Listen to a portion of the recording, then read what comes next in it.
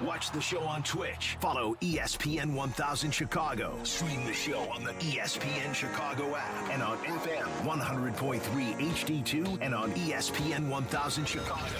Now, David Kaplan and Jonathan Hood. Good morning, everyone. Bring them out, bring them out. Woo! Bring them out, bring them out. Bring them out, bring them out. Bring them out, bring them out. Bring them out, bring them out. Oh, God. Welcome in to the Kap J Hood Morning Show. On ESPN 1000, we are streaming on the ESPN Chicago app.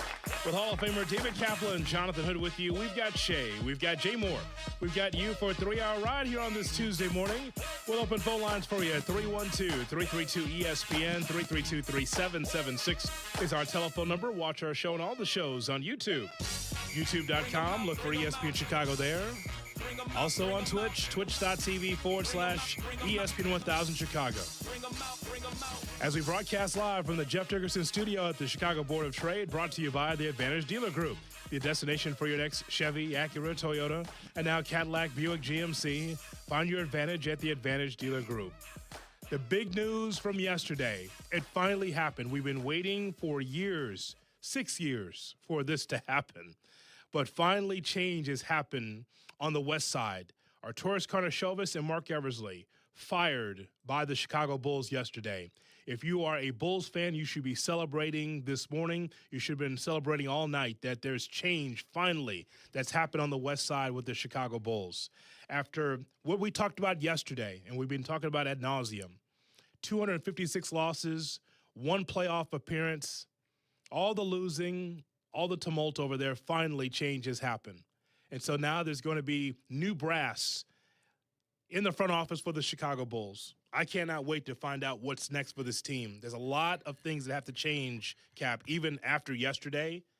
But the bottom line is that there's something new that's going to be in the front office for the Bulls. If you're a Bulls fan, you should be overjoyed today. There will be a brand new direction. Some of it will be the same as the direction we currently have. I don't know in what form yet, but I've been telling you guys for a few weeks that I'm hearing Arturas and Eversley on very thin ice. And Jerry and Michael, everyone said they're not going to eat 2 years of money on both guys. They did. There was no other move here. After the ridiculous Jaden Ivey situation, they were now a laughing stock in the league. They were just one of the bad teams in the league. Now they're a laughing stock. There's not much talent on the roster. Those guys made horrific moves, drafted Patrick Williams, and then doubling down by giving him $90 million. There were so many bad decisions by Arturas and Marc Eversley that Jerry had no choice. Michael had no choice. Michael is running the show over there, and he said, that's it. We're done. Now, as for Billy Donovan, they are going to do whatever it takes to try and convince him to stay. North Carolina wanted him desperately. He had zero interest in going to college basketball, less than zero, and that's why he didn't take that job. What they do for a front office executive, is that Billy? Maybe. We'll see. Jaden Ivey, if that is true, should have not been the final straw for Michael Reinsdorf and the Chicago Bulls. It shouldn't have been the final straw. The final straw should be the ineptitude that Eversley and Karnisovas has shown. If I'm over them, if I'm Michael Reinsdorf and I see what the operation is looking at, and I find out for 3 years that Karnisovas and Eversley don't pick up the phone to be able to make deals, don't even pick up the phone. You feel like continuity is good enough, but yet you are stuck in neutral. Then at that time, I say, well, what are you doing here? What do you say you do for a living if you're not picking up the phone and starting to dial to make the team better? You know, the narrative around the Bulls for years was, well, if Lonzo Ball was healthy, all of this would change. As if he was the linchpin to be able to get the Bulls on the straight and narrow.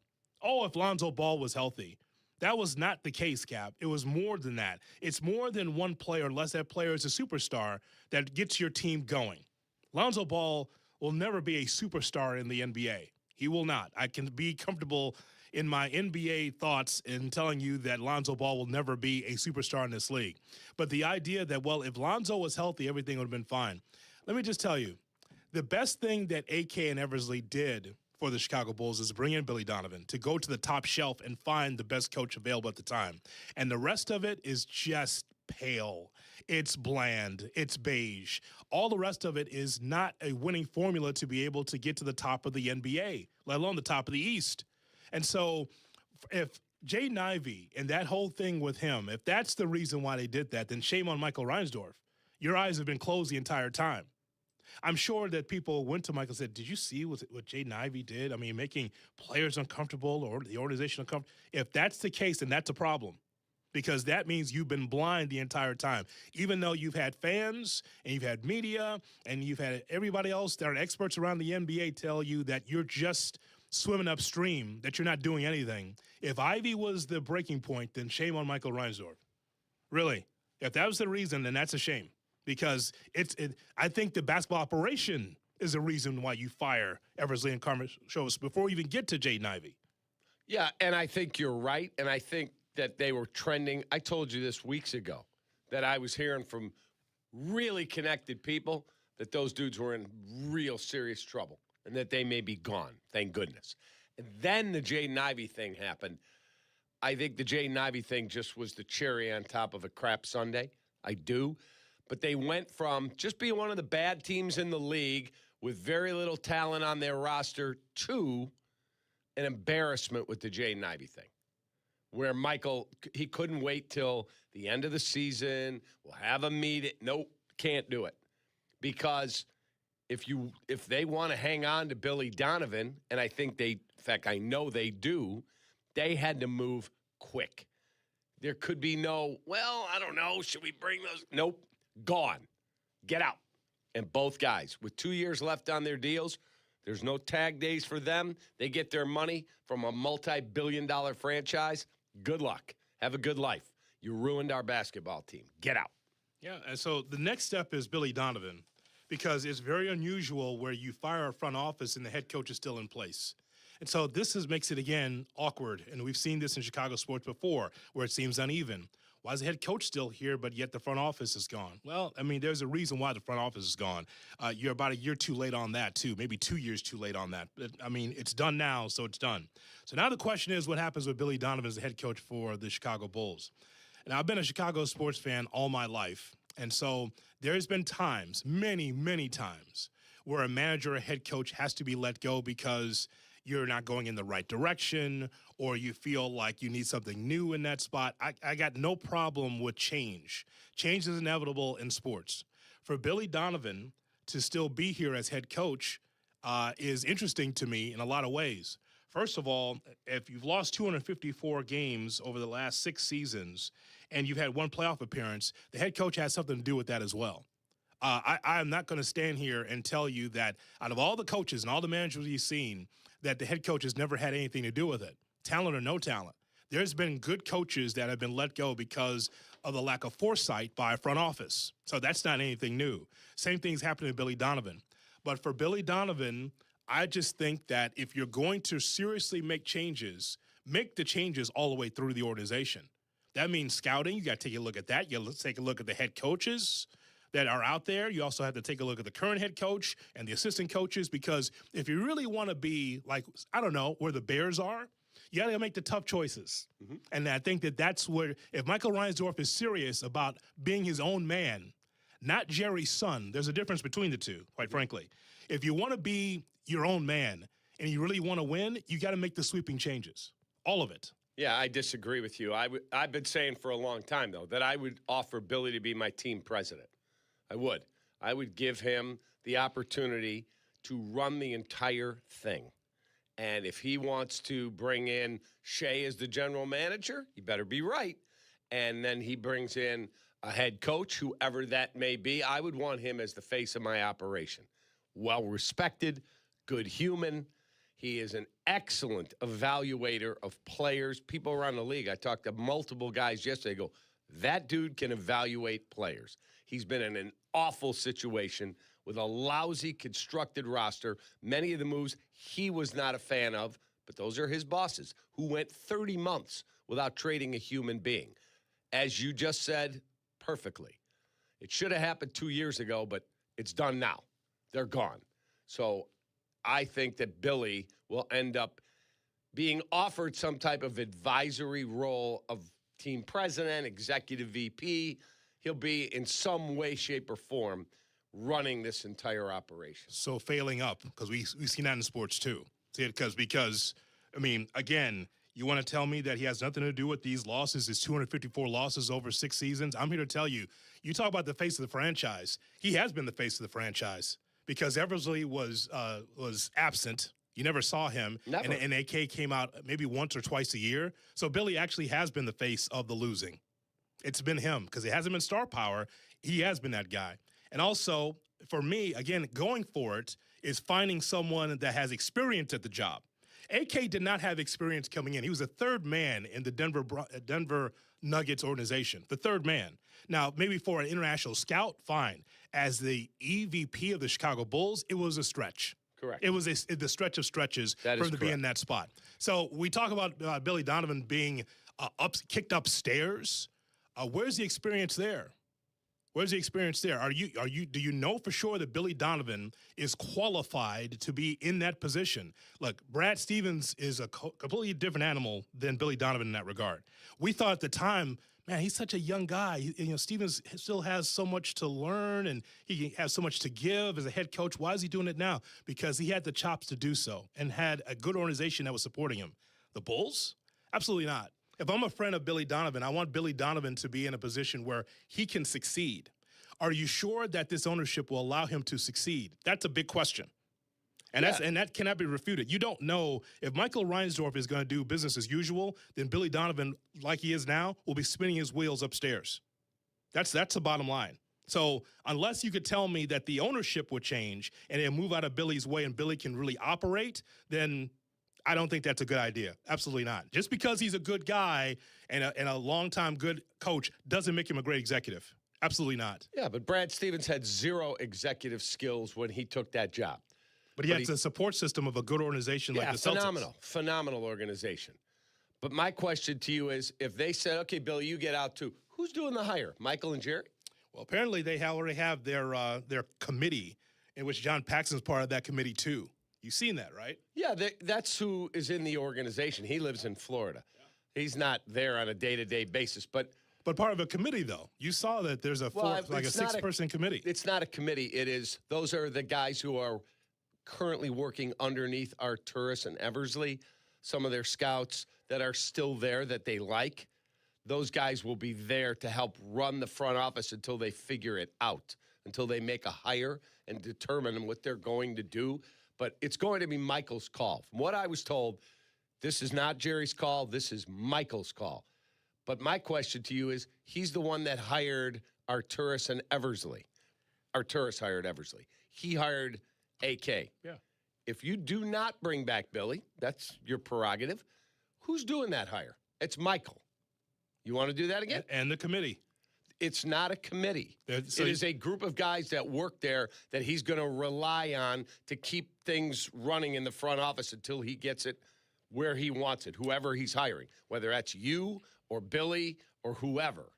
But those guys are not going to have any kind of a vote. They're going to run the day-to-day. The day-to-day has to run. There are things that have to be done. Mm-hmm. But it's going to be a Michael Reinsdorf call. That's fine. Period. Well, here's the thing. The one thing we know about the Reinsdorfs is that they keep a very close circle of people that are around them, always on speed dial. Mm-hmm. Those that used to play in the organization. And, of course, loyalty to a fault is a problem with the Reinsdorfs. Nothing wrong with loyalty when it comes to, employees, people that work day to day. Nothing wrong with that. People that I've seen when I started in the business are still working for the Reinsdorfs, with White Sox and the Chicago Bulls. Mm-hmm. They're still there after 30-plus years of working. And nothing wrong with that. But when it comes to your operation, talking about your front office operation, you have to be able to have a fresh set of eyes on all of this. If it's not Bob Myers, if it's not someone that's at the top shelf, someone who's got skins on the wall, then I'm not sure what direction they're going to go in, because as I compare them to the Bears, there's nothing like looking at a head coach like Ben Johnson and say, boy, everybody wants Ben Johnson. Well, we're going to pay through the nose for Ben Johnson, and we're going to get all these assistants. We're going to pay for all these assistants. That's completely different than the way the Bears operated in the past. Correct. The Bulls have to do that same thing. You find the top shelf guys, not guys that are affable and got a great bedside manner, but someone that can help you win. All I can tell you is this, is that for all the time that I've watched Chicago sports, the idea that Billy Donovan, everything's Teflon with Billy Donovan, it's not his fault. None of it is his fault. Absolutely. When you lose as a team, as an organization. Agreed. He's been the head coach with the whistle around his neck the entire time. Okay, so not saying all of it is, but definitely a good lion's share is because he's the head coach. If he's that good, just like Tom was, Tom won with less. He was winning games in the 90s, talking about 98, 99 points, because he had a way of playing the game. It was amazing how he was able to get the most out of those teams without Derrick Rose. The same thing with Billy Donovan. There's no way I'm turning a blind eye to Billy Donovan when it comes to all of this losing that the Bulls have done. And now, because they've lost 254 games, we kick him upstairs because he's a nice guy. That's not good enough. It's not.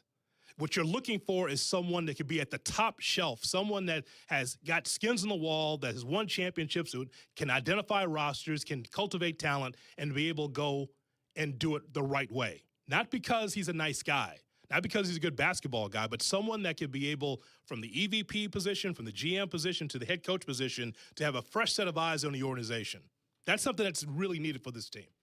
I don't disagree with you. My question to you is, who's doing that hire if you cleaned everyone else? But just tell me who you would rely on to do that hire. I think it's a bad question. Kicking Billy up is also Michael Reinsdorf making the hire. That's a Michael Reinsdorf decision to stick with Billy any way you can and move him up.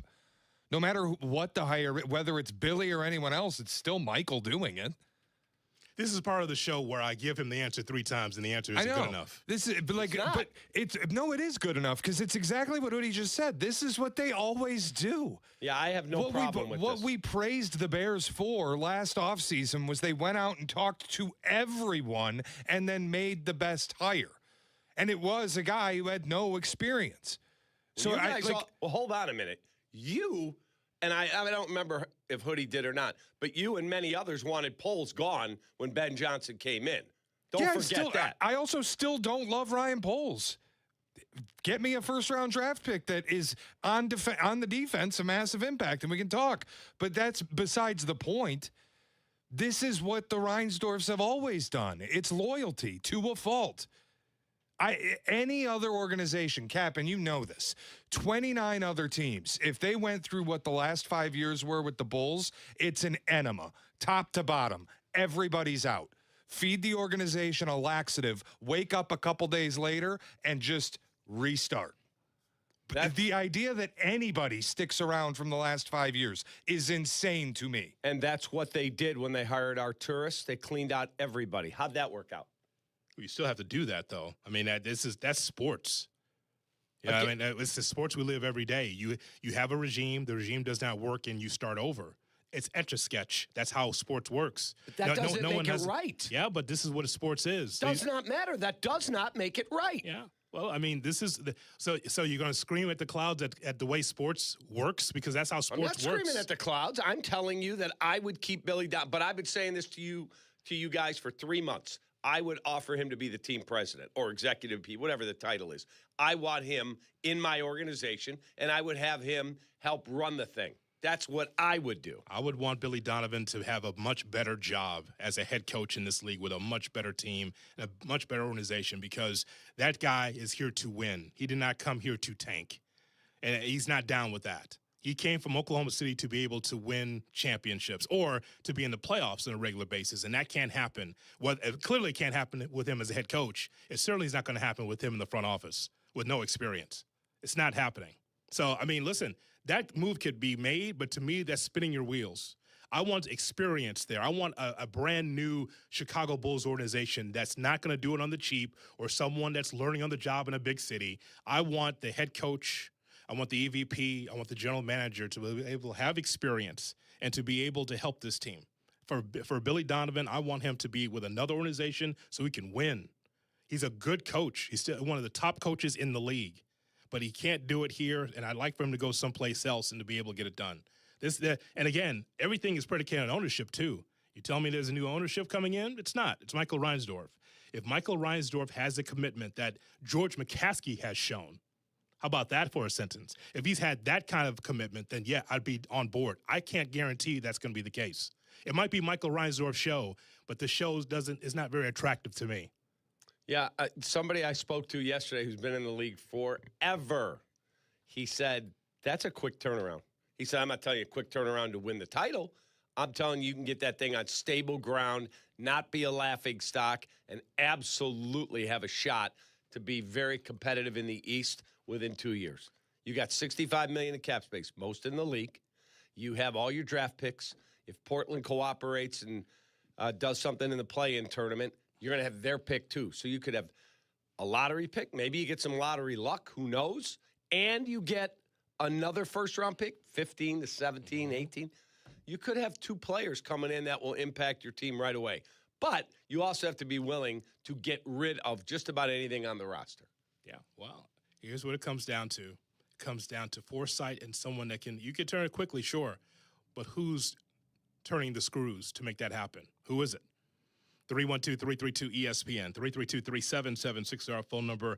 It is a happy day for Chicago Bulls fans because change has come.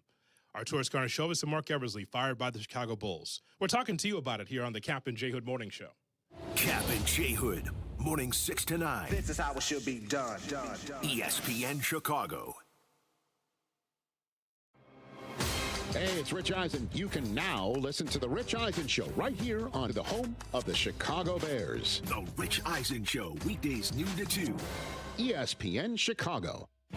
For over 50 years, M&M Home Remodeling has helped Chicagoland homeowners protect and improve their homes with expert craftsmanship, honest service, and industry-leading warranties, earning the Better Business Bureau Torch Award for business ethics twice. From durable roofing to beautiful siding and energy-efficient windows, M&M delivers quality you can trust with clear communication, dependable results, and peace of mind every step of the way. When it comes to your home, trust the company Chicagoland has relied on for over 50 years. Call M&M Home Remodeling today. This is the story of the one. As a procurement manager for a hospital system, she keeps every facility in her network stocked and ready. That's why she counts on Grainger to be her single source for thousands of products, from disinfectants to lighting, air filters, and more. And with fast, dependable delivery, Grainger helps her keep every facility stocked, safe, and running smoothly. Call 1-800-GRAINGER, click Grainger.com, or just stop by. Grainger, for the ones who get it done. Smalls here. What if you could enjoy the flavor of a cocktail without the alcohol? Meet RK Zero Proof, a pioneer in the alcohol-free spirits category that delivers bold taste and a warming sensation, but with zero alcohol, zero sugar, zero carbs, and zero calories. So you can celebrate with friends, unwind after a long day, and wake up tomorrow feeling great. It's all the ritual of a drink without the regret. Discover RK at rkbeverages.com. That's ARKAY beverages.com. RK, the spirit without the alcohol.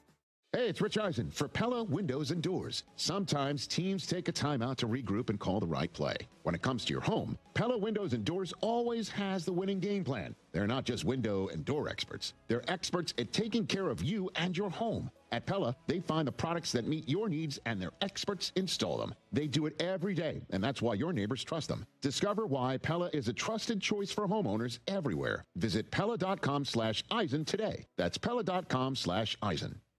Harry Douglas here to tell you about Confetti Craze 5-Hour Energy. It tastes just like the best birthday cake ever. Vanilla, buttery, frosting vibes. It's basically a party in a bottle. And here's the best part. All cake, no sugar. And you know I love my cake.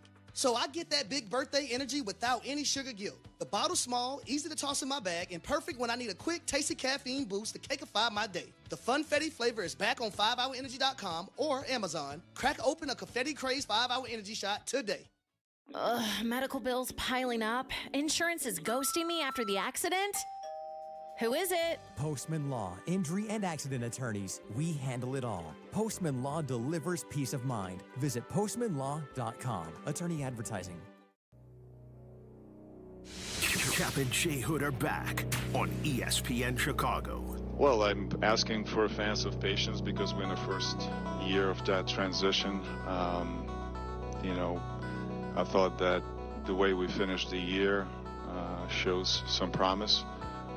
So you're asking for patience. How are you able to stay patient, and how do you expect the fan base to stay patient? I would like to kind of say that, 3.5 years ago when I think we tried to, put that team together, that came out pretty well, but we skipped, steps and, try to accelerate the process. I think now we have an opportunity here to kind of,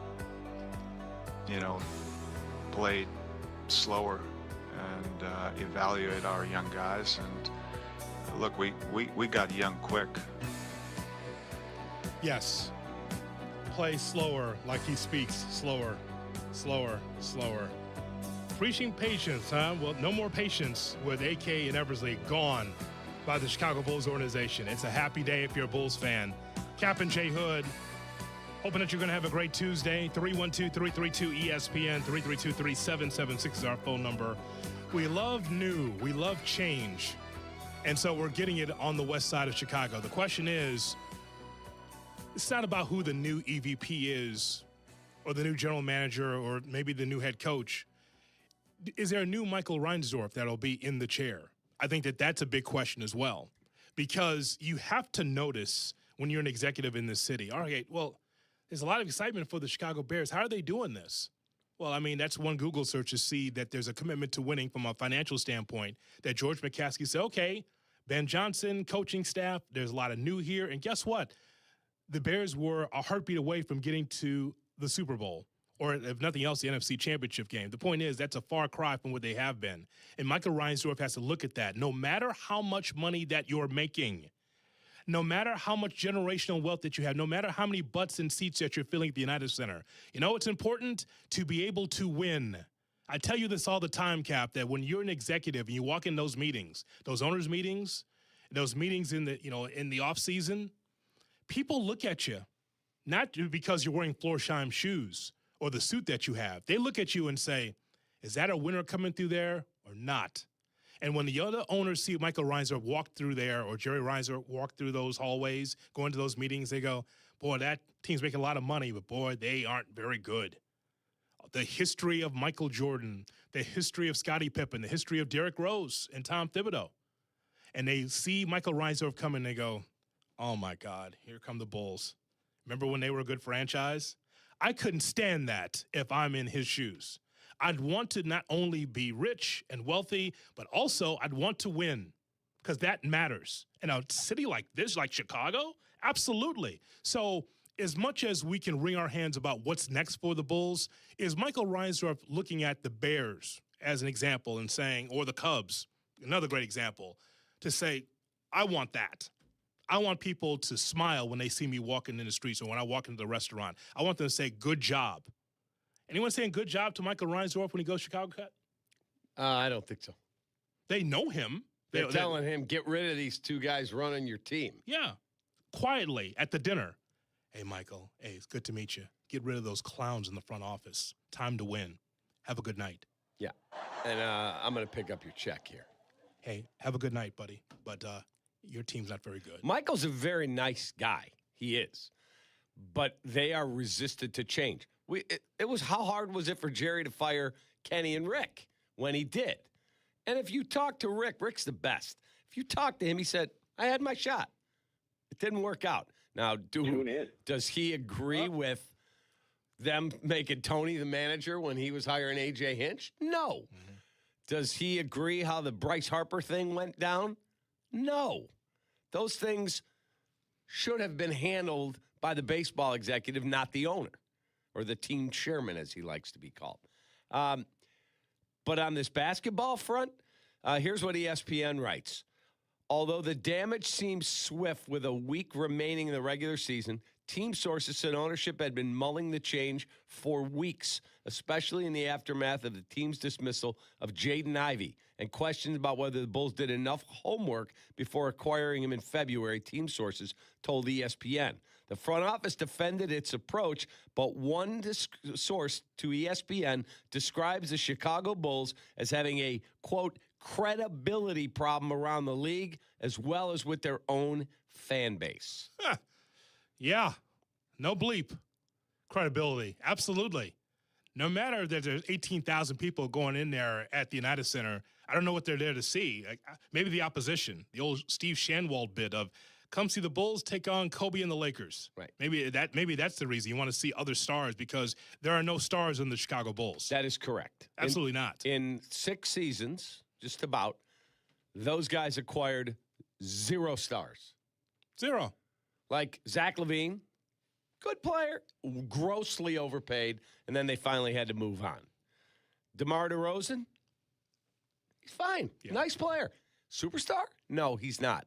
They don't have one guy. As one guy who's been in that league for a long time said to me yesterday, there is not one player, not one, on the roster that you go, oh, we got to build around him.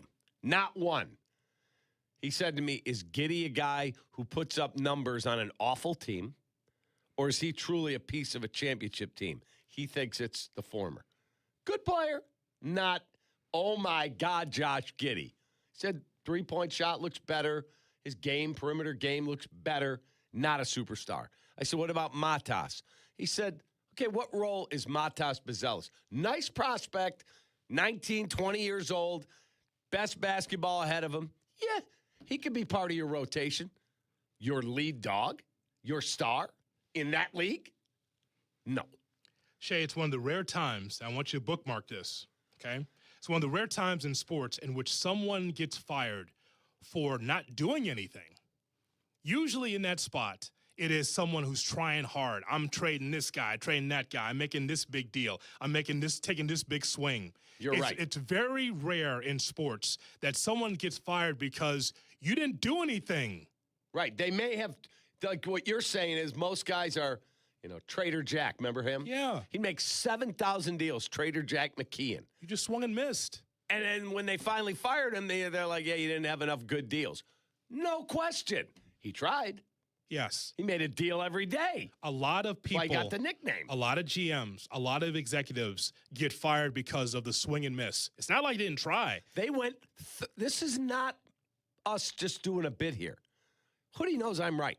They went 30 months without trading a human being.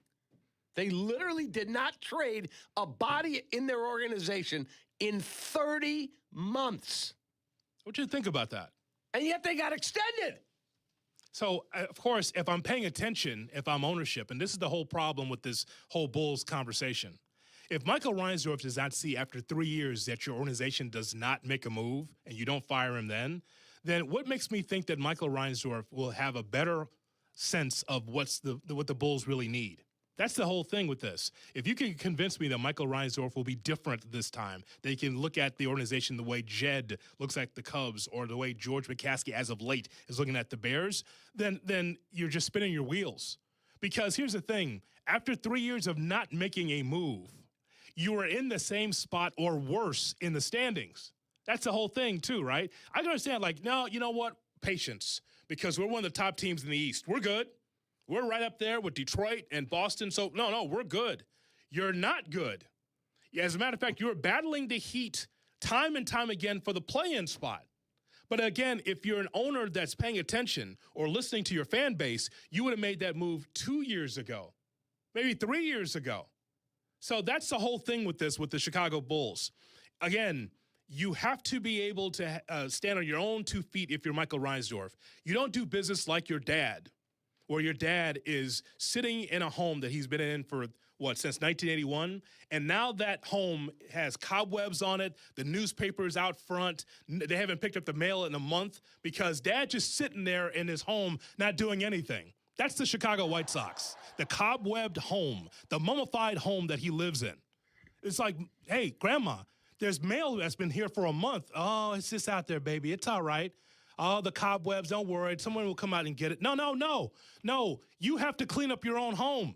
So what I'm saying to Michael Reinsdorf is don't be like your dad in your mummified home. Stand on your own 2 feet. Do something that's completely different than what the Reinsdorfs have done.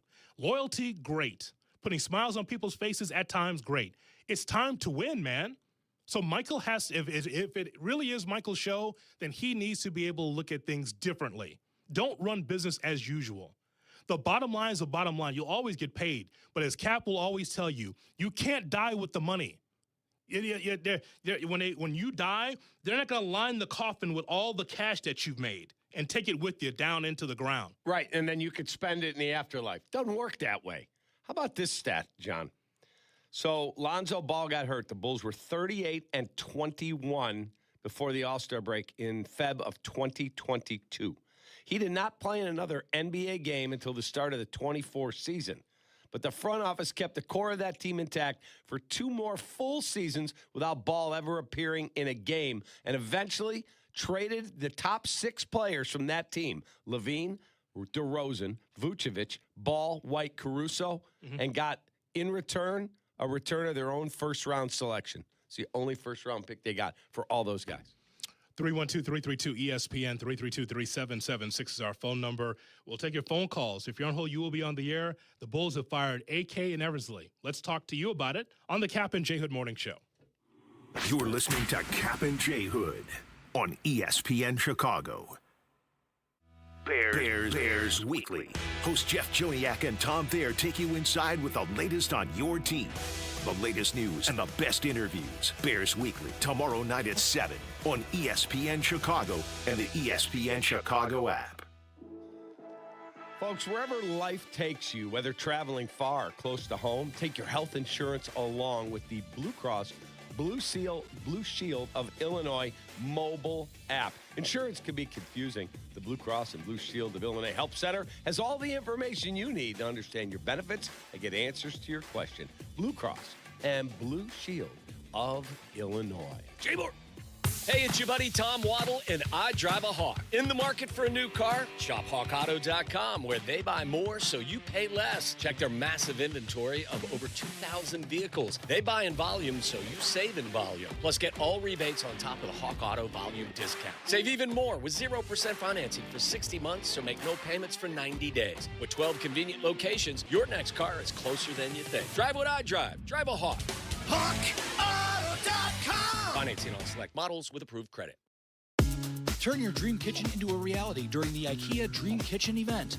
Now through April 21st, IKEA family members save 10% when they spend $3,000 or more on section kitchen cabinets and eligible appliances and countertops. That's modern style, smart storage, and everyday functionality designed your way. Plus, section cabinets come with a 25-year limited warranty. Not sure where to start? IKEA's expert kitchen planners are here to guide you. Your dream kitchen is closer than you think. So visit IKEA Schaumburg or IKEA Bolingbrook today.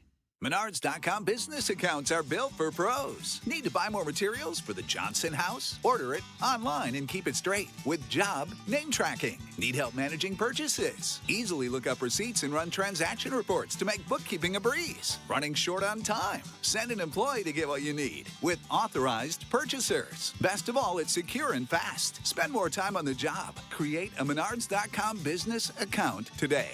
Save big money at Menards. Chicago Wolves, Rockford Ice Hogs. The rivalry continues.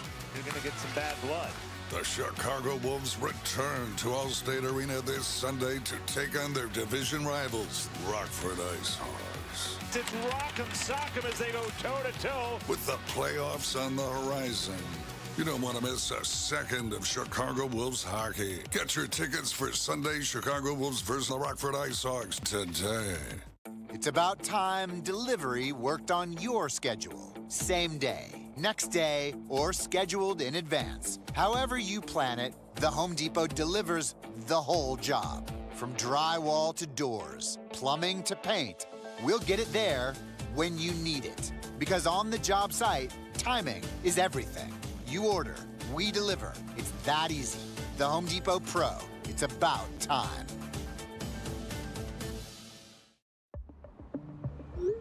You've said it before. This will only take a second. Just a quick glance. A fast reply. But on the road, seconds don't wait for you. They decide everything.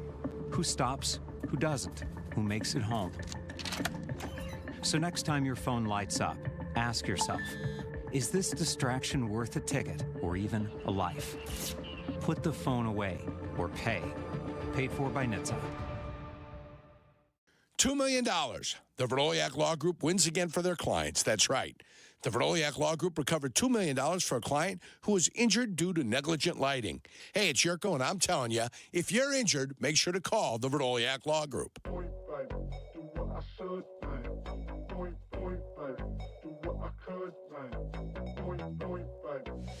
Kap and J Hood are back. Hey, about time y'all came on at 6 a.m. I get to holler at the fellas. On ESPN Chicago.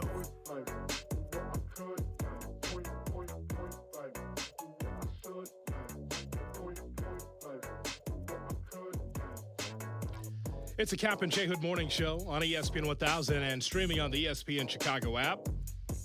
Got the platform right around the corner, but we're talking to you about the changes made by the Chicago Bulls.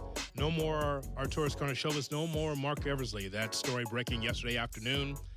I know Silvy, the biggest Bulls fan I know, was beaming yesterday because of the changes. Now, what's next for the Bulls? That's the big question. Changes happen, but now what? 312-332-ESPN is our phone number. Cory in Markham is on Kap and J Hood. Good morning, Cory. Hey, great show, you guys. Man, so many directions I want to go. First of all, I've been a Bulls fan since the Granville Waiters days. That's a long time, brother.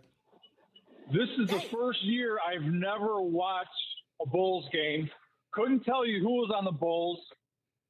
To me, it's like it's the same old story. You know, it's jump off the cliff like the Bears did. Like, you know, regarding the Cubs, last week, I went to 2 Cubs games back-to-back with my son. First game I've been to in 7 years. So I said, I'm not going to go to a Cubs game until they prove to me they want to win. And they did. Obviously, they still need pitching. But to me, it's like it's the same old song and dance. And honestly, Billy Donovan, good college coach, what has he done? How many rings has he won in the NBA? Nothing. Get rid of everybody, jump off the cliff like the Bears, and let's go Bulls. All right, Cory. Appreciate your telephone call, sir. Understand his perspective. Absolutely. And he wants to come back and be a fan. Certainly sounded that way to me. Yes. But he's questioning Billy Donovan. And I would say that, Cory, yes, he is a Hall of Famer based on his college career, a couple of national championships. But Billy Donovan has established himself as an NBA coach now. Let's not do that. He's not a college coach. He's flourished as a college coach, and he's won in the NBA. Unfortunately, that Oklahoma City team, that team should have been able to win a championship with Kevin Durant and Russell Westbrook and James Harden. It just didn't happen. One of the reasons why he is with the Chicago Bulls is because of his success with Oklahoma City. But there's a ceiling to the success here in Chicago. I think that's very clear. I think the question I would ask, though, is like, imagine just copy-paste the last 5 years and put them with the Celtics or the Lakers or the Warriors, or like take your pick of a franchise that actually seems to care. Is there any chance Billy Donovan would stick around? Absolutely not. And those are better organizations you just named that would understand that. Like, okay, 1 playoff appearance in 6 years. I mean, coaches have been fired for less, as you know, in this league. You already know that. So just because Billy Donovan is a smart basketball guy doesn't mean that he fits what's next. Right. And like Brad Stevens, people make the comp. We didn't know if he could be an executive, but at least he had multiple Eastern Conference Finals appearances and an Eastern Conference title to point to as like, I can do this. Mm-hmm. He'd proven he was a winner and belonged in that organization. I'm not saying that Billy isn't a winner or hasn't proven anything at the NBA level, but there is nothing over the last 5 years that would, if this were a real organization, that would say to you, that guy should get a promotion. There's nothing. And by the way, he never coached James Harden, let's just be clear. Harden was gone 3 years before Billy got there. He did have the other 2. And then I don't remember, Durant went where? Golden State next? Yes. Yeah, Golden State. Okay. He coached stars at Oklahoma City enough to be able to get to the next level. No question. Whether Harden was there or not. Is that fair enough to say? Yeah, no question. Okay. No, his last year in OKC, they were 44-28. It was a shortened season because of COVID. He won 55, 47, 48, 49, 44, and then he left. And was going to leave until AK pulled him off the boat Yeah, Billy in- told me he was on his way home. COVID was going on, and he said, "Yeah, I'm out for a year. I'm going to just be at home, catch my breath," because his family was living in Gainesville, Florida. He was in Oklahoma City, and then they go back and forth. And Artur said, "No, I'm flying down tomorrow. We got to talk," and convinced him to take the Bulls job. Lake Geneva, here's Brian on Kap and J Hood. Hey, Bri. Thanks for taking the call, guys. Yes, sir. What's up, buddy? So I do wonder. I'm glad they made the move. This is 2 years too late, but I'm glad they finally made the move. I do wonder. We ask why they made the move now. Why they waited when they did, or why didn't they wait until after the season was done? I do wonder with the North Carolina position, with them trying to lure Billy over, if they have plans, whether you agree or disagree with the plans of potentially moving him up to the front office. I do wonder if we're going to hear today from Michael, hey, Billy will be making the moves going forward, and this is why they had to do it now, because North Carolina was trying to push him to get them to be the head coach now. So I do wonder if that's why we have this conversation now rather than 2 weeks from now. Yeah, he was never taking North Carolina. He does not want to go back to college basketball. So he has unfinished business, whether it's here or somewhere else in the NBA. So we'll see. He's going to listen to what Michael and Jerry have to say. He could still take a year off. He could. It's not like he needs the money. He does not. So he could absolutely walk and go, you know what? I'm going to wait. He's under contract. It's not like he could just take another job without the Bulls releasing him from his obligations. Now, maybe Jerry would do that for him. I don't think so. But if he did, yeah, he could go anywhere. Like Orlando, perfect fit right near home. That's what I've been hearing. But he's going to listen to Michael and Jerry about staying here. We'll see what happens. 312-332-3776 is our telephone number. The platform's right around the corner on Chicago's Home for Sports. Kap and J Hood, ESPN Chicago. Do not, and I mean you, do not miss the Kap and J Hood Show, now morning 6 to 9 on ESPN Chicago. But you're busy. Things happen. We get it. If you have to miss it, you can always listen to the podcast on your time. Find it on the ESPN Chicago app or wherever you go to pod. It's brought to you by Republic Bank. Let me tell you about my friend Russ Armstrong. He is the Chicago window guy. They are absolutely awesome. We needed windows for a long time. The house we live in, very nice house. The windows were the original from 1995. Russ came over. It's no long presentations.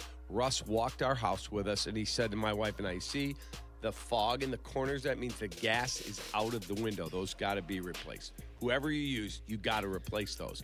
As we walked around, we said, well, let's just do the whole house. They're all original. It's not like we've replaced some of the windows. So Russ put together a plan for us. Pricing, phenomenal. Quality of windows, phenomenal. And he guarantees the lowest price for the best products on the market. There's no fancy gimmicks here. It's simply great windows, awesome install. We ordered. A few weeks later, he called. Let's schedule a date. Your windows are in. They're ready. ChicagoWindowGuys.com. Russ Armstrong is the Chicago Window Guy. ChicagoWindowGuys.com. Hey, it's the good kid. When it comes to my ride, I don't mess around. That's why I drive an Advantage Chevy. 3 locations. Chicagoland's covered. Boom. You want a Chevy? They got every Chevy. You want savings? Oh, yeah. They've got that, too. And here's what matters most. Trust. When you walk into Advantage Chevrolet Bridgeview, you're not getting the runaround. They respect your time. They respect your budget. They shoot you straight. Head to Advantage Chevrolet in Bridgeview and see what I'm talking about. Advantage Chevrolet. Together, let's drive. Okay, can I go now? Let's hear it, Professor. Join us for Whiskey University, Wednesday, April 15th from 7 to 9 p.m. at Bub City in Rosemont. We'll study Old Forester bourbon and Glendronach single malt Scotch whiskey. Not bad. I don't overanalyze it, Carm. I just know great Scotch when I taste it. Just continue, please. Whiskey U. Come sip, enjoy, and learn something new. I mostly just enjoy. We noticed. Class is in session April 15th from 7 to 9. You forgot one thing. Oh, yeah. Please drink responsibly. Bravo. A+. This is a special notice to U.S. taxpayers owing $10,000 or more to the IRS. Tax Relief Advocates is urgently notifying taxpayers that tax relief initiatives are now available that may significantly reduce or eliminate what you owe. If you're afraid of an IRS lien, levy, or wage garnishment, don't lose hope. You can now take advantage of these current relief programs to end all collections, reduce the amount you owe, and resolve your tax problem. Even if you have years of unfiled tax returns or are already in a payment plan, you may still qualify for significant relief. Struggling taxpayers can now get relief they need during these hard economic times. A hotline has been established by Tax Relief Advocates for you to call and see what you qualify for. They are A+ rated with the BBB and have over 1,000 5-star reviews. Don't wait. Call 800-575-9087, 800-575-9087. That's 800-575-9087, or simply visit tra.com. Hey, this is Chauncey. For 25 years, I've been your host of Chauncey's Great Outdoors. Clever name, huh? I came up with it, and I stand by it. Chauncey's Great Outdoors, Saturday morning from 6 to 7 on ESPN Chicago. Follow Chicago's Home for Sports on Twitter at ESPN 1000. Kap and J Hood are back on ESPN Chicago, Chicago's Home for Sports.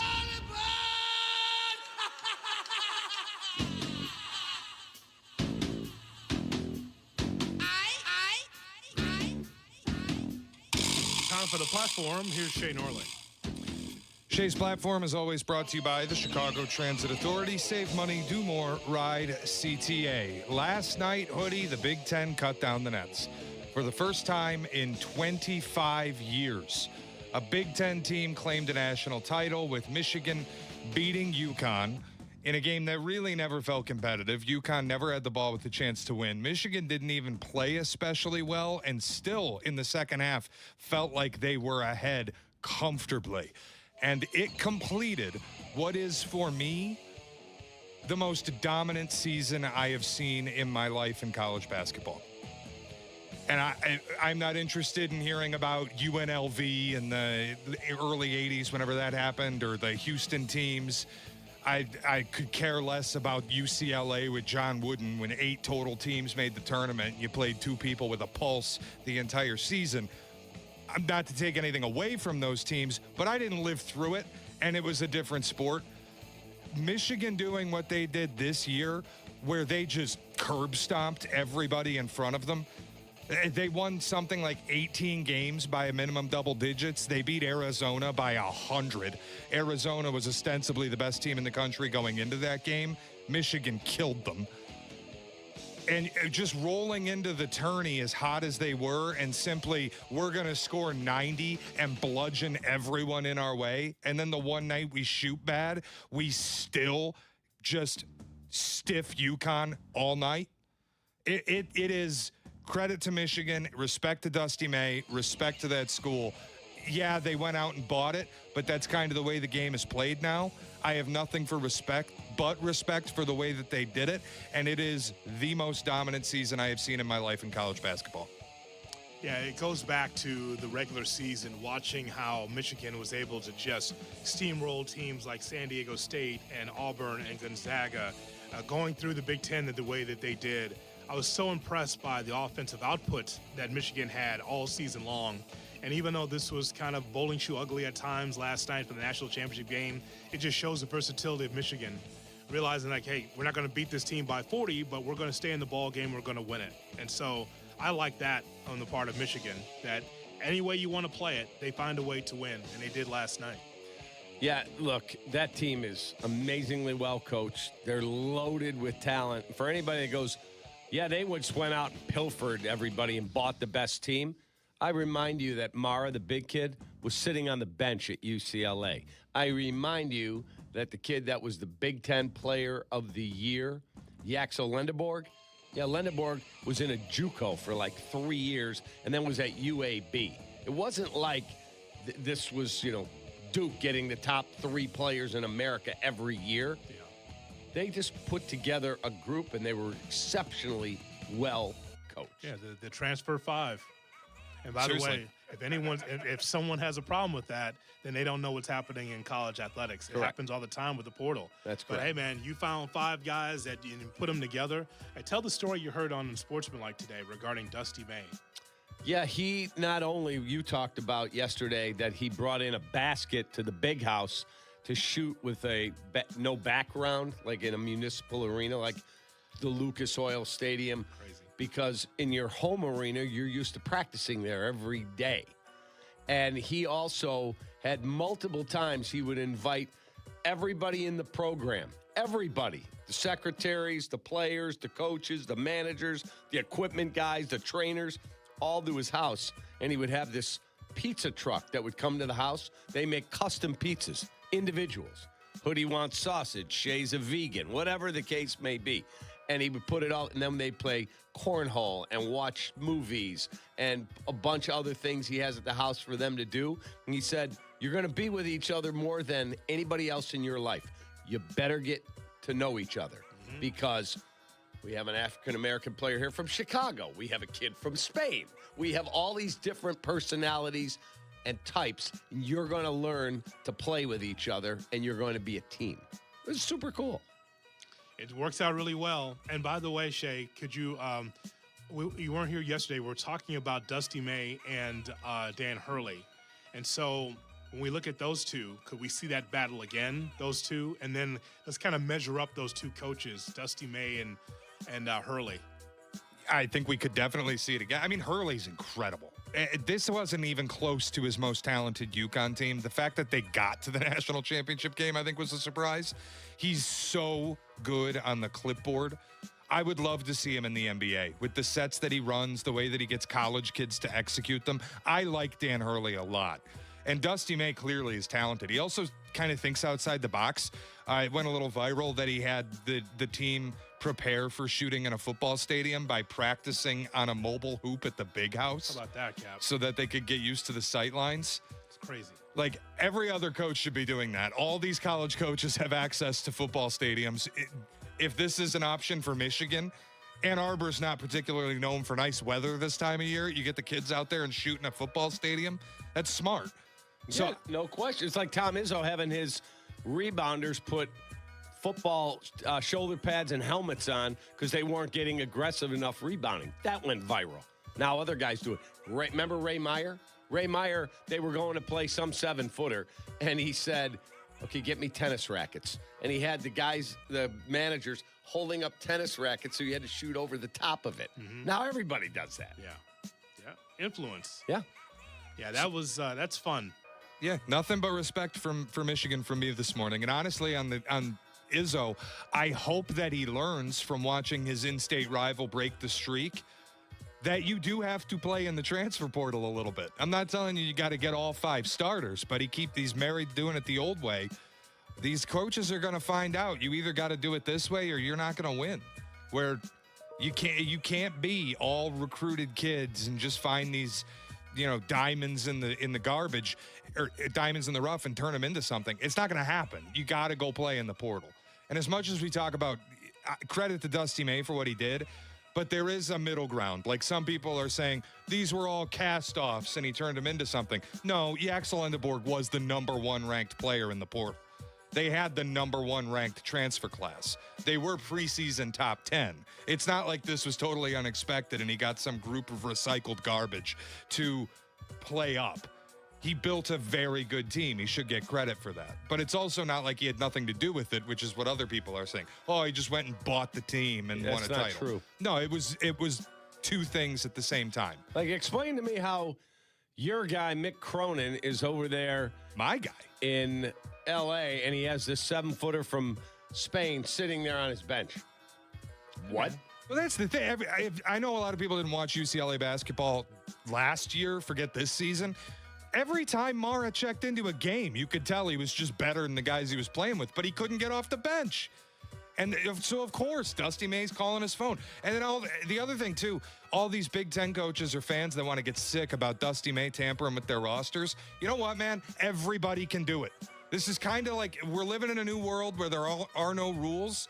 don't get mad because somebody's breaking rules that aren't written. You also have the ability to call players on other teams if you want to get good players. Yeah, that's the rule, the golden rule for a lot of coaches. I get that. And I just want to give a shout out to the kings of college athletics, the Big Ten. That's right. Indiana football, Michigan basketball, UCLA women's basketball, Pac-12 basketball. So congratulations to the Bruins as well. And you had last year, Ohio State won football, and you've had multiple champions in more minor, non-revenue sports. Like Alex Brown down there, the Florida Gator. Take that, man. The SEC, they're not at the Big Ten's level. Absolutely. Took the NIL to get there, but you're there. You're Platform brought to you by the Chicago Transit Authority. Hey, if baseball season is back, and it doesn't necessarily have to be in town. I was out of town this weekend, and Orange Line service to Midway, Hoodie, our favorite airport, made my life so easy. I always hear from friends that are messing around with ride shares at the airport, or they're messing around with finding parking for their car, God forbid, gas prices, or like the worst, asking your friend for a ride to the airport and you're in your 30s. Guys, Orange Line service to Midway, Blue Line service to O'Hare. It's easy. For $5, you can get where you're going and get back. It was out my door and to Midway, all on the CTA, and on the way home yesterday, from the airport to my door, Orange Line to Red Line. It was beautiful. CTA is your best way to get out of town. It's also your best way to get around town. Quick, easy, and just $5. Save money, do more, ride CTA. Not just in CTA, also a Chamber of Commerce read for the South Side from Shay Norling right there. As he supports Midway Airport like I do now. Our glorious airport. Now you see. See? All right, coming up, sad news for the Chicago Cubs. Not just the game, but other news regarding the Cubs. We'll get to it in 2 minutes on Kap and J Hood. Broadcasting live from the Chicago Board of Trade. This is the home for every Bears game. ESPN Chicago. And this is Kap and J Hood. WMVP, WTBC, HD2 Chicago. A good Karma Brands radio station. We swept Marquette. Believe in a world of wellness. Blue Cross and Blue Shield of Illinois is lighting the way on your health and wellness journey, always helping you write your own story. As your one local trusted partner for nearly a century, Blue Cross and Blue Shield of Illinois ensures the widest access to the best affordable care, where you need it, when you need it. This is David Kaplan. I am proud to partner with Blue Cross and Blue Shield of Illinois because they keep you at the center of everything they do. Blue Cross and Blue Shield of Illinois, through it all. Ring, ring. Hello. Who is it? Guests on ESPN Chicago join us on the Yingling Hotline. Chicago office is calling. I've been expecting your call. The Yingling Hotline, brought to you by Yingling, the oldest brewery in America. Another day of chasing the insurance company. Who is it? Postman Law, injury and accident attorneys. Stop chasing. We handle everything. You just heal. Postman Law delivers peace of mind. Visit postmanlaw.com. Attorney advertising. Indeed presents hires you can't afford to get wrong, like a staff accountant at the height of tax season. Congrats. Looks like the company owes, $50 in taxes. How about that? That seems low. Why only 50? Why do you care so much? It's not your money. This is a job for sponsored jobs. This is what happens when you don't sponsor your job on Indeed. Next time, get matched with quality candidates with Indeed sponsored jobs. Visit Indeed.com/hire now and sponsor your job today. My name is Christine, and I'm a widow. My husband, Ryan, was a healthy 34-year-old, and 3 months later, he was gone. Thankfully, he had life insurance. Ethos made it so easy. You can get a quote in seconds, apply in minutes, and get same-day coverage. 100% online, no medical exam. Life insurance didn't take away the loss, but it did give us the space to just grieve. Get your free quote at ethos.com/game. Ethos.com/game. Paid spokesperson. Time spent on application may vary. Online health questions required.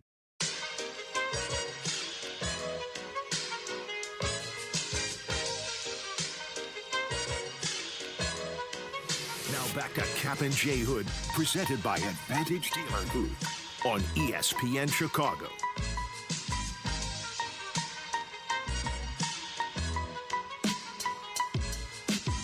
Good morning, Chicago, and welcome in to the Kap and J Hood Morning Show. on ESPN 1000, and we are streaming on the ESPN Chicago app. With David Kaplan, Jonathan Hood with you. We've got Shay, we've got Jay Moore, we've got you here on this Tuesday morning. Hoping that you're going to have a great day with open phone lines for you at 312-332-ESPN. 332-3776 is our telephone number. Make sure that you watch the show and all the shows on YouTube, youtube.com. Look for ESPN Chicago there. Also on Twitch, twitch.tv/ESPN 1000 Chicago. Broadcasting live from the Jeff Dickerson Studio at the Chicago Board of Trade. As we are brought to you by the Advantage Dealer Group, the destination for your next Chevy, Acura, Toyota, and now Cadillac, Buick, GMC. Find your advantage at the Advantage Dealer Group. Cap, there's some news coming from the north side regarding the Chicago National League Ball Club, the Chicago Cubs. It's one thing to lose against Tampa in the first game in a year and a half at their dome, but it's not looking good as far as the IL stints are concerned. The injuries starting to pile up for the Cubs. You're correct. You have Cade Horton, and we're going to get news here this morning on his imaging from yesterday on his injured arm. He felt it in his wrist, then into his forearm, and usually, not always, but usually, forearm is a precursor to elbow, Tommy John. Okay. Which, if that happens, Cade Horton's done for the year, and you'll see him next July, August. Not good. And then Matt Boyd goes on the 15-day IL, which I was told last night the Cubs believe is a short IL stint, that he had some left biceps tendonitis, and that it will be a couple 3-week thing where he lets that calm down. I'm sure they use anti-inflammatories, but I didn't get my medical degree. And then he will be back to pitch. That's 2/5. We're 11 games in. Let me just read you a couple things. 2/5 of your rotation is on the injured list. Mm-hmm. Potentially your ace is done for the year. Bregman is 6 for 40 with 3 RBIs. Bush is 6 for 34 with 2 RBIs. PCA is 8 for 38 with 3 RBIs. And Swanson's 4 for 32 with 5 RBIs. That's a combined 167 and 13 RBIs combined. That is not going to be good enough to keep you where you want to be. You're already 4 games behind Milwaukee, who won again last night in Boston. They're 8-2. Otherwise, Mrs. Lincoln, how's the play? Correct. So, again, you can tell me all you want that relax, it's 11 games. Not good. The bullpen, again yesterday, can't get the job done. Tyone gave you a solid start. 6 innings, 3 earned runs.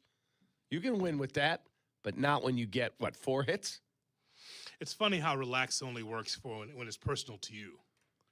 What do you mean? You know what I mean. It's funny how the word how you tell people, I'm not going to relax. Look at what the Cubs are doing right now. But yet you're the one that always tells people to relax. It's really interesting how that works. It's only when it's personal to you. When it's like, oh, my God, it's panic time. Oh, my God. Well, when you are... It's amazing how that works. Well, one difference is I'm not used to having 2/5 of the rotation 11 games in. And I tell you with perspective. Gone. Well, what I tell you with perspective, and I've told you this already this season, is that you would rather go through this now than in September. Now, Cade Horton, who knows what that is? Nothing you could do about that, because with Cade Horton, that was the great unknown. We projected that he could be one of the stars of Chicago sports. Yeah. We projected that. We hadn't seen it yet, but we projected that.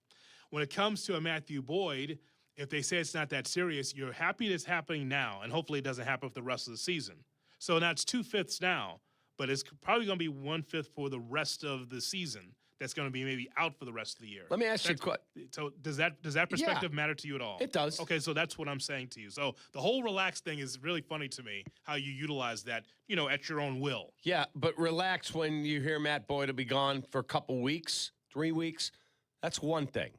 When I hear that Cade Horton has potentially, we'll find out, serious problems that can knock him out for the year and he's your ace, there's no relax about that whatsoever. And I would tell any Cub fan, 2/5 of your rotation on the injured list, a bunch of dudes you're paying a lot of money to not hitting, and your bullpen looks terrible, and you're 4 back already, not good. Just remember, you work with someone that remembers a lot of different things. Some things, but other things I'll remember. And I'll remember our conversation with Jed. talking about the depth of the pitching staff. Mm-hmm. Like if there's someone goes down, someone could be able to pick up the slack. Ben Brown has to be one of those guys. Colin Ray has to be one of those Colin Ray guys, has to too. be one of those guys. And also Javier Assad. Your guy's back. Who has not pitched well, as we just documented yesterday. Yeah, he's back. He pitches tonight against the Tampa Bay Rays. That wasn't good in Iowa, but now you have to press him into service. Correct. Also, Ethan Roberts is back. Can you imagine if 3 weeks ago you told Kap, buddy, in April, you're going to have to really rely on Ben Brown, Colin Ray, and Javier Assad? Yeah. Panic time. Yeah. No shot, kid. It'll be fine. You just never know. Let me give you a name. There's a guy sitting at home right now who's unsigned. You need depth. You need an arm. Lucas Giolito. Why is he not with a team? I think we know. Why? He was good last year. He probably wants too much money. Well, I don't care. Yeah, at this point. Sell some TD Ameritrade. Yeah. Let's go. At this point, if you're the Cubs, if Lucas Giolito's asking for $25 million a year, you kind of. Well, you're not going to do that. But if it's a one-year deal, there's no such thing as a bad one-year deal. If that's what it takes to get it done. Yeah, he's not asking for that kind of money. You don't know that. You and I have had this conversation. Bad pitchers make $20 million now. That is true. Giolito had a nice year last year. You've got Shota on your books for 23. You think it's crazy to say that Giolito would command 25 for a year? He's Googling. Just give him a minute. Yeah, I don't think he's at. Maybe you're right. Maybe he is asking for stupid money. He was 10-4 with a 341 a year ago in 26 starts. Like, if you ever have questions about anything in sports, follow the money first. That's usually the answer. Fair. Just you look at the money first before you have any other conjecture. Well, I mean, yes. Shower Shota pitched well last time. Hey. I mean, you okay? No. Oh, what's the matter? Well, I would say just relax, Kap. I mean, you're the best team in the National League. And National League Central. No, absolutely not. No? No. Oh. That's the Milwaukee Brewers. That would be your. I mean, now it's your nightmare now. But again, it's a long season, Kap. Long season. Ethan Roberts is here to rescue you. And Javier Assad. But just remember what Jed said. We have enough pitching. And you do when it's healthy. But you just never know. Now, you may be right on the money. Perhaps his agent said to him, we're not taking just any old type of a deal here. We're not. We're just going to wait. There's going to be injury. There always is. And someone's going to call, and they're going to come close to our asking price. Okay. You're lucky that you're getting quality from Edward Cabrera. We reviewed his last outing in which he surrendered 1 hit, walked 5, but kept the Cubs in the ball game. That's a real find right there, having Cabrera in that spot. And then Shota gave you a really solid start last time. He did. So, and then with Jamison Tyon, you and I watched the game together yesterday. I mean, that is the epitome of a fifth starter. Oh, man. That's just not – you want him to be able to give you at least a quality 5 innings, Kap. Well, he gave you 6. It's not – but that's just – that's not good enough. Yeah, but 6 and 3 earned runs? I got no issues with – That's just not good enough. You know it's not good enough. You're looking for much more quality than that. And again, that's fine for yesterday, but you just know that Tyon is a fifth starter. You'd like for him to step up more if Cade Horton's going to be out for a long time or Matthew Boyd's going to be out. You want someone to pick up the slack. That's my point. And Tyon did not engender a lot of confidence watching that game yesterday. He's fine, but you want better than fine. You're a championship team. Supposed to be. Yeah, he's the least of my worries. Oh, you need it. You need all the arms you can get. So the Blue Jays now have injuries to Trey Savage, Jose Barrios, and Shane Bieber, and now Cody Ponce, who may have to have knee surgery. Dodgers are having struggles with Roki Sasaki, and now another injury to Blake Snell. The White Sox, they could use more depth in their rotation, and they know him. And now the Cubs have 2/5 of their rotation, which shows you You never have enough pitching, Any ever. Sachs news? And this is what screws it up, is if Giolito's now sitting there and there are teams that are dying for pitching. Right. And Dylan Cease had a 4 ERA last year, signed for 7 years, $210 million. So he's probably in a really bad spot where he wants more than any team is willing to pay him, but you can't have him unless you're willing to pay him that. I wonder what you could get. I mean, you're not getting him for, a song here, but if can you get him for 1 year and $15 million?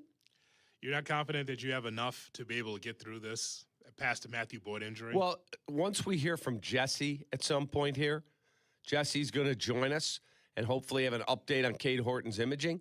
If you tell me Cade Horton has Tommy John surgery scheduled, I have to go make a move now. I can't wait.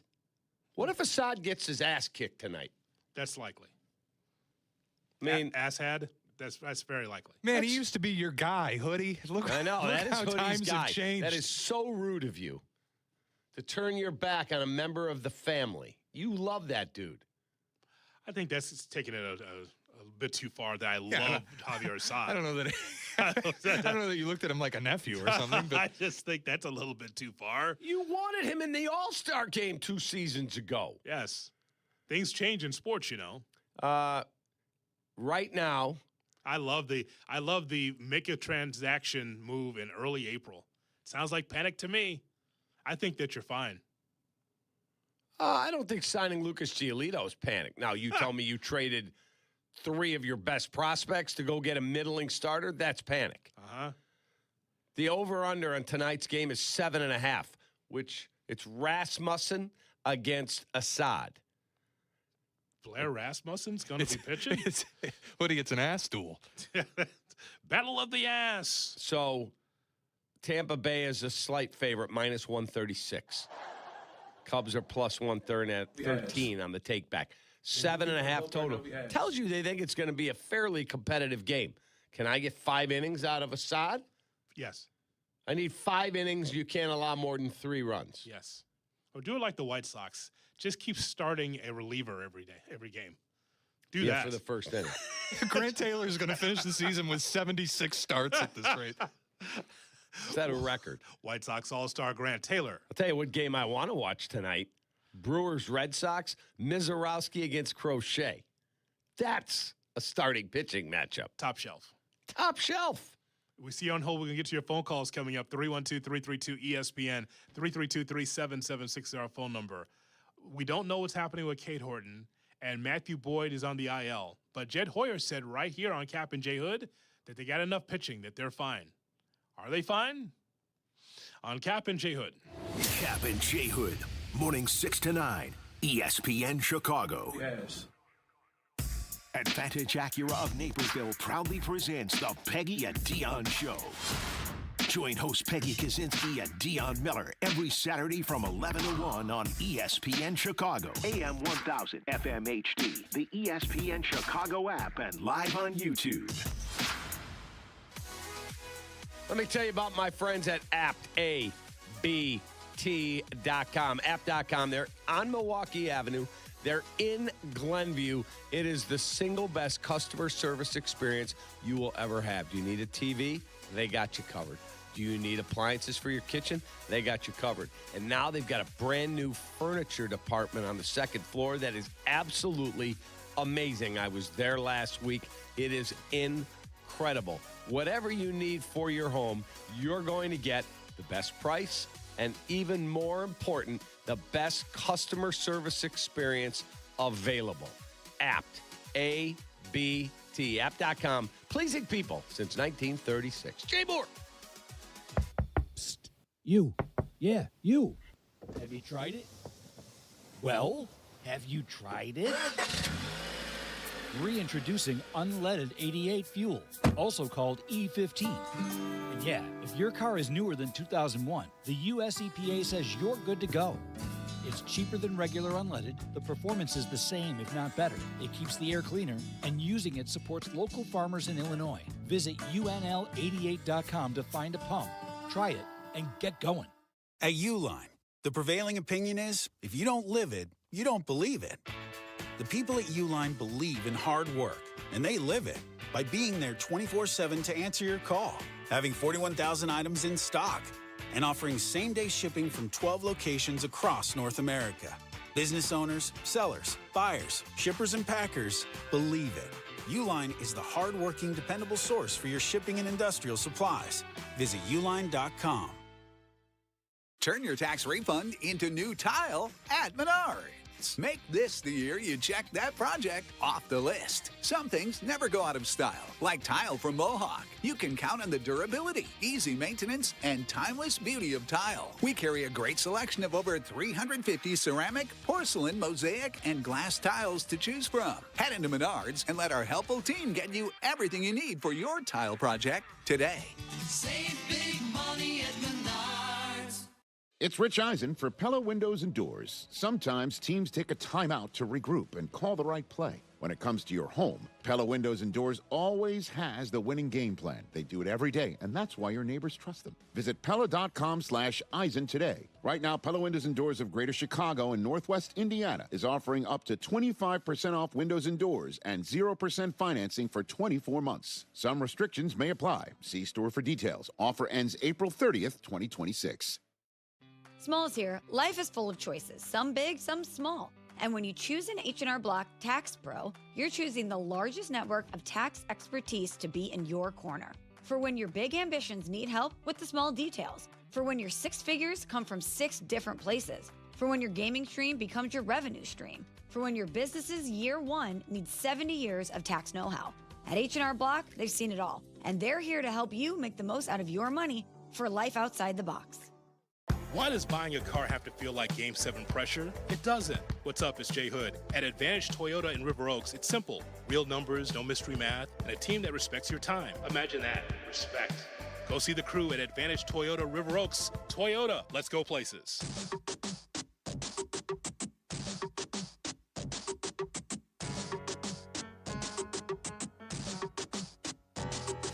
Now back to Kap and J Hood. You better buckle up. On ESPN Chicago.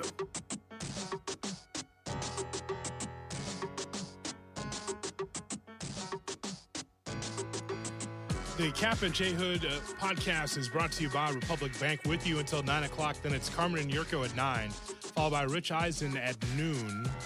1:30 will be White Sox baseball as they take on the Baltimore Orioles as Trevor Rogers takes on Shane Smith. Waddle and Silvy will be on YouTube through the White Sox game. So if you need your Waddle and Silvy, hey, they're going to be on YouTube. YouTube.com. Look for ESPN Chicago. Check the guys out at 2 o'clock on YouTube while the Sox are playing right here. On your home are the White Sox and the Bears, ESPN 1000. 312-332-3776 is our phone number. Tampa Bay, Florida, listening on the ESPN Chicago app. Here's Charles on Kap and J Hood. Charles, good morning. Morning, Hoodie. Morning, Kap. Morning, buddy. How are you? I'm good. Kap, actually a Piper transplant down here in Florida, so go Pipes. I think I was 27 before I made my first Cubs game lifelong, so I was able to take our 3-month-old, our 5-year-old, 7-year-old. It was awesome. But, Kap, I'm not so much I'm worried about the pitching. The team just, they looked like Craig Counsell in an interview. They just were flat. Now it's different. It was Tampa's first home game at the Trop since Milton. But, half in PCA, having mix-ups in the outfield, infield errors. We left in the 8th. I just didn't get a feel from that team of, hey, it's just an off day. You have off days. A lot of games. No big deal. I know it was their first game at the Trop. The offense can't be this bad. It cannot. No, I agree. That's what I mean. The Cubs just came out flat. So I didn't look at it hey, you have an off day. I looked at it man, if this team can't find some fire 3 out of 4 games, 2 out of 3 games, it's going to be a long year. So I'll hang up, I'll listen, but it's good to be back. Good to have baseball back, but, man, I don't know. Wanted to see something different. 4-6 in your first 10 games. Does that necessarily mean that's who you are throughout the regular season? Because it is a long season. However, you talked about a couple of things that Kap and I talked about while we were watching the game together. That's just a bad angle by Happ in left field. That ball's got to be caught. And I know Marquis tried to make it seem with a new roof and Stop with the excuses. Stop. It's a Gold Glove left fielder. He's got to make that play in left field. Bottom line. That's like the people that are defending our tourists. They know who they are. Stop. His record is what his record is. Ian Happ is a good baseball player. He's above league average in Shea's favorite category, weighted runs created plus. He's a solid baseball player. He's not a star. He's also won 3 Gold Gloves. A Gold Glove outfielder catches that ball. And let me just pull the curtain back. So I'm sitting in my office up north, and I'm watching the game. And the best part of baseball season is that almost every day, unless the game is just a complete yawner, that dude to my right is texting me, hey, where was the second baseman on that play when it got away from Michael Bush? That was your Gold Glove shortstop that threw that ball away. I mean, Bush tried. I mean, it's a tough play. You'll make some of them. And then the Ian Happ play. That dude texts me again. The back and forth of a baseball season, like Bears are just like you're on, a bender because it goes for one day. Yes. Baseball, you just are, it's every day. Yeah. It's super cool. Diaz cannot just go unfettered between first and second, though, in that spot. I don't know where the infield was. There was just nobody around the bag. It's just what I'm talking about, Cap, is just the little things. That's all I'm saying. Correct. Just like the little things have to be covered. Like, how in a long season, you're going to have ups and downs offensively. That's just the way it is. It's just baseball. Correct. When you're flourishing, the whole team flourishes. When you suck, the whole team sucks. It's just weird that way. It's very rare that in a lineup it's like, hey, I went 4 for 4, and we only had 5 hits in the game. Or I go 3 for 4 all the time, but it's just the way it is. But the things that are the mark of a championship ball club are taking care of the little things. That's why the Brewers are successful. Say what you want about the Brewers. If you're a Cubs fan, you hate the Brewers. All good. But understand that Murphy understands every season things are going to change with his roster. They're going to take the best players off his roster, and he goes, okay, well, we still have a way of playing the game. When I asked Jed a couple of years ago, how would you describe Cubs baseball? That's not really a thing. No, it has to be a thing, Jed. It has to be a thing. Who are you? How do you define yourself as a baseball team? And I'm just telling you, no matter how impressed you are with the lineup if you're the Cubs, you have to be able to pick up the baseball. You cannot give your starter 4 and 5 outs of extra pitches. You can't do it. You just can't. Completely agree. And, we have on the monitor here the Cubs game from yesterday. Okay, you have second and third, nobody out in the 6th. Second and third, nobody out. You get a sac fly from Michael Bush. Now you got a man in scoring position sitting at second base, and you get strikeout fly out. Dansby Swanson swings at a pitch that's nowhere close to the zone. He also had one that was a ball that he didn't challenge. Then we saw Bregman challenge one. It wasn't a ball. It was a strike. They got to be better at this stuff. I know everybody that it's new and different. And then Phil Maton, Shay, didn't we sign him to a 2-year deal? Didn't he get one of those rare but I have to double check. Multi-year deals for a reliever? Phil Maton? Former Ray. Oh, is he a former Ray too? I know that he was with the Ranger last year. Mm-hmm. Yeah, he comes in. It's a 4-3. 2 years with a club option for a third. Yeah, they rarely give relievers that type of glue. And he comes in, and bam, there it goes. See you later. 2-run home run, Aranda, and now a 4-3 game where you're like, all right, we're one swing away. We're good. Yeah. And now it's a 6-3 game, and that's like climbing Mount Everest in flip-flops. Got no chance. From the Rays standpoint, that insurance helped because you saw a shot with the home run in the 9th. Correct. So, that's my point. If it's a 4-3 game, now you're tied. Yeah. When is Pete Crow gonna fit into this conversation? Because this is worse than horrible to start the year. I just gave you the numbers on all these guys: Crow, Bregman, Swanson, Bush. I know it's 11 games. I got 151 more of these to play. I get it. Okay, enough. Let's go. You're 4 back already in the division. You're 4 and 6, Cap. You're all right.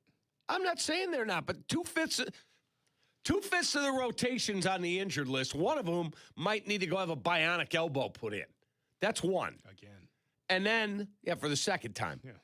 And then the guys you're paying the lion's share of the money to all suck right now offensively.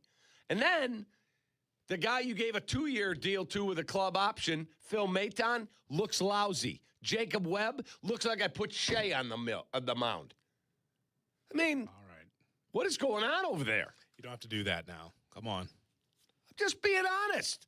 Shea's a lovely fan and a good guy. Lovely. I don't want him pitching for my team. And that's what Jacob Webb is pitching like. Like it'd be Shea out there. You've never seen me toss it, brother. You don't know that. You never see him toss it, Cap, because... I kind of like him both ways. Excuse me. Hi, Spence. Hey, good morning, Cap and Huddy. What's up, Sparky? I'll tell you what.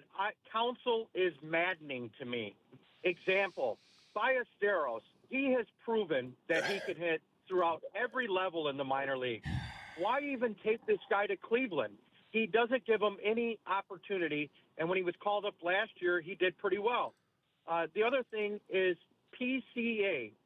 PCA has always been a leadoff hitter. He did it in the minor leagues. He did it really well. Now, I know he's struggling, but why won't Counsell give him a chance in the leadoff spot? He's going to see a lot more fastballs. He doesn't have to think as much. He's the fastest on the team and one of the fastest in the league. Give him a chance and put him in the leadoff spot. Counsell just, I don't know. Ballesteros is just so confusing to me. The kid can hit. Let him go in there. He has bat to ball. He's just an excellent hitter, and want to get your guys' thoughts on that. Well, mark that, Shea, because, again, Pete Crow down in the lineup against the lefty starter for Tampa yesterday, 8th. Correct. Was he it? Yeah, because Amaya was 9th as a DH. He mentions bias. We can go start with the Ballesteros was the first thing, or maybe it was the Pete Crow thing. Look, Pete is a run producer. They had their most success last year with Michael Bush at the top of the lineup and against lefties with Nico. So I don't have a problem with where he is. He's got to hit better. But you look at his point on Ballesteros. Ballesteros was 1 for 4 last Monday against the Angels with 2 RBIs. The next night he got 2 at-bats, and I believe he came out of the game 1 for 2. And then on Wednesday against the Angels, he got 2 at-bats. The next, on Friday against Cleveland, he got 1 at-bat. Sunday in a doubleheader, what did he get? 1 at-bat? Talking about the Ballesteros, correct? Yes. Okay. Yeah. So what do you think of that? If he's here, and Craig made the point of telling the media, the hitting coaches, just leave him alone. That kid can hit. Just let him do his deal. Don't screw him up. Then just let him play every day. What did we talk about with this? Did we not talk about this? I said he's 22. That's pretty young for a DH. But if he's going to play every day, let him play every day. This in and out with the kid is either, Cap, it's one of 3 things. Either he's got to play every day, you send him back down, or he's a 4A ball player. You're correct. But in this case, you're making him a 4A ball player if he's not playing every day. A young guy like that, and, I joked with Jed about it. I was like, hey, he's 22. I'm used to my DH being 38 smoking, sitting in the corner, being like a coach in the room. Well, he's a kid, and he can hit the baseball, so he should be the DH every day. So you played a doubleheader on Sunday. Yeah. He didn't get off the bench in game 1. He got a pinch hit opportunity in game 2. That's it. What's that, Shay? Okay, we're going to move up Albert Breer here for 7:30. So Albert Breer is going to be with us coming up next on Albert Breer Tuesday. Yep. We'll talk to him about the Bears in the NFL and the stadium and everything else coming up next. And mark your calendar for somewhere 8:15, 8:20, Shay. I believe Jesse's going to call in with some news. He's finalizing. I think that's right. All right, got to find out. But first, Albert Breer next on Kap and J Hood. This is your morning routine. Yeah. Kap and J Hood. Good morning. Morning. Good morning. Oh, and in case I don't see you, good afternoon, good evening, and good night. On ESPN Chicago. The CDGA Golf Show. It's the biggest names in golf, and it's the best news and information about Chicago golf. Host Mike Gilligan and Tyler Rocky are your starters for the golf weekend. The CDGA Golf Show, Saturday mornings at 9 on Chicago's home for sports, ESPN Chicago.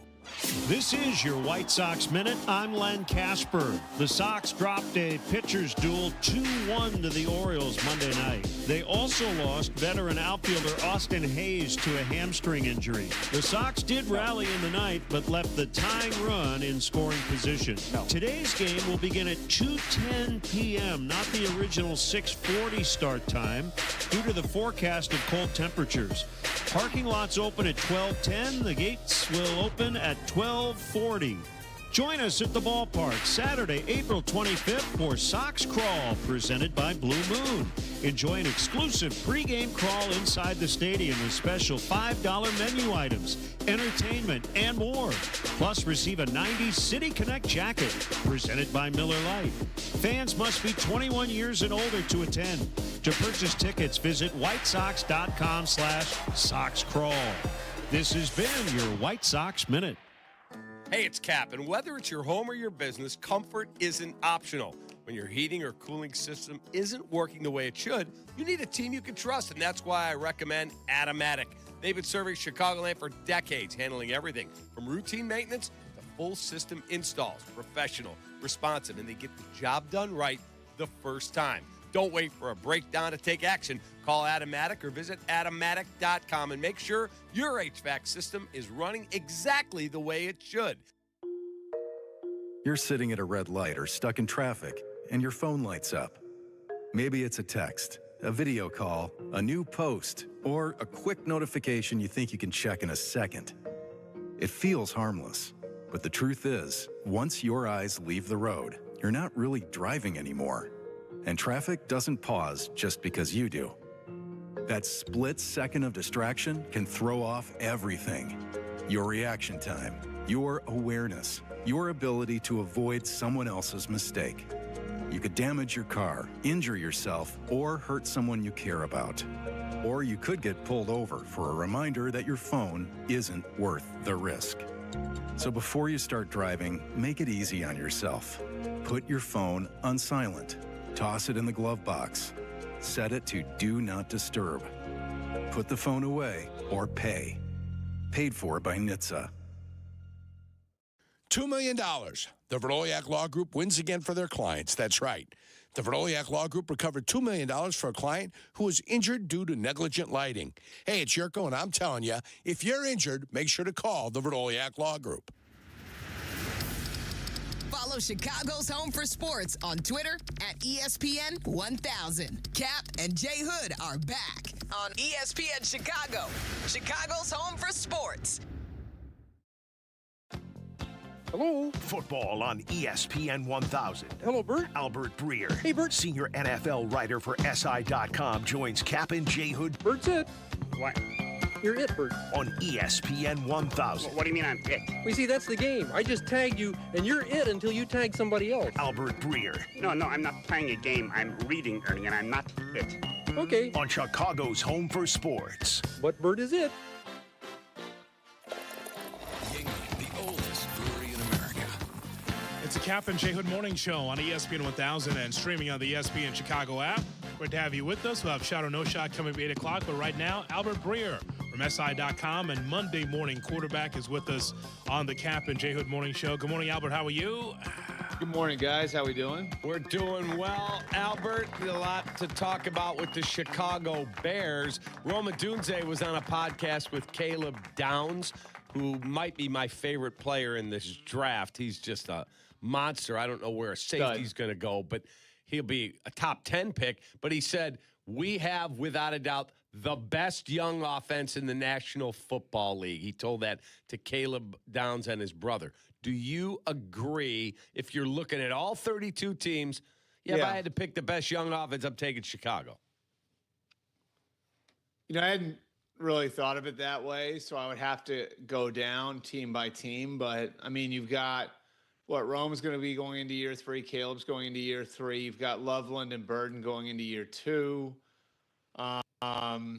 Obviously Cole Kmet's sort of a veteran guy there. You've got a little more age on the offensive line. I mean, I think they'd be up there. I don't know if I'd definitively say that because I'd have to, again, I'd have to go through team by team, but they're up there for sure. And, you think about it too. I just remember the way we were talking about them last summer, and what a mess it looked like and how, Ben did the whole trust me thing, and that he was throwing a ton at them and it didn't look great on certain days. And, I think that kind of shows you where you're at as far as just being in a position to keep ascending because, you've kind of gotten the hard part down now. Albert, tell us about the story that you wrote for SI.com regarding the Seattle Seahawks. In sports, when someone wins a championship, the other teams that want to copy the game plan. They want to be as close to the game plan as possible. But the Seahawks' plan to contend for more Super Bowls is locked away in the safe. Can anyone be able to replicate what the Seahawks did? Yeah, I think it was interesting talking to John Schneider, their general manager, about that, and kind of, it's actually like interesting when you think about like the way that you kind of learn lessons from what you do and your experiences and everything else, and he writes it all down, and we even went like as deep into it as like when you hand write something out, and I think this is probably true. You're more apt to remember it than if you type something into a computer, so he, has really been diligent about keeping notes on everything that he does and the good and the bad. And, I think there's a lot that, he feels like he learned from going through it the first time. And part of that was making tough decisions and not being able to keep everybody, and, people in Chicago will be interested by this part of it, but like they really wanted to keep Kobe Bryant. And Kobe Bryant was somebody who, played corner in college, and corner's the big money position. And they had to convince him to buy in on a move to safety. And it wound up being a really good move for him career-wise, but at first that was a hard thing, and then you go through that with a player and then you have to let him go.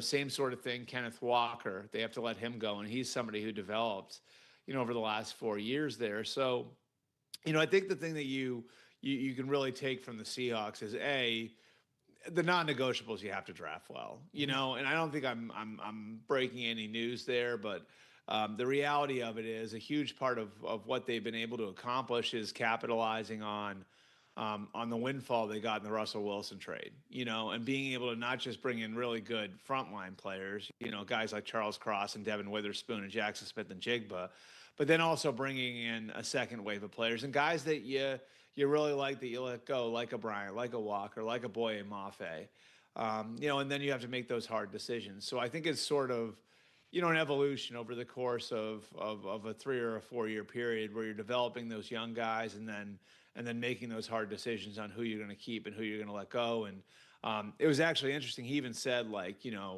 we have to look at it sometimes. It's not how much we love the player. It's, how we look at the position and how easy is it to replace somebody at that position versus another position. It was really interesting having that conversation with him. So yesterday, the Bulls made news by firing their executive VP of basketball operations, Arturas Karnisovas, and his handpicked GM, Mark Eversley.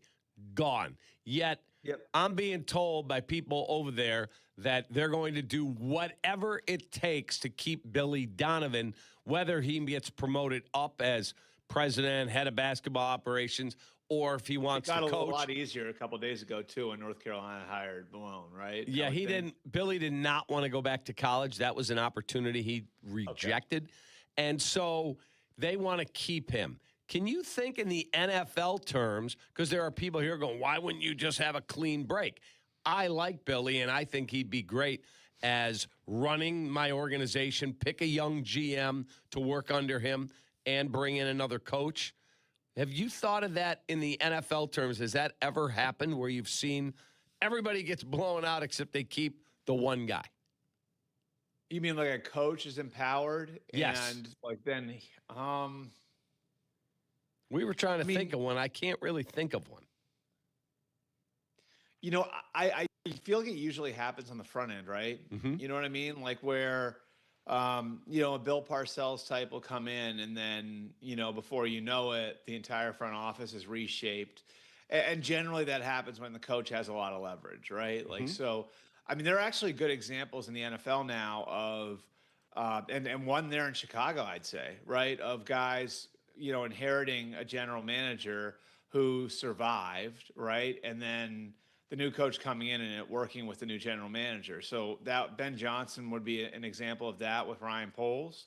I'd say Mike Vrabel would be an example of that with Elliott Wolf. Certainly Sean Payton in Denver coming in, and he inherited George Payton there. And a lot of people thought George Payton would be gone, but he wasn't. So there are examples of a general manager surviving a blow up and it working in the NFL. Although I'd say in each of those cases, I don't know. Would you guys say like the GM might be just a little diminished in each of those cases because a powerful coach came in or a coach who had some leverage to ask for some personnel control in each of those cases, right? Yep. In Chicago, I thought it was collaborative. Yeah, Ben said. Yeah, no, I'd say in each case though, like all three of those that I just raised, right? Like you would say like the coach had some leverage coming in, because he had options. Because like the team that hired him wasn't the only team that was after him. In each of those cases, like I think the coach had some leverage to make the operation, more conducive to his own vision, and so and that by the way, I think is the right way to do it. Like I think it should always be like the head coach is controlling what's happening on the field, so it should be his vision. It's too big a job anymore for these guys to control the entire thing themselves. But I do think like a smart general manager is going to let the head coach set the vision anyway, and then is going to be drafting players for that vision. Because if you're giving him guys that don't fit what his vision is, you're asking for trouble. So I'm just trying to think of like a coach who blew everybody out that way. And I'm not saying Billy Donovan didn't exactly do that, right? Right. Man, that's a good question. And it working. We want to. Yeah, I mean, like the one that just kind of jumps into my mind that didn't work was Chip Kelly getting all the power in Philly, right? Yeah. Mm-hmm. That's if you true. remember, then that only lasted a year. Right. So that would be a really bad example for you guys in Chicago, I guess, right? Yeah, that wouldn't be good. Yeah. So I don't know. I mean, I guess I hadn't really thought about it, but I guess more often than not, Bill O'Brien in Houston got a lot of power and then wound up getting fired in the aftermath. I guess more often than not, when it's the coach seizing the power in these situations, you see it go the other way. Albert Breer from SI.com and Monday Morning Not to try to have a negative NBA take for you good guys. morning, Bulls fans. That's not what I'm trying to do. On the Kap J Hood Morning Show on ESPN 1000 and streaming on the ESPN Chicago app. Albert, I need help with the Baltimore Ravens. I don't know what to expect here with Jesse Minter. And there's stories in March and April, just kind of, it's an eye roller. Lamar Jackson shows up voluntarily to work out with the Ravens. Okay, that's fine. I just don't know what to expect here post Harbaugh. Do you? I mean, what does this look like with Jesse Minter? Well, I mean, the fact that Jesse was there helps, and I think Jesse's an incredibly intelligent football coach.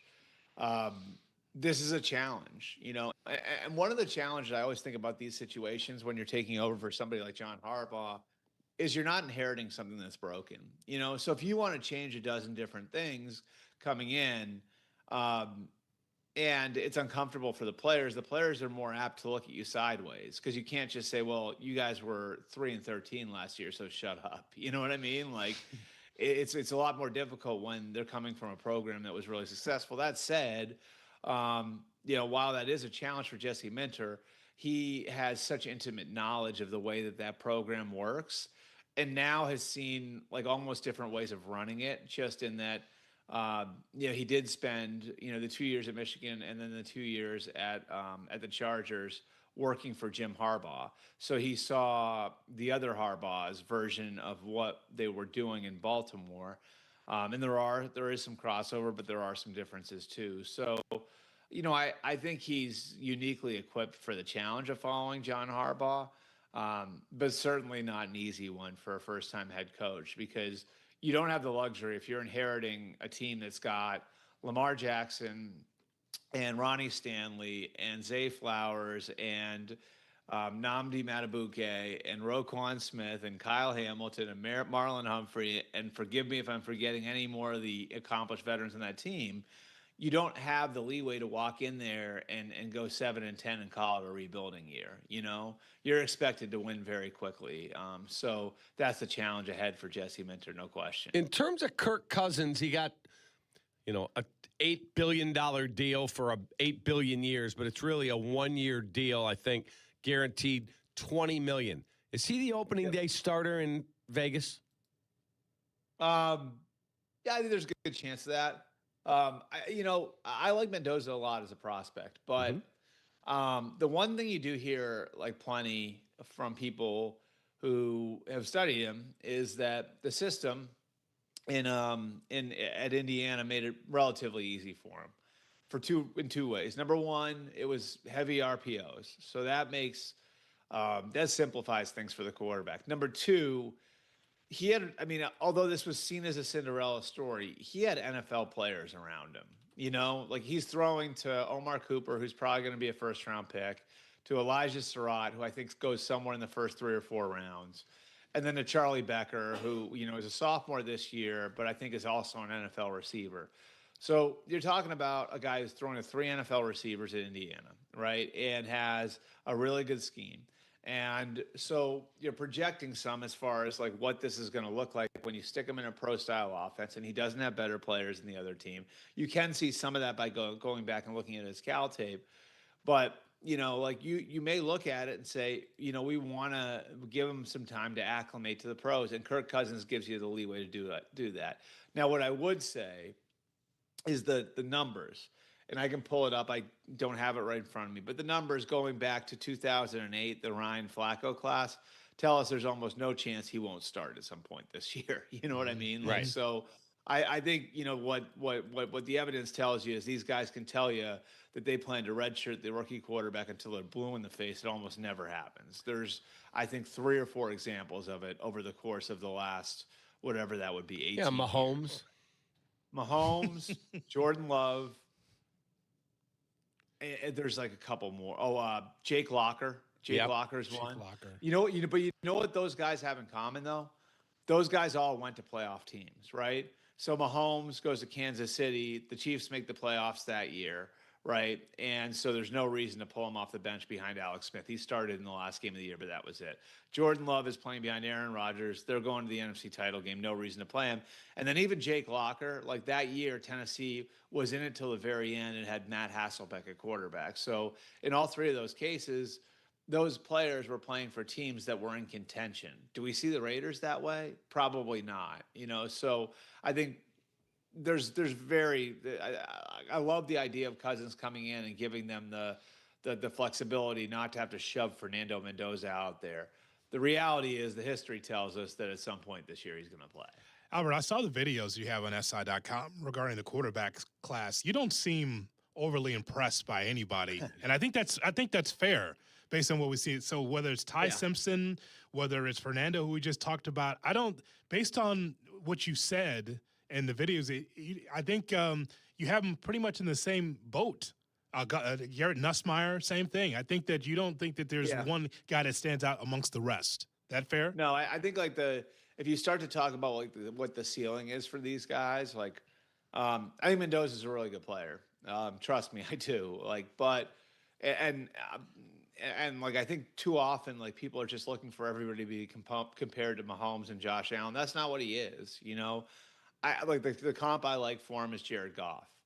And you can win with Jared Goff. You can have a really good team with Jared Goff. Jared Goff went to 2 different organizations that were god-awful before he got there and got them to conference championship games. He got one of them to a Super Bowl.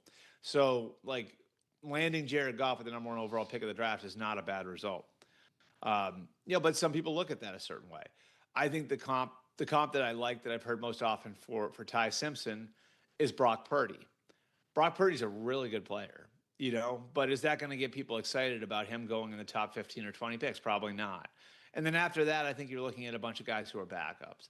And I also wonder, guys, how next year's group is going to affect this year's group. In other words, if you're a team like the Jets or the Cardinals, do you want to keep your powder dry for a year in which you're going to have, there are 12 guys, 13 guys who have a chance to go in the first round. Now, that doesn't mean they're all going to get there. Obviously, there aren't going to be that many quarterbacks that wind up panning out to the level where they're going to be first rounders. But that's a lot of guys with a chance.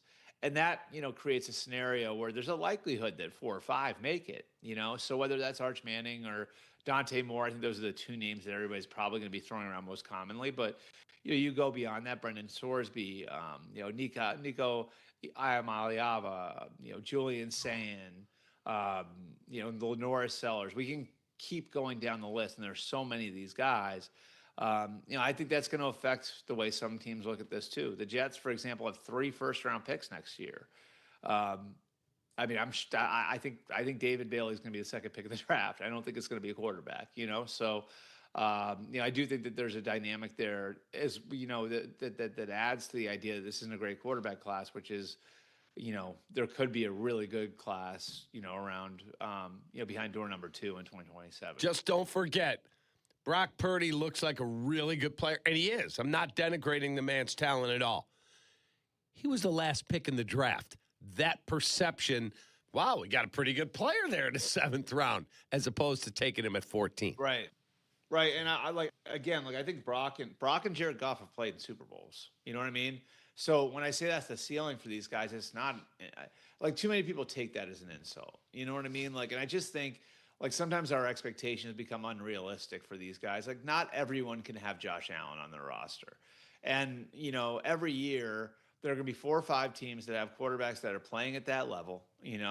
And then you're going to have a bunch of other teams that have really good quarterback play that just have to be really good around that quarterback, and that's the reality of it. One of those teams I'd say won the Super Bowl this year, right? Mm-hmm. Seattle won the Super Bowl this year. I would argue last year, the Eagles won the Super Bowl that way. I don't think Jalen Hurts is one of the 4 or 5 best quarterbacks in football. Do you? No, he's not. Okay. So the last 2 years have shown us that you can win. You've got to be really good. That path is more narrow when you don't have Mahomes or Allen or Burrow or Lamar to create margin for error for you. But I think when you look at Mendoza and Simpson, most NFL people would look at those 2 and say, yeah, these guys are sort of in that category of maybe they wind up becoming the 7th or 8th or 9th or 10th best quarterback in the league, and then you just have to be really good around them. As always, Albert, we appreciate the time. Thanks for coming on the show. Awesome. Thanks, guys. Have a good one. You're the best. Have a great day. Albert Breer, Yingling Hotline. Yingling, the oldest brewery in America. We have Shot or No Shot. That's coming up next on the Kap and J Hood Morning Show. Good morning to you. Kap and J Hood Morning Show on ESPN Chicago. Howard, I love hockey, especially this season. But in addition to the fast pace, line changes, and physical intensity, there's something very satisfying about the ice itself, especially after the Zamboni makes a pass and leaves a shiny, flawless sheet. Well, Cap, when I see a sheet of ice, my mind immediately goes to car spinning out, rear-end collisions, and slip and fall accidents. Slip and fall? You know who to call. My guy, Howard Ankin, 312-6000000. Howard is our lawyer on the Kap and J Hood Show, weekday mornings on ESPN Chicago. Hey, Chicago, IKEA is here to help you build a better life at home. And now it's easier than ever. Just hop onto IKEA.us or the IKEA app. Load up your cart with all your favorite furniture and home accessories, and then boom, pick them up right in your neighborhood. Now you can pick up your IKEA favorites near you as soon as the next day with convenient Chicago area pickup points at Loyola, UIC, U of C, and Gurney Mills. So shop it, tap it, and pick it up and start loving your home a little more with IKEA. Chicago Wolves, Rockford Ice Hogs. The rivalry continues. You're going to get some bad blood. The Chicago Wolves return to Allstate Arena this Sunday to take on their division rivals, Rockford Ice Hogs. It's rock'em sock'em as they go toe-to-toe. With the playoffs on the horizon, you don't want to miss a second of Chicago Wolves hockey. Get your tickets for Sunday Chicago Wolves versus the Rockford Ice Hogs today. Pros, just because something on the job runs out doesn't mean you have to. Order it on the Lowe's app. My Lowe's Pro Rewards members get free same-day delivery on eligible orders over $25. Get the fasteners, hardware, or tools you need to keep the job moving. Order by 2 p.m. and get eligible in-stock items delivered right to your job site by 8 p.m. Members get more at Lowe's. Loyalty program subject to terms and conditions. Subject to availability, restrictions, and terms at lowes.com/shipping terms. Subject to change. Evan Cohen here. Did you know the average employer sorts through about 250 resumes for one job opening? That's a lot of time reviewing applications. Well, if you're hiring, here's good news. You can now review resumes and applications faster thanks to ZipRecruiter. With ZipRecruiter's new feature, qualified candidates who are very interested in your job show up at the top of your list. No wonder ZipRecruiter is the #1 rated hiring site based on G2. Try it for free at ZipRecruiter.com/USL. That's ZipRecruiter.com/USL. During Window Nation's The More You Buy, The More You Save sale, you could save up to 50% off new windows for your home. Plus, you could get them for 0% financing for 5 years. Sale ends soon, so visit windownation.com now to book a consultation. You know they call me the good kid, but I'm not here just to be good, and I'm definitely not here to be average. When it comes to performance, I want to feel confident, ready, and know I'm bringing it every single time. And that's exactly why Blue Chew just raised the bar with Blue Chew Gold. This is a 4-in-1 formula designed to work on both your body and your mind. You get 2 proven ingredients that support blood flow, plus apomorphine and oxytocin to enhance arousal, desire, and connection.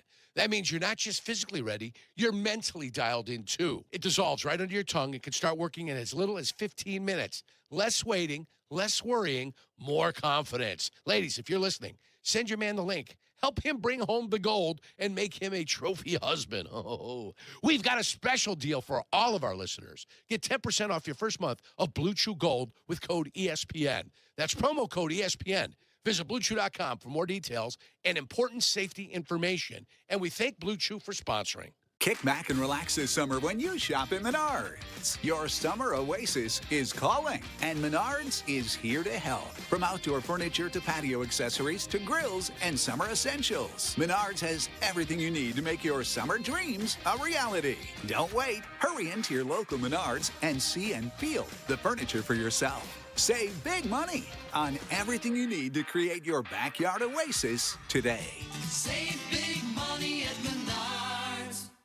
Don't miss Wee Whiskey Fest in Lake Geneva, April 17th through the 19th. I'm talking 50-plus distilleries, over 150 pours, and an entire weekend of whiskey festivities. See you at the Grand Tasting on Saturday, April 18th. Get tickets at weewhiskeyfest.com and sip responsibly. Prizes, flyaways, even cash money. You want it? We've got it. Find a list of all contests and official rules by visiting ESPNChicagoContests.com. That's ESPNChicagoContests.com. Broadcasting live from the Chicago Board of Trade. This is the home of the Chicago Bears, ESPN Chicago. And this is Kap J Hood, WMVP, WTBC, HD2, Chicago, a Good Karma Brands radio station. Checkmate 1-6, immediate suppression on target. That's why I see him in the shot. Shot or no shot with Kap J Hood on ESPN 1000 and the ESPN Chicago app. That's why I see him in the shot. Good morning and welcome in to the Kap J Hood Morning Show on ESPN 1000 and streaming on the ESPN Chicago app with David Kaplan, Jonathan Hood with you, broadcasting live from the Jeff Dickerson Studio at the Chicago Board of Trade. And the Kap J Hood Morning Show, Kap, is brought to you by the fine folks over at Advantage Dealer Group. Yes, the Advantage Dealer Group, the destination for your next Chevy, Acura, Toyota, and now Cadillac, Buick, GMC. Find your Advantage at Advantage Dealer Group. With more, here's Shay Norling. Shay? Good morning, boys, on a Tuesday. How we feeling? Good to have you back. Hope you had fun with your dad on a father-son baseball weekend in Detroit. Super cool. I did. Thank you, Hoodie. I did have a good time. It was wonderful. There you go. Let's go, Shay. Rock and roll, baby. All right, let's get started with shot or no shot. The Bulls are the big story of the day. Finally moving on from Arturas Karnisovas and Mark Eversley after the Jaden Ivey embarrassment, which was, according to some reports, the straw that broke the camel's back. According to other reports, The Bulls are doing all that they can to retain Billy Donovan, whether that's as head coach or moving him upstairs to be team president or EVP or some sort of advisory role. Shot or no shot, Billy Donovan deserves to be retained by the Bulls. That's a shot, and I need to know what the plan is. Is he going upstairs where he gives them credibility? He's got an excellent eye. Everyone I've asked in the league said that dude can evaluate talent. He wasn't the guy making those draft picks. That was Arturis and Eversley. And it sounded like their relationship had reached a breaking point where if they stayed, he was definitely packing his bags as soon as the last game was over. So those guys are gone. So, yeah, it's a shot. I need to see what Michael Reinsdorf says of the plan. And, again, if you tell me Bob Myers is coming in here and Bob Myers wants to hire Jonathan Hood as the basketball coach, then he should be allowed to do that. You can't just say, hey, Bob, you can have the job, but you're keeping the coach. You got to let him run the thing. Otherwise, you're doing what you did handing Tony La Russa to Rick Hahn. It's the same exact thing, just younger and different names. I want to hear what the plan is. But if you tell me, yeah, Billy's going upstairs, he's going to hire this bright young GM named Jay Moore, and together they're going to go hire a coach, yeah, I'm good with that. Yeah, for me, it's a no shot, and it's for Billy's own good. If there's nothing's going to change as far as ownership is concerned, the way they run business. If you're a friend of Billy Donovan, you want Billy to have a better opportunity. Just think about where the NBA is right now, Shay, just the East alone, where the Pistons go from the Monty Williams administration or the Stan Van Gundy administration to where they are right now at the top of the East. When you look at the Celtics, they're always trying to win and always doing the right thing, and it could win it again. Who knows? Even the Knicks are a better basketball operation, the Cavs and the Atlanta Hawks. It's funny what happens when you take away Trae Young, and all of a sudden the Hawks are a watchable, viable contender in the East.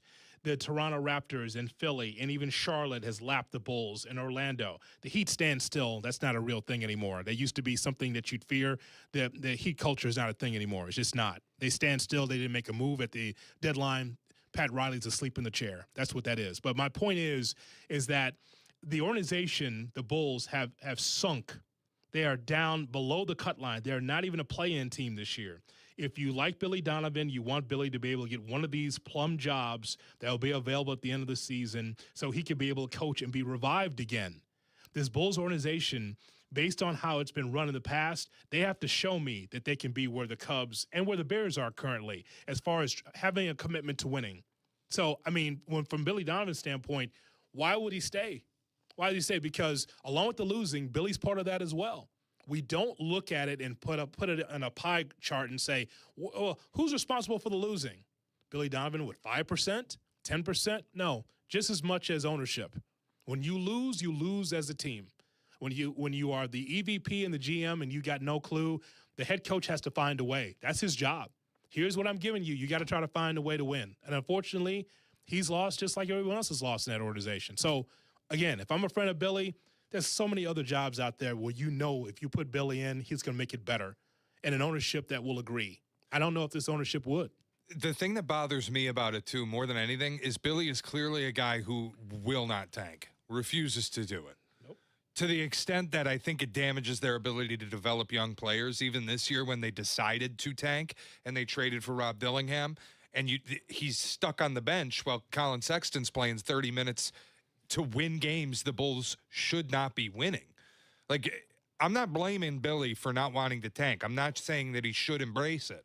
But I got news for him. If you're sticking around in the president role next year, you're not going to have a choice but to tank. It is the best thing for the organization. You have 2 draft picks potentially in the first round, potentially 2 in the top 15, and a boatload of salary cap space to take on some bad contracts, acquire draft picks, and just bottom out for a year. Is he going to be the guy that's willing to do that? Or is he going to be the guy that just has to be good without the resources to be good enough? Because the reality is they won't spend in the luxury tax, and they aren't going to acquire a bunch of big-time free agents if they even exist. So, like, do you want to just be in the middle with Billy Donovan? Like, I'm not even saying I trust that this ownership group or anyone there will get them out of the bottom, but they have to go to the bottom. Like, it's just the reality of where they are. Somebody, and I'm not disagreeing with you, somebody I talked to in the league yesterday said he thinks it's a 2-year turnaround. He said, I think in 2 years you can have that thing on very solid ground. I'm not telling you you're winning a title, but it could be absolutely in the East with that cap space and those draft picks. He said some astute moves. Absolutely, you could turn that thing quick. Yeah, so you're a Walker Kessler away from getting to where you need to be. No, but it's not that. I agree. It could be a 2-year turnaround, but it requires making, like, I can't even give you the names, but you'd have to go, one, hit your 2 picks this year, and 2, actually be willing to trade for terrible players who are making a lot of money on expiring deals so you can get some first-round picks, not hurt yourself for the following season. Billy's just not willing to tank, which is like, I think it's a 2-year turnaround if they're willing to be bad. I don't think it's a 2-year turnaround if Billy's going to take the reins and try to be good, because then you're just going to be stuck in the middle, which is where you've been. And Kap, he is a part of being stuck in the middle. No question.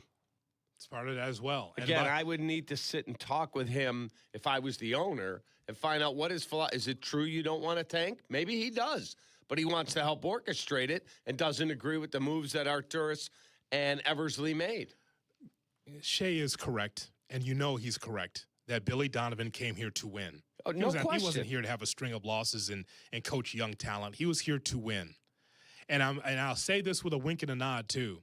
If the head coach, the next head coach, if there is one, that's rumored to come to Chicago, make a return to Chicago, that guy doesn't want to tank either. If that name is true, the name that's rumored out there, I saw from Joe Cowley, that could return to Chicago, that guy's not about tanking either. That guy's about winning. Correct. So, again, just be careful what you wish for. I believe that, and I hate tanking in a big city, but I understand that that is a measuring, that's something that you have to do sometimes to be able to get to where you need to be. You can tank. I got no problem with that, Shay, if you can get right back up there, like the Spurs, kind of like the Pistons. But if you do it the way the Wizards do it, then it's no good. If you do it the way the Nets do it. I just fear that if they hand them all the power, they'd have to turn them into Art Howe. And I don't know how, like with the A's, where you go acquire some terrible player and you're like, Billy's coaching to win every game like he is right now with Colin Sexton. And you're like, oh, Billy, you can't play Colin Sexton tonight. Why? We waived him. So who's Scott Hatteberg on the Bulls? I think that's the question. Wow. Says he gave us a money ball deal right there with Art Howe. Who is that, Shay? Yeah, you've thrown your last ball from behind home plate. Rob Dillingham. Well, thank you. There it is, right there. See, you circle right back to the original point, and this is who they are. Yep. So that's why. Why would I return? I like Chicago. You know why I like Chicago? Gets paid well in Chicago. Well, he get paid well everywhere he goes, and he's made a fortune. Yeah, but the point is that in a world-class city, this is the only place where, he's been here for 6 years and he's Teflon. Not his fault. Of course it is. Of course it is. And I want him to go someplace where he can win. And at this point, he can't do that. You have to, as Shay said, you have to bottom out to reimagine the franchise. Not just the ball club, the franchise.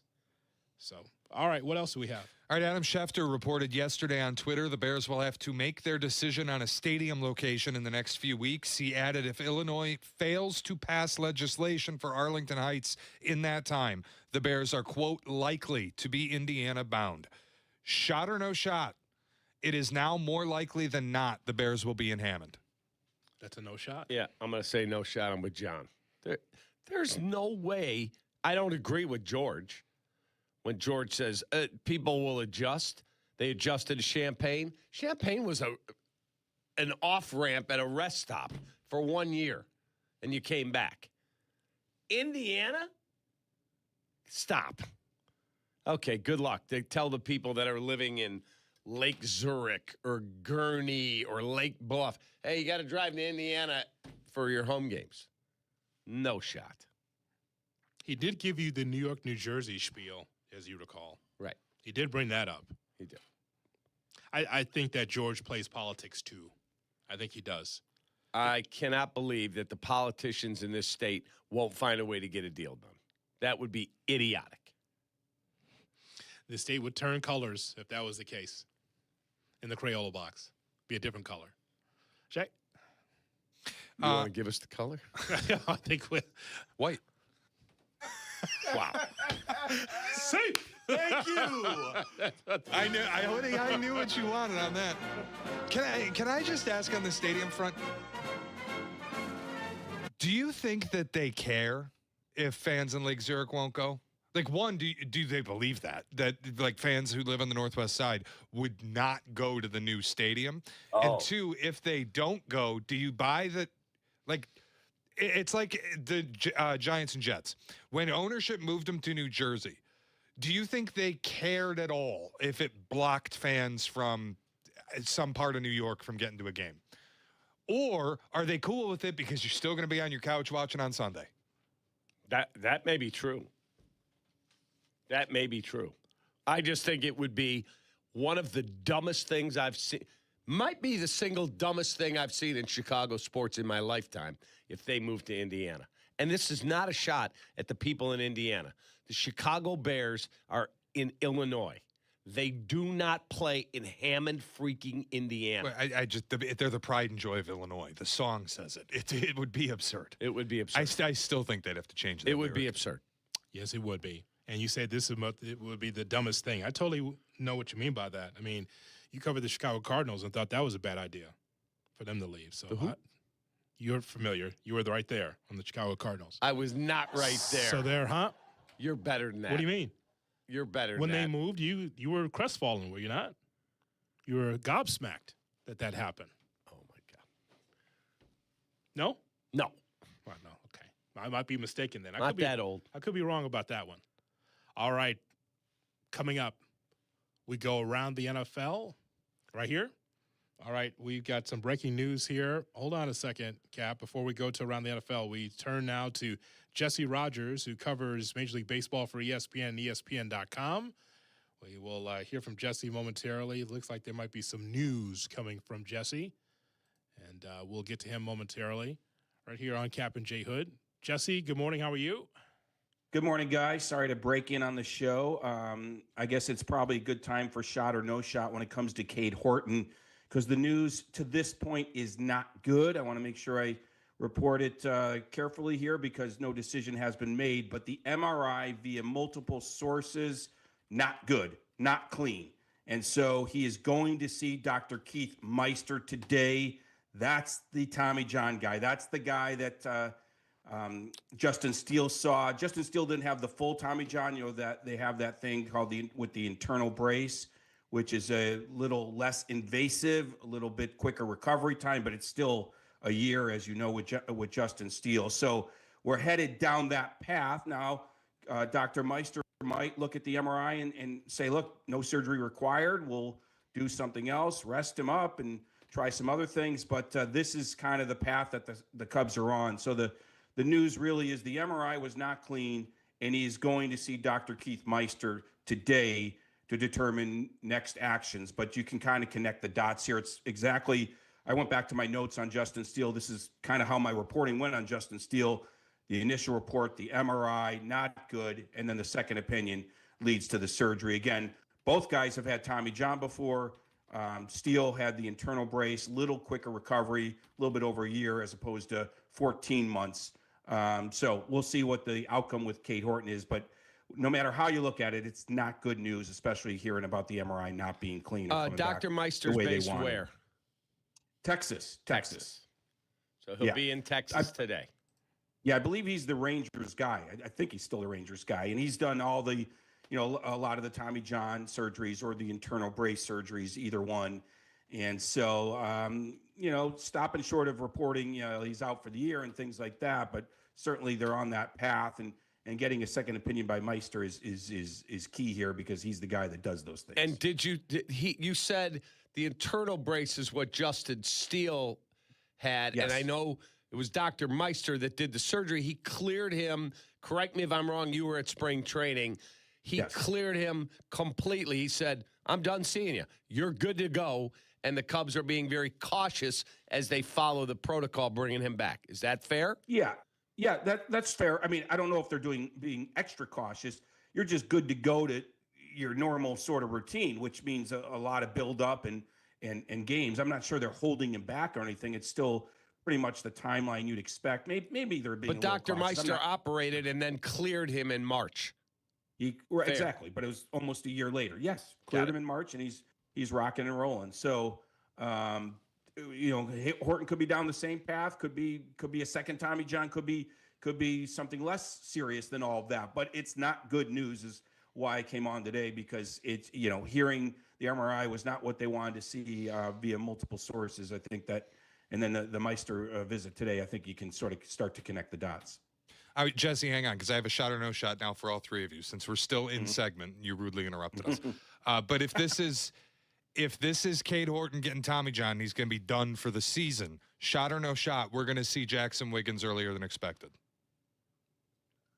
I would probably say no shot unless there's more injuries, because this is why you have 7 or 8 guys. Javier Assad is next up. He's pitching today. Ben Brown could be moved in there. Most likely it'll be Colin Ray. Sorry, Cap, I didn't mean to mention Ben Brown to you today after what happened Sunday. But Colin Ray would be next up after Javier Assad. So I guess in some ways there's a shot, but only if they have to keep going down because of injured pitchers. Now, Matthew Boyd's on the IL. They say it's going to be short term, so we'll see. But initially, no, I don't think that means he's up any sooner. Okay, what about Lucas Giolito, who's sitting at home? Is it that he's overpriced himself, as Shea and Hoodie speculated? Maybe he's looking for too much money? Is there a concern about him? What's going on there? I believe he overpriced himself early on. During the offseason. I don't know what's going on with Lucas Giolito today. I don't think they're going to make a move today. I don't. This is why you have the depth you acquired. Javier Assad is a starting pitcher in this league, and now he is again. So unless there's another major injury, I don't think they're signing someone today or next week. Now, things can change over time here. We'll see. But I don't believe that they're going after Lucas Giolito today. I don't know what his situation is today, Cap. Maybe that's something I need to dig into, but I do believe during the offseason it was an overpriced situation. Yeah, it's a no shot at this particular time. If you're going to get Boyd back, maybe at some point this season you'll see Wiggins, but I don't think it's urgent that you need to see him in April. No, he'll tell you when he's ready. That's what Jed has always. So players will tell us. They don't pick up the phone and call. Their performance will go, okay, that dude's ready. Bring him up. Let's go. Yeah, and I think Assad is there now, so they have 5, with Boyd, and Colin Ray's waiting in the wings. He'd probably take a turn in the rotation instead of Boyd. After that, then it starts to thin out a little bit. So, look, but let's not bury the lead here. No one has the potential that Cade Horton has. Cap, I guess you could rip up your Cy Young ticket, right? he has Cy Young stuff, or did. He did. And it's just so sad because they were so careful with him last year. This is a $1 billion team in industry, and they can't, I'm not blaming anyone because you just can't figure out what to do with these arms, right? They were so careful with him, limited his pitch count throughout the entire season, especially the second half, and still he goes down with what could be a major injury. So it's just, baffling. Anybody can figure out the elbow. You can make $1 billion in this industry because they've made advances, but not enough. Hey, Jesse, could you do me a favor? When you get done with the donuts and coffee cake up there, how about having a little speaks with the offense? They suck offensively. Jesse, thank you very much for your report. No. Appreciate your time. Hold Jesse accountable. Jesse He's Rogers around with there. us on the Yingling Hotline. That'll be all. Hey, guys. The oldest brewery in America. Not happy, Jess. No, he's done. As Jesse Rogers joins us. And coming up next, we will go around the NFL. This is not Monday and Friday. He just came in for the special report on Cade Horton, which does not sound good. No. We will continue on here with the Tuesday edition of the Kap J Hood Morning Show.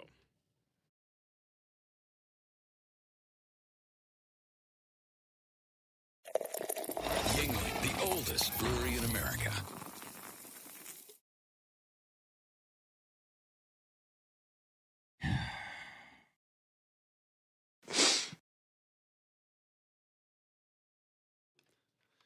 Folks, let me tell you about our friend Howard Enkin. He is the leading filer of injury cases in Illinois, a Distinguished Service Award recipient, American Association for Justice member, and rated a super lawyer 10 years running. Howard Enkin, he explains the details of your case. He helps you navigate the legal process, and he's simply the best personal injury, rideshare injury, medical malpractice attorney in Illinois.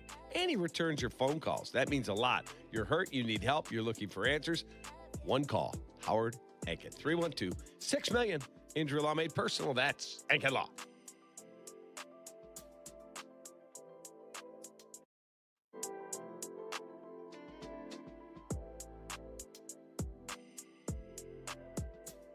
This is your White Sox Minute. I'm Len Casper. The Sox dropped a pitcher's duel 2-1 to the Orioles Monday night. They also lost veteran outfielder Austin Hayes to a hamstring injury. The Sox did rally in the night, but left the tying run in scoring position. Today's game will begin at 2:10 p.m., not the original 6:40 start time, due to the forecast of cold temperatures. Parking lots open at 12:10. The gates will open at 12:40. Join us at the ballpark Saturday, April 25th for Sox Crawl, presented by Blue Moon. Enjoy an exclusive pregame crawl inside the stadium with special $5 menu items, entertainment, and more. Plus, receive a 90s City Connect jacket, presented by Miller Lite. Fans must be 21 years and older to attend. To purchase tickets, visit whitesox.com/SoxCrawl. This has been your White Sox Minute. Hey, it's your buddy Tom Waddle, and I drive a Hawk. In the market for a new car? Shop HawkAuto.com, where they buy more so you pay less. Check their massive inventory of over 2,000 vehicles. They buy in volume so you save in volume. Plus, get all rebates on top of the Hawk Auto volume discount. Save even more with 0% financing for 60 months or make no payments for 90 days. With 12 convenient locations, your next car is closer than you think. Drive what I drive. Drive a Hawk. HawkAuto.com. Financing on select models with approved credit. A small business affirmation from Progressive. Bakery owners, you will be loved today. Every pastry will be flaky. Your cake will make a child's day. Your delivery van won't get sideswiped by a distracted garbage truck driver. But if so, breathe easy, knowing you'll get back to business quickly with Progressive protecting your commercial auto. See if you can save in as little as 8 minutes at progressivecommercial.com. Progressive Casualty Insurance Company and Affiliates. In sports, the tape never tells the whole story. Hiring is no... See if you can save in as little as 8 minutes at progressivecommercial.com. Progressive Casualty Insurance Company and Affiliates. In sports, the tape never tells the whole story. Hiring is no different. AI can make candidates look like an MVP on paper, so knowing the person and the skills behind the resume matters. That's where Robert Half changes the game. Our recruiters combine their expertise with award-winning AI to evaluate skills and fit quickly. Learn how we can find you specialized talent in finance, accounting, technology, and more. At Robert Half, we know talent. Visit roberthalf.com/talent today. Like a good caddy, the Treasury Management team at Republic Bank of Chicago is ready to carry the load and provide the advice and solutions your business needs to succeed. Republic Bank of Chicago, banking beyond expectations. Think about the last time that you hired someone who truly stood out.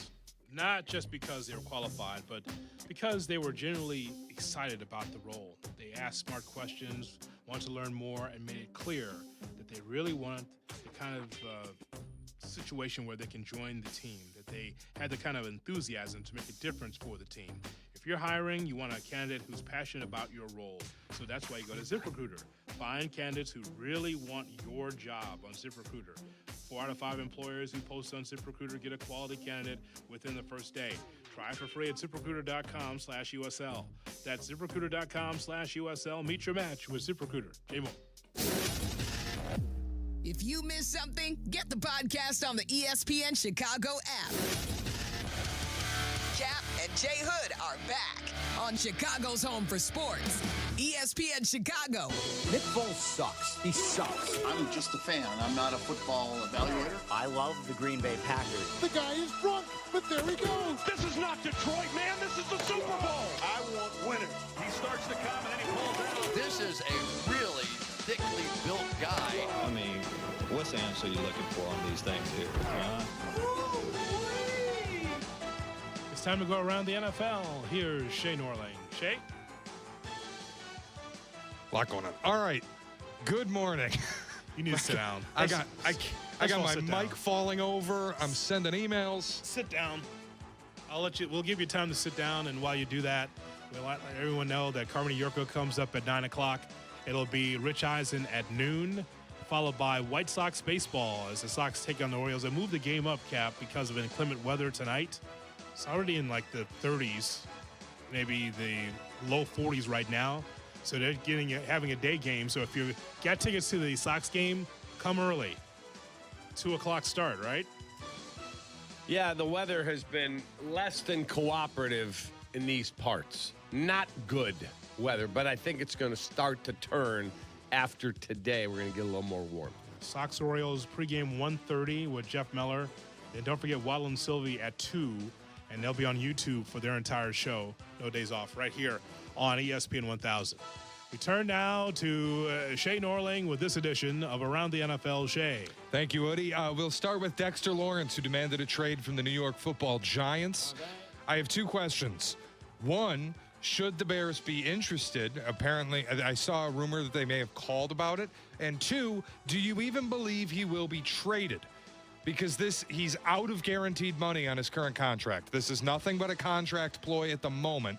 There are reports the Giants are asking for either multiple seconds or a first-round pick for Dexter Lawrence. And I would just add, a lot of the reports out of New York, he was out of shape last year, and ever since an elbow injury a couple years ago, he has not been close to the player he once was. So, should the Bears be interested? 1, 2, will he even be traded? I don't believe he'll be traded. And if he's out of shape last year, that tells me a lot about his character. I know he's a really good player. Do you want to win or not? You show up as a professional making tens of millions of dollars and you're out of shape? How old is the dude? I think he's going to turn 30 or he is 30. Yeah, no, I'm out. Thanks, I'll pass. Now, if you tell me I can have him for a 7th-round pick, okay, well, there's no... Turns 29 November. So, if you tell me, but they're going to want big-time draft capital. Yeah, they want big picks. Yeah, not happening. Pass. So, I wonder, so he wants to trade because of money? Because Harbaugh is in, and I feel like that's a fresh slate for him. He wants a new paper. He has no guaranteed money left on his contract, and he's been injured. So if he gets hurt again or gets released, whatever, he gets nothing from the Giants. Yeah, be a team doing him a favor. No thanks. Yeah, I'll pass. Right. Not for the Bears. Yeah. And the other thing is, if you trade for him, you're going to have to pay him because he doesn't want to play on a contract where he has no guarantees. But this is one of those things we see every year where the player demands a trade, and really all they want is guaranteed money. That's correct. 2 years remaining on his deal, scheduled to make $20 million this upcoming season. And living in New York, how much of that money does he take home? About $4 million? I think about $50. The new mayor there. In this economy, how much about that money that you're taking? Man, Shay, if I'm an athlete, I got to talk to my agent, right? And I'm saying, can I just work in Texas? Can I do that? That would just be a help. I know I got to pay taxes everywhere I play. That's what it comes down to. But man, I'm trying to save as much money as possible if I can. But I want to live in Texas or Florida, right? Yeah. No state tax. That's what I'm saying. Like, you want to be able to hold on as much money as possible. Fair. New York, that's got to be tough. New York, California, Illinois, it's got to be tough. Fair. Shay? All right, fair or foul? A lot of talk being done around Troy Aikman being hired as a consultant with the Dolphins for their coaching search. Aikman helped them get Jeff Hafley as their next head coach, and then he had the option to walk away and go back to just being a broadcaster, doing whatever he wanted to do.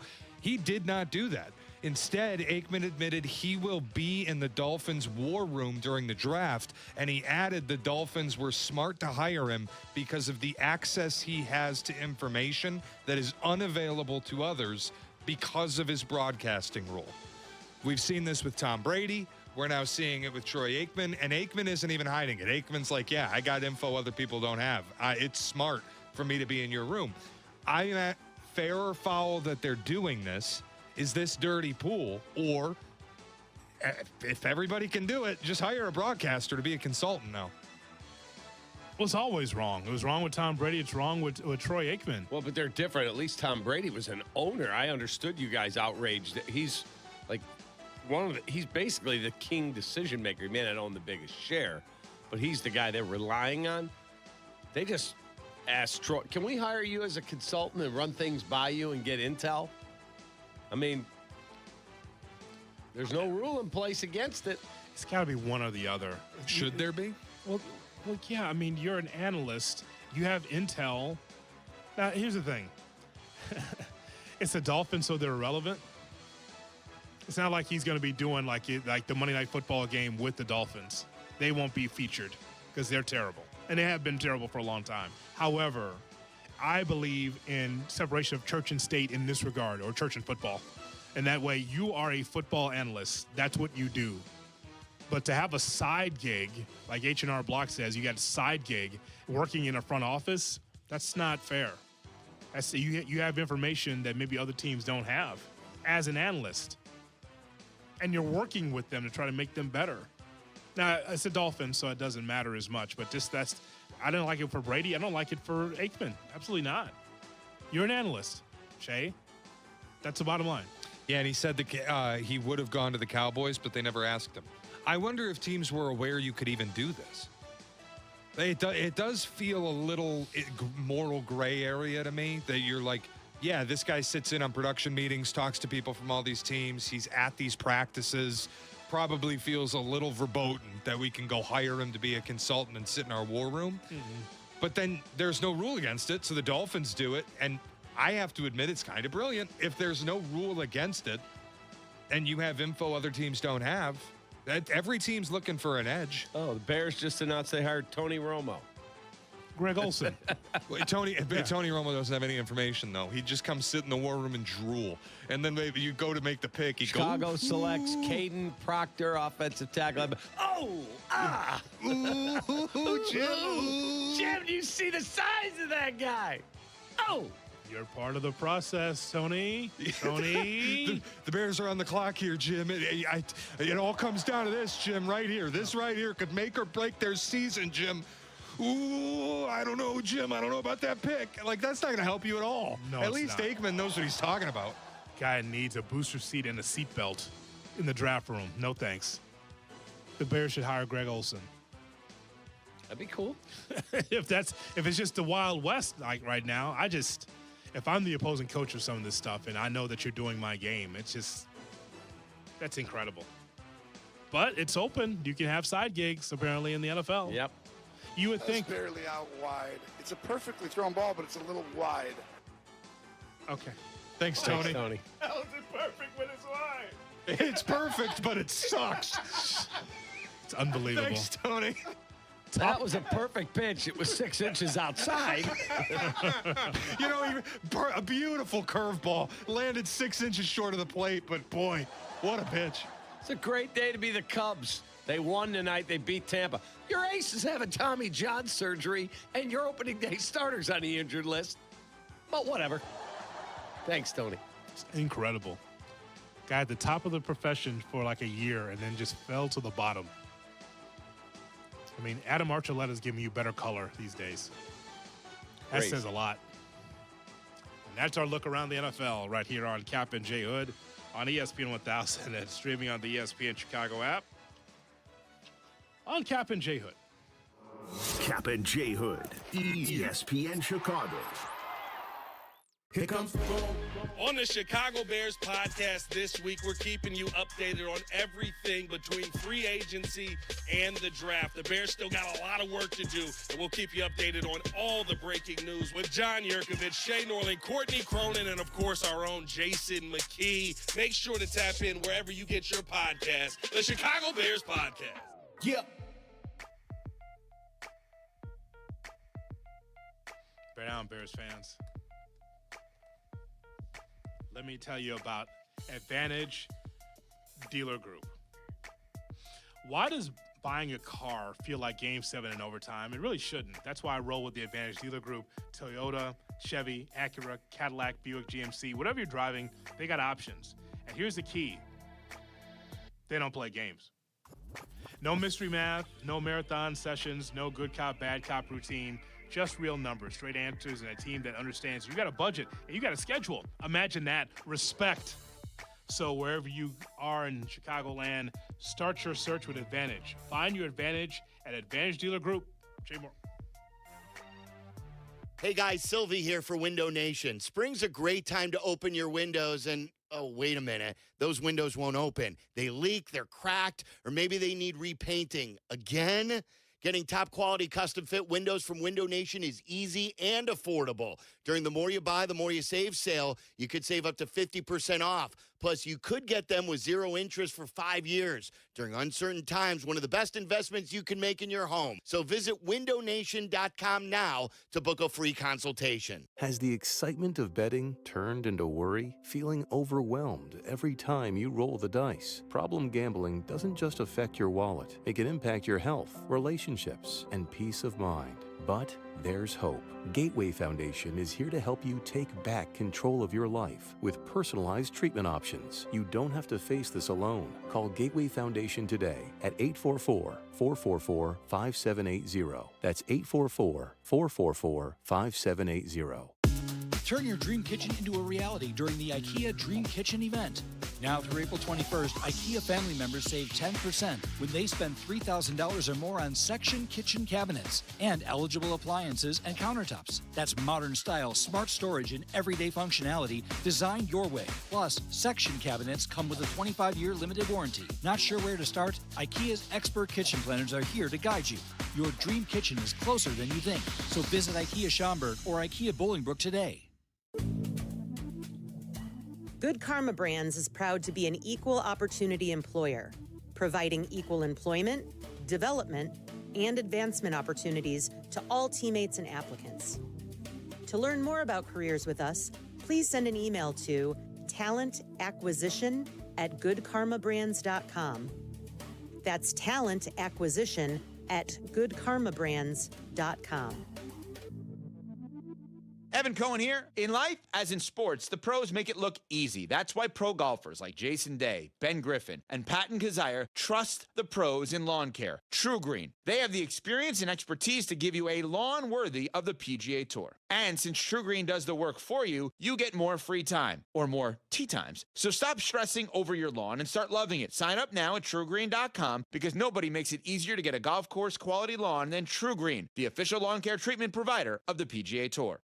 Smalls here. What if you could enjoy the flavor of a cocktail without the alcohol? Meet RK Zero Proof, a pioneer in the alcohol-free spirits category that delivers bold taste and a warming sensation, but with 0 alcohol, 0 sugar, 0 carbs, and 0 calories. So you can celebrate with friends, unwind after a long day, and wake up tomorrow feeling great. It's all the ritual of a drink without the regret. Discover RK at rkbeverages.com. That's ARKAY beverages.com. RK, the spirit without the alcohol.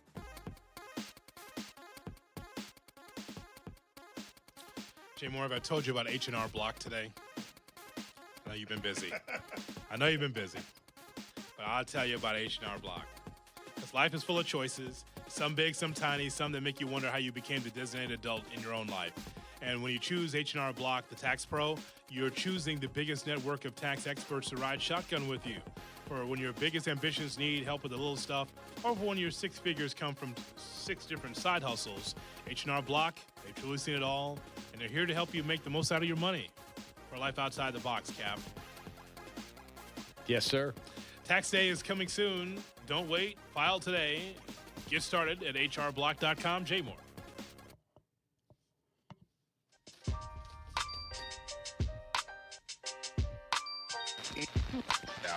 Yeah, don't adjust the dial. Now back to Kap J Hood, presented by Advantage Dealer Group on ESPN Chicago.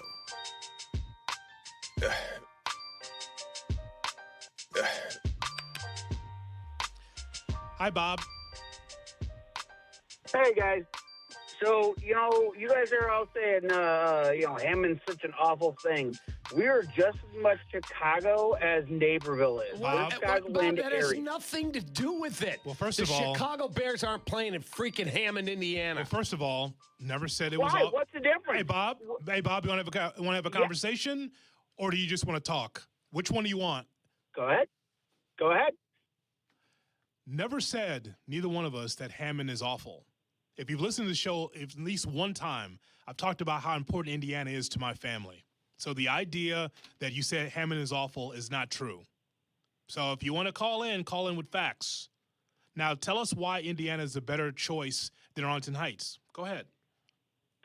I'm not saying it's necessarily a better choice. I'm saying that it's an option, and it's not a bad option because we're all from Chicago out here. We're just as close as half the other places are out here.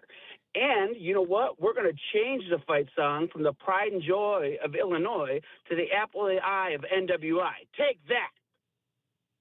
So that rhymes, right, Bob? Of course, yes.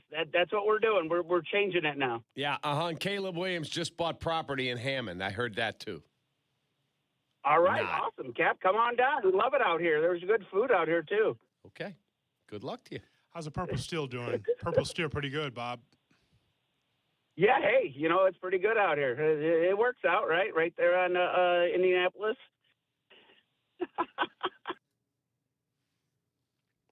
That'll be all for Bob. Yeah, that'll be all. I mean,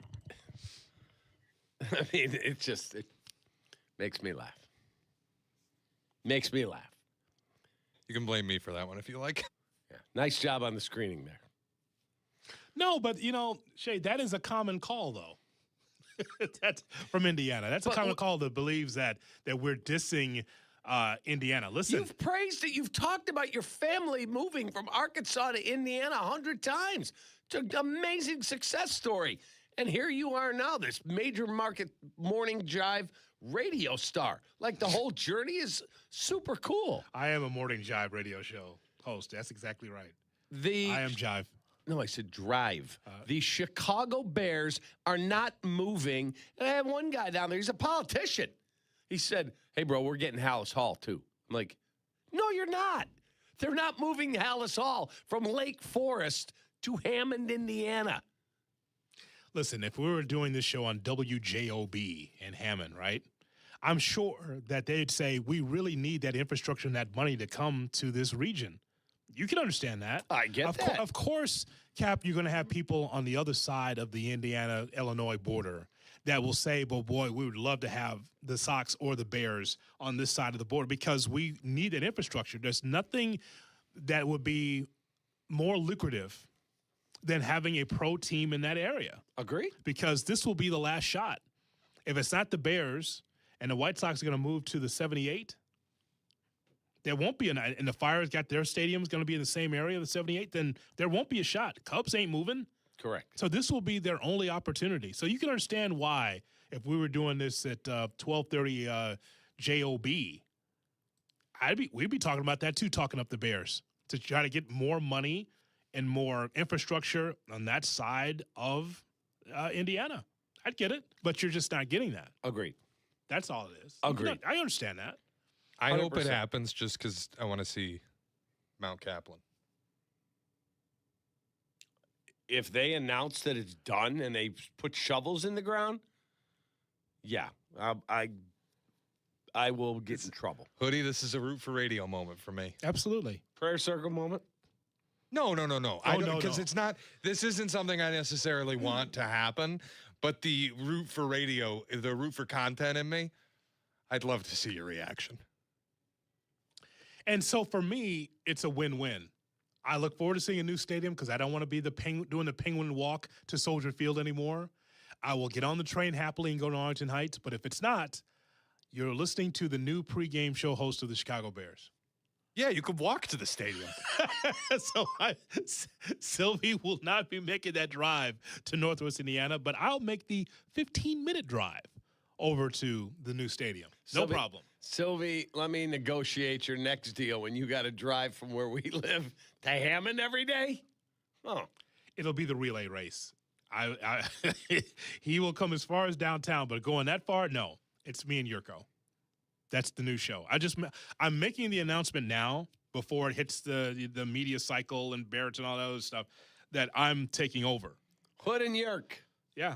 Welcome in, Bears and Vikings today I'm Jonathan Hood. He's John Yurkovich. We'll be with you for the next 9 hours. Pre-game, post-game, halftime, in between quarters, whatever it takes. That's how it's going to be, man. Well, the good news for Silvy is that at the rate they're going, this change won't happen until like 2040. Shea acts like he knows everything. We swept Marquette. So there's that. Well timed. Nicely done. So there's that. Get him, Silvy. So that'll be all for Silvy and Dion and Waddle. Yurko and I will take it from here if they move to Indiana. Oh, where Waddle lives, he'd have to leave now. Yeah, so that's why we'll take care of it, Cap. Don't worry about it. You know what that means? Not as much time in the morning show. You understand that, right? Oh, no, my friend. After your 9-hour Sunday shifts, you'll come right here. Danny will get you a cot in one of the offices. Oh, that's part of the deal, actually. So, unfortunately, partner, you're going to have to just take care of it through the summer. All right, I'll be gone. Jason Goff, see what he's doing. Man!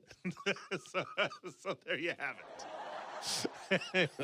Because that's how it's going to work, brother. Yep. Those are long days in those pregame shows and those halftime shows. Got to buy myself a swing that can hold me when the Bears lose. Silvy, get a double chain. Hoodie needs the swing. Gotta get me one of those. We're gonna get truck tires. Industrial strength swings when the Bears What are lose. those thick chains for? Hoodie's using the swing. So it's gonna have to use one of those. Wow. When the Bears lose. So there's always that. So, all right, coming up, we give you the Kap and J Hood cut of the day. It's right around the corner on Chicago's Home for Sports. You're listening to Kap and J Hood on ESPN Chicago. When Kap and J Hood are over, the fun continues. Tell your friends and enemies. It's the Carmen and Jurko Show. Weekdays from 9 to noon on the home of the Bears. ESPN Chicago on AM, on app, on YouTube. Presented by Advantage Dealer Group.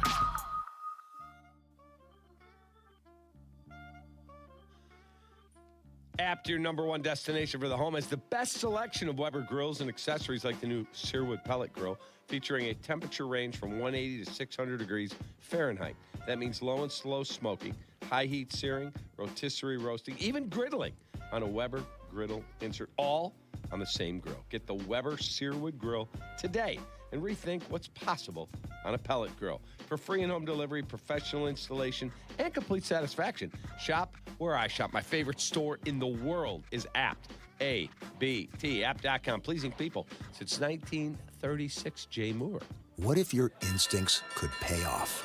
With Robinhood Prediction Markets, you could put your knowledge to work on the events that matter to you. Prediction Markets isn't just sports. It's the Fed rate decision, your favorite award show, and so much more beyond the playing field. Trade events with Robinhood. Visit Robinhood.com/predict.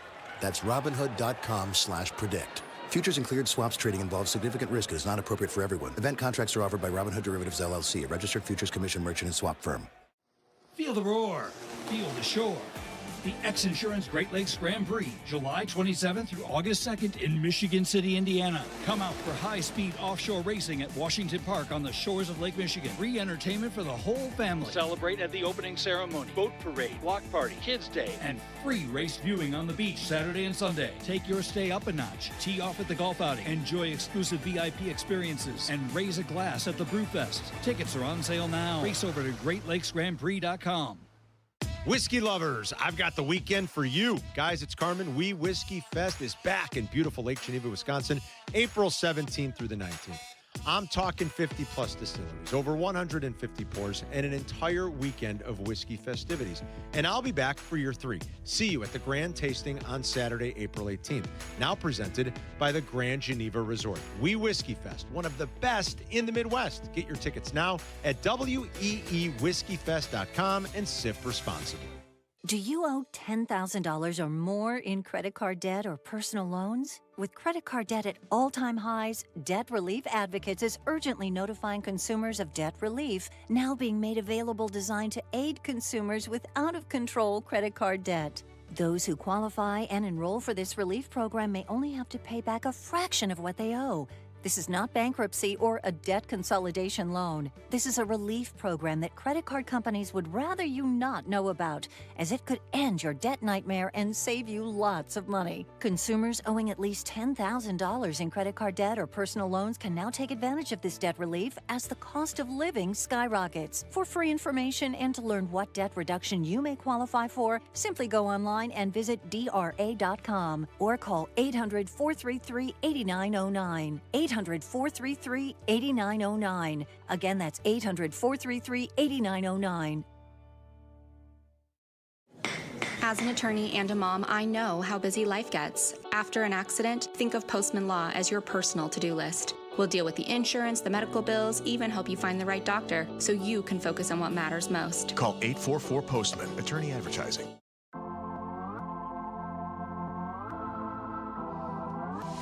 Kap and J Hood are back. Going up on a Tuesday. ESPN Chicago. Kap and J Hood on ESPN 1000 and streaming on the ESPN Chicago app. Jay Moore, you know, with Xfinity, you already enjoy ESPN as part of your TV lineup. Now, get even more with the ESPN Unlimited plan. Available at no extra cost. Unlock additional content in the ESPN app, including WWE Premium Live events. Visit Xfinity.com/your subscriptions on the ESPN app. Now time for the Kap and J Hood Cut of the Day, brought to you by Chicago Cut Steakhouse. David Flom, they do a great job for breakfast, lunch, or dinner. It is the best. Jay Moore! Jay Moore! Yes, it's boring, but it's a sport. Oh! Whatever. Take that! It's not boring. Okay, then you're boring. All right, gotcha. Fair or foul? A lot of talk being done around Troy Aikman being hired as a consultant with the Dolphins for their coaching search. I didn't like it for Brady. I don't like it for Aikman. Absolutely not. You're an analyst, Shay. Yeah. Tony Romo doesn't have any information, though. He just comes sit in the war room and drool. And then maybe you go to make the pick. Chicago selects Caden Proctor, offensive tackle. Ooh, Jim. Jim, do you see the size of that guy? Oh! You're part of the process, Tony. Tony. The Bears are on the clock here, Jim. It all comes down to this, Jim, right here. This right here could make or break their season, Jim. Ooh, I don't know, Jim. I don't know about that pick. Like, that's not going to help you at all. No, at least not. Aikman knows what he's talking about. Guy needs a booster seat and a seatbelt in the draft room. No thanks. Barely out wide. It's a perfectly thrown ball, but it's a little wide. Okay. Thanks, Tony. How is it perfect when it's wide? It's perfect, but it sucks. It's unbelievable. Thanks, Tony. That was a perfect pitch. It was 6 inches outside. You know, a beautiful curveball. Landed 6 inches short of the plate, but boy, what a pitch. It's a great day to be the Cubs. They won tonight. They beat Tampa. Your ace is having Tommy John surgery, and your opening day starter's on the injured list. But whatever. Thanks, Tony. It's incredible. And that's all, folks. The Kap and J Hood Cut of the Day. Brought to you by David Flom and Matt Moore, Chicago Cut Steakhouse. Now open for breakfast, 7 a.m. Monday through Friday. And their breakfast is fire. It's awesome. Kap, today is National Beer Day. What was the first beer that you saw as a kid in the home? Busch beer. Dad? No, we were at some event. I can tell you where we were.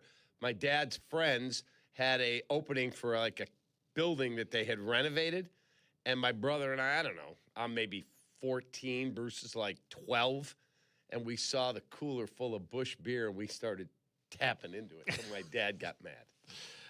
What are you doing? The first beer that I remember being in a cooler was Michelob, but my old man was an old style guy.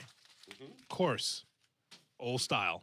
Yeah. You watch a baseball game, watch boxing, you'd have old style. That's it. Was an old Milwaukee in the home? It's unbelievable. Was old Milwaukee in the home? No. No old Milwaukee. How about Coors Banquet? Coors wasn't sold east of the Mississippi River till I was like out of college. There's a Colorado beer, right? West of the Rockies. Because my college buddy, Kevin Bingham. Yeah. Kevin Bingham lived in Denver. He would bring it back in his car, cases of it, when he went home. Also, Schlitz, also part of the Hood household. Falstaff, that was the Sox beer. Harry drank. Was Schlitz ever in the home? Nah, I don't think so. What about Old style was. What about Black Label? Oh, yeah, we had Casey. Not in Kap's house. That's the cheapest beer you can find. Oh, God. This Black Label used to be all in my crib. Some bad beers out there. Oh, my God. I got the best job, Carm. Take that. Nothing else to say. Kap and J Hood, morning 6 to 9. ESPN Chicago. For over 50 years, M&M Home Remodeling has delivered expert craftsmanship, honest service, and the industry's best warranties across Chicagoland, earning the Better Business Bureau Torch Award for business ethics twice. Now, the trusted name in home remodeling also powers M&M Commercial Roofing. From leak repairs to full roof replacements, your business gets the same quality, transparency, and long-term protection you expect from M&M. Protect your property. Call M&M Home Remodeling and M&M Commercial Roofing. Your peace of mind is guaranteed. Need a haircut? With the Great Clips app, you can put your name on the list from anywhere and head to the salon when you're up next. Because getting a great haircut shouldn't mean putting your life on hold. Great Clips. It's gonna be great. There's a difference when you drive a Cadillac, refined, confident, unmistakably well-crafted. And at Advantage Cadillac and Hodgkins, the experience reflects the brand. Professional, transparent, respectful of your time. If you're considering a Cadillac, visit Advantage Cadillac in Hodgkins. Jake from State Farm. I just beat my running PR, so I'm celebrating with the Banana Bonanza smoothie. Hey, and you can keep celebrating when you create an affordable price just for you by bundling your home and auto with the State Farm Personal Price Plan. Go bananas. I will. Hey, make it a large. Bundling, just another way to save with the Personal Price Plan. Like a good neighbor, State Farm is there. Prices are based on rating plans that vary by state. Coverage options are selected by the customer. Availability, amount of discounts and savings, and eligibility vary by state. Meet iPhone 17e. A whole lot for a lot less. With an almighty, all-powerful A19 chip. And Ceramic Shield 2, built to survive this. And this. And a 48-megapixel fusion camera with 2x optical quality zoom and next-gen portraits. And double the starting storage of iPhone 16e. And long-lasting battery life for hours of watching the studio. That's the dream! And it comes with Apple Intelligence. And you can charge it with USB-C or with MagSafe accessories. Ooh. And a whole lot more, all for a lot less. Get the new iPhone 17e at AT&T today. Broadcasting live from the Chicago Board of Trade. This is the home of the Chicago Bears, ESPN Chicago. And this is Carmen and Jurko, WMVP, WTBC, HD2, Chicago, a good Karma Brands radio station. Hey, guys. You ready to let the dogs out? What? Carmen DeFalco. It's kind of impressive.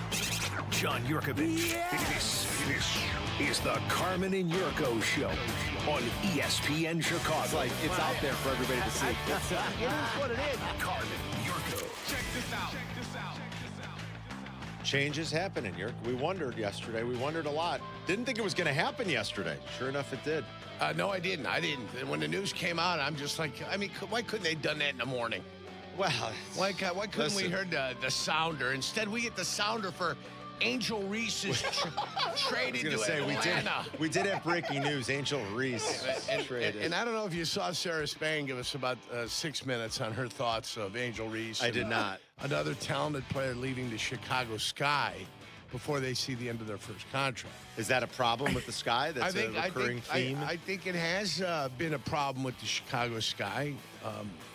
And that might be a theme that, people just aren't happy here. If you go back and listen to the pod, and listen to how long Carm was on it. He was on for about 5 seconds. Well, I don't know. I mean, I can't, I'm not sure what I'm supposed to say. I can't speak all that intelligently. But I barely speak intelligently anyway. I don't know. Carmen knows more about the fever than he does the Sky. Yeah, I don't know what to tell Sophie you. Cunningham and Caitlin Clark. And there we go. Yeah, well, we covered it. We did. Angel Reese is gone. You covered what the 2 first-round draft choices coming back, 5 draft choices over the next couple years in the first round for the Chicago Sky. That's it. That's it. I can, like I said, I can barely speak intelligently on the stuff that I watch, let alone to the pros and cons of Porky's. That's what we started to talk about. That great '80s film. There was comedy, guys. There was a lot of breaking basketball news though yesterday. Yeah, it started with Angel Reese in the morning, and then Mike Malone got hired, and it was like, whoa! I mean, we were talking about Mike Malone maybe returning to the NBA. Yes, we did. Would the Bulls be interested if Billy bolts? And then Michigan wins the national championship. Yeah, but I'm just talking about the breaking news, and then I was surprised. So why do we think the Bulls acted so quickly with a week to go. And, were they afraid that they were going to lose Billy Donovan? And they tried to make a push to say, we really value you. We want you to stay here. I don't know if he's going to be getting a different role. I mean, I think all of this is up for debate. It's all potentially, it could all happen. There could be a lot of sweeping changes. And maybe Billy goes up to a front office role and just sort of runs the basketball operation at this point. And they hire a GM and they hire a new coach. That could be why they decided to expedite the process. It kind of feels like Billy's still going to be here in some capacity, doesn't it? Doesn't it feel that way? It feels that way, He'll yes. be here by this time next week after the season mercifully comes to a close on Sunday. But the Bulls are making some changes, so here we go again. And it's your chance, Bulls fans, to talk about what they've done, where they're going, more importantly. And do you have any confidence that they can finally figure this out? 312-332-3776 is the number. I don't dislike Billy Donovan, and I've said plenty of times, I think Billy Donovan's the least of their problems in the grand scheme of things. The least of their problems, really. But it is very Bulls, though. This has always kind of been the MO. And maybe I guess it's like a Reinsdorf MO. Whether it's the father or the son, is that they have these ideas or they're implanted somehow and they're not going to budge off of them, even when they are making changes. They had their mind made up. Jerry Krause did. And I know I'm going back through different regimes, but the common denominator would be the owner and the family that owns the team. Yes. They had their mind made up that there was only one person to replace Phil Jackson. You remember who that was? There was one person that could replace Phil Jackson. It was Scott Skiles. It was not Scott Skiles. It was Tim Floyd. Tim Floyd, that's who it was. You're right. There was only one person. Only one. And it was a college coach. And he was a fishing buddy of Jerry Krause's, right? Yes. He was a college coach, too, but he was also a fishing buddy of Jerry Krause's. It's his fishing buddy. Yeah. And there was only one guy. When Jerry was fishing with him, that's where he got kind of an insight an insight and got on the inside of what Tim Floyd was all about. To replace Phil Jackson. Yeah. Then there's only one guy years later to replace Tibbs, another pretty good coach. Look, I could take some issues with Tibbs. Yeah. And I think that Tibbs he wears out his welcome has a everywhere shelf life. Yeah. But he can coach. It's like baking soda. Yes. At some point, you got to replace it. You got to replace it. Keep it there a couple years, but you got to replace that baking soda. But eventually you got to replace the baking soda. He can coach. There's no doubt about it. You better get it going quickly because the clock is ticking with Tibbs. It's just the way he is. Mm-hmm. And he's probably never going to change. But he can really coach. Tibbs is obviously an excellent basketball coach. Yes, he is. And so, again, they've had it with Tibbs. They've exhausted that relationship. And there's only one guy. Only one. There's one guy that can replace Tom Thibodeau. And they go back to the same town and the same university. And it worked out, I guess, a little bit better, but not all that much better. And now here we go again. Why does it feel like there's, in their minds, it's always like, well, we got to make changes, but we know who's going to replace them. And I don't know that that's exactly what's happening this time, but it kind of feels that way. Who knows? Maybe they'll surprise us. Maybe they'll announce a week from now they're changing the whole thing. And again, I don't blame Billy Donovan for what's happened here, but I am curious as to why you'd be bending over backwards to potentially promote Billy Donovan. And are we sure Billy Donovan can capably run a front office? That's what just confuses me about the entire situation, about everything that they do. And are their minds already made up? Is Billy Donovan going to assume the leadership role at the top of this organization now to build out the operation department? And is that really the best thing? I mean, So there's two ways you can go about this business. You can go about this business by firing the coach and keeping the two guys that were in charge here. You said it's not the coach's issue. Coaching is not a problem here. So if you fire the two guys up top that have tried to bring talent into this place and they've failed miserably, and you keep the coach, there's only one natural progression. And natural progression is he moves up to the top and he brings people in here now underneath him.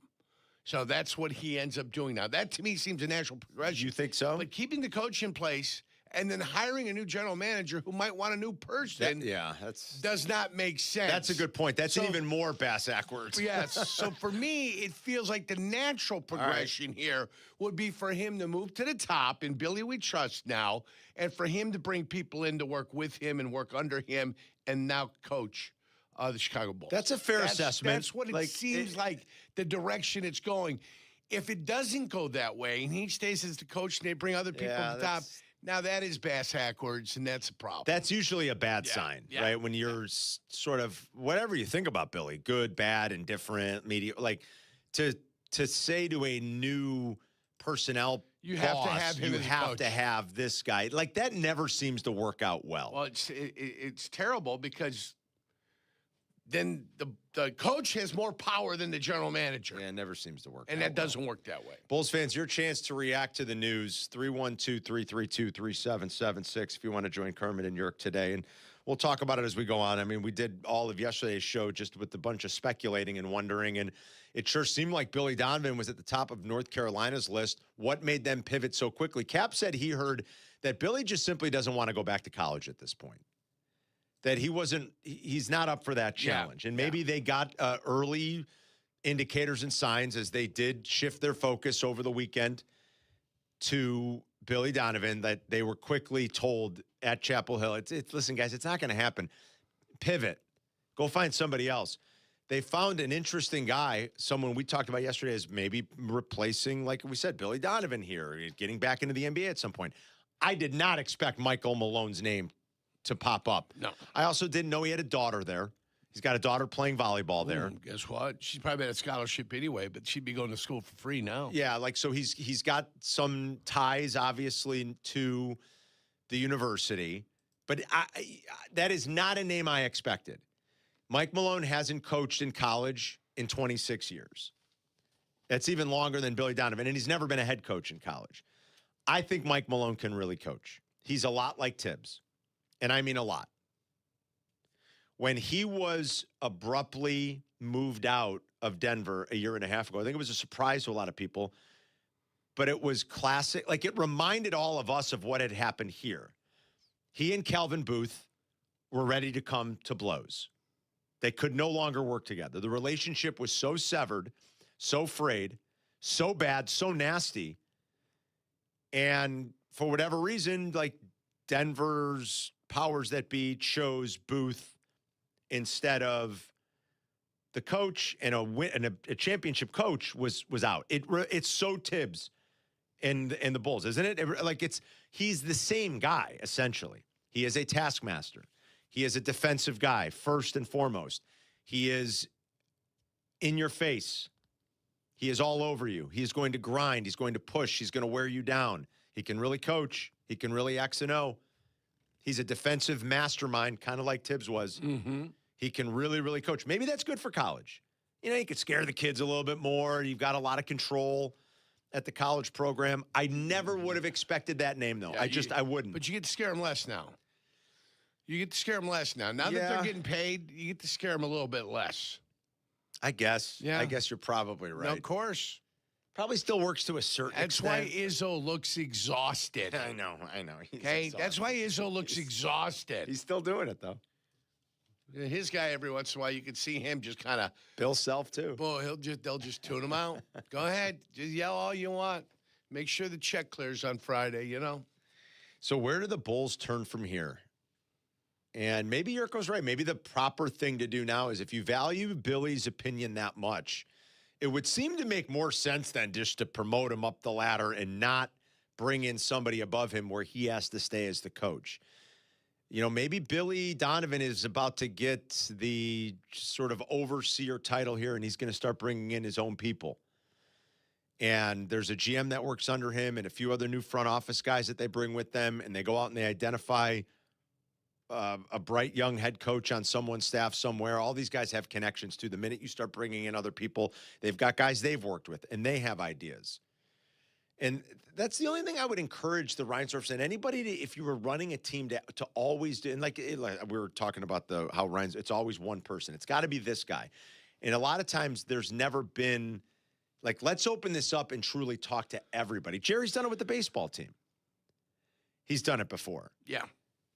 Where we're not really opening this up to everybody. We just know we've got the guy. We know who it is. Well, how about take some time and put some thought and energy into it and listen to all kinds of different people working in this industry in different voices with different ideas. And who do they know? And who do they like? And why do they like that person? Like, you can learn so much just by really opening it up. And I feel like too often they get these ideas that like, oh no, okay, we screwed this up. We're going to change. It's not good enough for our fans. We're going to change. But we've already got the answer. And are they doing that again? That's what scares me, I guess, a little bit. Yeah, they're going to hire somebody. Somebody said they got a clean slate. When's Williams' contract over? When's Patrick Williams' contract over? Another 2 years? 3, right? 3 years. There's a player option in there. Well, you're not really, starting out with a Boy, clean good luck trading financial that. slate.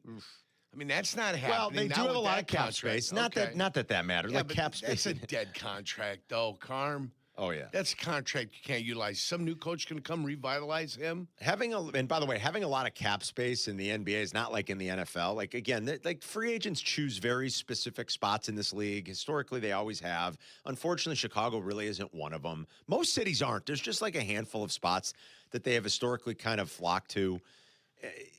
Who are you spending money on? What, you want Trae Young? Are you kidding? No, you don't want Trae Young. You want the Bulls to spend. I mean, now it's good if you're going to make a big trade, but yet the Bulls don't come up when they discuss where Giannis is going to get moved to. They do not come up, you guys. The Bulls are not on the radar of any national person that follows the NBA closely, that is really plugged in when they talk about where Giannis is going to move. The Bulls are an afterthought. Could they change that here? Maybe. But what is the idea that, they have all this cap space? It's not the NFL. And again, who are you spending that on? Peyton Watson? I mean, all right. I like Peyton Watson. Peyton Watson. Yurko has no idea who Peyton Watson is. No, just give me an idea what team he's on. Denver. For the listeners. It's not Denver. For the listeners, Carm, in their cars that don't know who Peyton Watson is. Ben Mathurin. You want Benedict Mathurin? Sure. Why not? I'll give you $100 if you can give us the team right now. Philadelphia. He got traded this year from the Eastern Conference to the Western Conference. He's in the Western Conference. Was he with Philly and then went to a Western Conference? No, he was not team? with Philly. Is he a Clipper? He is. Nice job, Bjork. Nice job. Thank you. You want, so the idea, they've got all this cap. Okay. I mean, it's good, to be in a position if you're going to strike and you're going to make some big, bold trade, you're going to get a disgruntled star. Yeah. So I don't know how easy of a fix all this is. I think a new voice absolutely had to happen. We all knew that. What's been going on here the last 18 months, 2 years, ridiculous. I don't think the front office is taken seriously around the league at all. I agree. From what I've heard. I agree. They're just not. They're not taken seriously. They've had zero accountability for some of their actions and some of their missteps. Zero. And I'm sorry, I'm hung up on it. I know you guys say the same stuff. You're hung up. Who cares? Who cares? Who cares? I care. That the Jaden Ivey thing happened and that the general manager, who nobody, you couldn't ask, you could go down and stop 100 people who identify as sports fans in this town and show them a picture of Mark Eversley. You'd be lucky if 4 of them knew who he was. Yeah. You'd be lucky. And so the complete lack of accountability from these guys for all the missteps, and it's certainly in the wake of the Jaden Ivey thing, embarrassing. Absolutely disgraceful, embarrassing. They hide. Get out is right. Out. You can't hide. And so this probably should have happened a while ago. I'm glad at least Michael realize that we can't keep doing this. You are doing a great disservice to the organization, to your fan base. So I'm glad they pivoted there. How do they fix it? 312-332 ESPN for Carmen and Jurko. We'll be right back. You're listening to Carmen and Jurko on Chicago's home for sports, ESPN Chicago. Here comes the ball. On the Chicago Bears podcast this week, we're keeping you updated on everything between free agency and the draft. The Bears still got a lot of work to do, and we'll keep you updated on all the breaking news with John Yurkovich, Shay Norling, Courtney Cronin, and, of course, our own Jason McKee. Make sure to tap in wherever you get your podcast, the Chicago Bears podcast. Yep. Shows Live in Rosemont is your spot for the best live music. Don't miss the legendary Taylor Dane on April 12th, hitmaker Dylan Scott on May 14th, and Hip Hop Recall featuring Paul Wall, Young Jock, and Roscoe Dash on May 22nd. Get your tickets now at joesliverosemont.com. Spring is here. So many great things you do with the kids as things warm up. What a wonderful family you've created. You want things to stay just as they are. It's time to talk about taking the next step for your future. A vasectomy. Take that step with Vasectomy Clinics of Chicago because experience really does matter, especially with this procedure. Vasectomy Clinics of Chicago makes it so easy with their 30-minute, no needle, no scalpel, in-office vasectomy. Log on to vasectomychicago.com, read their testimonials, and learn more about their procedure at Vasectomy Clinics of Chicago. 5 locations to serve you: downtown Chicago at Lake Point Tower, by Navy Pier, and with free valet parking. Also in Naperville, Tinley Park, Arlington Heights, and Barrington. Most insurance accepted. Visit vasectomychicago.com or call toll-free 877-877-4VAS. That's 877-877-4827. Hey, it's Maria. And this is Ken at Family Waterproofing. We're veteran-owned. Family-run. Here's how we work. We show up. We give you options. And we repair it the right way. If you've got foundation cracks, seepage, or a basement that just won't stay dry, we can help. And now we've got something that makes it even easier. It's called Express Services. If you already know what you need, you can book your project directly. Less back and forth, less waiting. Visit FamilyDry.com to learn about Express Services. Family Waterproofing. Your basement's best defense. Hey, it's Rich Eisen for Pella Windows and Doors. Sometimes teams take a timeout to regroup and call the right play. When it comes to your home, Pella Windows and Doors always has the winning game plan. They're not just window and door experts. They're experts at taking care of you and your home. At Pella, they find the products that meet your needs and their experts install them. They do it every day, and that's why your neighbors trust them. Discover why Pella is a trusted choice for homeowners everywhere. Visit Pella.com/Eisen today. That's Pella.com/Eisen. Smalls here. Life is full of choices, some big, some small. And when you choose an H&R Block Tax Pro, you're choosing the largest network of tax expertise to be in your corner. For when your big ambitions need help with the small details. For when your 6 figures come from 6 different places. For when your gaming stream becomes your revenue stream. For when your business's year 1 needs 70 years of tax know-how. At H&R Block, they've seen it all. And they're here to help you make the most out of your money for life outside the box. When it comes to my ride, I don't mess around. Advantage Chevrolet. 3 locations, Chicagoland's covered. You want a Chevy? They've got it. You want savings? Oh, yeah. Most important, trust. No runaround. They shoot you straight. Advantage Chevrolet Bridgeview. Together, let's drive. Follow Chicago's home for sports on Twitch at ESPN 1000 Chicago. Carmen and Jurko are back. This is Chicago's home for sports. ESPN Chicago. Sweeping changes over on the west side, and like how much more will come. Is Billy Donovan locked into this franchise going forward? Bulls have 4 games left. They play tonight in Washington. They actually have a back-to-back in Washington this week. Ugh. My goodness. Talk about playing out the string. So is Billy Donovan staying? And is he going to be assuming a new role as sort of a leader of basketball operations? Maybe the Bulls then hire a general manager. One name to keep an eye on is Minnesota Timberwolves GM Matt Lloyd, who's got Chicago ties, who's from here, who went to UIC, who worked in the Bulls front office for a long time, worked in their analytic department when it was first starting to be built out in the, like mid to late aughts, Yerk, into the teens. Was as analytics were starting to cross from baseball into the other sports, and was one of the first people that they had working in their analytic department and in scouting. Matt Lloyd was largely responsible for a few of those. You know, they did bring in, you got to admit, when John Paxson was here, the last time this team has been any kind of relevant was under John's leadership. Obviously, lucking into a first pick helps, and that's when they were at their best. But they still built some, they built some like competitive teams that at least made the playoffs. They looked at Joe Keem and said he could be an NBA player. Joe, and he was, which a lot of people were skeptical about. They did find some good players. Yes, they had a bunch of misses too, as even good GMs will have, but they did find good players and develop some good players over the course of time. And Matt Lloyd was here for a lot of that. He went on to a few different spots across the league and has worked with some highly respected people. Was in Orlando for a long time. He's working with Connolly in Minnesota now. It would a name that I would say keep an eye on because of just the ties to the organization and how well the organization knows him. I think John Paxson will still have some input here a little bit. Pax is still kind of an advisor in a sense. Like Pax living the good life in Florida. Yeah. And he's pretty much kind of retired, and he's down in Florida. Advisor. He's an advisor. He's an advisor. I last talked to him right when they brought all those guys back when they were doing the Ring of Honor thing. Yeah. What was that, Was that in February or was that last year? Was that like December? I don't even remember when that was. I can't remember. I think it was last year. Was it last year? Was that not even this calendar year? Yeah. Jeez. Year before. Yeah. We talked to Neil. Remember we had Neil on? We were going down memory lane with Neil Funk, and they were inducting that first class in that inaugural class. And that's the last time I talked to Pax. But, he's still kind of like an advisor a little bit, but I'm sure he'll have some input on all of this.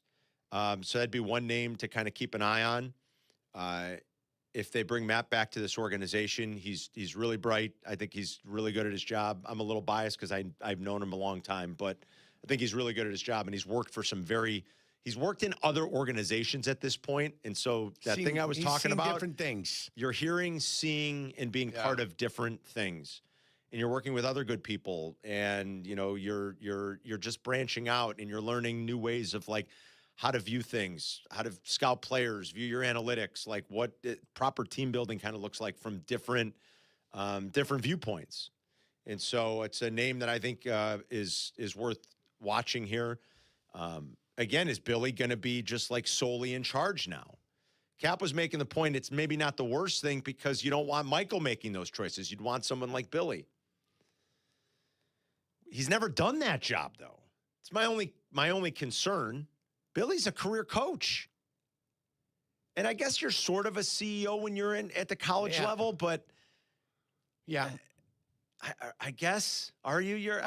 Listen, if he does ascend to where he's going to ascend to, you bring a second in charge that handles the nuts and bolts of the situation.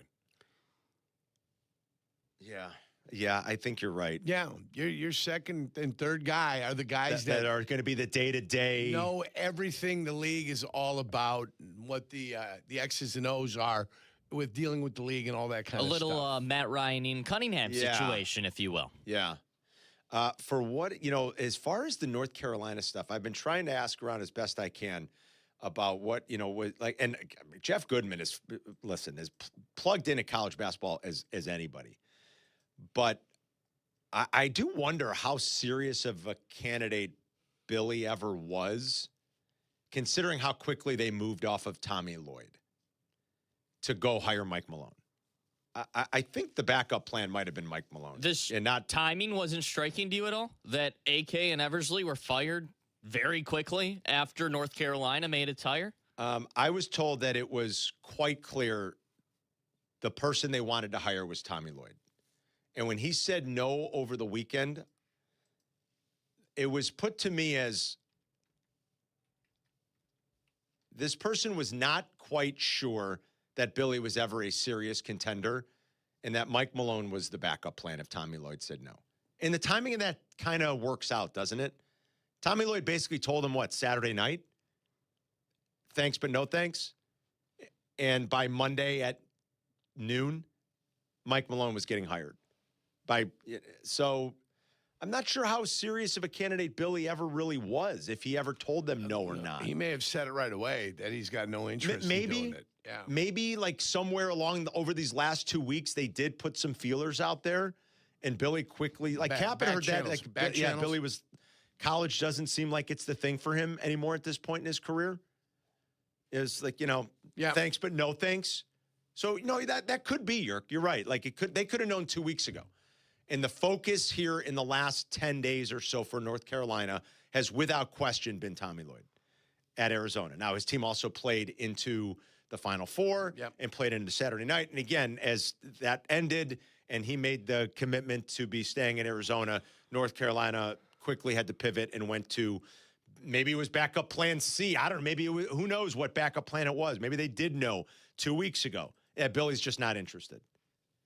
And so Mike Malone suddenly became the target because he was available and he's got some connection, obviously, to the program right now with his daughter being there. Hoodie with the good catch, by the way, remembering his dad was one of the assistants on those Pistons teams that used to go toe-to-toe with the Bulls. His dad was Brendan Malone, who coached in the league for a long time and was an assistant even when I was covering the league 25 years ago, was still in the league, was briefly a head coach at a few different stops. It was kind of like a stopgap for a couple teams, but was an assistant coach in the league forever. And then Mike got his first crack with that dysfunctional Sacramento franchise. I always thought he kind of got a raw deal in Sacramento. I mean, it was brief, but I thought he kind of got chased out and he got a little bit of a raw deal there. And then he went and obviously did very good things with the Denver Nuggets. So where do the Bulls go from here? And what do you guys want to happen, I guess, is the question. Is there any salvaging all of this? Like, can Billy Donovan really be the guy that saves this? It's going to take a collaborative effort, and it's going to take more than just Billy Donovan. And where do they go for the coach? Can you imagine? Can you imagine if they bring Tibbs back? I'm ready to openly campaign for him. For Tibbs? For Tibbs.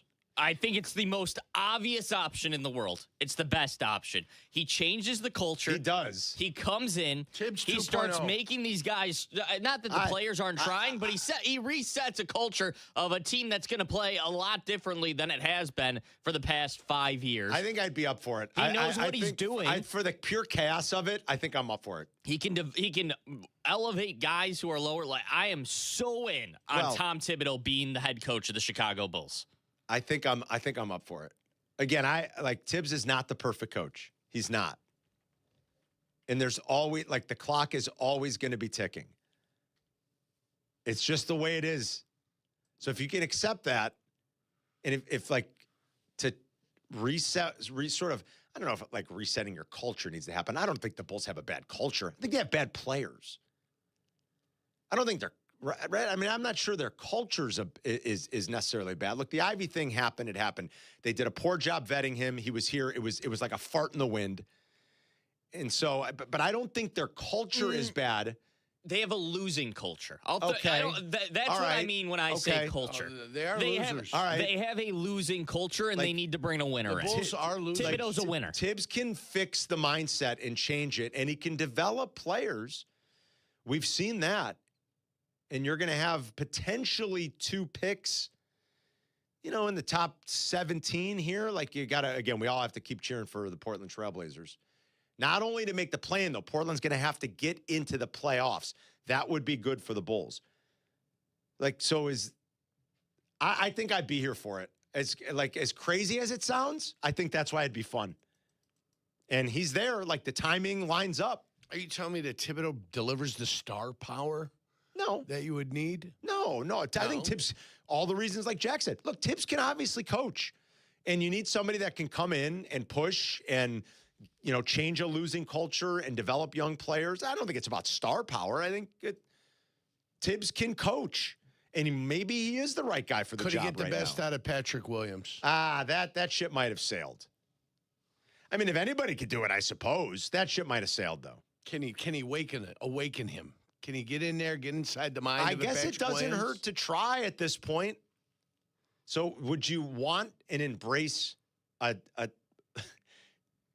Tibbs 2.0? Does he even want that?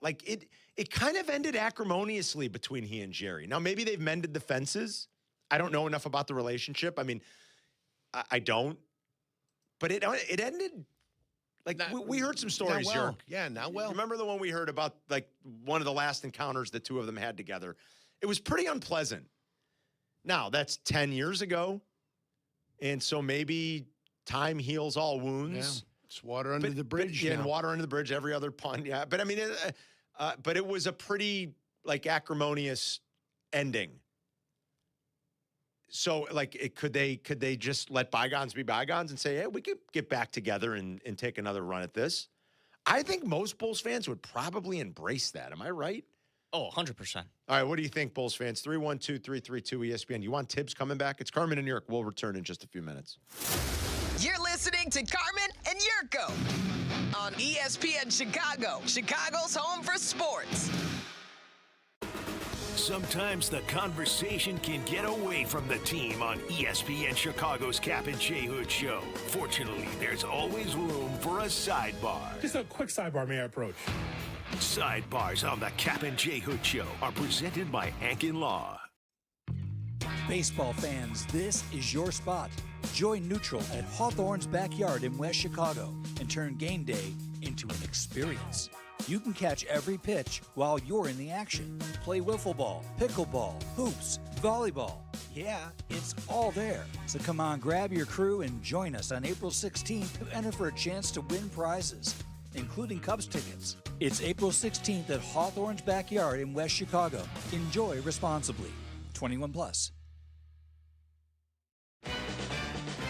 Get ready for 3 can't-miss post-game concerts at Rate Field this season. It starts June 26th, following Sox vs. Royals with Marshmello, presented by Minute Maid Spike. Next up on August 7th, after the Sox face the Guardians, enjoy Ja Rule, presented by Coca-Cola. The concerts wrap up September 18th with Cole Swindell, presented by Xfinity. Field passes are on sale now with limited availability. Visit whitesox.com/concert. You've seen the ads, buy one, get one free, half off. Don't fall for it. When it comes to windows, go with the guy who guarantees real value and a best price guarantee. Russ Armstrong, the Chicago window guy. No subcontracted labor, no 3-hour sales pitches. Russ does it differently. High quality windows with a lifetime warranty. And here's the best part. Deal directly with Russ, the owner, at 847-881-3060 or check out the 5-star reviews at ChicagoWindowGuys.com. ChicagoWindowGuys.com. Wallner Law helped me get the compensation that I deserve. Wallner Law helped me get back on my feet. Thanks to Wallner Law, I'm at a better place today. Wallner Law cares for you. We're compassionate. We're empathetic to your situation. And I promise you, I will get you more money than any other law firm in the city of Chicago. That is my promise to you. Hire us, win with us, be successful with us. Call us at Wallner Law, 312-8-million. You're sitting at a red light or stuck in traffic, and your phone lights up. Maybe it's a text, a video call, a new post, or a quick notification you think you can check in a second. It feels harmless, but the truth is, once your eyes leave the road, you're not really driving anymore. And traffic doesn't pause just because you do. That split second of distraction can throw off everything. Your reaction time, your awareness, your ability to avoid someone else's mistake. You could damage your car, injure yourself, or hurt someone you care about. Or you could get pulled over for a reminder that your phone isn't worth the risk. So before you start driving, make it easy on yourself. Put your phone on silent. Toss it in the glove box. Set it to Do Not Disturb. Put the phone away or pay. Paid for by NHTSA. Why does buying a car have to feel like Game 7 pressure? It doesn't. What's up, it's Jay Hood. At Advantage Toyota in River Oaks, it's simple. Real numbers, no mystery math, and a team that respects your time. Imagine that. Respect. Go see the crew at Advantage Toyota River Oaks. Toyota, let's go places. You're listening to Carmen and Jurko. Listen to us now, live on the ESPN Chicago app. Chicago's home for sports. ESPN Chicago. What'd you think of the title game last night, Jurk?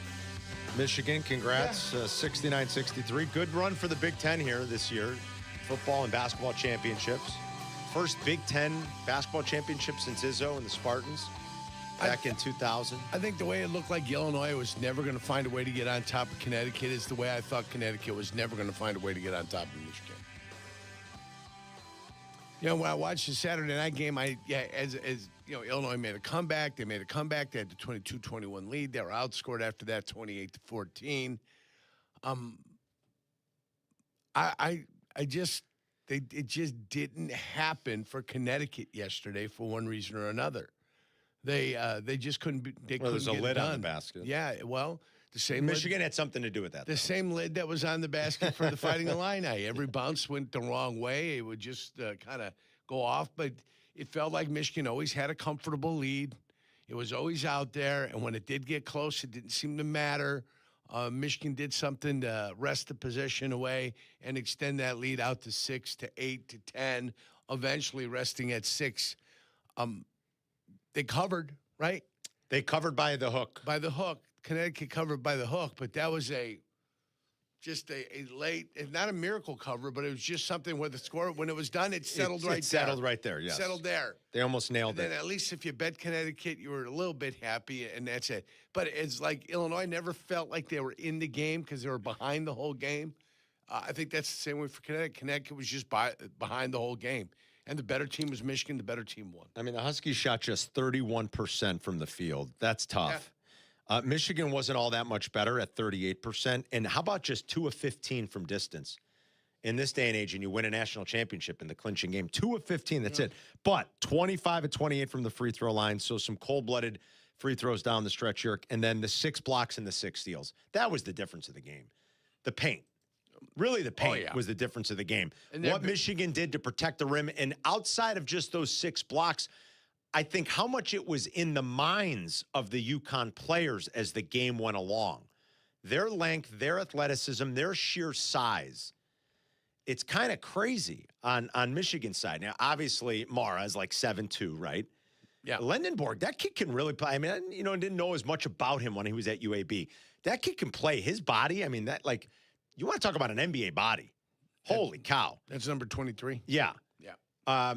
And then you've got, who is it? McKinney. He's the other one, right? He's the other big one. And Johnson, obviously. You got all these 6'4", 6'7", 6'9", 7'2".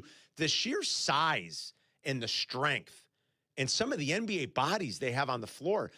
I thought the paint was the story of the game. And 36 points in the paint for Michigan. Yeah, that's a huge number. Sure.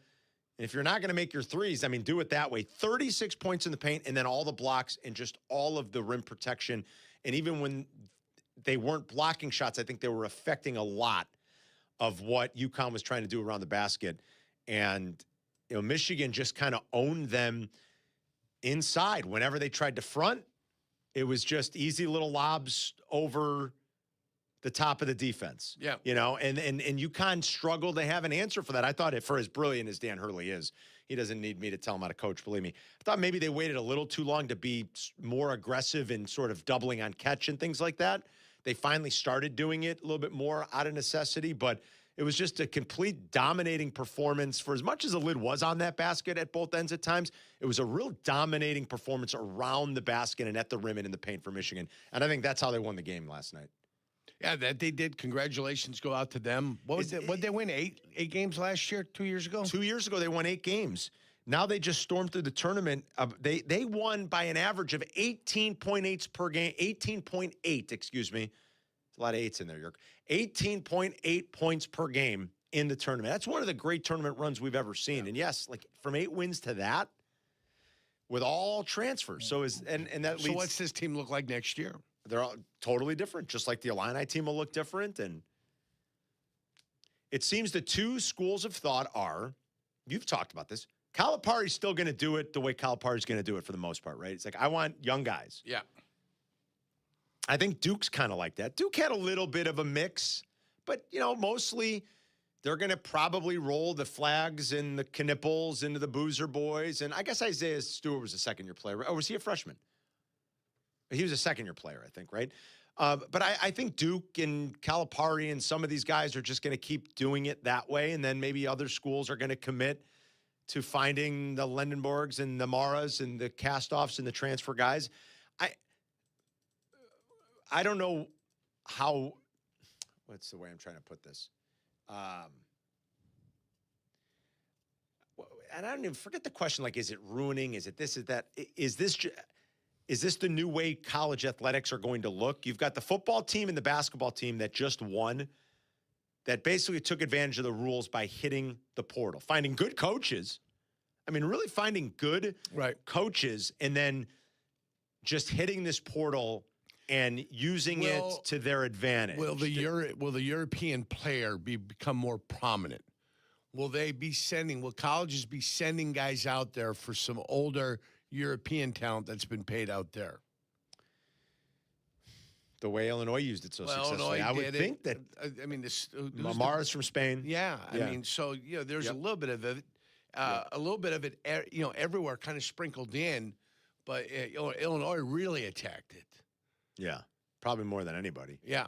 So I just is this the new look of college athletics? And some college coaches won't recruit high school players at all. They won't look at a high school player. Patino said he won't, right? Patino's going to try to do it this way. Yeah. And his St. John's team made a run to the Sweet 16 for the first time in 25 years doing it that way, and he's going to try to do it again. So I don't know how you determine what's right and what's wrong. Like, certain guys are going to still do it their way. Shire's always going to get good recruits and five-star recruits, and Duke's going to have their pick of those best high school players. Then Calipari's going to do it that way too. But what just worked in football and basketball is interesting in this changing landscape. And would we overreact to say, oh, this is the new norm in college athletics and this is the way you have to do it? Or is this just a one-off? I mean, Duke could very easily, they've been kind of knocking on the door each of the last 2 years with young guys. They could very easily next year again with a bunch. I'm assuming he's getting a bunch of 5 stars. I don't really know. I don't follow it that closely. But I would assume John Shire's going to have the creme de la creme of all the young McDonald's All-Americans. So a couple of them want to go to Duke. And he could very much be knocking on the door and win one next year. So I don't want to overreact. I mean, they already know that. Their signing day That's what I'm saying. Like, I just don't follow it. I don't know who his recruits look at are. How UConn's done it, though. UConn, they have some transfers. Like, Reed was a transfer from Michigan. Reed was a Can transfer. You imagine if he was on that team this year? No. They would be the best team of But that's the college thing. Like, basketball they no history. longer had a need for Reed, I guess. And he had a great tournament. Didn't have a great night last night, but I thought he had a great tournament. But UConn and UConn capitalized on that in a sense. But UConn has Caravan, and they have Solo Ball, and they have these guys that they build up and still keep for 4 years. I mean, Caravan's what, a fifth-year senior? Caravan, yeah. And you have Solo Ball, who's a junior, who's going to be there next year too, unless something insane happens. You have a team like Marquette, who hasn't used the transfer portal at all these past few years. How'd and that it's work worked out for them. him? Not this year, but the past 3 years, they've been a top That's true. 5 seed. So there's a lot of different ways to do it. More than one way to skin a cat, as we always say. But this was the stat that this was the first team ever to start 5 transfers to win? Is that right? And when you think about the way Indiana did it too, everybody's going to want to be tempted. Because if you transferred, you had to sit out a year. Yeah, right. Exactly. Do you think anything will happen with this executive order about, like that's going to eventually it's going to find its way to the court system, I would think. And I don't know. I don't know how that's going to work down the line. I mean, I know I'd like to keep politicians out of college basketball. I'm kind of with you, Yerk. I know. Okay. Let college basketball handle college. Fish to fry. Thank you. I feel like, you know, stay out of that. Probably stay out of it. Stay out of it. And even those executive orders have to eventually you'll go through the courts probably. What ends up, they always get challenged. Right. You know, who are you to go ahead and say what should happen or not? Yeah, exactly. No, sorry. We'll exactly. Wait. Yeah.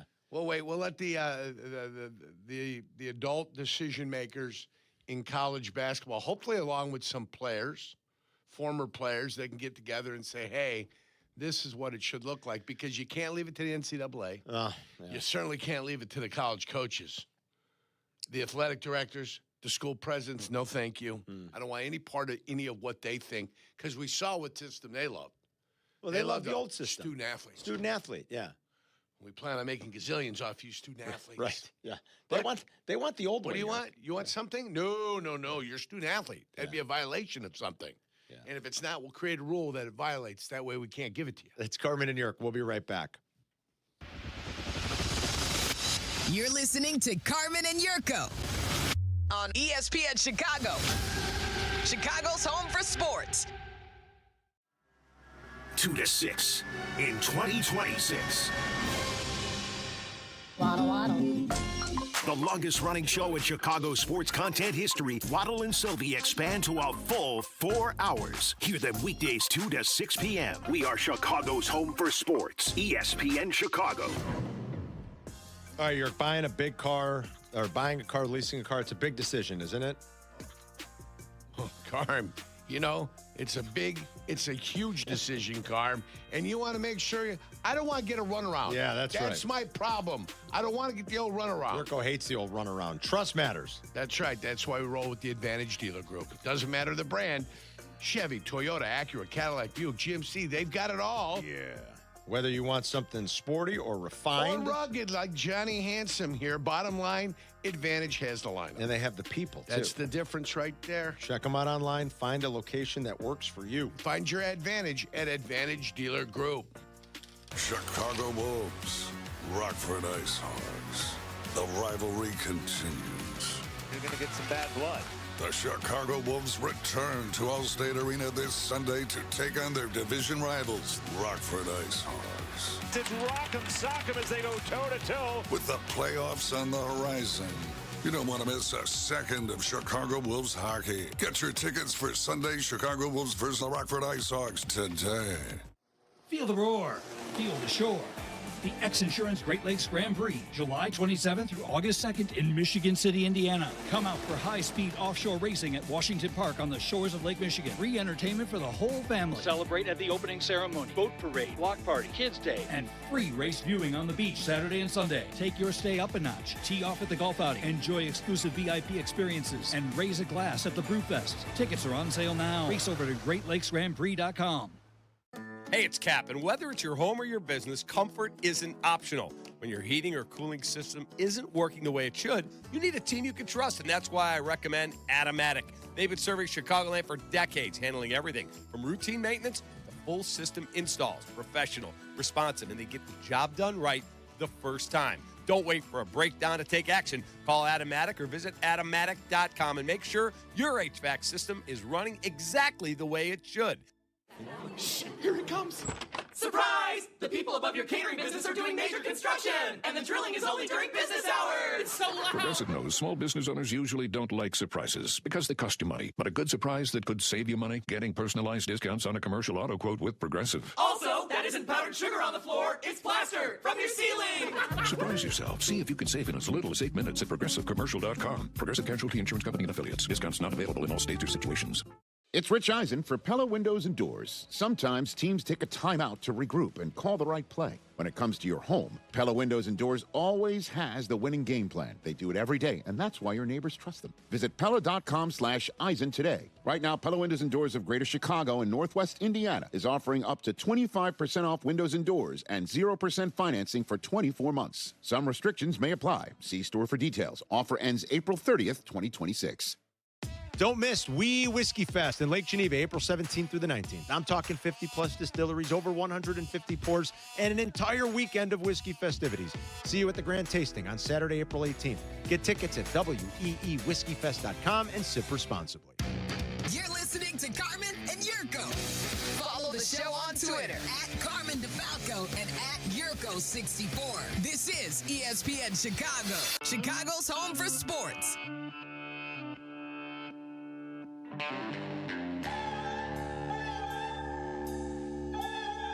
Everyone's having a nice Tuesday morning. It's Carmen and Jurk, presented by the Advantage Dealer Group.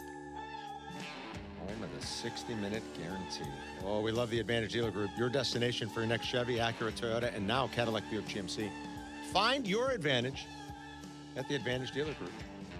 Brett's in Indianapolis. Let's talk college basketball. Oh, you know what? Real quick, before I get to Brett, just an update in case you missed it earlier today. Jesse had some good news here on what's happening with Cade Horton. You know, it's never good. Like these forearm strains, we know kind of what they're leading to these days. It's just like basketball players, when you start talking about that calf strain, it's like, oh boy, you start to get nervous, and rightfully so. It's not like devastating news yet on Cade Horton, but it certainly isn't good, as the MRI was, quote unquote, not clean. Is that how Jesse deemed it? The MRI was not clean, and he's going to Texas to meet with one of these leading orthopedic surgeons to further evaluated. The same guy that did Justin Steele's surgery. He's meeting with the same guy. Justin Steele coming back. If something bad happens here with Cade Horton, the positive spin is Justin Steele is coming back. Kap brought up a good point. He's like, why is Lucas Giolito just kind of sitting at home? I mean, listen, sometimes when you get desperate, start taking some flight. Matthew Boyd just had to go on the DL too, and I still say the DL.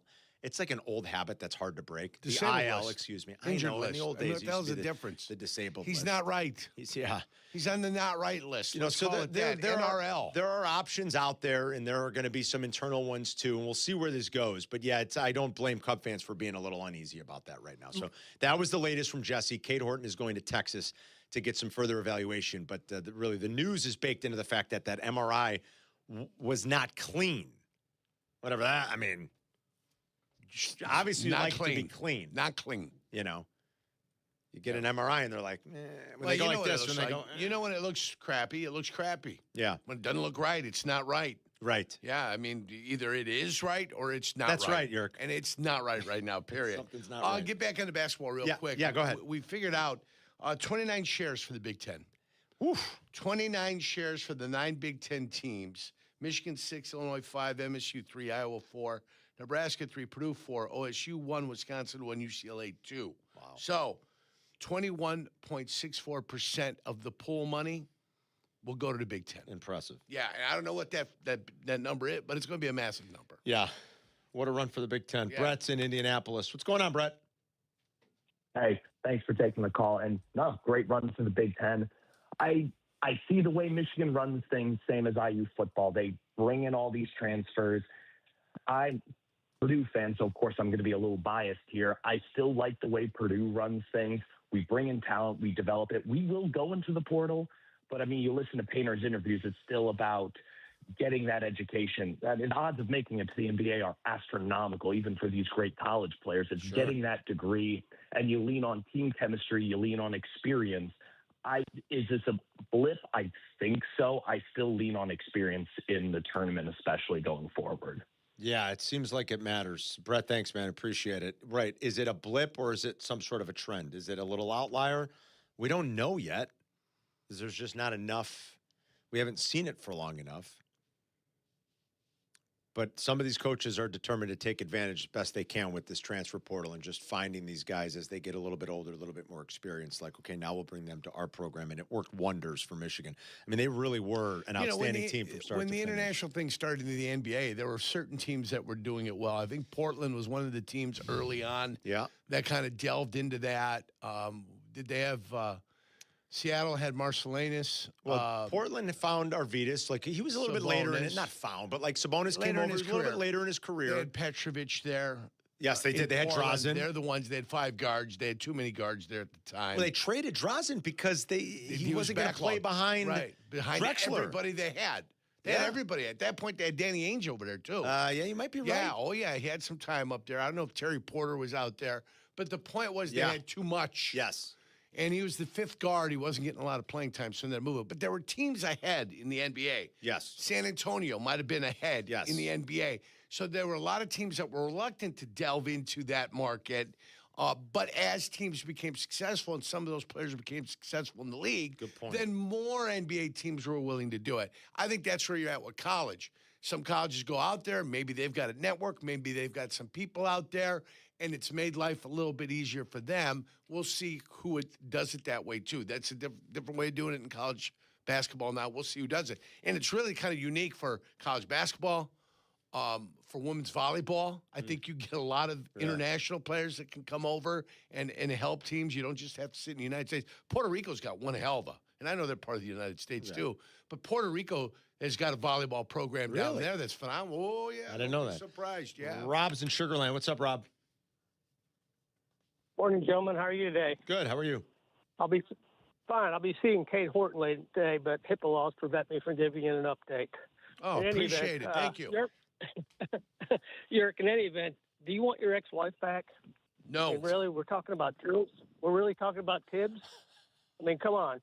Do this for me. When you get time, put together the last decade of Bulls players and give me a starting 5 and tell me what that looks like. Take anybody who wore a uniform. The last 10 years? Last decade. last 10 years and tell me what that lineup looks like, talent-wise. 2016 That's why they don't win. on. Yeah. I mean, no talent. yeah, like, I don't know, Jimmy, as Joe, so 2016 and on, so Joe would have probably been towards the back end then. Back end at that time. I was going to say, like, Joe, Jimmy, DeMar. Dwayne Wade for a year. Oh, stop with that. Not Dwayne Wade. What do you mean stop with that? It was terrible when he was here. It was at the end, he was on one leg. They can't draft talent. They can't draw talent. And that's my big question. How's the league view the Bulls as a franchise? Why can't we get major players to come here? Is the franchise view that bad? But Rob, again, I think that's, be careful with that. Most franchises don't. They just don't. It's like, historically, like, just track it. It's not just a Bulls thing. Like, if you're not in Miami or LA or New York, you're probably not, luring big time free agents. Like the Durant to Golden State thing was kind of a unique moment in time. Like, with an unbelievable team and this dynasty that was right in its heyday, with an explosion of the salary cap that allowed them to pay him an exorbitant amount of money. It's not just a Bulls thing. And these guys tend to gravitate towards only a few places.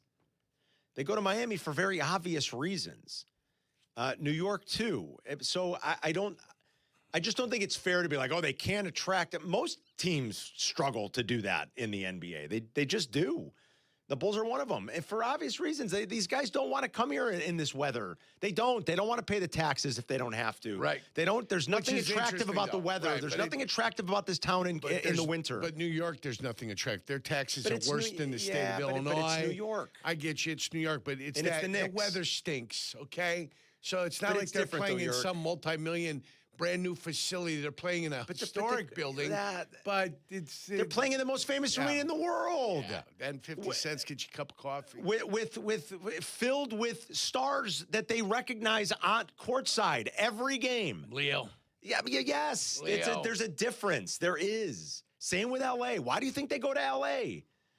Those taxes are high too, but they go to LA because there are stars everywhere they look, and the weather's beautiful, and they spread their wings with different business ventures, and they get involved with Hollywood people. Is Vegas finally going to get a team? They want to. Yeah. Silver's pushing for Nevada, Texas, Florida. I think one of the Carolinas, Florida. Any of the 14 states that has an NBA team, which some of these don't. Right. Where you don't have to pay a state tax. That's a place to go. Yeah. I'd make that team a winner. And I tell each one of these guys $100 million. They're not taking 10% of that, fellas. You're going on the organization for you. All right, we got to take a quick break. It's Carmen and New York. We'll want to transition into some of the stuff that broke yesterday late in our show with Dexter Lawrence requesting a trade. We'll talk about that coming up. 312-332-ESPN for Carmen and New York. We'll be right back. And Jurko on ESPN 1000, Chicago's home for sports. This is your White Sox Minute. I'm Len Casper. The Sox dropped a pitcher's duel 2-1 to the Orioles Monday night. They also lost veteran outfielder Austin Hayes to a hamstring injury. The Sox did rally in the night, but left the tying run in scoring position. Today's game will begin at 2:10 p.m., not the original 6:40 start time, due to the forecast of cold temperatures. Parking lots open at 12:10. The gates will open at 12:40. Join us at the ballpark Saturday, April 25th for Sox Crawl, presented by Blue Moon. Enjoy an exclusive pregame crawl inside the stadium with special $5 menu items, entertainment, and more. Plus, receive a 90s City Connect jacket, presented by Miller Lite. Fans must be 21 years and older to attend. To purchase tickets, visit whitesox.com/SoxCrawl. This has been your White Sox Minute. Hey guys, it's Silvy. It wasn't long ago when gorgeous spring days made me angry. It was beautiful outside, but our windows wouldn't open, and they'd only stay open with a stick propping it open. That's when we began our partnership with Window Nation. They installed custom-fit windows and made a huge difference in the Silverman household. Right now, you can save up to 50% off. The more you buy, the more you save sale. Plus, get 0% interest for 5 years. Visit windownation.com today to book your consultation. When it comes to my ride, I don't mess around. Advantage Chevrolet. 3 locations, Chicagoland's covered. You want a Chevy? They've got it. You want savings? Oh, yeah. Most important, trust. No runaround. They shoot you straight. Advantage Chevrolet Bridgeview. Together, let's drive. Ring, ring. Hello. Who is it? Guests on ESPN Chicago join us on the Yingling Hotline. Chicago office is calling. I've been expecting your call. The Yingling Hotline. Brought to you by Yingling, the oldest brewery in America. Broadcasting live from the Chicago Board of Trade. This is the home of the Chicago Bears, ESPN Chicago. And this is Carmen and Jurko, WMVP, WTBC, HD2, Chicago, a good Karma Brands radio station. Carmen and Jurko until noon, and then Rich Eisen will be on the air. We have a 1:30 pregame for White Sox and Orioles today. I think if you were just paying attention to Len's White Sox Minute, you heard Len give the update because of the weather. I mean, it's cold today. The sun's out, which is nice, but it's cold. I mean, it's only 34 degrees. Ugh. Yeah. And it's going to be chilly tonight, so they moved the game up, rightfully so. My son's supposed to have his first outdoor practice finally tonight, and I think they're going to move that one inside. They think they're sort of chomping at the bit to get outside and practice. Sure. But I have a feeling they're going to be like, let's practice inside. He's got a game. Finally, we got a game on Thursday, so at least they've got something to look forward to. They're ready to get outside and play a little bit. But they moved the White Sox game up, so 1:30 pregame with Jeff Meller today. And then, remember, Waddle and Silvy at 2 will still be on the YouTube channel, on the station's YouTube channel, so you can watch them there, covering all the latest with the Bulls and other fun stuff. The Cade Horton news, if you want to call it that. I mean, it's not really news yet. It's just sort of an update. Jesse provided a really good update on what's happening with Cade Horton as he's getting a second opinion down in Texas right now from the same doctor that did Justin Steele's, Tommy John. So we'll see where that goes. If there's any news later today, they'll react to it. They'll be on the YouTube channel, and then their show will be a little bit truncated over the air. And on the app, once the White Sox are done, tomorrow is another day game. White Sox rally fell short in the ninth. Valiant effort in the ninth last night, but the rally fell a little bit short, and the winning streak is over. They lost 2-1. The Cubs lost again, too, 6-4, and just haven't played that great of an offensive game here in a little bit. So we'll talk about that later. Right now, we wanted to transition a little bit into the NFL news that broke late in our show yesterday. Dexter Lawrence, a little bit annoyed that he doesn't have a new contract with the Giants and has requested a trade. We'll see where this thing goes. Does John Harbaugh want to risk losing one of his better defensive players just as he starts to put his imprint on that organization? Look, they're deep at that spot, which could make you believe, or at least I should say they're deep across their defensive line. It could make you think that they'd be willing to engage here, and that'd be an interesting ad for a lot of teams. I guess I'd say the Bears included, although they tried to spend the early days of free agency sort of adding to the interior of their D-line, hoping to beef it up. Does it feel like chasing right now if the Bears were going to get involved in Dexter Lawrence, and how much would you push all in? I'd be very careful to say give up a first-round draft pick for Dexter Lawrence. He wants a new contract, which means you're going to have to pay him. I don't know how many times we have to sort of reiterate they're already paying some players across that D-line where the impact hasn't been all that great. He's a very, very good player. He'll turn 29 this year. Yeah. He wants a new contract. I would not be trading a first-round pick for Dexter Lawrence. The price of poker for this player, this deal I'm in, will depend upon how many teams are interested in him. That's it. If there's only one team interested in him, then the price of poker goes down a little bit. If you got 3-4 teams interested in him, then the price of poker may be up there. I already looked at some stuff online where they talked about what would the Packers have to give up to get him. See, the Packers could make some sense. Okay. What would the Packers have to give up if they wanted to get him? And they need somebody inside. I believe they do. They need somebody inside. I mean, so now if it's the Packers, if it's the Bears, and it's somebody else, now you got three teams vying for him. That becomes a little pricier. The price of poker. And they're talking about giving up the first-round pick, talking about giving up a third-round pick and a fifth-round pick. They're talking about giving up 3 picks for him. So, I mean, if that's the price of poker and that's what you're going to have to do to get him, then – when did the Packers' philosophy change here, Yerk? That's kind of been on Packer-like, but they swung big for Micah. Yeah. Would they swing big again? Maybe they don't feel great about Devontae Wyatt's rehab and where it is coming off of an injury. And so, to your point, maybe they want to add someone like that once Micah's back, add someone like Lawrence that could really veteran guy impact the interior. But when did the Packers become It just seems it doesn't seem very Packer-like where they took these kind of swings in free agency or these big trades historically. Well, they're swinging. They're swinging. Listen, if they have another disappointing year, and they considered last year a disappointment after losing to the Bears twice, and losing in the playoffs, okay, they considered that a disappointment. If you don't get better and you don't do something, but at the expense of a lot of draft capital. That's David LaFleur going hasta la bye-bye too, but he's not the guy making that call. Would his brother Matt go too? Yeah, Matt LaFleur. You like that? David LaFleur. Is he a tight end? I think David LaFleur a tight end. The best is yesterday I had the cake boss as Buddy Biancalana, the former Royals shortstop. And I knew he was a Kansas Jurko City. quickly, he's like, Buddy Biancalana, are you talking about the former Royal? I'm like, oh yeah, that's right. But the He's a GM Royal. up there is Gutenkest, right? Yes, yeah. All right, so the GM there, he's the guy making those calls.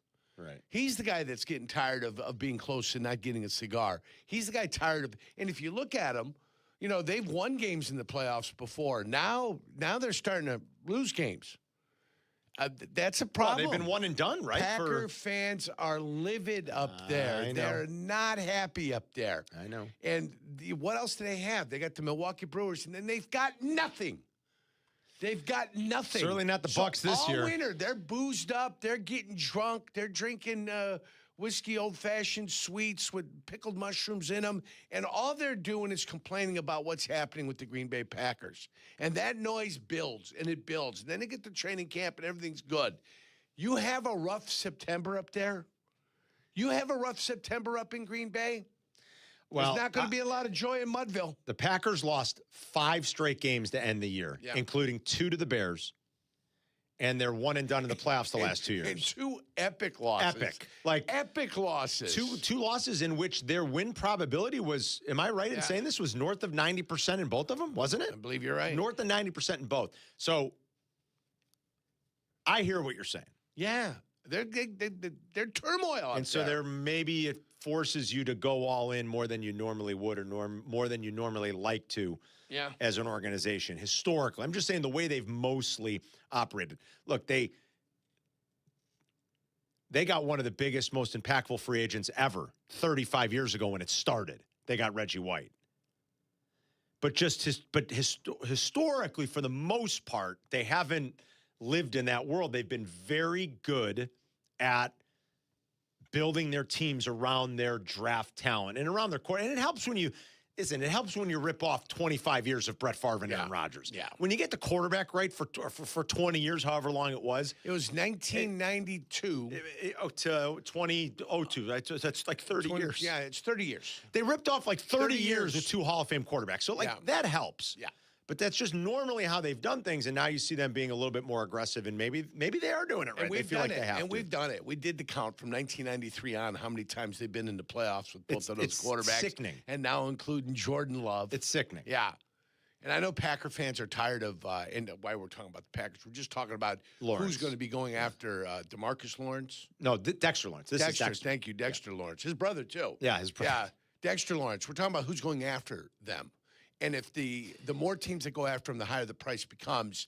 And whether or not the Green Bay Packers are a viable option for Dexter Lawrence, and I believe they are. They're talking about it up there. Whether they pull the trigger or not depends how expensive it gets. Yeah. There is a ceiling for how much they're going to be willing to offer this guy. Yeah. You say he's going to be 29 in November. Season's almost over. So, yeah, you got to think about it. By the way, in case you're wondering, since 1993, the Packers have been to the playoffs 25 times. Yeah. 25 times. 25 times. 25. It's like I would love it. I would love it if we were all miserable the way all their fans are right now. If in a 30-year span, as Bears fans, we watch them go to the playoffs 25 times, I would love to hear us be miserable about it. Can you imagine? 25 times. Including, 3 trips to the Super Bowl in that span with 2 wins, right? Yes. I wish. Yerk, I have a question for you from a defensive tackle perspective. So Dexter Lawrence has 9 sacks 2 years ago. Yep. And he's looking like an all-pro. Right. Then last year, he completely falls off a cliff. And it's not like there was a big reported injury or anything like that. Mm-hmm. But the sack production wasn't there. I don't think he had 1 full sack. I think he had, half a sack last season? Last year. And he played in every single game. So why does that drop-off occur, and is it a bigger sign of things? I've had a half sack in my lifetime, too. You know what I'm saying? Virgil Ivers had half a sack for a different reason, of course. So I would have to ask, was there a change in defensive philosophy last year? Did a new coach, a new coordinator come in? No. Okay, so that would be the first question I would ask. New coordinator come in, new defensive line coach come in. Did something change within the coaching staff where they were doing something differently? First question I would ask. Okay. Yeah, they did change D coordinators, right? Because Wink was gone, right? Okay, Wink Martindale? Yes. Yeah. So there you go. I mean, that might be something. Or was Wink gone for a while? I don't know. I remember now. My point to you would be to investigate that. Secondly, just because there's no major injury, that doesn't mean there's not something that's bothering the individual player. Arch in his foot.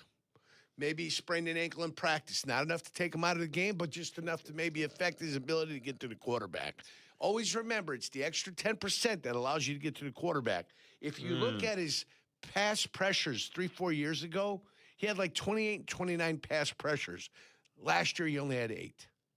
Okay, so is it that he's getting older? Is it that he's not 26, 25 anymore? Is it because he's 28 and 29? Now we're starting to see the wear and tear. So I'd say, was there a change in coaching philosophy?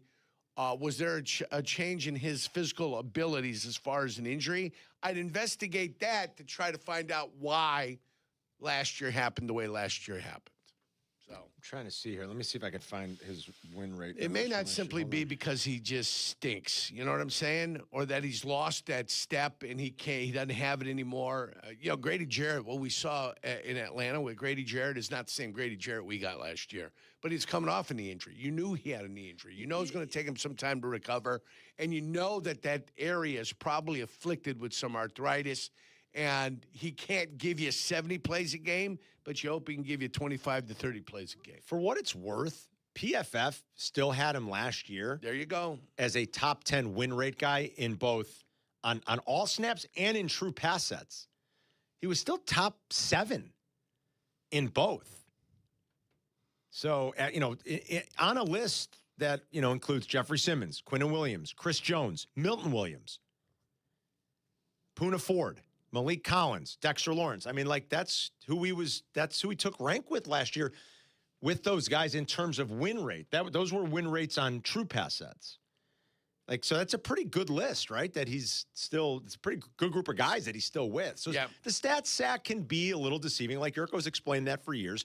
You still want to see a guy with TFLs and quarterback hits and hurries and pressures. That's what you should really look for. And I still think even by some of those metrics, he was still a somewhat productive player last year. And to answer your question, Jurko, so the Giants fired their defensive coordinator in season last year. Did. So they had the same defensive coordinator in 24 and 25, but they fired him halfway through the season. Okay.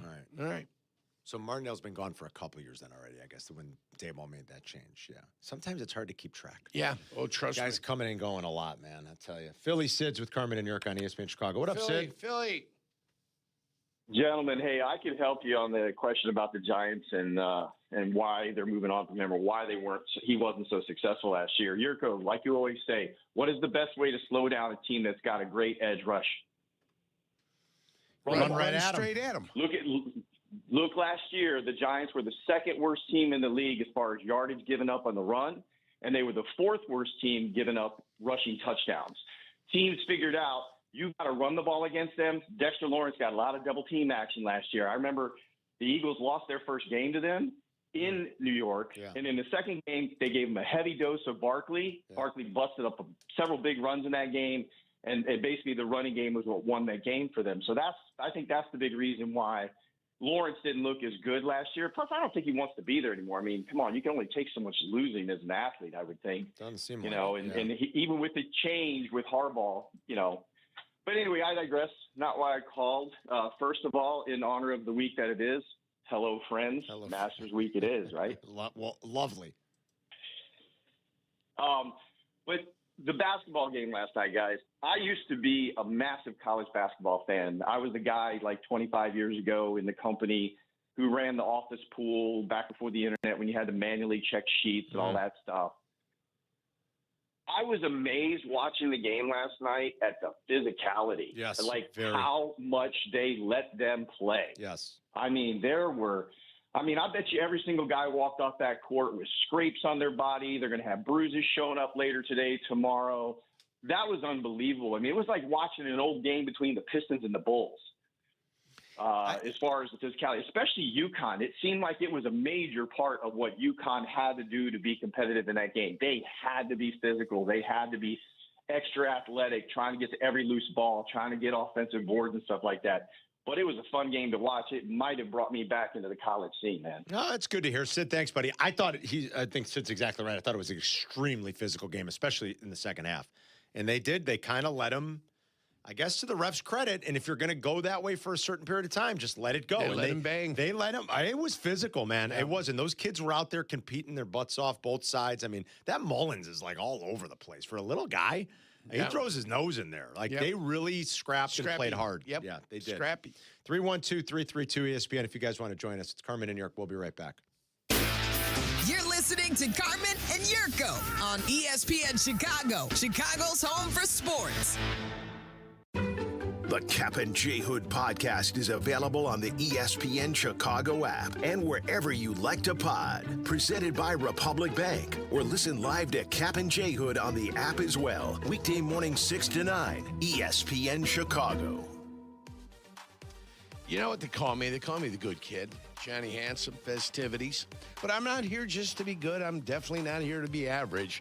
But when it comes to performance, I want to be exceptional. And you know what else? I want to feel confident. I want to be ready. And I want to know I'm going to be bringing it every single time. That's exactly why Blue Chew just raised the bar with Blue Chew Gold. This is a 4-in-1 formula designed to work on both the body and the mind. You get 2 proven ingredients that support blood flow, plus apomorphine and oxytocin to enhance what? Arousal, desire, and that connectivity that you need. That means you're not just physically ready, you're mentally dialed in too. You're getting your mind right. It dissolves right under your tongue. Start working in as little as 15 minutes. Less waiting, less worrying, more confidence. Ladies, if you're listening, send your man the link. Help him bring home the gold and make him a medalist. We've got a special deal for all of our listeners. Get 10% off your first month of Blue Chew Gold with code ESPN. That's promo code ESPN. Visit BlueChew.com for more details and important safety information. We thank Blue Chew for sponsoring. You've heard their names around town. Costa, Iavoni. I'm here talking with accident attorneys Julio Costa and Anthony Iavoni. You two have built a serious rep in Chicago. What's the playbook? We grew up here. Soccer matches on weekends. Southside baseball games in the summer. Football battles on fall Sundays. We know the city, and we fight hard for the people in it. Exactly. When someone's hurt or needs help, we show up. We recognize that our clients are the same people we see in the stands with us at those games. That's what being local is all about. We get you. Costa Iavoni, your local personal injury attorneys. 708-4-million. Chicago's ESPN 1000 is conducting a test of the emergency alert system. This is only a test.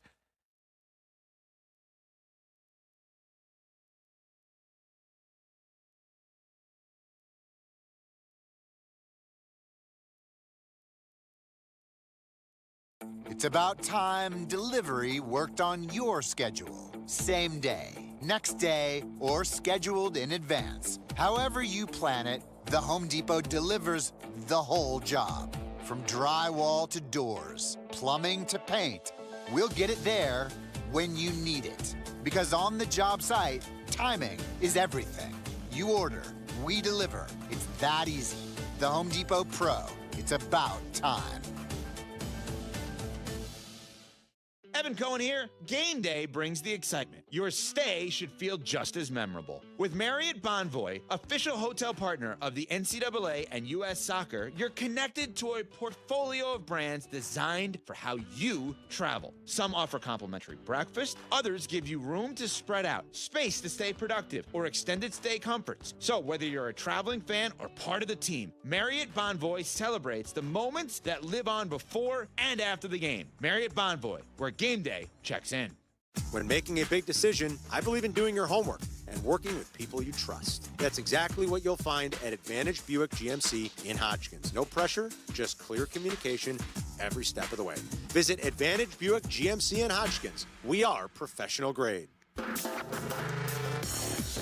You're listening to Carmen and Jurko. If you missed something, get the podcast on the ESPN Chicago app. This is Chicago's home for sports, ESPN Chicago. Michigan are champs. AK and Eversley are out. See, the Nuggets have won 9 in a row. Another win last night, Yerk. Joker picked up his 33rd triple-double of the season. Interesting, yeah. He has played 63 games. He has a triple-double, in 33 of them. 33 triple-doubles. Do you have any guesses as to who's second in the league in triple-doubles? There are 2 players tied for second most. So Joker's got 33, okay? These next 2 guys have 13. He's 20 clear. I do not know who those other 2 are. Josh Giddey is one. Giddey? And Jalen Johnson of the Atlanta Hawks is the other. I'd much rather have Jalen Johnson over Josh Giddey. That's just me personally. Okay. But Giddey and Jalen Johnson So he's got 33. 33. Those guys have 13. They have 13.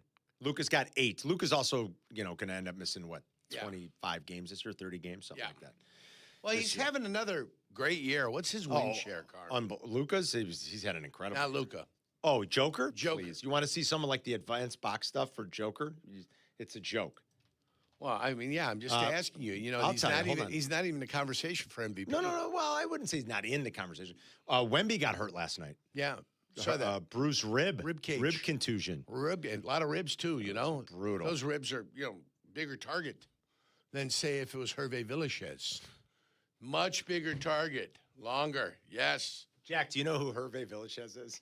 The plane He doesn't know what I don't know who that is. He doesn't know Fantasy Island? He doesn't know what I'd like to look it up, but I don't. No, you can look it up. Oh, okay. You don't know what the Fantasy Island is. He doesn't. What do you mean? Sometimes when you say things, Jurko, I don't know if I should search them on a company computer. I am telling you. You got a phone right in front of you, don't you? Yeah. It's your phone, right? This is going to be the 6th consecutive season. You ready? Yeah, I'm ready. I'm listening. That Joker leads the NBA in PER, which is player efficiency rating, and box plus minus. Like his contribution to the box score here. Sure. Like per 100 possessions. Right. Box plus minus. I don't know that Michael Jordan ever did that. Now, I'm not saying Joker's Michael either. But, No, never. But. I hear a butt here. I hear a butt here, At Carmen. what point can you no longer formulate the list of like the 10 best NBA players of all time and not have Joker on it? Let's do it right now. Michael, Magic, Wilt, Kareem. Those are good ones. Bird. Jack. I'm impressed. Bird. I would say LeBron. I would say Shaq. Bill Russell. Steph. Bill Russell. I mean, so much before my time in such a different era. Do we want to? You want to burn Bill Russell? Is that what you say? I don't. But like he also, even though he had all the championships, was he as good as What Wilt? about Hondo? No. What about John Havlicek? No, not top 10. I just love saying his name. Jokic over Kobe. Probably. Oh boy, now you're getting into scandalous stuff. I mean, probably, don't you think? Like, he's literally doing things that have never been done. And I get, like, comparing these stats are a little bit tricky because eras are hard and they change. But these also aren't counting metrics. Or, excuse me, these aren't counting stats. These are advanced metrics that are... These are advanced. Like, you know what I mean? And no, these are the good ones. It's 6 straight years, you guys.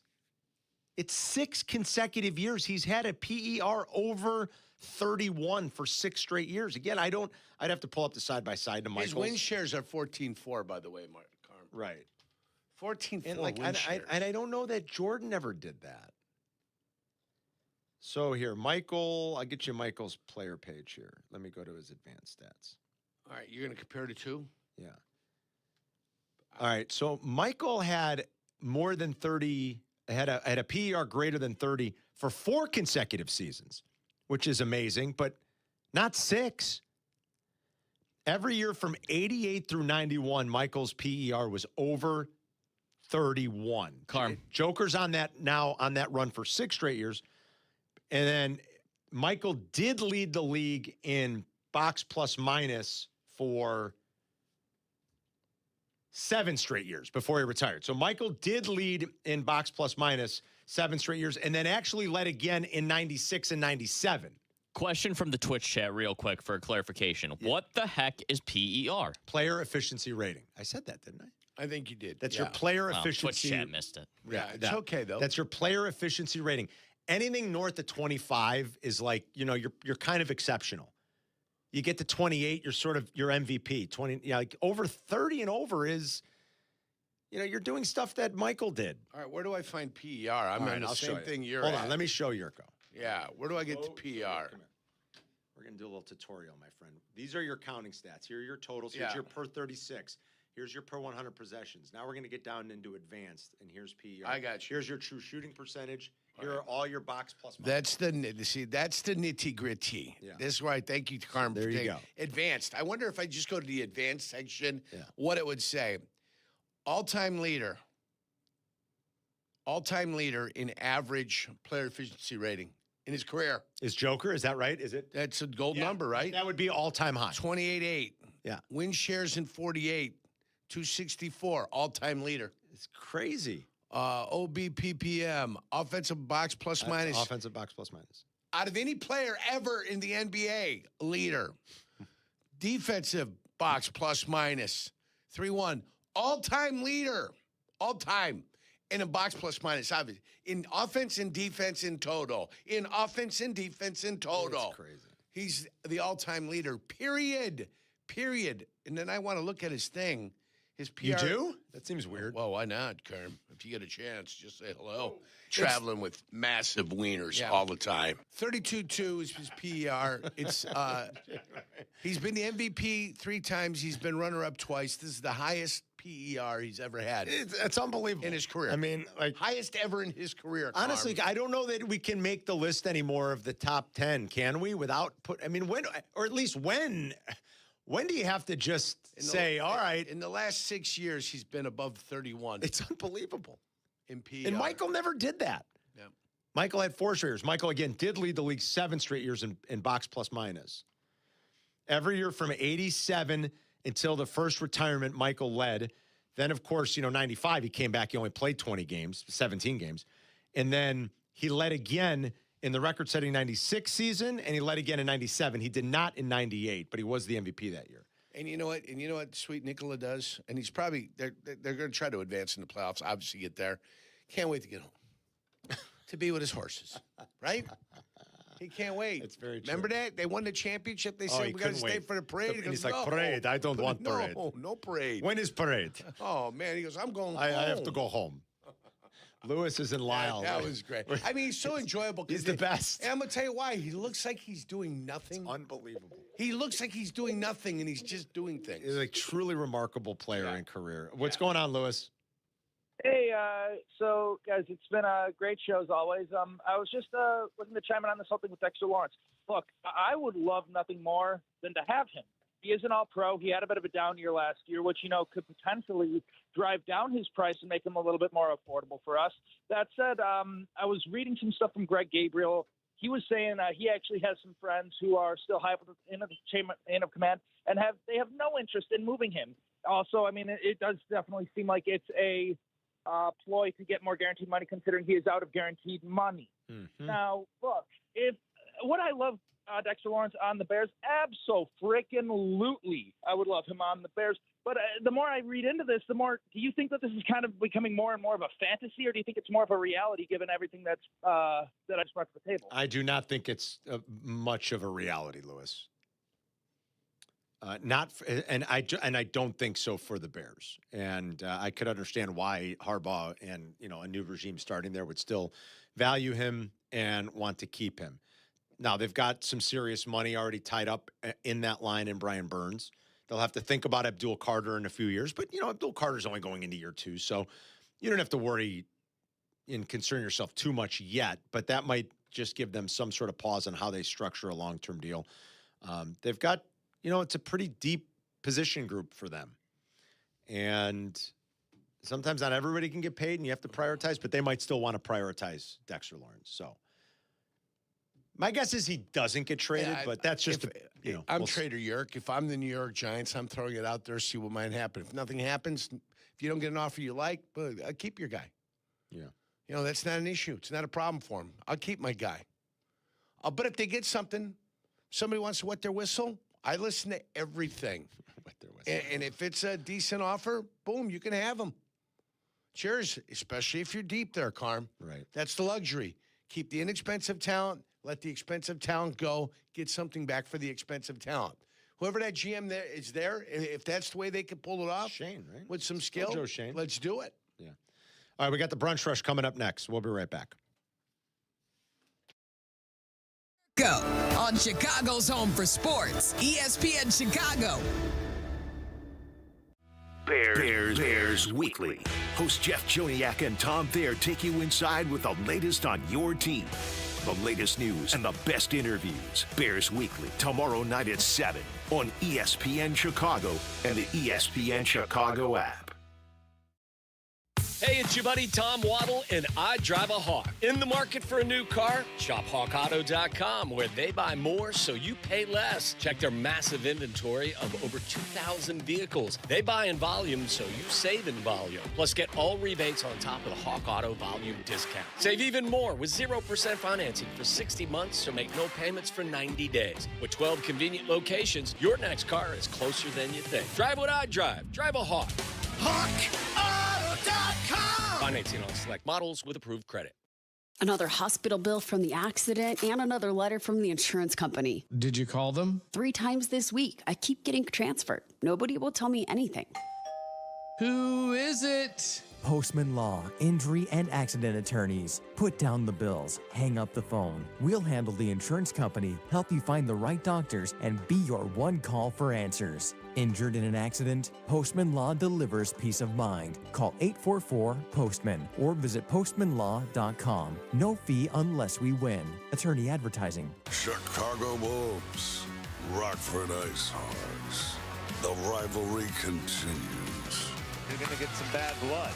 The Chicago Wolves return to Allstate Arena this Sunday to take on their division rivals, Rockford Ice Hogs. It's rock'em sock'em as they go toe-to-toe. With the playoffs on the horizon, you don't want to miss a second of Chicago Wolves hockey. Get your tickets for Sunday Chicago Wolves versus the Rockford Ice Hogs today. Whiskey lovers, I've got the weekend for you. Guys, it's Carmen. Whiskey Fest is back in beautiful Lake Geneva, Wisconsin, April 17th through the 19th.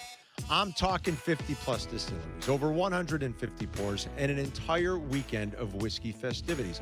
And I'll be back for year 3. See you at the Grand Tasting on Saturday, April 18th.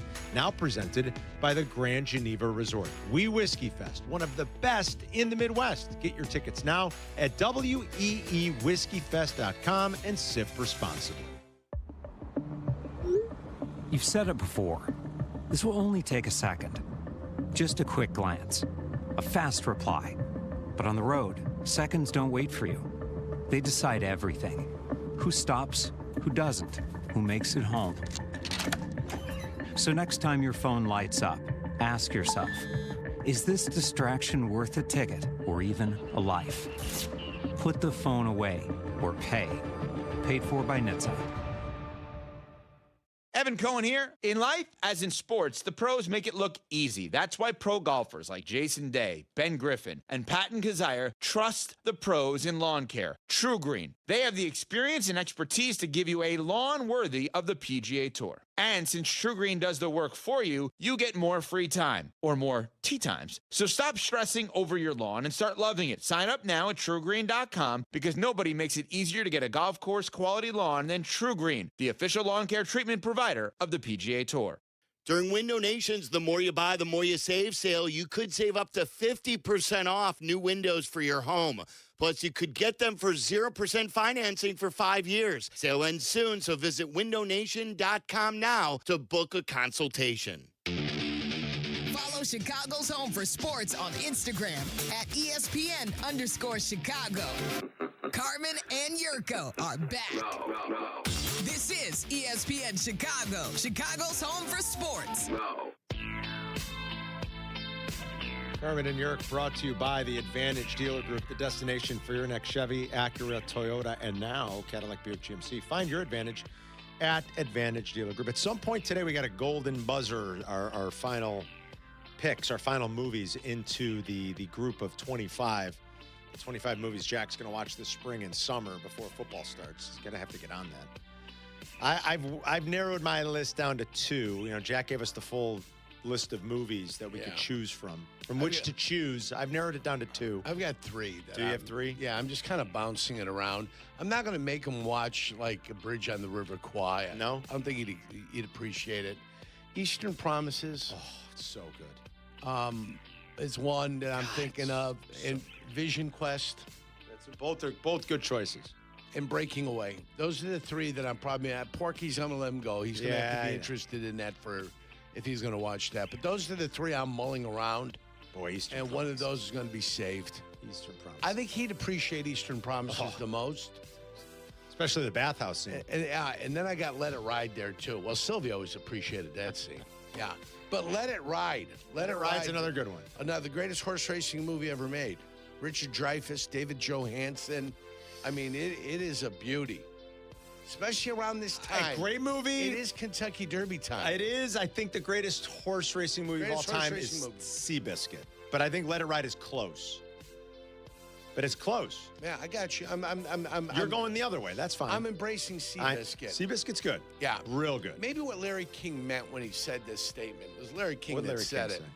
I think Larry King meant that it epitomizes everything that a gambler is all about when it comes to horse racing. That's true. Because it truly does embrace the loser aspect of a broken down horse player. Yes. And how one would just in their own mind go ahead and justify everything that he does.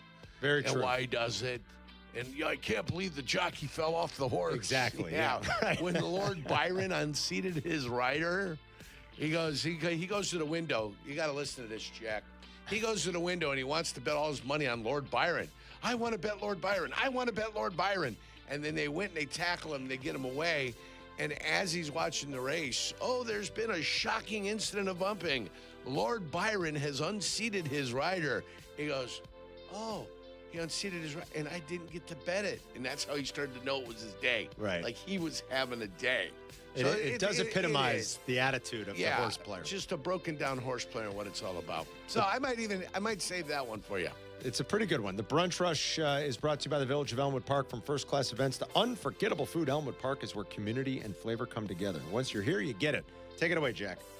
Well, Joe Kelly had an interesting little note in his article. A nugget, you could say. And it was talking about the Bulls front office and potential candidates. One name that came up as a possible GM candidate is Luol Deng. Luol Deng. The former small forward, power forward for the Bulls. See, we all remember him. Played just a few years ago. Sylvie would be there for the Dang Bang. Oh, yeah. He loved it. All right. Go ahead. Well, yeah. That would be if Masai Ujiri, who is the former president of the Raptors, if he were to take the job, Cowley says Dang gets close with him and could take over as general manager. Are they going to go after Masai Ujiri? Maybe. Masai Ujiri owns the women. Would he have to divest? I guess he wouldn't have to. He owns the women's team in Toronto, doesn't he? I did not know that. I thought he did. Would maybe that wouldn't matter. I mean, they're part of the NBA. Would that? It seems like that'd be. I don't know. I don't know how that would work. I didn't know Masai Ujiri was even going to be considered or was looking to get back into that world. But he would potentially bring Luol. Is Luol working in the league? So I was looking this up, and so Luol Deng is not currently working in the NBA. Oh boy! But he's been working in basketball, and specifically he's Sudanese, so specifically working with the Sudan basketball team. And he's invested in real estate. Apparently, he's a big business guy, and he's looking to get in. Maybe looking to get in to hoops is a general manager. Holy cow. I kind of would like some experience, but Yeah, he is a part of the ownership group of the Toronto Temple. Would he have to sell that? I'm not sure, but he's a part of the ownership group, though. Okay. That's confirmed. All right. What else, Jack? ESPN put out an article talking about each team, this was The Athletic. The Athletic put out an article talking about executives commenting on each NFL team's offseason. Getting back on the Bears, it was all good thoughts. It was from NFL executives across the league. The one thing that they still noted, though, Bears didn't address the pass rush. So that is the one big takeaway from that. They said Kobe Bryant was a great signing, though, and a lot of other teams wanted him. Kobe Bryant is a very good signing, especially I think they knew what they were going to lose. I agree with that. And I think we all feel the same way. They probably haven't done enough to address the pass rush, and it's going to have to come from like a combination of guys. Maybe you find a real good player in the draft, and Austin Booker taking a major leap forward. Major step. In year 3. Sometimes that's what that's exactly when it fires for guys. Let's hope that happens for Austin And you got two Booker. guys coming off injuries, one which might be available and the other one that probably won't be. Yeah. Right? Who won't be, Yerk? The guy from Indianapolis. Well, he'd be, at some point I would think he's... Well, I think his is a little bit more difficult to come back from than the other one. Yeah. One's an ACL. What was his? His was his Achilles. I thought it was right? Achilles. Yeah, I believe that was Achilles. Achilles always you need a year.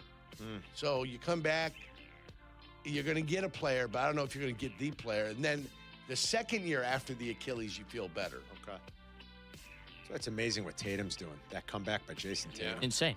It really and is. that's why the Celtics should be favorites the rest of the way to win the NBA Finals. Well, I don't Out think of to win the East, finals. maybe OKC. To win the East. OKC, that may be the Celtics. Yeah, maybe. San Antonio. Are the Spurs a shorter price, or is it right about equal right now? Let's check. They're check right what about the even. board They're says probably now, right about even. I would imagine. Yeah. All right, what else, Jack? In baseball news, Javier Assad is back up. We mentioned that Cade Horton seen a specialist in Texas because Jesse said this morning that his MRI was not clean. Well, Javier Assad has been called up.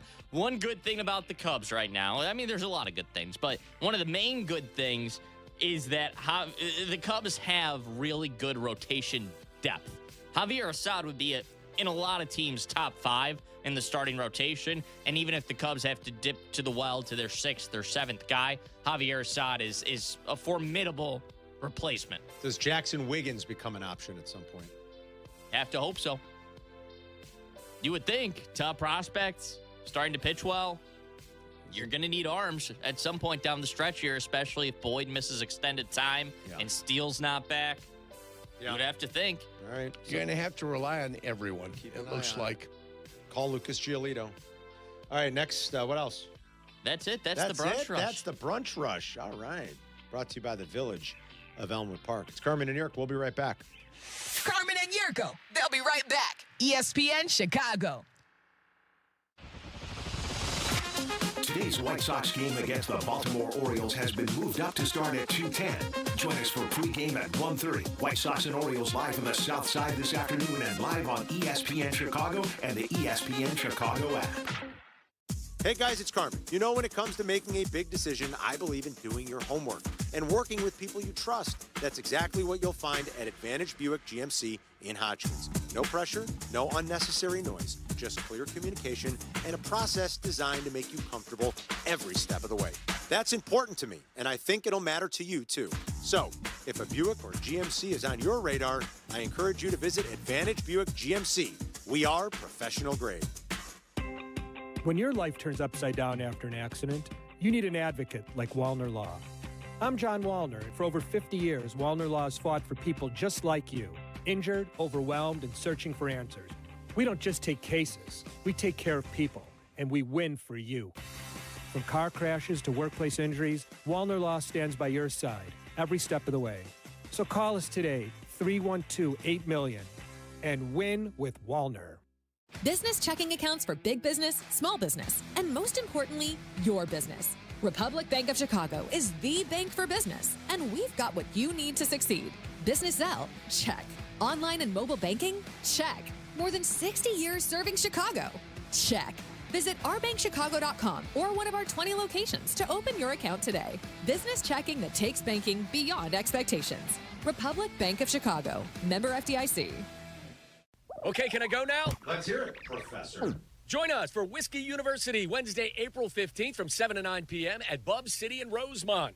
We'll study Old Forester bourbon and Glendronach single malt Scotch whiskey. Not bad. I don't overanalyze it, Carm. I just know great Scotch when I taste it. Just continue, please. Whiskey U. Come sip, enjoy, and learn something new. I mostly just enjoy. We noticed. Classes in session April 15th from 7 to 9. You forgot one thing. Oh, yeah. Please drink responsibly. Bravo. A+. Progressive knows there's no one more important to your team than your pet. They're like your top draft pick.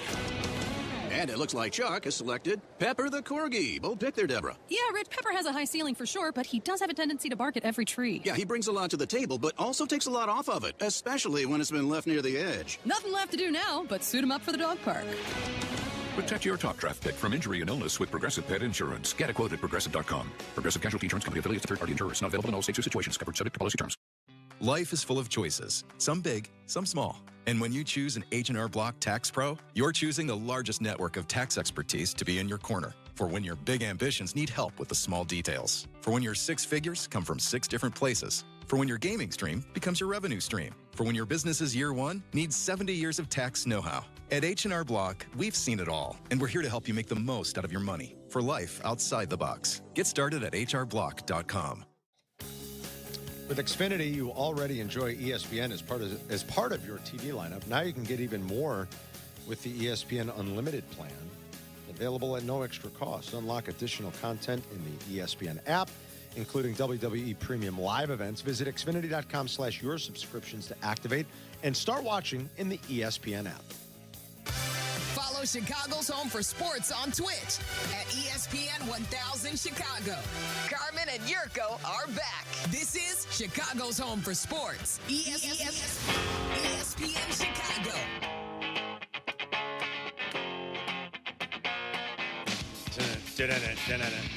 Tom Thayer will join us in like 10 minutes. We'll talk more about Dexter Lawrence. The Bears, just a few weeks away from the draft, Yerk. We got, 2 weeks from Thursday, round 1 from Pittsburgh. I didn't bring this up a little earlier when we were talking about Joker, just how incredible he's been. He had his 33rd triple-double tonight. The triple-double, it used to be kind of like when a guy had a triple-double, it was, holy cow. It used to be something Yeah, special. it used to kind of be something special, and now it's like, of course there's a bunch of triple-doubles. The first 70 years of the league, Yerk, there was one guy that ever averaged a triple-double. A guy who played the Big O. minimum required number of minutes. Yeah, Big O. That was it. It's the only guy in the first 70 years of the league. Yeah. Since Russell 2017. Westbrook. Yeah. Since this is going to be the 7th time it happens now. I'm sorry, this will be the 6th time it happens since 2017 between Russell Westbrook and Joker. And at some point, somebody else might come along and do it. Like a couple of guys have flirted with it and been close. I think Luka has been kind of close. Joker's going to do it again this year. Joker leads the league in rebounds and assists per game. It's amazing. And it's one of those stats now that I don't think younger people will ever maybe know was a big deal. Yeah. But for most of the history of the league, when a guy had it, if a guy had like 3 in a season, you'd be like, holy cow. The guy that really started, well, there were 2 guys, I guess, that I would say did them at a pretty high clip that always you were like, man, like Magic Johnson and Jason Kidd. But I bet if you looked at their like year-by-year triple-doubles, I don't know if you could find that real quick. It would seem so pedestrian, I think, to today's NBA fan or today's audience. Because guys like Joker and Luka and Russell Westbrook. Yeah, the last 2 years he's averaged a triple-double. I know. It's wild, man. And they just happen so frequently because of the pace and there's more possessions and there's just more opportunity. You've got more shots up and, so all of it's just the game kind of lends itself to it more now. But I don't know. It's one of those things that strikes me as it used to be a really big deal and now we just sort of take it for granted. It's kind of like the home run too. I remember being a kid, like, Cecil Fielder got to 50 home runs, and it was like, what? Like, how many home runs did he hit? It was it was mind-boggling. It's when Brady Anderson got to 50 that then your mind was really boggled. Well, then something started being fishy. Yeah. But like, I don't know. It's just when a guy got to 50 when I was a kid, you were like, oh my God, that's incredible. And you totally take that for granted. Is basically at 28, 13, and 11 this year. Yeah. 28, 13, and 11. Leads the league in rebounds and assists. 12-9 and 10-9. 12-9 rebounds a game and 10-9 assists a game. I'm sure somewhere on the baseball reference page, like it tracks these guys' triple doubles. Yeah, here it does. Basketball? So, like, if I went to Magic's, hold on. Like, if you looked at Magic Johnson, yeah, basketball. Did you say basketball? Yeah, I know. I said, basketball. So, like, if you looked at Magic. So, all time. So, Johnson is fourth all time. He had 138 regular season triple doubles. And he did. Magic would be usually around like 10 per season. Yeah. Joker's got 33. Who's tops on that list? Tops on the list is Russ, isn't he? Is number one on that list? Here, Jason Kidd. That's the other guy I was thinking of. Fat Lever used to get a lot of them too, back in the day. Not like Jason Kidd and Magic. I thought Jason Kidd here, like 4, 7, 5, 7, 8, 4. Those were, he was leading the league. It was like, man, Jason Kidd had 8 triple doubles. I thought this is the year that Jokic was supposed to pass Westbrook when it came to triple doubles. He did. Jokic is number one. Oh, Jokic is one now? No, Jokic is 12. Sorry, he did not pass me yet. Yeah. He's 12 away. He's 12 away. So he'll do it next year. Yeah. You don't have enough games left this year. Joker will pass him next year for the most. And if he didn't get hurt, he probably would have passed. He might have. He would have come close. The rate he's at. Jokic passed Magic 2 years ago already. So what I mean, it's crazy. So it's sort of, again, I don't want to say it's diminished. It's impressive in like what he does. We know how amazing he is and how he contributes to winning. But I don't know. I feel like it's one of those that just, it's a stat that we, in a sense, if I'm expressing it the right way, it's just sort of like we take it for granted now. You see guys all over the league will have, the guy with the 5th most triple doubles in the league will have 10. When back in the old days, like, Magic would have 10 or 12, and you'd be like, holy cow, Magic had 12 triple doubles. Or Jason Kidd would have 10, and you'd be like, holy cow. You see how many triple doubles? Or Jason Kidd had another triple double. And not like the 5th or 6th place guy has that many. It's kind of remarkable. I want to play real quick for you guys what Jesse said earlier today. Well, this is just Jesse's report. This was from Kap and Hoodie. It's important for Cub fans, the breaking news on Cade Horton. Look, Matthew Boyd just had to go on the injured list. Cade Horton, obviously, they put on right away, but they're trying to figure out the extent of the damage in his right arm. He left very early in Cleveland over the weekend with a forearm strain. Listen to Jesse give you the update on what's happening with Cade Horton. When it comes to Cade Horton, because the news is not good. I want to make sure I report it carefully here because no decision has been made. But the MRI via multiple sources, not good, not clean. And so he is going to see Dr. Keith Meister today. That's the Tommy John guy. That's the guy that Justin Steele saw. Justin Steele didn't have the full Tommy John. That they have that thing called with the internal brace, which is a little less invasive, a little bit quicker recovery time, but it's still a year, as you know, with Justin Steele. So we're headed down that path. Now, Dr. Meister might look at the MRI and say, look, no surgery required. We'll do something else, rest him up, and try some other things. But this is kind of the path that the Cubs are on. So the news really is the MRI was not clean, and he's going to see Dr. Keith Meister today to determine next actions. But you can kind of connect the dots here. It's exactly, I went back to my notes on Justin Steele. This is kind of how my reporting went on Justin Steele. The initial report, the MRI, not good, and then the second opinion leads to the surgery. Again, both guys have had Tommy John before. Steele had the internal brace, little quicker recovery, a little bit over a year as opposed to 14 months. So we'll see what the outcome with Cade Horton is, but no matter how you look at it, it's not good news, especially hearing about the MRI not being clean. Not a great update, not what Cub fans were hoping for. We'll see where this goes. Jesse will be all over it. And again, Waddle and Silvy will have more as the day goes on. If Jesse hears anything, remember, the guys are going to be on YouTube only to start the show because the White Sox game has been moved up because it is damn cold today. At least the sun's out, so it feels a little bit better. But they were supposed to play a 6:40 game. It's going to be too chilly tonight once the sun starts going down. Yeah. So they have moved the game up. So Waddle and Silvy will be back on for a little bit once the White Sox are over the air and on the app. But you can watch their show on the station's YouTube channel, and they'll have anything that develops this afternoon from Jesse, and we'll talk to Jesse tomorrow at 11. All right, so we've got a loaded 11 o'clock hour coming up. I got a question for Jack on his beloved Cubs, and it's got nothing to do with Cade Horton yet at this point. We have Tom Thayer coming up just after 11 to talk Dexter Lawrence and Bears and offseason stuff. Yeah. We'll get back to AK and Eversley being out. Bulls are in Washington tonight playing out the string. Is Billy Donovan going to get bumped up?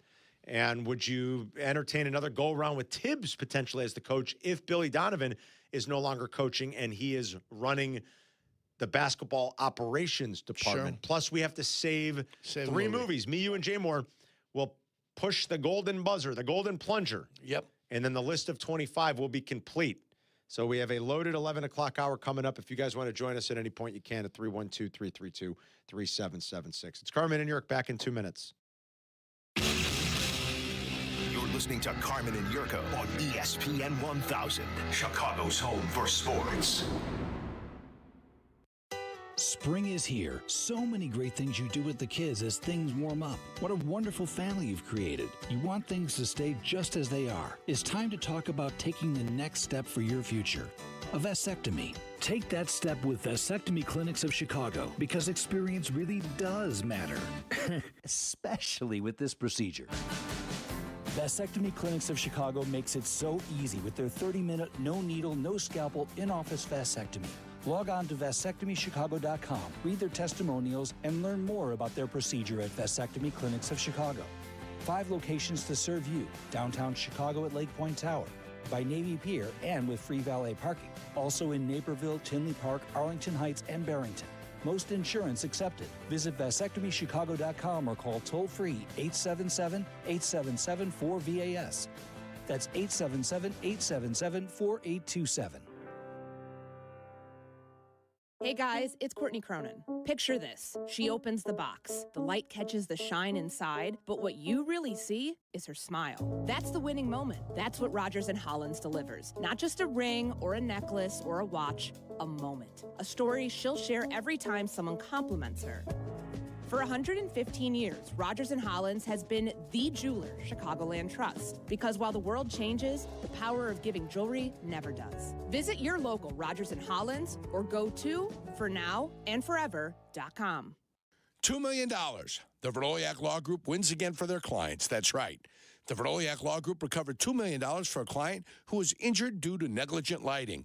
Hey, it's Jurko, and I'm telling you, if you're injured, make sure to call the Verdoliak Law Group. Prizes, flyaways, even cash money. You want it? We've got it. Find a list of all contests and official rules by visiting ESPNChicagoContests.com. That's ESPNChicagoContests.com. Broadcasting live from the Chicago Board of Trade. This is the home for every Bears game. ESPN Chicago. And this is Carmen and Jurko. WMVP, WTBC, HD2, Chicago. A good Karma Brands radio station.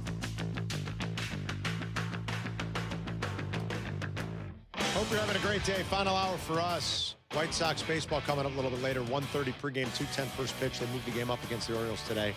If you're going to that game tonight, you need to be a little bit warmer. Hopefully you get a spot in the sun this afternoon while it's still tolerable.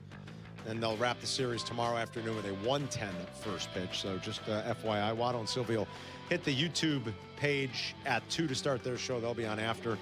Right now, we get out to the Yingling guest hotline, and we say hi to our buddy Tom Thayer, who joins us every Tuesday to talk Bears and NFL. It's Tuesday with Tom, with Carmen and Jurko, brought to you by Humana, committed to putting health first, making it easier for people to get the care and support they need when they need it most. To learn more, visit localhumana.com. Hello, Mr. Thayer. How are you?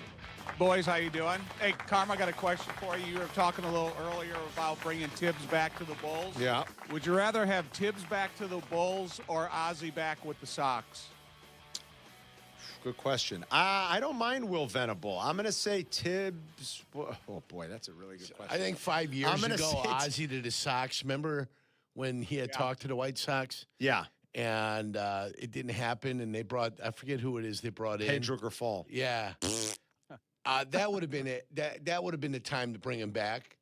I think it's time Tibbs. is gone now. Yeah, Tibbs probably. I also do love that Ozzie's getting his jersey retired. Jack was asking us yesterday, well, it's like, really, jersey retirement? Look, Ozzie was not a great player, but was a very good player and a beloved player. He was a Rookie of the Year for the White Sox. He was a Gold Glove winner. Ozzie was an All-Star a couple times. He was one of the better defensive players at his position, in his prime for the franchise. And he was the manager when they won it all. I do think it's deserving. Do you agree? I do. I think he deserves the honor. Listen, they haven't celebrated a lot of world championships over there or even on the north side in a while. And, eventually will David Ross, will they retire jerseys from the Cubs World Series? Like, will Madden get that honor? I mean, because it has happened. It has happened. It's such a rare occurrence in town. You're absolutely right. What are you making of the latest buzz in the NFL in the last 24 hours or so about Dexter Lawrence being a little upset about the contract status in New York potentially wanting out? And if the Bears should kick the tires on that one, knowing they still need some help on the interior of their defensive line? If I wasn't committed to a guy at 25, and it's hard to commit a guy at 25, especially in how deep this defensive draft is, and they've talked a lot about Woods, another defensive tackle out of Clemson as well. Yeah. I like Dexter Lawrence, and I would kick the tires. I would investigate where is his unhappiness and what does he need to be happy. You think of 6'4", 340 pounds. He's got a variety of skills.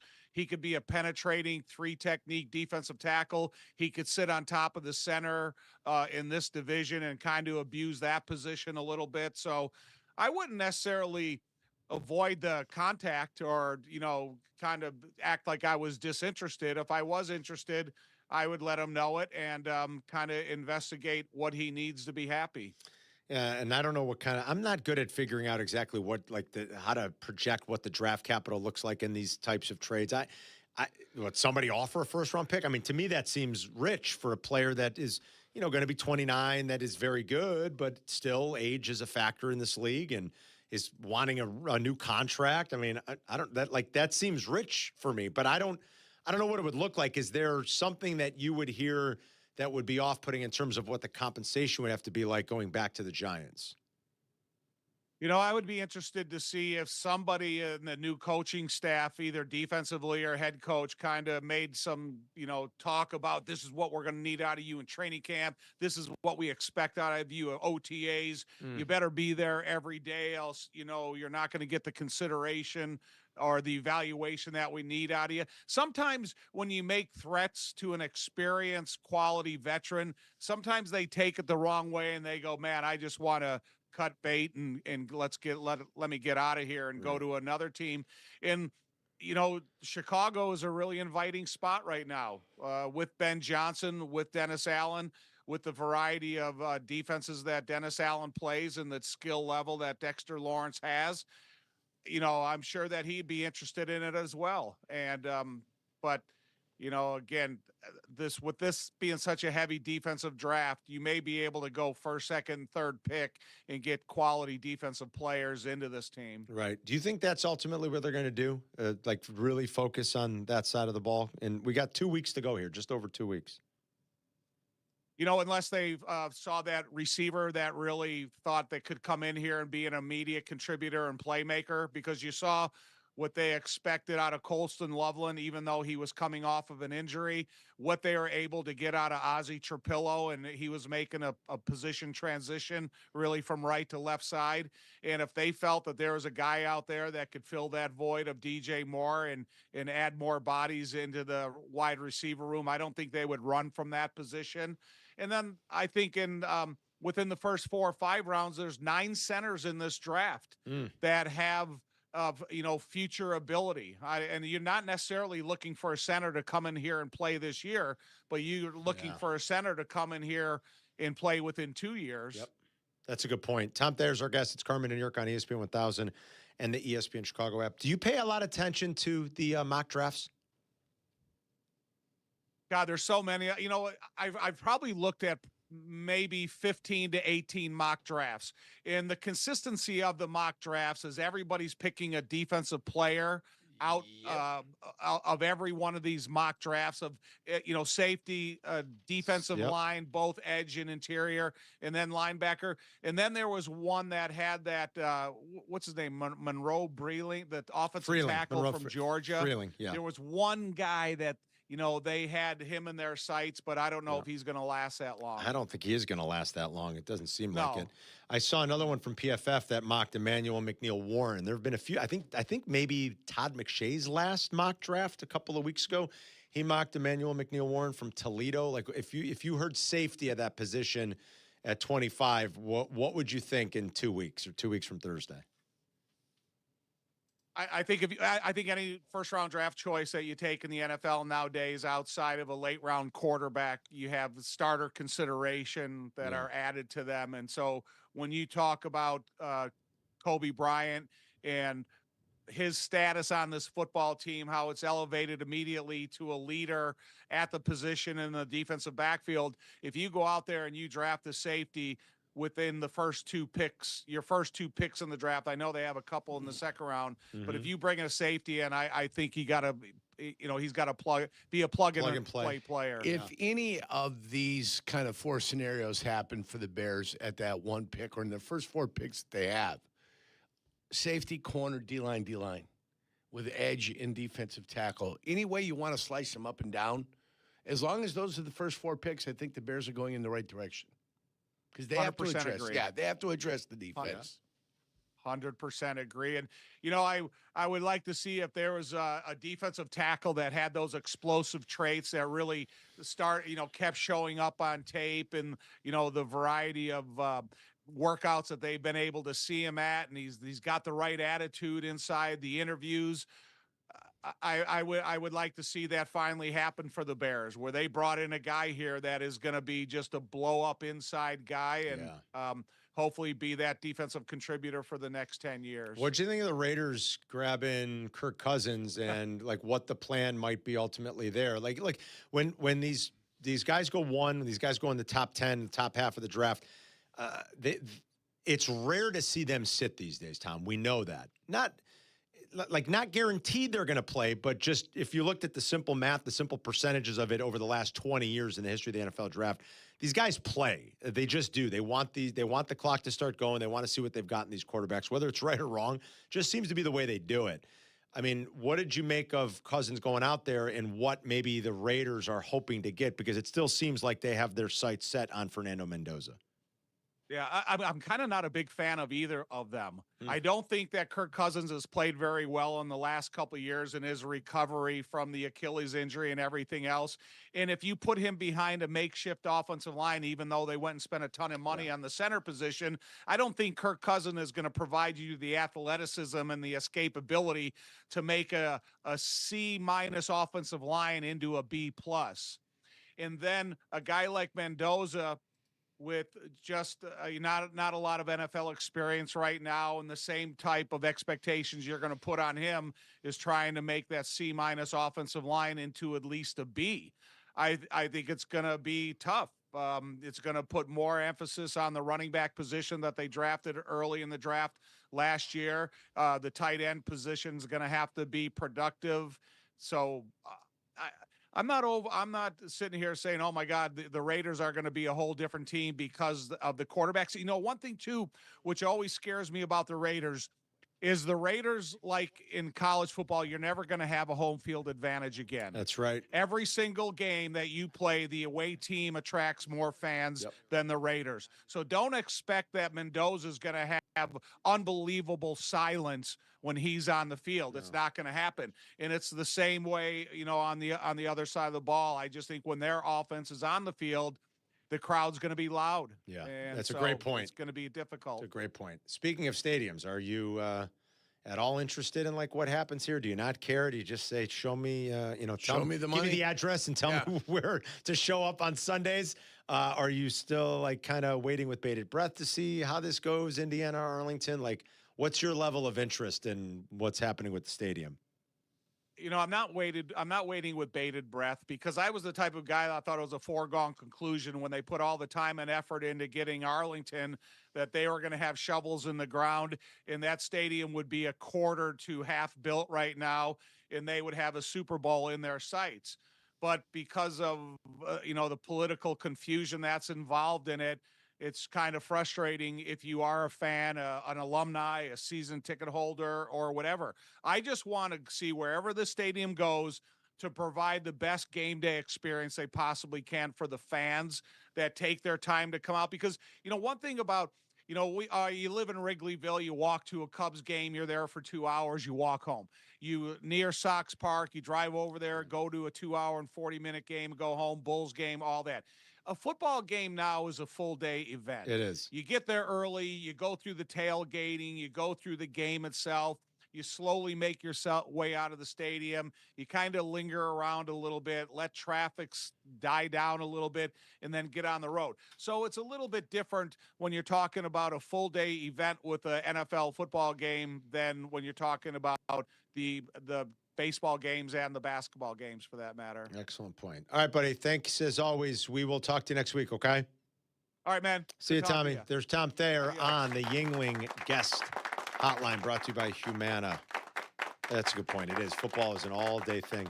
Even the places like without the historically great tailgates do things to entertain fans in some way. Like Vegas did, I thought, a great job of that. It's not the tailgate that it's not like your father's tailgate. It's not the one you might be used to, but like what they had in terms of where you could go pregame. Yeah. The food, the drink, the dancers, the music. Like, I mean, it's a freaking show. Anybody was out, Well, you know what I mean? do. Like, that's Vegas. And that's Vegas. And like, That's I what think they all do. these teams do something like that. I mean, we really covered this thing early on. Where's it going to go? Where's it going to go? The ball's in the hand of the state legislator here in the state of Illinois. If they get something done by May 31st, there's not a delay after that. They can get something happening up in Arlington Heights. If they drag their feet and they try to extend it past May 31st, I think then it's decision time. I think then the Bears have to make a decision. So it's the end of May. That's it. 6 weeks. Yep. Ish. End of May. 7 weeks. And we will know. Yep. 312-332-ESPN. It's Carmen and Yerk. We'll be right back. You're listening to Carmen and Jurko on Chicago's home for sports, ESPN Chicago. 2 to 6 in 2026. Waddle, waddle. The longest running show in Chicago sports content history, Waddle and Silvy expand to a full 4 hours. Hear them weekdays 2 to 6 p.m. We are Chicago's home for sports, ESPN Chicago. You know, they call me the good kid, but I'm not here just to be good, and I'm definitely not here to be average. When it comes to performance, I want to feel confident, ready, and know I'm bringing it every single time. And that's exactly why Blue Chew just raised the bar with Blue Chew Gold. This is a 4-in-1 formula designed to work on both your body and your mind. You get 2 proven ingredients that support blood flow, plus apomorphine and oxytocin to enhance arousal, desire, and connection. That means you're not just physically ready, you're mentally dialed in too. It dissolves right under your tongue and can start working in as little as 15 minutes. Less waiting, less worrying, more confidence. Ladies, if you're listening, send your man the link. Help him bring home the gold and make him a trophy husband. Oh, we've got a special deal for all of our listeners. Get 10% off your first month of Blue Chew Gold with code ESPN. That's promo code ESPN. Visit BlueChew.com for more details and important safety information. And we thank Blue Chew for sponsoring.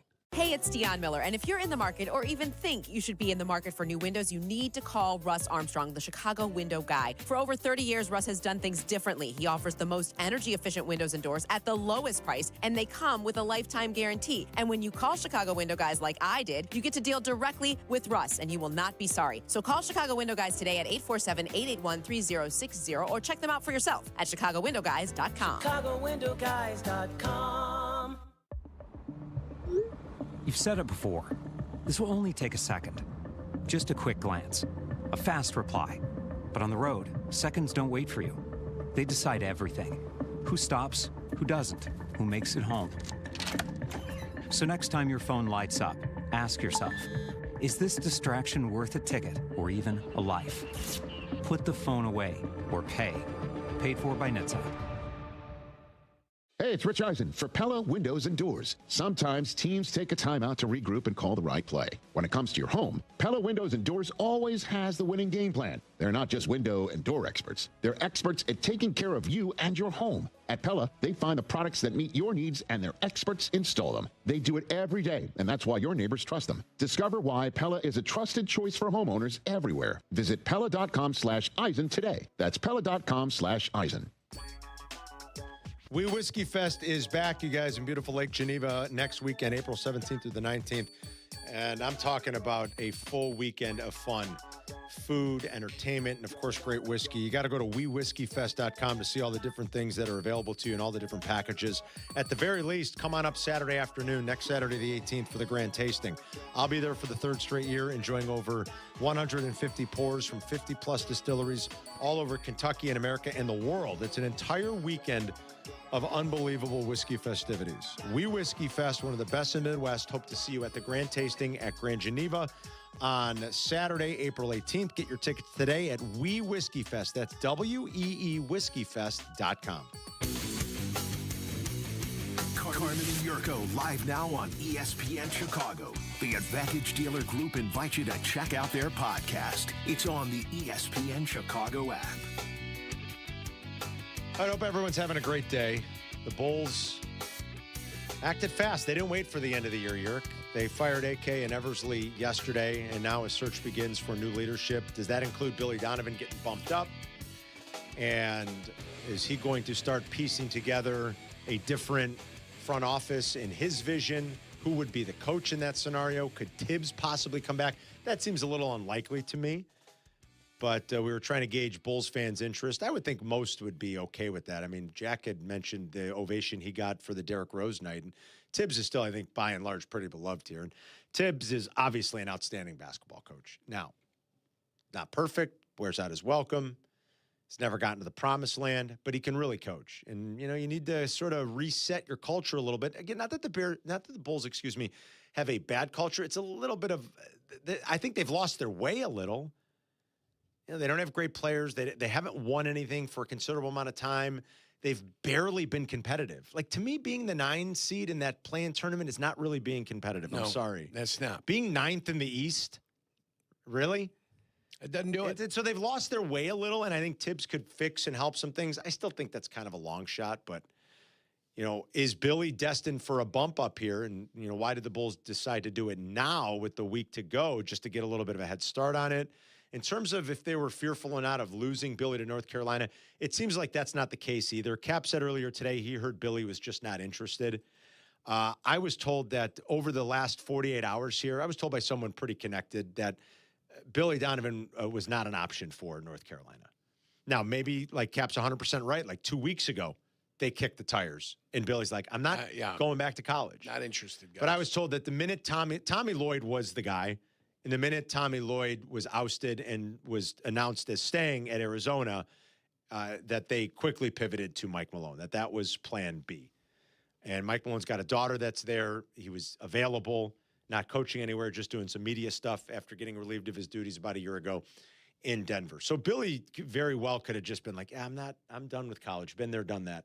I'm an NBA guy now. I'm staying here. And I really do wonder if he's destined to get bumped up. And is that the right thing for the Reinsdorfs to do right now? Billy Donovan is the least of their problems. I've said that for a long time. Does that mean Billy should be put in charge of rebuilding this whole thing? I don't have a good answer to that. I'm sorry, I don't. I can't tell you if that's right or wrong. I think it's very classic Reinsdorf. They always sort of just, without really opening it up, it's always, well, we know what to do. We'll fire everybody, but we already know. It's going to be somebody in-house. Okay, if he doesn't go up top, then you're bringing in a new general manager and his people and his support staff with a coach already in place. Probably not great. And that, to me, doesn't make sense either. It's probably not great. At that point, you'd want a clean slate, and let's just start all over and do this. If they push Billy up and make Billy the guy in charge of the basketball operations, now you've got it top down. Now you bumped him up, got rid of the other two that couldn't identify talent. And now you start him up there, and then he fills with solid NBA people, scouting people, you know, those guys. And the one guy's be on the basketball side, the other guy be on the business side. You know what I'm saying? Yeah. All the things that the league, that you know, you've got to do, all the things you got to follow, all the salary cap, luxury tax, have a good all cap that guy. stuff. Yeah. So all that, you know, you put that into place, and then you hire your head coach and you go about the business. Would Tibbs interest you, Bulls fans? A reunion with Tibbs. Jack's over there nodding in agreement. 312-332-3776. You're all in on that. I'm all in. You could convince me. Yeah, I have I'd good be in. feelings still from what he's done. I'd be in. When he started out with the Knicks, they weren't a very great team when he started in 2020. He went in, won Coach of the Year with them, and brought him all the way up to 10 games over 500 in his last year.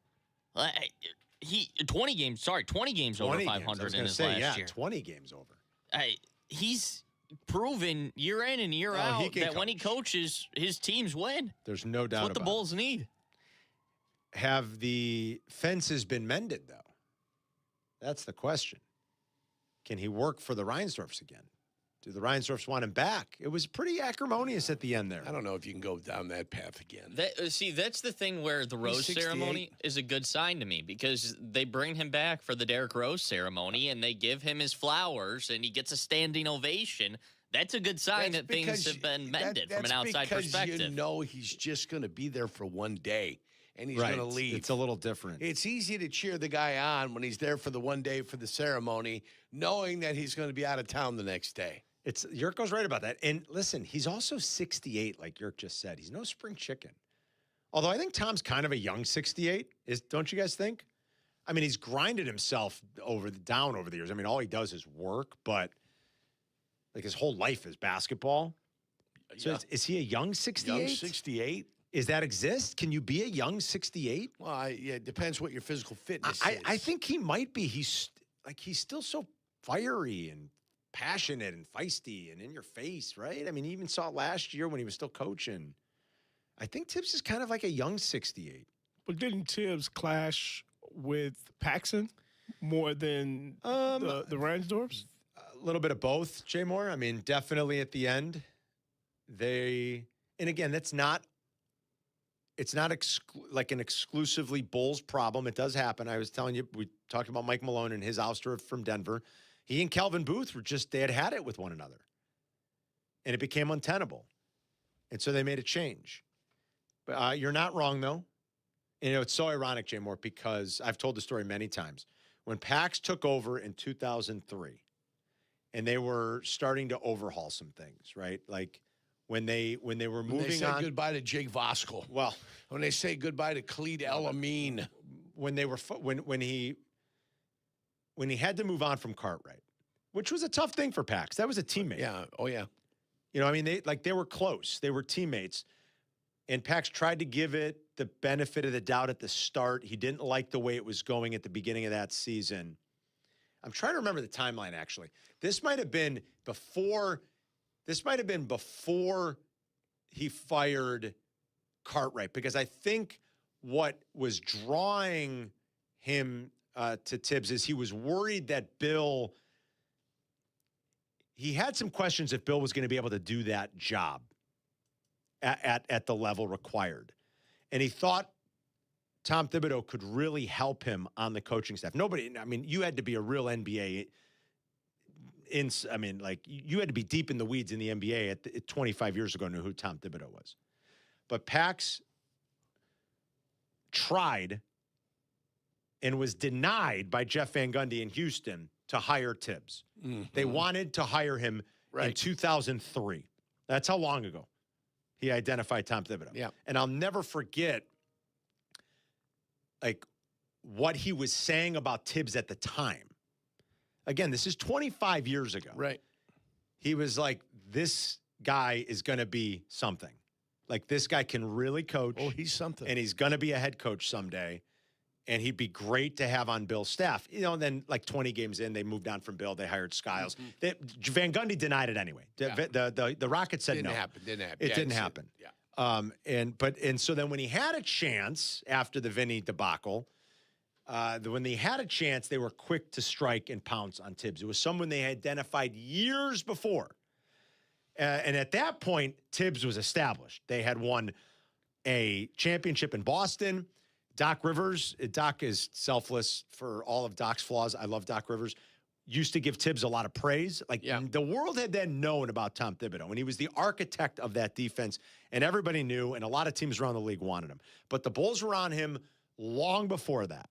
And so it's kind of ironic that eventually he and Pax because Pax really identified something in him when he was very young, when he was a young coach in this league. Yeah. And then they just ended up butting heads a lot, is the case. What about that guy? Oh, boy. I'm not sure. What if he opens the door to the NBA? Yurko just pointed at Danny Hurley and said, what about that guy? It wouldn't work. I don't think so. Can you imagine? I don't think the Reinsdorfs and Danny Hurley, and I don't know. Can you imagine Giannis comes to town and you got Danny Hurley yelling at him like he yells at his college players? Maybe it's maybe what he needs. I don't know. Tibbs should be doing the same thing. No, but it's different. Tibbs has been there, done that. He knows how to navigate it a little bit better. A little bit better. I think Not too much better because he always runs out his welcome, but better than what Danny Hurley would be able to. There's some new stuff coming out of Milwaukee, by the way, on Giannis. I was just reading this on Real GM. Giannis Antetokounmpo and his agent, Alex, is it Saratsits? How do you say that? Say it again. Saratsis. That's a lot of S's. That's a lot of consonants in there. Saratsits. Is he Greek? Yeah, Saratsits. They met directly with Milwaukee Bucks owner Jimmy Haslam and Wes Edens in late January to discuss a handshake agreement. That's never a good idea. Handshake agreements. Tied to Giannis's 2020 and 2023 contract extensions. The two sides had previously agreed that ownership would facilitate a collaborative trade should the time come, according to multiple league sources. Shortly after that meeting, Antetokounmpo met with general manager John Horst at the team's practice facility. Horst indicated he was actively pursuing trade negotiations and told Antetokounmpo he might not be on the roster when the 26-27 season began. More than a dozen teams contacted the Bucks ahead of the Feb 5 trade deadline. The Timberwolves, Heat, and Warriors emerged as the primary suitors.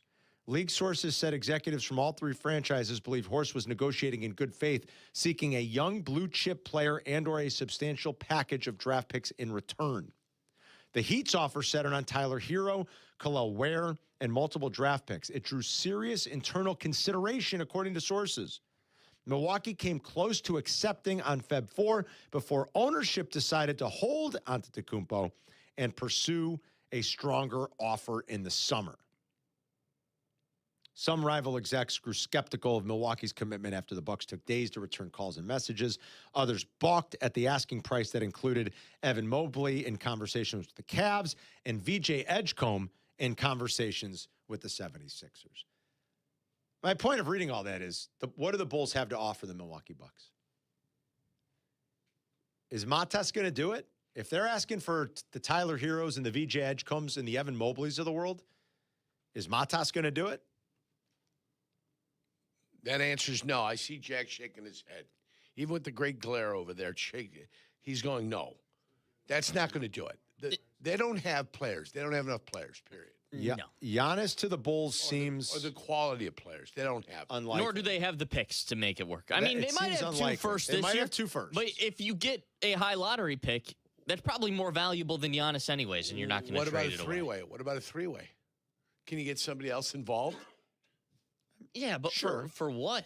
Well, I don't think the Bulls have enough ammo in any direction, even if you get somebody else involved. I don't know that they do either. I don't know that they have the players, the picks. They have the cap space, which is the one good thing. That is a good point. That is the one. They could absorb somebody's crap. That is a good point, Yurko. With the three-way, they could do that and take it on. Yeah. I knew I made a good point there somewhere. You just had to explain it to me.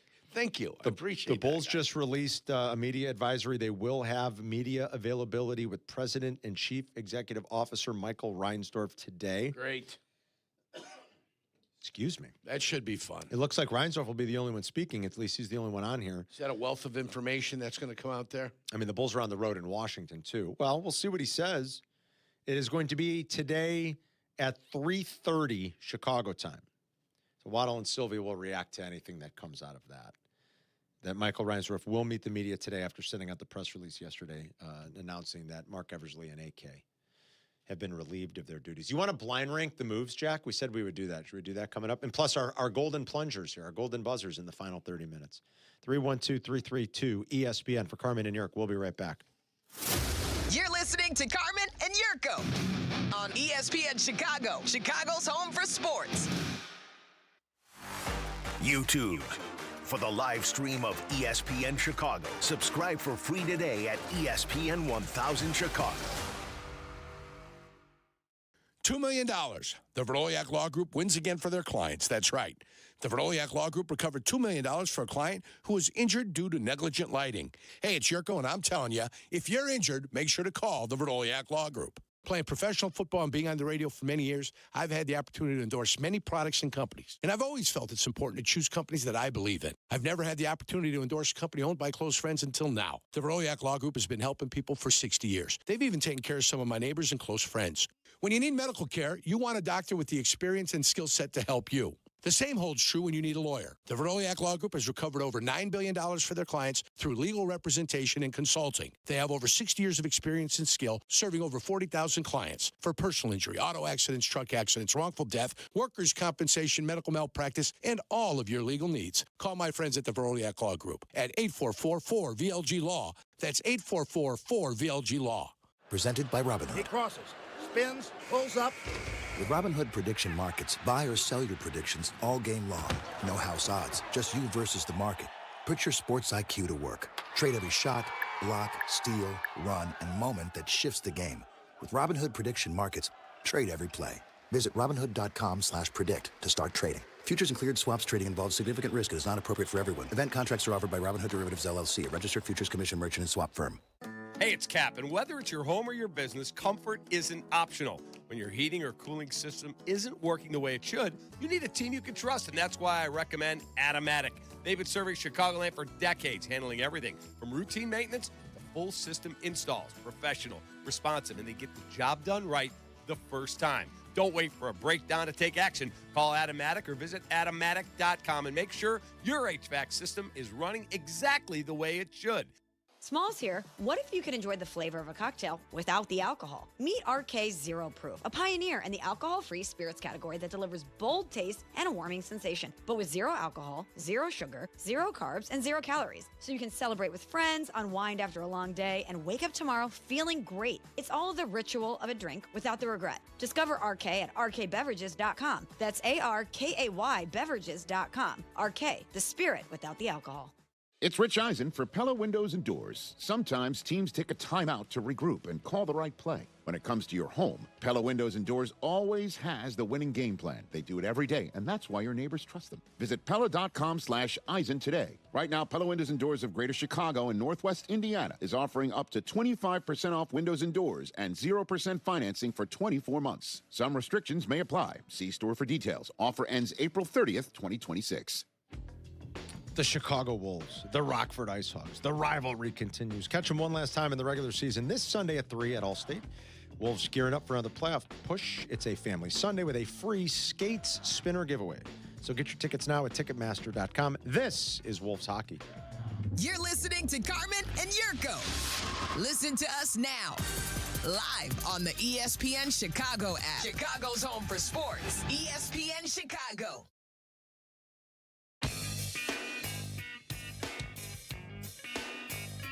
Carmen and Jurko till noon. Then it is Rich Eisen. Waddle Silvy will be on the YouTube channel starting at 2. We'll be on the air a little bit later. White Sox have a day game. 1:30 is the pregame live at the park with Jeff Meller. Len and DJ, best in the business, have your first pitch a little bit after 2. They've moved the game up because of the cold temperatures tonight. White Sox try to bounce back after losing 2-1 last night. Late ninth inning rally, down 2-0, came up a little bit short. They scored a run. They left the tying run, unfortunately, over at third base last night. Ryan Helsley was a little wild, but ended up getting the job done. Austin Hayes got hurt yesterday. I was watching it when he pulled up lame, and you could see it right away in his hamstring. Just on a brutally cold night, he was trying to make a play on a ball down the line in left field, and they just came up lame. And that led to the first Orioles run, too. And it looked painful when it happened. They immediately put him on the IL. So, all right, Jack, you want to do the blind rank here real quick? Let's do it. So have you guys seen this TikTok trend where people, we've done it before here at the station, where you blind rank things 1 through 5. I give you a list of things, and I'll give you one thing at a time, and you kind of have to just put it 1 through 5 and decide where it's going to go. Yeah, like I got burned once. We did one. I can't remember what it was, but I was like, oh, man, I screwed up. I put something in 3 that needed to be a lot higher, you know. It's tricky. All right. So what are we doing, though? Are we? So these are all of them. These are 5 of the moves that AK made. Acme made. Are we AK making and them Mark from Eversley. like good to bad? Yeah, number 1 would be the best move that he made. All right. Number 5 would be the worst move that he made. Okay. We had 5 or 6 of these. You have 5. It's usually always 5. 5. All right. First one I'll give you.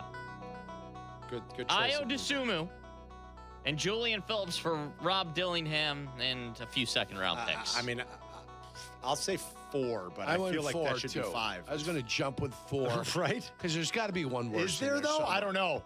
We'll find out. All right, 4. Alex Caruso for Josh Giddey. 1. 1. All right, 1. 1. All right. You ain't got to say 1. You can say a different number. 1. Extending Patrick Williams. 5. I'm so glad That's we put 5. Yeah. I'm so glad we put Right. You had to have that. IO 4. 4, Because I almost put it 5. Thank goodness we saved it for something so awful. That's 5. Zach Levine for Zach Collins, Trey Jones, Kevin Herter, and your own first-round pick. Can't be worse than 3, so let's do it. Yeah, 3. Now I feel like that should be 4. See, we screwed up. That should be 4. Yeah. And then Usman Jane for basically nothing, even though he's averaging 10 points a game now. 2. We have to put him at 2 because you run out of space. Usman Jane. This is it.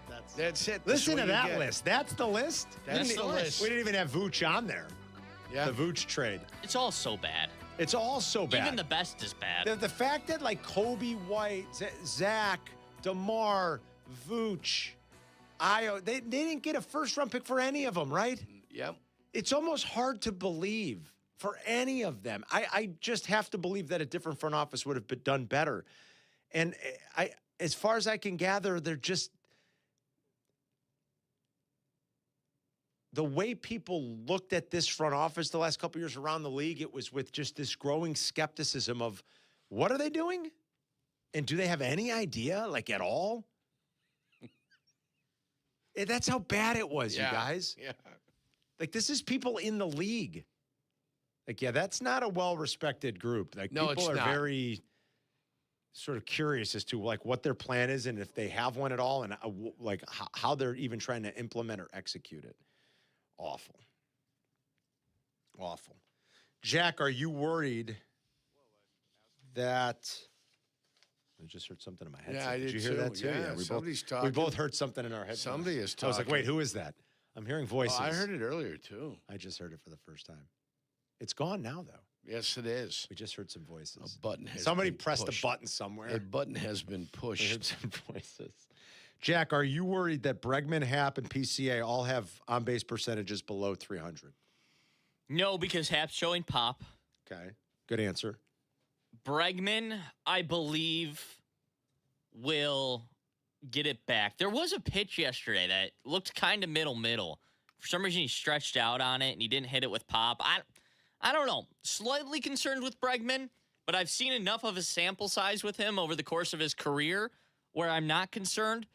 PCA, I think he's just going to be streaky, man. It's just going to be the way it slight is? concern with PCA, but I think that's just going to be what it is. Do you like that? Do you wish they would keep him somewhere at the top of the lineup, even against lefties? Or are you okay with the No, way I'm he's okay done the moving him lineup? down. Because There's against no lefties, reason. he's been down. There's in the no. lineup. He hasn't been a great hitter against lefties, and realistically, he hasn't been a great hitter so far this year. He really There's no reason to force him in the cleanup spot or in the 5 spot when, for the past 2 halves of a season, including this, like I was gonna these say, first when- 6 games in the last half of last season, he hasn't been a top 4 hitter in this lineup. So no, I wouldn't force him to the top of the lineup.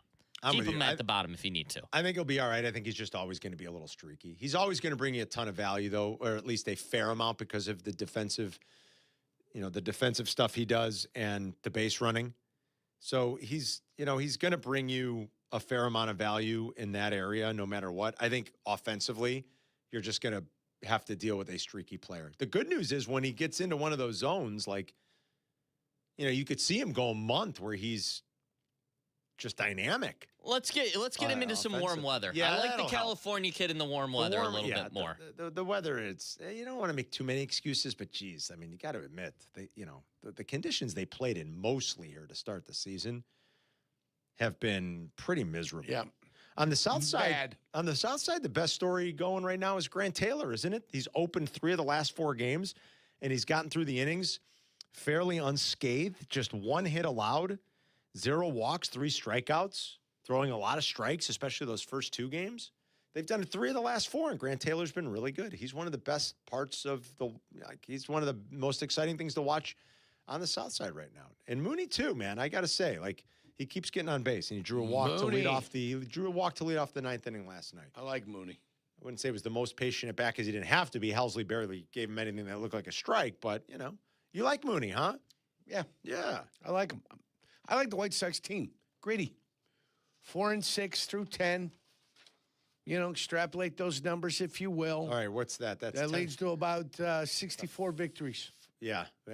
64 it's victories. About right. It's about right. Right? Multiply by 10. It's a 400 winning percentage. Yeah. Right? Yeah. It's about it. You'll take it. I love it. I'll take it. I mean, I wouldn't mind 70, but, beggars can't be choosers. Well, you got to get there, Carmen. That's what it's all about. You got to get there. Baby steps. All right, should we start saving our movies here? I almost felt like I wanted to put this to another vote. I don't know if I can do it on my own. It's going to be very challenging. There's no vote. You've got to buck up, Chuck. Give us the list. Man. All right, give us the list, Jack. Do you want the list of the movies that have advanced so far? No. Or the list that you can choose from? I feel like list that we're choosing from. Yeah, I feel like we know the list of movies, a bunch of good ones. You read it yesterday. Maybe we can post that somewhere. Maybe make a graphic of that, and we could post it on our social pages. I am ahead of you. If you're on our YouTube stream right now, you can see part of the list. Yeah, they're good. So people can see, and then we can put it up on our social pages as well. I'll get the graphic after the show. I can basically go to my list and have all the lists of the movies that weren't picked. Okay? Where's that graphic, Jack? Is it up there right now? Here's my graphic. There It's on the YouTube stream. Yeah, it's like movies advancing. That's not all of them. That's not. We'll rotate through them. Couldn't fit them all in one Yeah, screen. couldn't fit them all on one screen. So what are the movies that we can save? You want to throw those out real quick? So to establish the rules one more time before we dive into it, I'm 25 years old. There's a lot of movies I haven't seen. So Carmen and Jurko have decided they're going to give me a list of 25 movies that I have not seen that I must see in order to be a man, I guess. I don't know. Is that what it is to be a man? No, a movie education. To have a movie education. To be educated. Educated. I don't think we're saying you're not a man. No, you don't have a I don't think so. You don't have. I'm 40. Cinemacation. Yeah. You need a cinemacation. Cinemacation. That's a great job by Jay Moore. You don't have a lot of experience in the world of cinema. Yeah. You're still a man. Don't worry about it. The movies. Men with Brooms. These are the ones now. Now, Carmen, Jurko, and Jay Moore each have a golden plunger. They can pull one of these movies out of the depths of where they were sent to. The depths of hell. And you can pull one of these out and save it and throw it on the list. We've already voted on 22 movies that will be advancing. Here are the movies that you could save. Men with Brooms, Raging Bull, Let It Ride, Chinatown, LA Confidential, Breaking Away, History of the World Part 1, Mystery Alaska, Butch Cassidy and the Sundance Kid, Eastern Promises, Slapshot, The Bridge on River Kwai, The Warriors, Orange County, 3 Days on the Condor, The Man Who Shot... He's not on the Condor. Oh, of the Condor. The Man Who Shot Liberty Valance, City of God, Vision Quest, Honeymoon in Vegas, Kelly's Heroes, Porky's, and Midnight Run. It's such a good one. Midnight Run's such a good one. It's so good. Can I go first? Did you limit how did you do this at all? So I limited it. I knocked mine down. I looked at the list yesterday that Jack sent. I thought about Midnight Run, thought about LA Confidential, but I went down to 3 movies: Raging Bull, Chinatown, and Butch Cassidy and the Sundance Kid. And I've got to pick between one of those. Did you do that, or did you just look for one that jumped out right away? I've done that. Okay. And it's really, so my 3 were Eastern Promises, Slapshot. I'm bringing it back down. Slapshot, and I'm basically looking at my whole list. Did I say Vision Quest? Yeah, you did. Well, I know Vision Quest, Slapshot, and Eastern Not Promises. Breaking Away? Not Breaking Away. Okay. And I'm gonna go with. It's hard. It is, but I've made a decision. You have? And it's the direction I go. Oh, boy. Vision Quest. Vision Quest. What's that about? Saved Vision Quest. It's the Matthew Modine wrestling movie, coming of age movie. Right. High school wrestling, amateur wrestling. You'll like it. Yeah. Coming of age is always good. Coming of age movie. All right, Vision Quest is in. Yurko is going with I've Vision Quest. saved Let's write it. it The down. golden plunger for Vision Quest. Okay, Jay Moore, how have you attacked it? Well, I went through the list and I was thinking about the movies that were actually on the list that made it. Something that's kind of a contrast, but a good movie that he can watch. So the three that I came up with was Raging Bull. All right. Midnight Run. Excellent. And Porky's. Oh, God. Jay Moore. The reason why I came up with Porky's because I want him to see how his. You want him to be uncomfortable. Yeah. And you wanted to see. Well, you want him to. You want a young kid to see what like nonsensical, like unnecessary nudity look like in '80s comedies. This is what '80s. Yeah, basically that's it. So my final movie would be Porky's. All right. He's got to watch it. That's a good comment. So it's Porky's. Yes, I'm saving Porky's. Porky's is He's got to watch it. Jay Moore, you're my hero. Unbelievable. Unbelievable. All right. Porky's now, is in. Carm, you're the All right, final plunger. I'm between Raging Bull, Chinatown, and Butch Cassidy, and I could make. Ooh, no breaking away? No breaking away, not for me. I could make I could make a great compelling argument for all three. I mean, Raging Bull is a to me, very important Scorsese, De Niro, Pesci, a collaboration. It is about as raw and gritty of a movie you'll ever see. I mean, it's technically a sports movie because it's the true story of Jake LaMotta, and it's disturbing. It's gritty. It's at times very funny in a dark way. It's brilliantly shot. I mean, brilliantly shot. Oh, man. And edited. Like if you were in film school, they'd make you watch this. Absolutely. Yeah. But you're not in film school. Chinatown is an incredibly compelling story with a performance of a virtuoso. I mean, Jack Nicholson is as good of an actor as we've had, Yerk, in the last 60 years. Oh, you bet. Yeah. And John Huston. I mean, you've got like these virtuoso performances, and Faye Dunaway. And the story's very compelling and it's interesting. It's another sort of very raw, gritty movie. And then there's maybe the best buddy movie ever. And this is what I'm going to settle with. We're going to go Butch Cassidy and the Sundance Kid. Okay, old school. He went old school. Wow. Maybe we're going to go. It's very hard to pick one out of those three.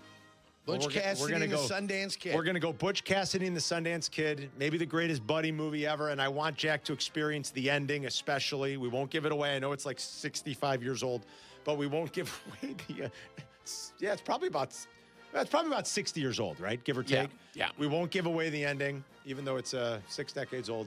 Yep. I can't wait for Jack to experience it. We are going to go with Butch Cassidy and the Sundance Kid. I see a lot of Chinatown needs to be on there. Oh my God. It's over, The guys. Warriors, MASH. I Everything know it's all has good been ones, you taken. guys, Yeah. but it's over. That's it. I will never see those movies now. Oh, you should still watch them. No. This is how it works. So Vision I will Quest. never watch Chinatown or MASH ever. Or Raging Bull.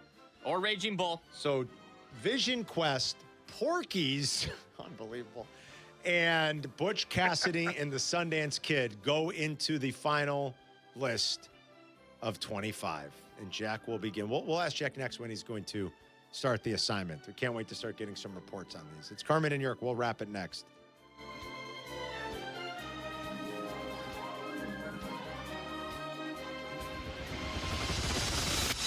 You're listening to Carmen and Yurko on ESPN Chicago, Chicago's home for sports. Here comes the goal. On the Chicago Bears podcast this week, we're keeping you updated on everything between free agency and the draft. The Bears still got a lot of work to do, and we'll keep you updated on all the breaking news with John Yurkovich, Shay Norling, Courtney Cronin, and, of course, our own Jason McKee. Make sure to tap in wherever you get your podcast, the Chicago Bears podcast. Yeah. Spring is here. So many great things you do with the kids as things warm up. What a wonderful family you've created. You want things to stay just as they are. It's time to talk about taking the next step for your future. A vasectomy. Take that step with Vasectomy Clinics of Chicago because experience really does matter, especially with this procedure. Vasectomy Clinics of Chicago makes it so easy with their 30-minute, no needle, no scalpel, in-office vasectomy. Log on to vasectomychicago.com, read their testimonials, and learn more about their procedure at Vasectomy Clinics of Chicago. 5 locations to serve you: downtown Chicago at Lake Point Tower, by Navy Pier, and with free valet parking. Also in Naperville, Tinley Park, Arlington Heights, and Barrington. Most insurance accepted. Visit vasectomychicago.com or call toll-free 877-877-4VAS. That's 877-877-4827. Traffic got you down. Let the CTA be your driver. Get into the city and back fast and stress-free. Avoid the hassle of stop-and-go traffic, spending money on gas, or those unexpected costs for car repair. $5 covers your trip and back on the CTA. Just sit back, we'll do the driving. Tap to Pay is also available on all CTA trains and buses. Save money, do more, ride CTA. Hey guys, Silvy here for Window Nation. Spring's a great time to open your windows and, oh, wait a minute, those windows won't open. They leak, they're cracked, or maybe they need repainting. Again? Getting top quality custom fit windows from Window Nation is easy and affordable. During the More You Buy, the More You Save sale, you could save up to 50% off. Plus, you could get them with 0 interest for 5 years. During uncertain times, one of the best investments you can make in your home. So visit windownation.com now to book a free consultation. With Xfinity, you already enjoy ESPN as part of your TV lineup with live games, daily sports coverage, and expert analysis. And now, the ESPN Unlimited plan is available at no additional cost, giving you access to additional ESPN content in the ESPN app, including more must-see action like WWE premium live events, on-demand programming, and originals to explore. Visit Xfinity.com/your subscriptions to activate ESPN Unlimited access. Then start watching in the ESPN app. More from ESPN, all in one place. Adam Schefter here. Did you know the average employer sorts through about 250 resumes for one job opening? Well, if you're hiring, here's good news. You can now review resumes and applications faster thanks to ZipRecruiter. With ZipRecruiter's new feature, qualified candidates who are very interested in your job show up at the top of your list. No wonder ZipRecruiter is the #1 rated hiring site based on G2. Try it for free at ZipRecruiter.com/sports. That's ZipRecruiter.com/sports. When it comes to my ride, I don't mess around. Advantage Chevrolet. 3 locations, Chicagoland's covered. You want a Chevy? They've got it. You want savings? Oh, yeah. Most important, trust. No runaround. They shoot you straight. Advantage Chevrolet Bolingbrook. Together, let's drive. You're listening to Carmen and Jurko. Follow the show on Twitter at Carmen DeFalco and at Jurko64. This is ESPN Chicago, Chicago's home for sports. Carmen and Jurko presented by the Advantage Dealer Group, the destination for your next Chevy, Acura, Toyota, and now Cadillac, Buick, GMC, and Hodgkins. Find your Advantage at Advantage Dealer Group. Shane Smith back on the bump for the White Sox coming up just after 2 today. Hopefully he bounces back. Hasn't been pretty in the first couple of starts for Shane Smith. He has not shown all that much. Let's hope he settles in. Pitching has been better, though. You know, they've done this opener thing. Grant Taylor's been good. Fetty was pretty good yesterday, obviously. Cold night, you know, not a great night to hit. Gunnar Henderson probably hit one of the hardest balls of the night when he hit that home run late in the game. That thing was absolutely tanked. The White Sox will try to bounce back against the Orioles today, and the Cubs will try to bounce back against the Rays. Cubs not playing their best baseball either, Yerk. At just 4 innings. Yeah, I know. They're on the bus. They're on the struggle bus. They're going to have to figure it out. We'll follow this Cade Horton news. It's early. Again, June 1. A lot of things happen June 1. Bears will have to make a decision, and then you can start drawing Summer starts. Conclusions, some things, the way things look for both your baseball teams. So we'll find out. Remember, it was the Cubs got off to a hot start last year. They did. They really got off to a nice start last year, but then succumbed to the pressure of the Brewers. Then the Brewers went nuts. Yeah. The Brewers went like 6 weeks where it was insane. They barely lost, or 5 weeks. What a It stretch. was a crazy. What a stretch. Crazy stretch of games they found themselves in. I mean, they acquired Andrew Vaughn, and all of a sudden he started hitting like Albert shellacking the Pujols. ball. You know? Well, it's like, what the hell's going on? It's wild, man. We'll follow the Cade Horton news. If there's anything later in the day from Jesse, he'll be on with Waddle and Silvy. They'll be on the YouTube page first because the White Sox are up with a 1:30 pregame with Jeff Meller. But Cade Horton, as Jesse told us earlier, he told Kap and Hoodie, he'll be on with us tomorrow at 11, that the MRI was not all that good. It was not clean, and that he is visiting one of the famed orthopedic surgeons who did Justin Steele's Tommy John. He's visiting him in Texas today for a consultation. Schefter's reporting that Fernando Mendoza will not go to the draft in Pittsburgh.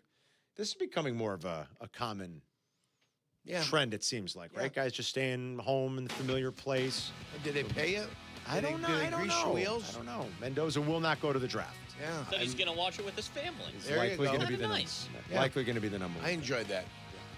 Thanks for listening and calling into today's show. Thanks to Tom Thayer, and a great job, as always, by Jay Moore and Jack McGrath.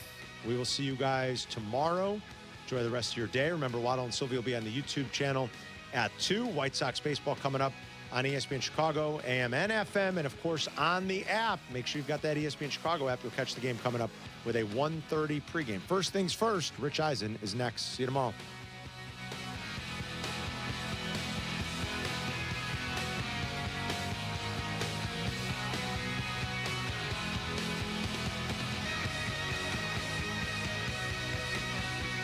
Hey golfers, it's Silvy. I've been telling you about the Sanctuary Golf Course in New Lenox for years. And this summer, they're celebrating their 30th season. I'm proud to endorse one of the best golf experiences in Chicagoland. The Sanctuary features 18 holes of great golf with outstanding course conditions, plus a covered heated range with top tracer technology, so you can practice and play year-round. Check out golfsanctuary.com for the best rates and book your tee time today. That's golfsanctuary.com. Postman Law has delivered over $3 billion for injured clients. We take on the adjusters, the paperwork, and the medical bills so you don't have to. If you've been injured, let us fight for you. Go to postmanlaw.com. Others promise, Postman delivers. Call 844-POSTMAN. Attorney Advertising. You've got stuff you've collected, and you want to know what it's worth. ESPN Chicago suggests you tune in Saturday mornings at 7. It's Sports Collecting with Tom Morgan, brought to you by Huggins & Scott Auctions, ERC Delivery, and REA. Jake from State Farm. I just beat my running PR, so I'm celebrating with the Banana Bonanza smoothie. Hey, and you can keep celebrating when you create an affordable price just for you by bundling your home and auto with the State Farm Personal Price Plan. Go bananas. I will. Hey, make it a large. Bundling, just another way to save with the Personal Price Plan. Like a good neighbor, State Farm is there. Prices are based on rating plans that vary by state. Coverage options are selected by the customer. Availability, amount of discounts and savings, and eligibility vary by state. Spring is in the air, and Alev's long-lasting pain relief is here to keep you moving. The days are longer, and the flowers are blooming. Whether it's gardening, yard work, or just spending more time outdoors, spring has a way of getting us moving despite any body pain. That's where Aleve can keep you going. With just one dose, Aleve gives you long-lasting body pain relief for up to 12 hours. From sunup to sundown, Aleve's got your back. Try Aleve. Use as directed for minor aches and pains. Today's White Sox game against the Baltimore Orioles has been moved up to start at 2:10. Join us for pregame at 1:30. White Sox and Orioles live from the South Side this afternoon and live on ESPN Chicago and the ESPN Chicago app. This is ESPN Chicago, WNVP, WTBC, HD2 Chicago, a good Karma Brands radio station. Weekdays on Disney Plus from noon to 3 Eastern. Miss the show? We've got a podcast so you can listen anytime. But here's the best part. Our YouTube channel. Subscribe at youtube.com/Rich Eisen Show and you'll never miss a moment. Now, on with the show. I'm a true champion. Go blue is the mantra. This is the Rich Eisen Show. Michigan, the men's basketball champion. From the Rich Eisen Show studio in Los Angeles. Earlier on the show, Michigan head coach Dusty May. Coming up, ESPN college basketball analyst Jay Billis. UCLA head coach Cory Close. actor Emmanuel Shrieky. And now, it's Rich Eisen.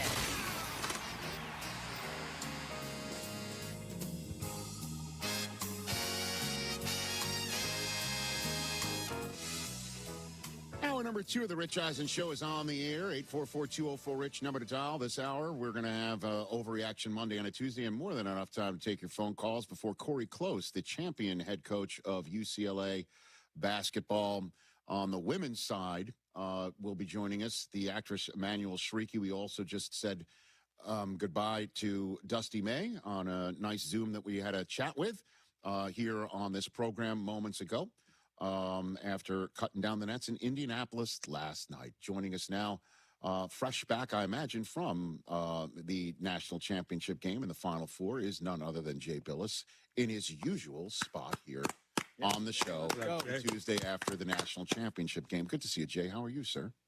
I'm doing great, Rich. Well, I'm not doing as well as you, but I'm doing great. No, I appreciate that because you know, obviously, where my allegiances lie.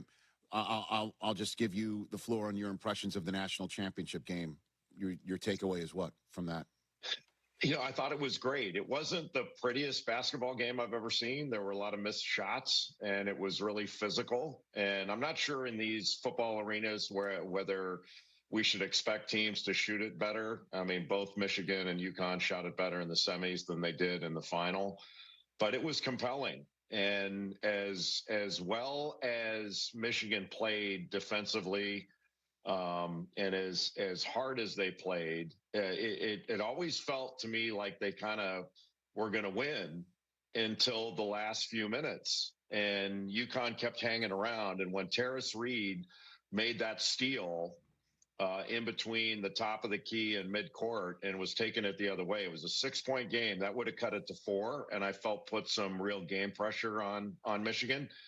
And the ball kind of got ahead of him a little bit. He pushed it out a little bit too far and then threw it back to solo ball, and it was really well contested by Trey McKinney, I think it was. And, you know, both those guys hit the deck, and then Michigan takes it the other way, and there was a penetration from Roddy Gale Jr., and then Trey McKinney hit a 3 to put it to 9 again, and that was kind of the game.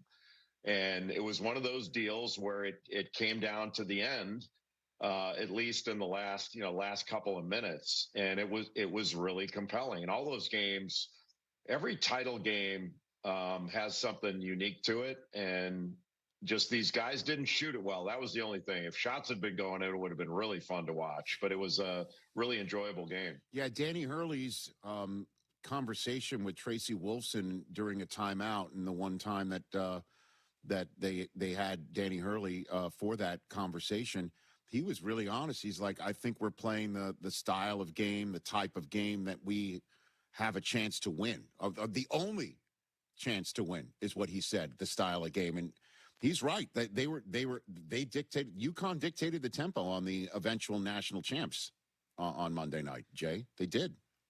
Well, they did, but both teams really took each other out of transition. There weren't a lot of open court plays, and Michigan's defense was what impressed me the most. I kind of knew, like, Michigan's got another gear that most teams don't have, and you saw it throughout the year. They blew out a lot of good teams.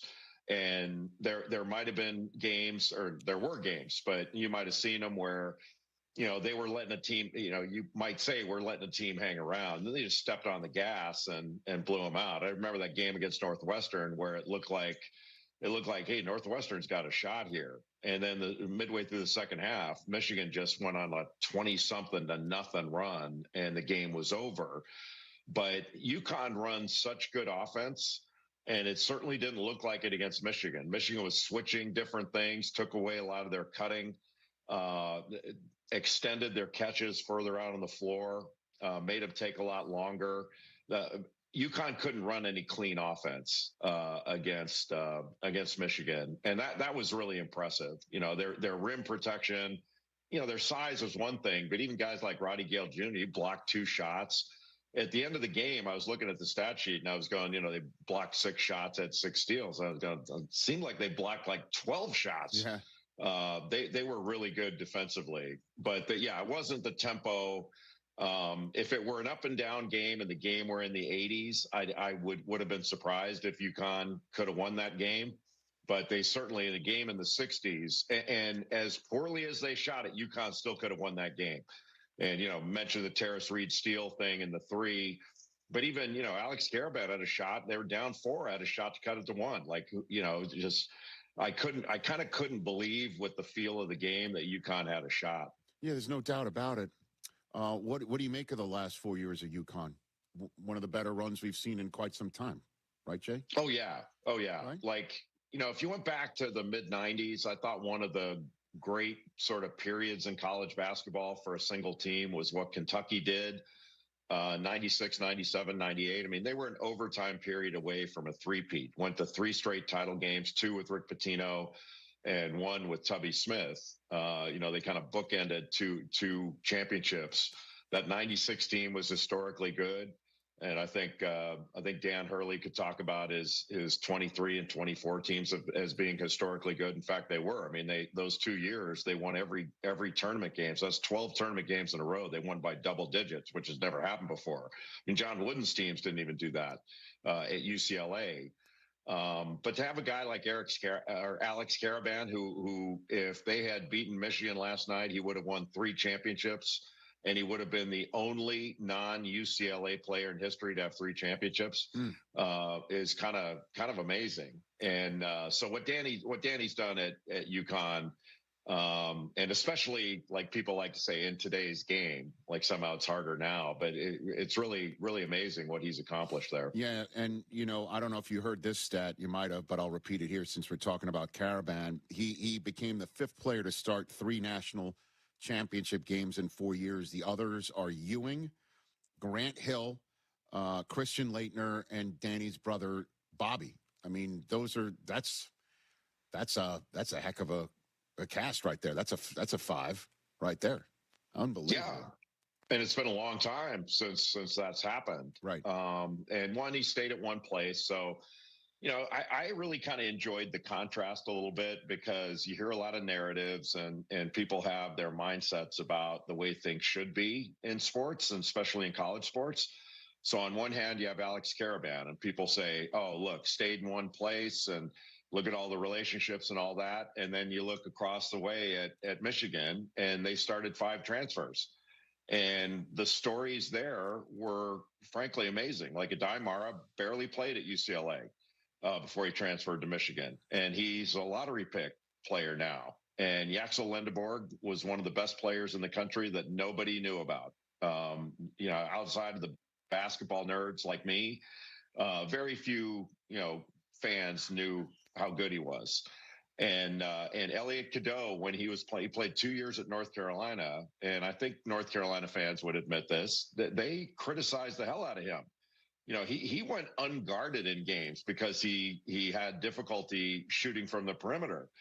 So the opposing point guard would just camp out at the free throw line. They wouldn't even guard him and just dare him to shoot. And then he's most outstanding player in the Final Four and had a 19-point game. And he made over 73s this year and just had an extraordinary, not only tournament, but an extraordinary year. So those guys were a really close team. And you could see cared about each other, didn't care who got the credit, all the things that the cliches people like to use about great teams in sports. And they haven't been together for all that long. So you can do it different ways in college sports. And it was really kind of cool to see the contrast. Well, in terms of that, Jay Billis, again, you just pointed out that the transfers that came to Michigan weren't, with the exception of Yaxel Lendeborg, another team's best all-star, terrific Naismith type player. It was other teams' talented guys that together as a collective could be as dominant as Michigan turned out to be. And then you've got a bunch of guys that did stay for Michigan that weren't playing as much. And that's why I want to turn to Dusty May here, because somebody had to stitch this all together. Somebody had to come up with a vision and along with the staff to make it all work. Where do you think Dusty now ranks in terms of college coaches, Jay? Well, even before this game, he's up with the best coaches in the game and the best young coaches in the game. You know his story. He was a manager for Bob Knight, grew up in Indiana, manager for Bob Knight at IU. And, he was wandering around the Final Four 20 years ago trying to get a job. And now, North Carolina was reported, was courting him. And he's one of the hottest names in the game, and rightfully so. And when he was at Florida Atlantic, he's riding his bike to work every day. And, people probably thought he was an assistant librarian, and he's the head basketball coach. And they go to the Final Four.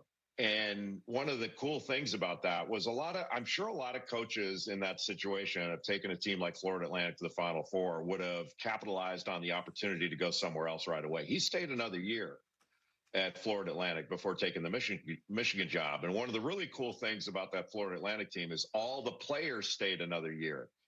Guys like Vlad Golden and Elijah Martin, all them, they didn't transfer until Dusty left. And I think that says something. Maybe it says something about the players, but I think it says something about Dusty as well, and the relationship he has with those guys. And I think he and Coach Close that you got coming on later, the champion coach of UCLA women, I think they're showing that you can hold people accountable, and you can have high standards, and you can strive to win and not be this demeaning coach. And sometimes when I hear hard coaching, because there are a lot of old school people out there saying, hey, it's okay to yell at your play. Like, nobody's arguing. Do whatever you want. Like whatever you think is the right thing to do. But there are different ways to do it. And I think Dusty does it in a really admirable way, as does Coach Close at UCLA. A couple of things I want to hit you on before I let you go on your Tuesday, Jay Billis.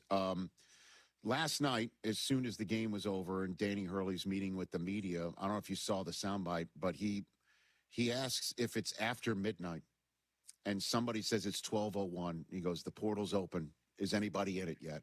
And I just had Dusty May on the program, and he said as soon as he got back to the locker room after winning and cutting down the nets, he said he looked and there were some of his staff already scrolling through the portal. I mean, is this the way to run an operation? I mean, right after this game, like right after a tournament. I mean, can we get a week or two, or what's going on? I'll give you the floor. Well, first of all, that's what the coaches wanted. They wanted it after the title game, because the portal in the past, which is an NCAA creation, the portal wasn't thrust upon the NCAA by some court or some law. The NCAA created it. That's their creation. They wanted it. But it used to open a couple of weeks ago. And the theory was, look, there are still teams playing, but the overwhelming majority of teams out there aren't playing. And the players deserve to have some time to process this and get where they want to be too, because they have to have their decisions made so that they can go somewhere else for next year. And these aren't snap decisions that everybody's making. So would it be better if there were more time? Yeah, but the calendar is compressed in a lot of these areas, so there's no perfect solution to this. But to your question of, is this any way to run a business? No, it's not. But again, this is the way the NCAA wants it, because the smart thing to do would be for the NCAA to take away all rules that prohibit schools from paying athletes directly and signing them to contracts like they do their coaches. But they don't want them to be employees. That's why they're on Capitol Hill begging Congress for an antitrust exemption so they can unilaterally impose work conditions on players. So it's almost like they can't have it both ways. And I understand the coaches, but I think the world's tiniest violin is going to be played for, Dusty and Danny, with people going, hey, I'm sorry that you're going to have to take a few extra days to, sort out the portal. And you're not going to be able to spend your $8 million a year on vacation as soon as the rest of us can. But I think everybody will get over it. I always think of the Godfather line of, this is the business we've chosen. Mm-hmm. And this is part of it. And the NCAA has gotten away with their cartel restrictions on players for 5 decades now, actually for 100 years. But when there's been a multi-billion-dollar entertainment industry being run without paying the players, they've had 5 decades now. and they should have figured it out before now. I still think they'll figure it out in the future, but they're spending a lot of time on Capitol Hill on bended knee asking Congress to please give them what they used to have, which I don't think they're going to get. See, this is why you and I, we see eye to eye. We're, this is why we're buds, we're pals, because this is a drop that we have on the show all the time. This is the business we've chosen. There you go. See, I've got Hyman Roth ready for you anytime you need that, Jay. Well, what you need to do, Rich, is you need to. I flew back this morning from Indianapolis, and one of the officials was in the TSA line with me. Okay. And I felt bad for the officials last night because they were at a conundrum. Like, they were thinking, who do we screw? Like, we want to screw Michigan because of Rich Eisen. No, they don't. No, and then we'd kind of like to screw UConn, because Danny yells at us. So they were in a really bad spot. I felt bad for them. It would have been easier for them if Duke was in the game, because then they know exactly who to screw. You know what I mean? They know it's much more clear cut. Much more clear cut. Yeah. You and Wojo started all this. So okay, we're stopping the floor. We just got a major issue. What'd you make of Michael Malone's hiring in North Carolina, Jay? I thought it was great. Like, I didn't really think that a change was necessary at North Carolina. Right. You win 70% of your games and number one seed and all this stuff, but that's their business. I get it. I understand the way the world works. But Michael Malone's a terrific coach. I just thought, I just chuckled a little bit. We had the media telling us all these names, and his name never came up. Right. And then he gets the job, which shows how much we know. And kudos to North Carolina for doing their business privately. But Michael coached in college. He was he started at Oakland with Greg Kampe, who's still there, and a great coach. And then he was with Pete Gillen at Providence, and went with Bobby Gonzalez for a while at Manhattan before he went to the NBA. And I think his NBA experience will be great at North Carolina and great in college, and maybe even some of the international connections that he has can prove fruitful for Carolina. And I think it'll be fantastic. I'm really happy for Michael and happy for Carolina. Last one for you, Jay Billis. It is Masters Week, and I follow at Jay Billis, and I saw the menu that you posted, that if you were the Masters champion, this would be your club dinner menu. I'll give you the floor. You want to walk us through it and why you chose each course, Jay? Yeah, I chose stuff that I like. Because in the dream scenario of winning anything in golf, I'm going to eat what I want. So, and the miso cod was just a nod to people who don't eat meat, which I can't, they wouldn't be invited anyway. I just can't understand that. Some of my friends were doing it, and I thought it'd be kind of funny. So I did that. No, so but I don't think. So then let me ask you, let me go through it as well. If you don't mind, Caesar, are we taking the anchovies off, or are you an anchovies on guy? I'm anchovies on. Oh, yeah. Oh, wow. Not everyone's an anchovies on guy. I mean, and then there's garlic. a taste of the anchovies. I want garlic on the bowl first, too. They're going to be putting garlic on the bowl first.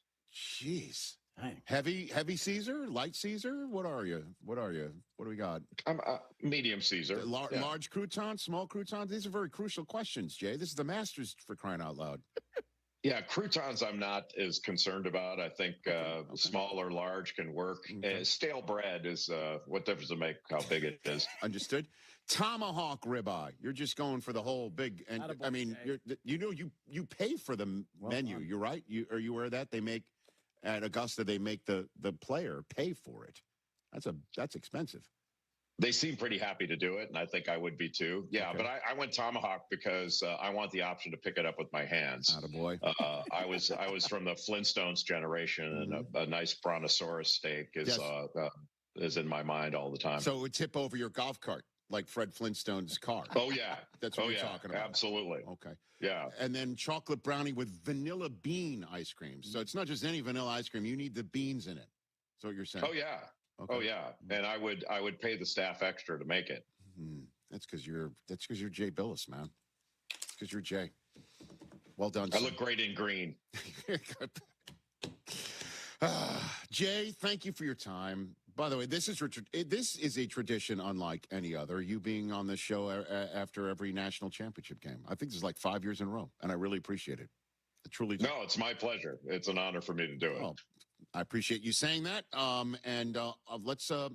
Are you calling any of these NBA playoff games? We're going to hear your voice. And what's your next few weeks like for you, Jay? What do we got? I hope so. I haven't heard anything. I've been kind of immersed in stuff the last month, so nobody's been beating my door down. But I hope so. That'd be fun. That would be fun. I hope you get to do that, and I hope I hear your voice, and we'll have you back on throughout all that and get ready for the NBA draft in June. Thanks, Jay. Best thing about doing NBA games, the hotels are way better.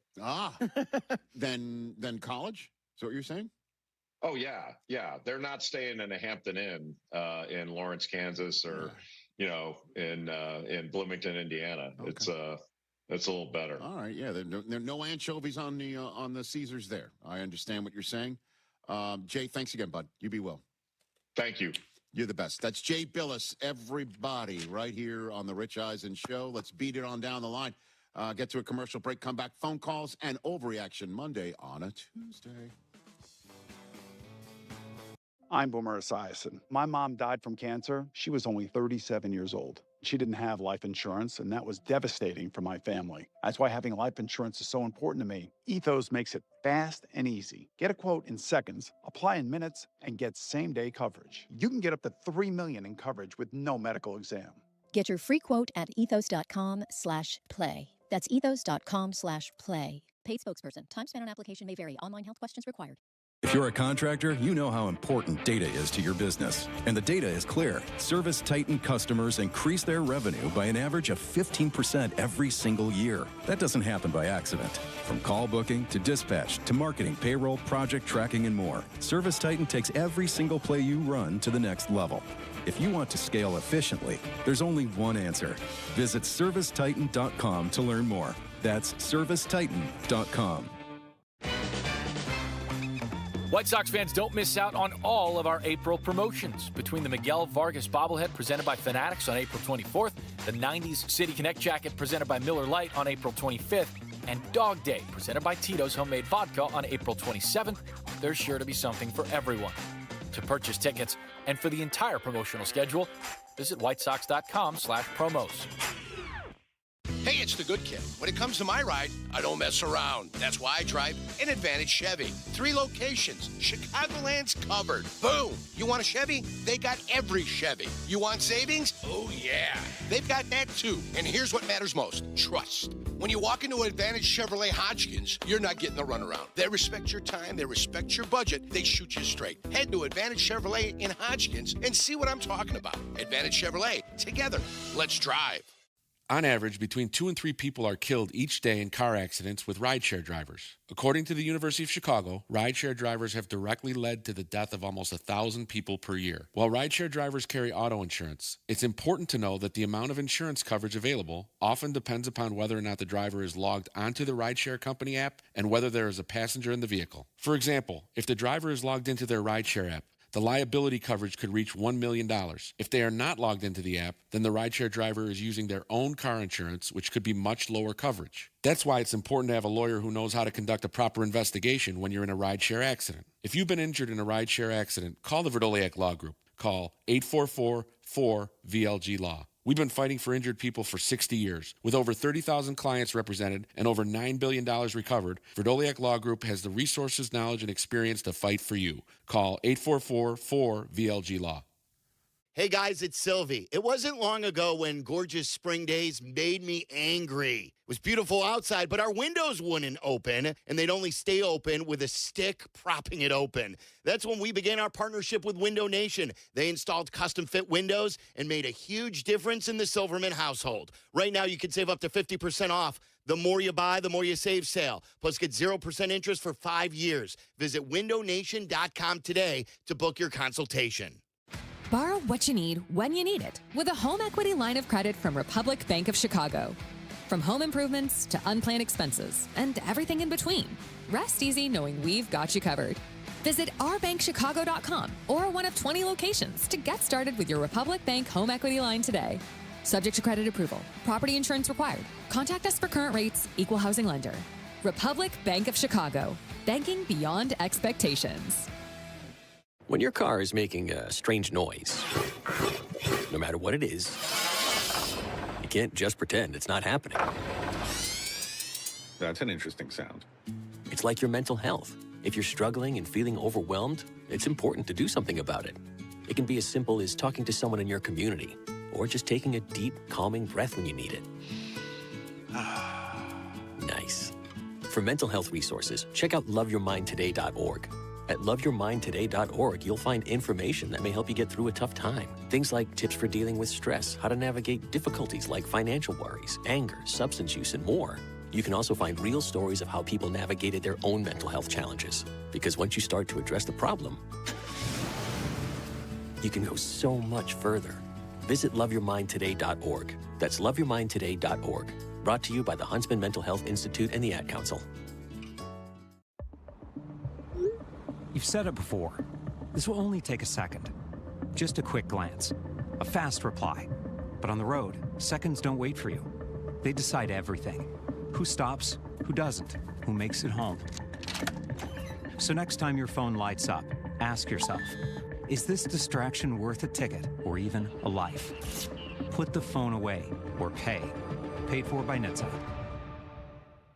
Adam Schefter here. You know the feeling when a candidate just stands out? Not just their resume, but their energy. That makes a difference. If you're hiring, you want a candidate who's passionate, but you can't get that insight from a resume unless you post your job on ZipRecruiter. Their matching technology finds qualified candidates fast, and ZipRecruiter has a new feature that shows you the most interested qualified candidates first. Try it for free at ZipRecruiter.com/sports. That's ZipRecruiter.com/sports.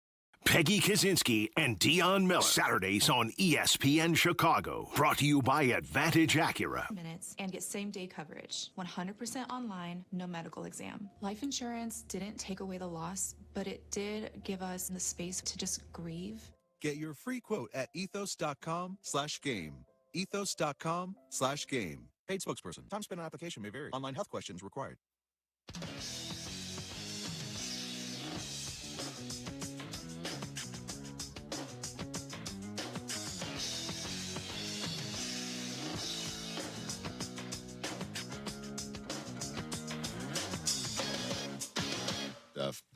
Back here on the Rich Eisen Show. Sravon in Washington, D.C. has been hanging on since we came on the air. It's been a while since we've heard from him. What's going on, sir?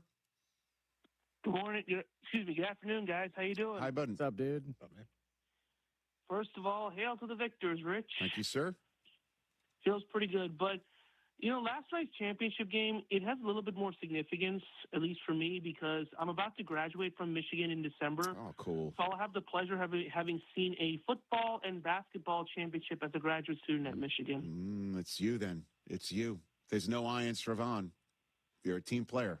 Well done. Yep. But also, with the case of Dan Hurley, I remember when he was back at Rhode Island, coaching those Rams. And at the time, I was an undergraduate student working for WVCW Radio, home of the VCU Sports Rams. Okay. And I watched Dan Hurley beat up on us for so long.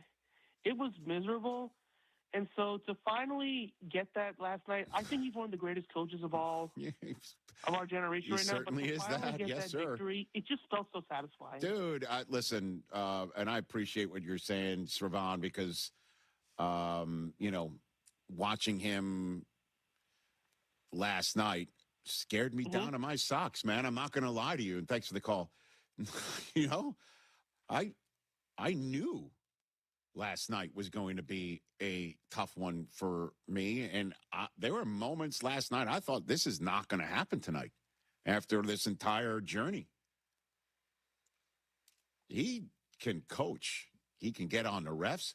I think he's more under control now than he was like 2-3 years ago, don't you think? Ooh, interesting. Wouldn't you say? I mean, he did. Like he's not on the court pushing these players. He did basically headbutt an official last week over the weekend. I know that, but like playfully, right? I guess. He doesn't bother me at all. No, he scares me. He has magic power, Rich. Good teams win. Congrats on cutting the nets down. Right. Great teams cover. And that's all UConn does in the tournament is cover. And they covered, what was it last night? 7.5. Yeah. So. Yeah. Hey. Definitely not been mentioned on his Hall of Fame. It should be. So. That's like 3 straight years of covering nearly every game. Did you bet against Michigan last night? No. So it happened? No. Okay. You can. I mean, it's your money. I bet on a close game. Okay. Understood. Which it was.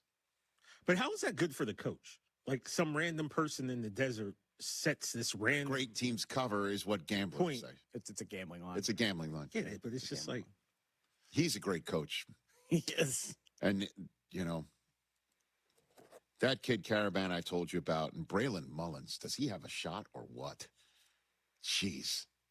He's good, and they're a great team. Again, Michigan actually going in last night as the favorites. Big favorites, yeah. Was a weird sensation. That did not happen in '89 or any of those other times I mentioned about Beeline in the between. Were they favorites? Was the Fab Five wasn't favored against Duke or probably North Carolina, right? I don't know. North Carolina, they were a low seed. Let me see if I can find that. Didn't Chris Webber, by the way, Chris's schedule will be on tomorrow's program. Didn't C. Webb say they were disrespected by their seed against North Carolina? Didn't you mention that the other day? They weren't a 1 or a 2. Right? They certainly weren't favorited 5 freshmen against that Duke team. That's for sure. No. Well, yeah, no, they were. I mean, but the next year against North Carolina, they made it back. They were a lesser seed. North Carolina was a 2-point favorite. All right. From what I'm seeing. No, they were both 1 seeds. Okay. Jason in Atlanta here on the Rich Eisen Show. What's up, Jason? Hey, Rich, first-time caller to your show. Okay. And I wanted to share with you, I have a daughter who is currently a sophomore at the University of Michigan. Oh, congrats. And so Saturday, she and 3 of her friends made the drive. I think it was only 4.5 hours over to Indianapolis from Ann Arbor. And they went to the Arizona game and then made sure to get themselves back to Ann Arbor, by Monday for class, and then to get in line to watch at a bar the game last night. And so just all the videos and the photos she's been sending since Saturday, it's just been a beautiful thing. And she's been creating memories for herself that one day she'll be able to describe as vividly as you have yours from the top of the show. And I just wanted to pass on my congrats to you and all the Michigan fans. That's the way to do it. Does she have a headache this morning? Have we checked in with your daughter? Have we checked in? I haven't heard from her since last night at probably about 12:30. So hopefully call number 2. I'll let you know. Let us know how she slept it off, okay? Call us Will back. do. All right, there's Jason in Atlanta. Yeah, against Duke, Duke was a 6-point favorite. There you go. I think 92. Yeah, he when he came on, he said that he felt disrespected by one of the seeds of their national championship game appearances. Well, they were a 6 seed that year. The disrespect is real. That's what he was talking about. Yeah, they were in 92. Oh yeah, but they were just 5 freshmen. Like, good luck. Yeah. Okay. Oh my God. And they got spanked. Well, I mean, that Duke team is it's as great as it comes, Yeah. man. Yeah, but Duke wasn't supposed to win that year. That was supposed to be Vegas. How did that happen? Leitner, Hurley, and Hill were on the teams. Coach K was coaching them. I know, but that UNLV team, right? Beat them by 30 the year before. Grandmama. Yeah. Stacey Augman. Stacey Greg Anthony. Augman. Plastic Man. They were a Tart wagon, sucking man. on his towel like a weirdo. Anderson Hunt. They were a good team. They were a great team. Great team. They were a great team. Randomly, my Foot Locker manager was a guy named Dante Harlan. He was on that UNLV team, guys, and he transferred that year because he was stuck behind Greg Anthony and Anderson Hunt. By the way, good move. Yeah, well, he transferred to New Mexico State, but that year he transferred UNLV. That was 90. They won. How was he as a boss? He was awesome. He was. Yeah, he was. Okay. Dante. He's even now. He's a really successful girls basketball coach in Ohio. He's pretty much dedicated his life. I love that. I love hearing that. Girls basketball. When we go to the draft in Pittsburgh, can we make a pilgrimage to the? Does your Foot Locker still exist? The Foot Locker does not exist. Oh no! I mean, it's there, but it's no longer Foot Locker. What do we got? Because again, where I used to do my stand-up comedy at the U Club, the University of Michigan's Student Union Club, is now a Panera Bread. Yeah. So, like, if I ever wanted to see the layout of the place and maybe the manager's office is where we always used to hang out, and I used to maybe dry heave before going on stage, like the backstage little green room area.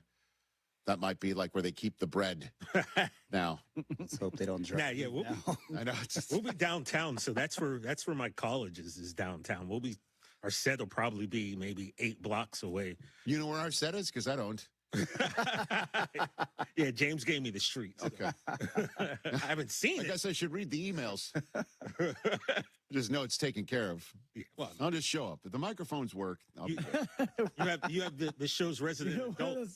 I know.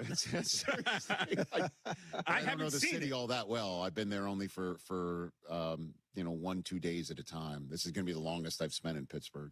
Gotcha. In a stretch. Can't wait for it. Yeah, there's some news on that front, which we'll get to. We'll get to in short order. Let's take a break. We'll come back and then we'll do Overreaction Monday.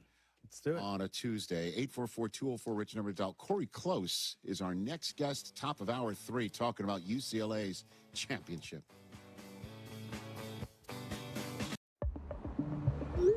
You've said it before. This will only take a second. Just a quick glance. A fast reply. But on the road, seconds don't wait for you. They decide everything. Who stops, who doesn't, who makes it home. So next time your phone lights up, ask yourself, is this distraction worth a ticket or even a life? Put the phone away or pay. Paid for by NHTSA.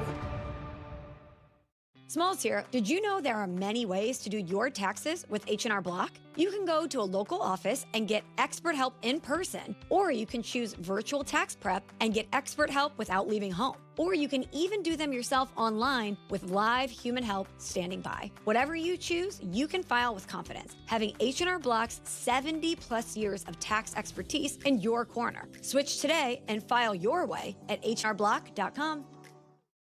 Guys, this is Courtney Cronin. Let's be honest, most of us aren't great at saying what we feel. That's where jewelry does the talking.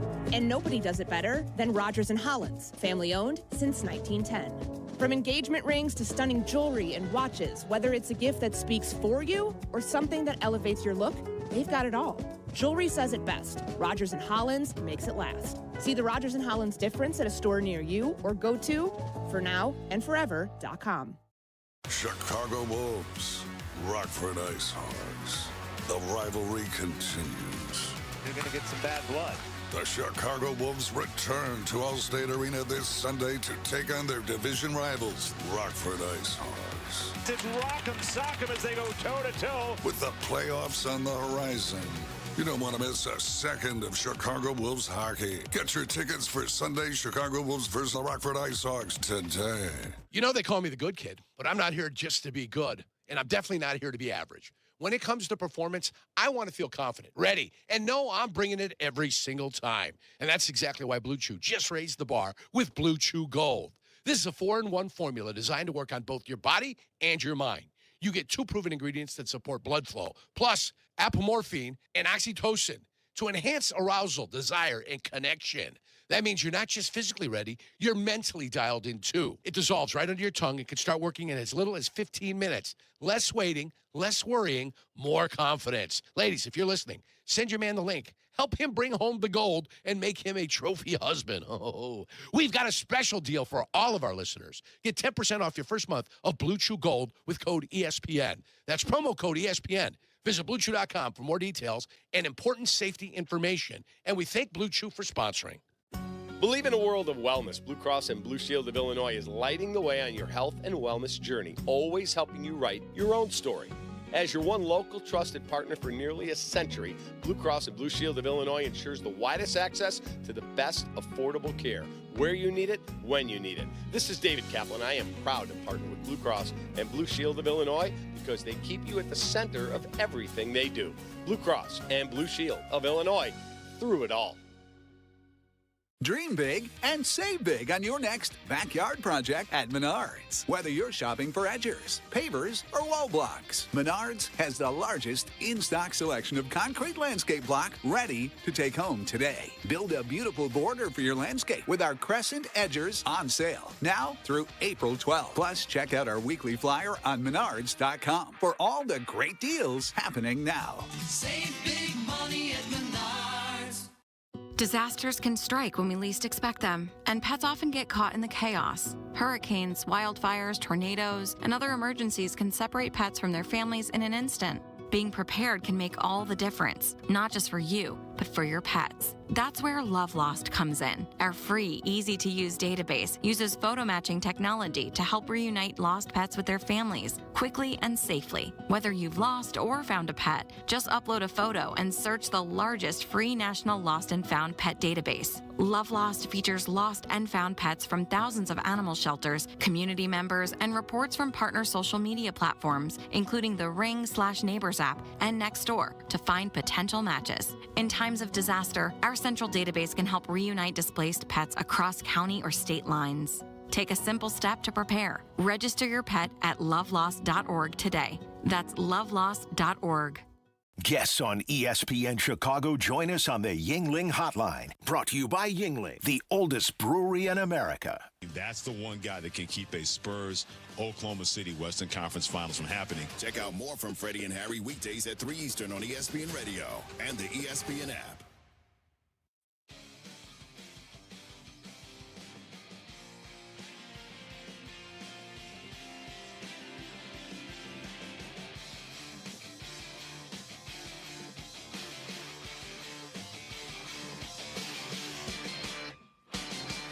Draft season's here. Everybody's talking about franchise players, blockbuster trades, and the moves that can reshape a team. When it comes to your home, Pella Windows and Doors is the kind of pick you can trust, especially after another long winter with your old windows.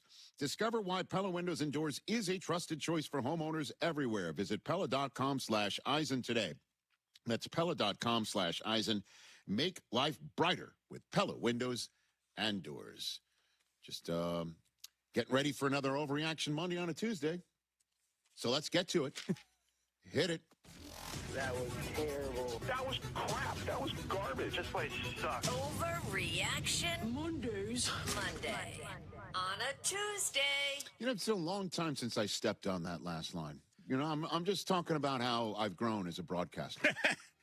That's why you're Emmy nominated. No, listen. You know what I mean? Listen. They don't just hand those out. No, they don't just hand out those nominations. Not at all. I mean, we didn't. Nothing like we it. can't get one, but that's you okay. got one. That's it. I'll just take that bullet of sitting in row T for 4.5 hours only to take an Ernie Johnson axe to the chest. With no food or drink provided, no internet. What else? Should Think about how much. What else? Think how much cheaper your restaurant bill will be after this. Unless I'm overreacting. Excellent. Get that plastic flask. What do you got? All right, so a couple of football That's what topics you- and then a hodgepodge. I forgot here. about that caper we pulled. Oh, yeah. Yeah, right, right. Jeremiah Love, thinking a lot about him and his draft position and the conversation surrounding him. You know, he's visiting the Bengals today. If he does fall to the Bengals at number 10, they're going to have the best offense in the NFL this year. I think this is just due diligence. Dude, Chase Brown's not slouch by any stretch of the imagination. Jeremiah I Love to that understand that. backfield? I get it. If he drops to 10, you have to take him there. Have to. So Without question. I got it. But- Jeremiah Love, Chase Brown, T. Higgins, Jamar Chase, Joe Burrow. So my question for you is, does that mean they now win 35-34 as opposed to losing to 34-31? Is that what you're saying now? They might have to score 40. They're but 40. Yeah, you know, if they I get, think, how about this? Hot take. Their defense is going to be better this year. Then what? Last year? Can't be worse. Yes, it can. Always can. I mean, the floor is...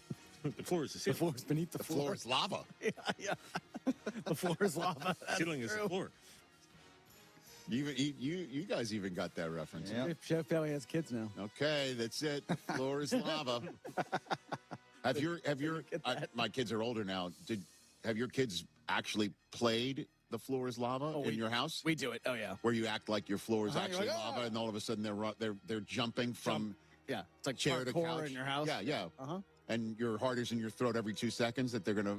All right. Fall and break their face. But like That's we the were one way to playing put that when we were kids, though. Oh, floor is lava. Yeah. Yeah. Back when we only had 3 channels. Right. What else you got, Chris? No clicker back then.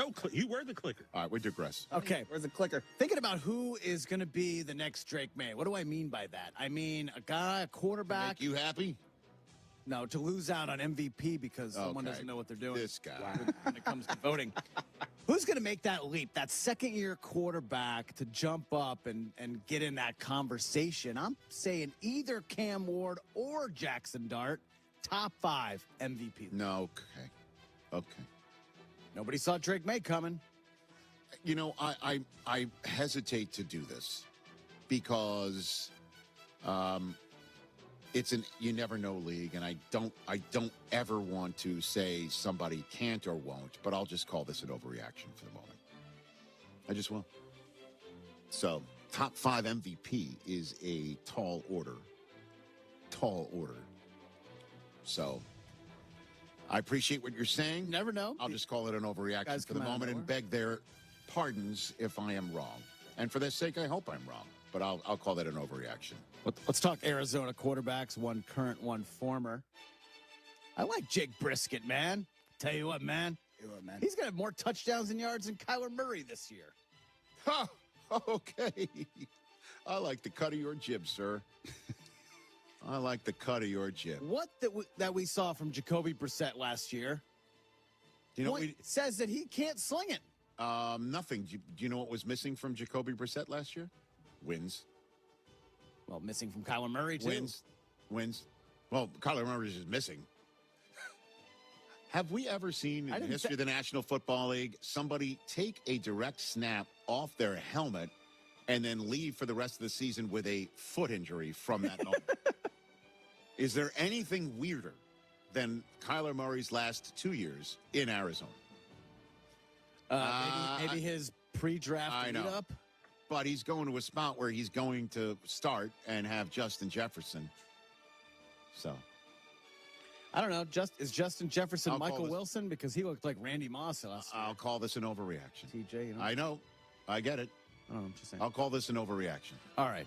But I like where you're going with it. That's for sure. Throwing it out there. Rich, congratulations. Michigan takes home the national championship. It's not genuine. Big moment for you. And TJ, is this genuine?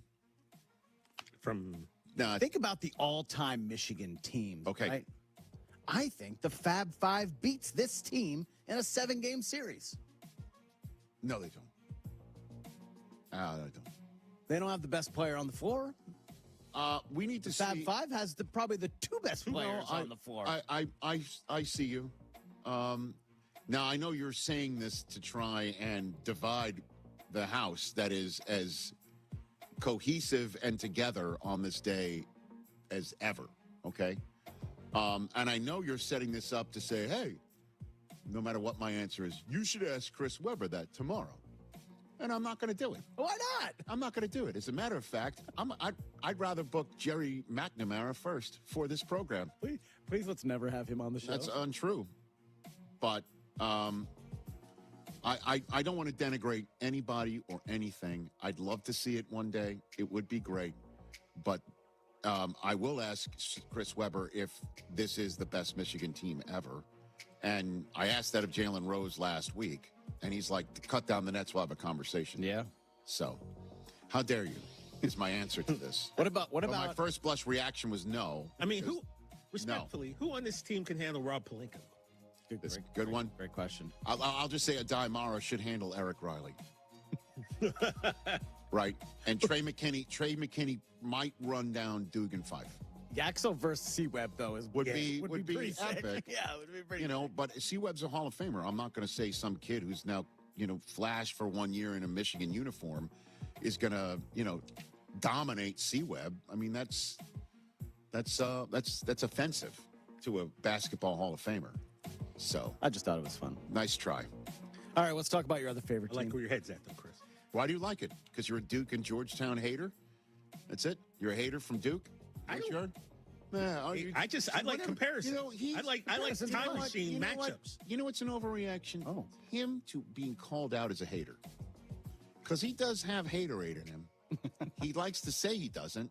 He likes to think he's just I do have haterade. Happy-go-lucky, chilled. Everybody loves TJ. Well, all the celebrities come in here and they remember him from this trip or that moment in the club, or this moment when he was punking them, or the time I sat next to our next guest at a wedding. Exactly. Whoa, Emmanuel really? Shrieky sat next to TJ at a wedding. Like, literally, he is the Forrest Gump of the Rich Eisen I don't show. like that part. Well, I know you Gotta don't. go to El Segundo. Because the analogy is Forrest would just float around like a feather and meet everyone on planet Earth. That's not how people And they think of love him, and he loves them. That's an accurate description. I'm not talking about your mental acuity or anything like that, all right? So I'm just saying to you, you don't like it when I accuse you of being a hater. You're like, I am not a hater. And then you say something that's completely hateful. I don't say hateful things because I tend to keep them inside. I'm a hater, but I just do a better job of masking it. He's too nice. He's too nice. Because you don't. Why was that? Because you don't why want did you two like, of us. Do you want me to hate as much as my man over here? I think we've got a great mix. I've got to play this I don't want role. anybody entering the portal. You know what I mean? So I've got to be the calm one. I understand. I'm not saying you're doing it wrong. I'm just saying you're not admitting the obvious on occasion, which is when you just said under your breath a little TJ aside. I like that one, Brockman. Okay. Thank you. I was more complimenting my coworker and my boy on this. All right, I'm taking back this segment. Yeah, you should. Let's talk about Rich's other favorite team. The Lakers, Rich, they're not going to win a single game without. See, that's hate. That's hate right there. There's a difference. Wow. They're going to get swept. They're not going to win a single playoff game. A single playoff game. Yeah. Not one? Well, it's not. It's not just not him. It's not him or Reeves. Now Reeves is out. Yeah, but you forgetting that Hachimura's on the team? What? God bless you. I don't think this is an overreaction at all. And I feel for Laker fans. What? Feeling you. Okay. Feeling you. Chris, I take Laker everything I said. fans. I do have hate for. Thank you. Good. Yeah. Laker fans. I do. The awesome one, Luka. The great one. The one who floats. The one from a country whose name I can't pronounce. Austin Reeves. The great one. The awesome one. They're toast. He's got an oblique. By the way, I can't go at. Oh yeah, and do we have Magic's tweet? There it is. Just when I thought Luka's injury was devastating for my Lakers, we got the news that Austin Reeves will also be out with an oblique injury. The timing of these injuries couldn't be worse with the NBA playoffs a week away, and there's a sad emoji. Thanks, Magic. There's Magic chiming in with a perspective. You know how many people didn't know the playoffs were a week away, but now they read that tweet and now they know? The USA Today of I'm Twitter. Why I don't know. Why does USA Today got to catch that? Well, because they were my favorite parts of USA Today was basic of always the news. was Larry King's column. It was just I saw the wonderful Charo out and about. It's just one line about everything. It's all funny games till Bronny drops about 25 a game. Soup is sure delicious. I remember first having Phyllis Diller on the show. I got more rhymes than Phyllis Diller. You want to take the segment back again? Radio guy in Miami. This is not an overreaction. Okay. It is not. No, Bronny James is on this squad. Oh, this guy. Let's talk about the sport I stopped watching. We're headed for another Dodgers-Yankees World Series. Why not? This season is already so boring. The counter-programming that Fox attempted last night with a rematch of the World Series was not much of a game. I enjoyed it. I'm sure you did.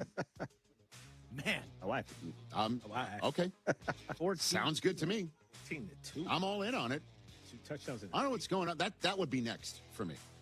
The fact that Michigan's gotten two natties in 2 different sports in 3 years. They're hitting them. It's only a matter of time. Until? The Yankees do it themselves. What? Yeah. What? Well, I'll take the baseball standings. What do we see? Oh, win. What do we have right now? There it is. Look at me, 6-0. 2-8. Red Sox come out of the gate having lost 8 of 10. The Metropolitans without Soto for 2 weeks, which, as you know, is a shame.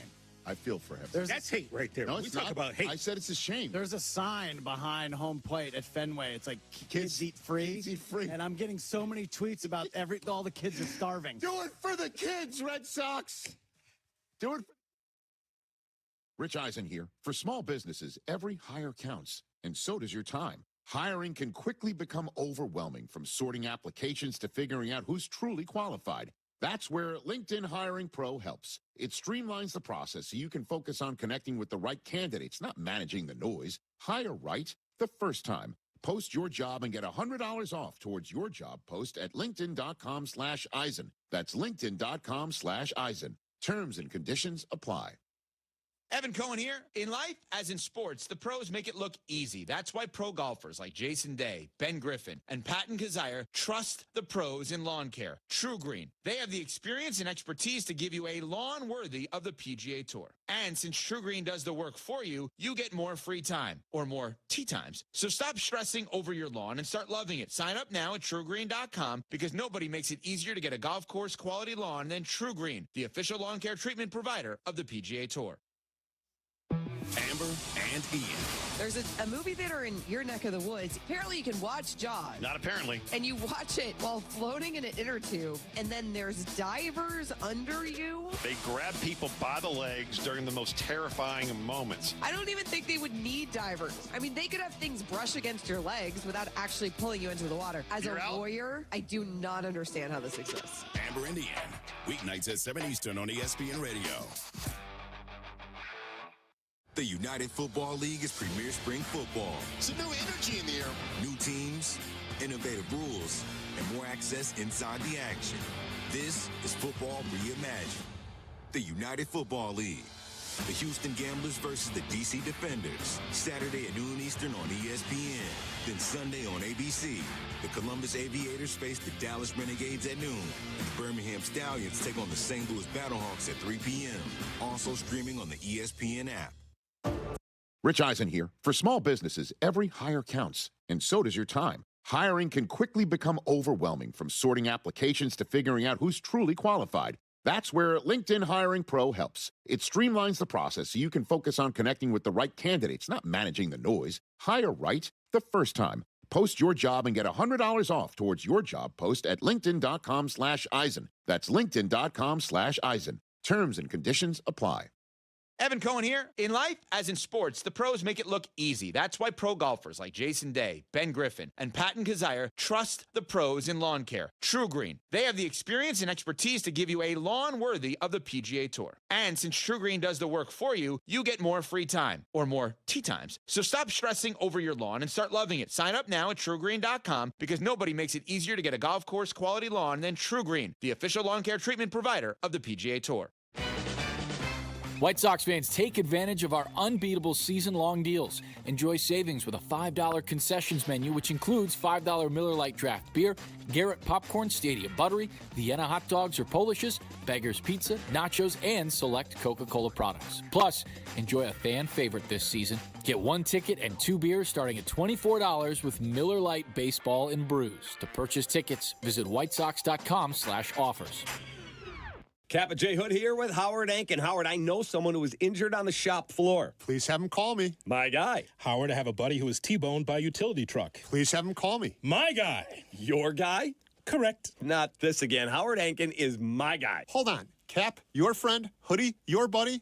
I'm their guy. And I'm also your guy and your guy. Call 312-6million for injury law made personal. Howard Ankin, our guy, on the Kap and J Hood Show, weekday mornings on ESPN Chicago. My guy. Yeah. Spring is here. So many great things you do with the kids as things warm up. What a wonderful family you've created. You want things to stay just as they are. It's time to talk about taking the next step for your future. A vasectomy. Take that step with Vasectomy Clinics of Chicago, because experience really does matter. Especially with this procedure. Vasectomy Clinics of Chicago makes it so easy with their 30-minute, no needle, no scalpel, in-office vasectomy. Log on to vasectomychicago.com, read their testimonials, and learn more about their procedure at Vasectomy Clinics of Chicago. 5 locations to serve you: downtown Chicago at Lake Point Tower, by Navy Pier, and with free valet parking. Also in Naperville, Tinley Park, Arlington Heights, and Barrington. Most insurance accepted. Visit vasectomychicago.com or call toll-free 877-877-4VAS. That's 877-877-4827. Hey guys, Silvy here for Window Nation. Spring's a great time to open your windows and, oh, wait a minute, those windows won't open. They leak, they're cracked, or maybe they need repainting. Again? Getting top quality custom fit windows from Window Nation is easy and affordable. During the More You Buy, the More You Save sale, you could save up to 50% off. Plus, you could get them with 0 interest for 5 years. During uncertain times, one of the best investments you can make in your home. So visit windownation.com now to book a free consultation. Good Karma Brands is proud to be an equal opportunity employer, providing equal employment, development, and advancement opportunities to all teammates and applicants. To learn more about careers with us, please send an email to talentacquisition@goodkarmabrands.com. That's talentacquisition@goodkarmabrands.com. Getting together with friends and family is one of life's greatest joys. But with the rise in misleading rumors that have sparked some confusion and worry about vaccines, our treasured community immunity could be at risk. Vaccines are one of the greatest innovations in modern medicine. Vaccines prompt children's immune systems to recognize and resist a disease. By making sure your child's immune system is ready to activate, vaccines help your child stay active, healthy, and safe. And high rates of immunization stop preventable diseases from spreading through our families, schools, and communities. It's true. Together, we are all healthier when everyone is vaccinated. So let's get together and let's thrive together. Talk with your pediatrician today about keeping up or catching up on routine childhood immunization. This message is brought to you by the American Academy of Pediatrics. This is ESPN Chicago, WNVP, WTBC, HD2 Chicago, a Good Karma Brands radio station. That is, no, I am not allowing that. I'm entering the portal. No chance. No, come on, man. You're on that side of the fence. Yeah, it's written by a guy from Ann Arbor. And the first time they actually used it was in '89 when Michigan last won it all on the men's side of things.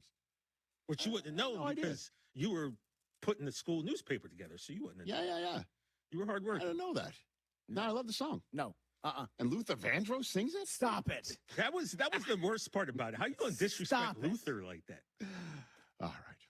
Let's all come together as one. All right. Certainly since the coach of the team that came together on behalf of those in Westwood, California, wanting to see a trophy for the UCLA women's basketball team. Ladies and gentlemen, Cory Close is here after cutting down the Nets in Phoenix, Arizona. What's up, Coach? How are you?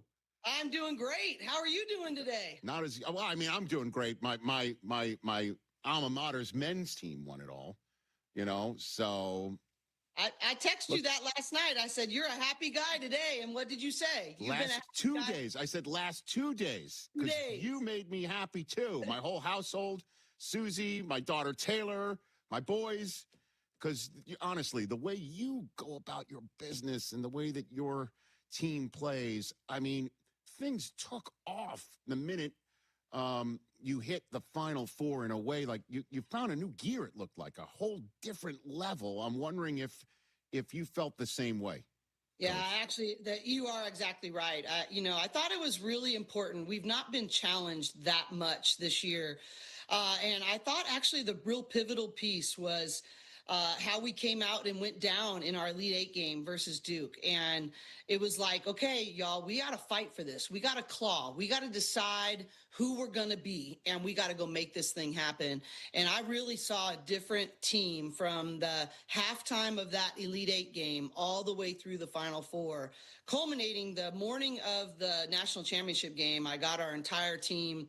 And when I say team, I mean our support staff, our managers, everybody, our scout guys together in this massive circle. And I talked about that the superpower of our team was really our connectivity and our mission mindedness, and that three strands woven together just cannot easily be broken, and how important it was for us to see ourselves as this interdependent, interwoven group. And I could just see in their eyes, Rich, that I turned to my director of basketball operations after that and just said, we're going to win this thing. They were just dialed in, and they had found that other gear that you're referring to. No doubt about it. And then you avenge your only loss of the season against Texas on Friday night. What was that like, Friday night into Sunday for you and your staff and your team? What was that like? Well, it was a huge, you could tell it was just a breakthrough mentally. I think, can we, we in our minds all year, we're like, we can do this. We have the roster, we have the chemistry, we have the skill set to make this happen. But we had to overcome a hard thing, and we had to overcome an opponent that was probably playing the best basketball going into the Final Four, was Texas. And I was so proud at how tough we were in that game.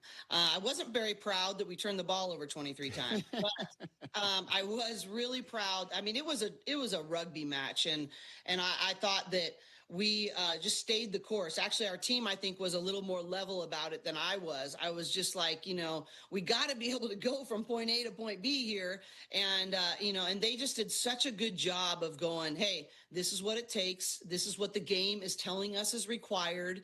And we're going to find a way to be the tougher, more together team. But that was a big deal. That was a big hurdle for us. But I really knew we were ready to go win it, because I went into the locker room and after the game, and it was like any other game. It was like, job's not done. What are we even talking about? Let's go. We came here very strictly on a business.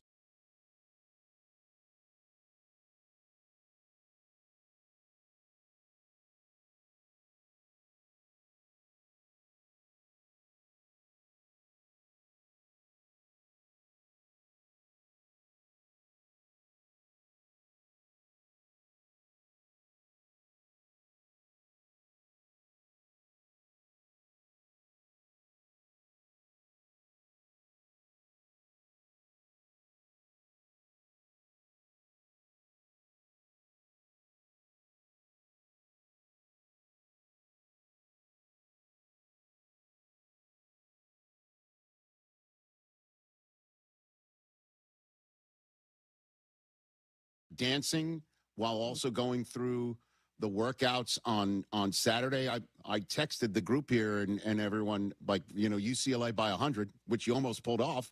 But, I'm wondering where that comes from, Coach. Yeah, I think it comes, Rich, from genuine relationships, because you have to know what the vibe needs to be. Some people's, I would call it their warrior dial. Some of their warrior dials need to be turned up. And we're always telling Lena Billett she needs to play mad. She needs to play like, let's go, But some of our players needs to turn down. And part of that is just dance it out. Like, have fun. This has got to have joy. This has got to have a lightness, because they're already putting so much pressure on themselves. And so I think you have to know your team. And know, how each individual is at their best, and trust that though it may look different in style, player by player, the standard doesn't change about what's expected to be able to come out and perform. And, they have a great balance of that. And I think we realized early on the expectations that we're going to follow this team. And last year, I don't think I handled it as well as I needed to as a leader. And they, I don't think bottom line, my biggest job is to get our team to play its best basketball when needed and at the highest levels. And we got spanked in the semifinals last year. And so I needed to go, okay, what needs to change? And I do think the way we handled having the target on our back, we actually needed more joy and lightness, not more intensity, because the intensity was there. And so I just think that was fun. And in the in-between practice on Saturday, I actually had no idea how to handle it. I was like, what do I do? And I asked Holly Rowe, like, you've seen a million of these. How do coaches handle it? Or I called Muffet McGraw at Notre Dame, who'd been there. And I was like, okay, how does this work? And so we just decided that open practice was going to be our connecting fun practice. And then we were going to have a closed practice after that was going to be about our business. And they handled that with great maturity, and it paid off. Cory Close, champion head coach from UCLA, here on the Rich Eisen Show. Let's talk about some of your players, if you don't mind. Lauren Betts, the most outstanding player of the Final Four in the tournament, and her story. Holly Rowe, you mentioned, made reference to it when she was on the podium with you and the rest of the team. And her Players Tribune piece that was published in March was raw. And really was out there. What are you willing to share about when she checked herself into UCLA care at the hospital there, based on her depression moving from Stanford to UCLA, and you had her in your care, and this was happening? What can you share with us here? Cory? Yeah, as much as I am proud of our staff, what we accomplished as a national champion and all those things, I'm actually more proud of how we show up for our players on the hard days. That is probably I have a group of staff. It's not just me. It's every single person in our program that has chosen to sacrificially adopt the mission of our program, which really has more to do with who they're becoming as people than it does about who they're becoming as basketball players. And that was one of my proudest moments, as a coach, to see our entire program just come alongside Lauren in such a genuine way in her toughest moments. I remember my dad used to say that the greatest honor is when someone else invites you into their greatest time of need. And it's my honor to come alongside her. But I also have to give Lauren her props. When she played for me and when the USA basketball under U19 World Cup team, she was actually on her way to Stanford. And on that trip, when I was the head coach of that World Cup team, my father passed away. And when we were in Spain, and I'm telling you, she is so empathic. And Lauren gave more to me than I did to her. And so then, fast forward 2 years later, to be in that room with her, I mean, it's scary. Izzy Anstey was on that team and was probably Lauren's closest friend. And this gets me choked up when there's a picture that she flew across the world from Australia to be there. And at that moment, and that day was Izzy Anstey. She goes, that was maybe one of the hardest days of my life. I thought I was going to lose Lauren. And then Cam Brown has also had her own mental health struggle that she has really invested in Lauren and shared her journey with Lauren. And there's this picture after the national championship game where all three of their foreheads are together and their arms are clenched so tight. And the layers of that bond was about showing up for each other on the hard days and on the things that really matter most. And as proud as I am about the championship, I'm even more proud of that. It's beautiful. Thank you for sharing that. Yeah. I really appreciate that. Wow. And then, Gabriela Jaquez, whose brother, did what he did for the men's side of things. And she is as decorated as they come now in the history of the whole program. And just seeing her do everything. I mean, absolutely everything. Running the floor, blocking shots, getting on the floor, shooting threes, setting screens. I'll give you the floor on her development and how, she wanted to go nowhere else. She wanted you to offer her more than anything in the world, and you did. And boy, now you got a banner. Yeah, cool. I looked like an idiot, Rich. Like, it took me, she had one other Power 4 offer going into her senior year of high school. Like, it's just craziness. Right. And it's so interesting. Her AAU coach, Kelly Sopak, who's now the head coach at University of Nevada, he told a great story when she joined his club program, his AAU team, the Cal Stars. He said to somebody, you know what? If I was having, just a 3-point shooting contest, and I had to pick my players, I bet, of 10 people, I would pick Gabriela Jaquez last. But if you had a one 3-pointer to win the game, even at that point, I would choose Gabriela Jaquez first. And I thought that encapsulates her warrior spirit, her confidence. She knows how to show up in the most pressurized moments. When you look back at our postseason runs from her freshman year to her senior year, the biggest games, the most pressurized games, when they were most on the line, the most consistent player was Gabriela Jaquez. And I think it just shows her mentality. She's just got this warrior spirit. And I think she can be an inspiration to so many people that it doesn't have to look like everybody else. Like, Gabs' game doesn't look like most other people, and she's going to be a top, 10 draft pick. And so, I think that if you're a kid growing up and you're looking for role models, like she has been a self-made person. I mean, she has found her own niche of how to impact the game. And her plus minus has been our leading plus minus person all year long in terms of her offensive and defensive leverage of when she's on the floor. And so I just think, if you can have a warrior spirit and if you can intentionally build your growth, I mean, she shot in the teens in the three-pointers her freshman year, and she made herself a 50, 40, 90 player. That's just unheard of. That just does not happen. And if you're someone willing to put in the work and compete fiercely, but with joy in your heart, like Gabriela Jaquez, anything is possible. Yeah. You may hear your program called 3 times in the top 10 a week from tonight at the WNBA draft. You may have 3 top 10 picks, and I think you will, Cory. I think we'll have 4. Okay. Okay. I don't mean, I guess over-deliver. Don't sell us short. Rick, come on now. I think all 6 are going to be drafted and at least 4 in the first round. There you go. Before I let you go, let's talk about you a little bit, if you don't mind. You were here last year for 2 shows. You were the first guest of Women's Sports Now last year.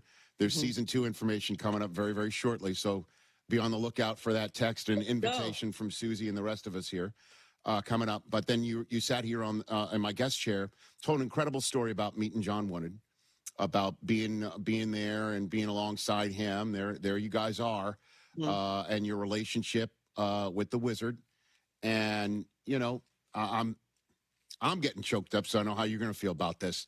You're going to be able to coach in that vaunted pavilion and look up, and one of your banners is going to be next to all of his.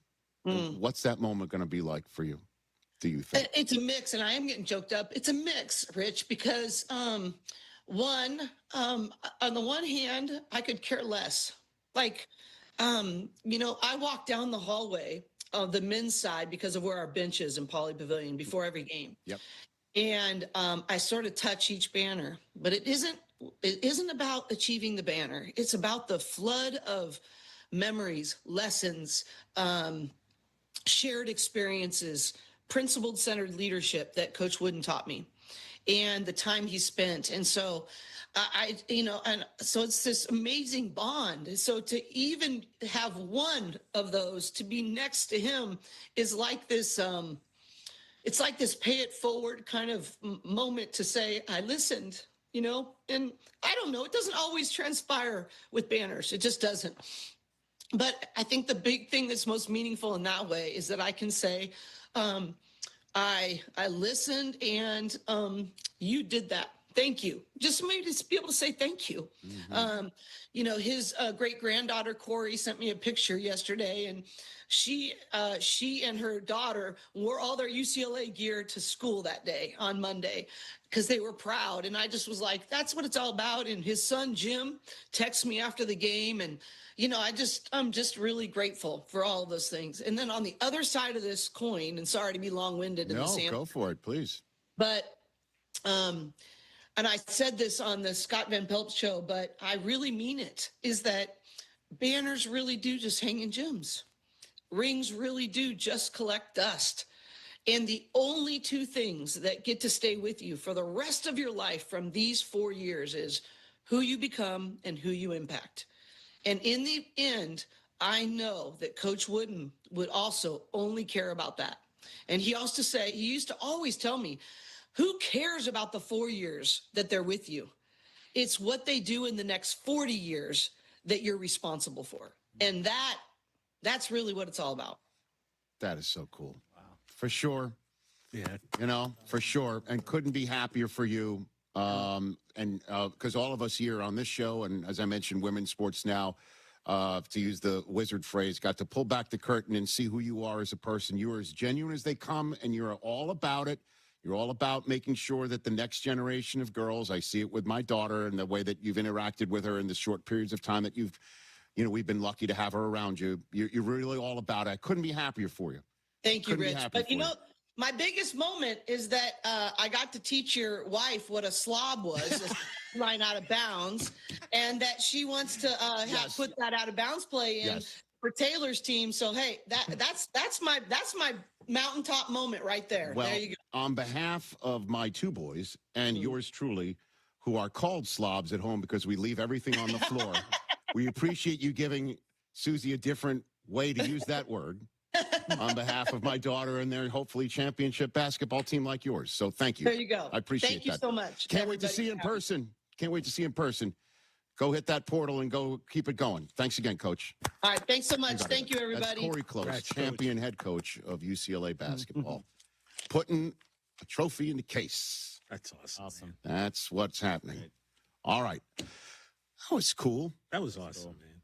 I remember she came in here last year, Chris, and remember we were joking with her because she had on those Travis Scotts. And I was like, you're stunting, Coach. You just go to any recruit's house wearing those. They're going to sign with you. That's right. I wonder if the shoes help. Maybe they do. Well, isn't that the phrase? It's got to be the shoes. Got to be the shoes, Rich. Come on. Was that Mars Blackman? It's got to be the shoes. Got to be the shoes. Money. It's got to be money. Well, that was awesome. Yeah, that's cool. And then it's kind of wild that UCLA, that school's synonymous with basketball, right? Indeed. First time the women have ever won. That's well, again, they won one before it was correct. Yeah. Before it was recognized. Yeah. Correct. That was Ann Myers and that UCLA team. But neat stuff. Cool. All right, let's take a break. The actress Emmanuel Shrieky is in our green room. Time to end that. She's coming on out. We'll talk about her new movie and, of course, back in the day, a little fun entourage. That's next. This is The Rich Eisen Show.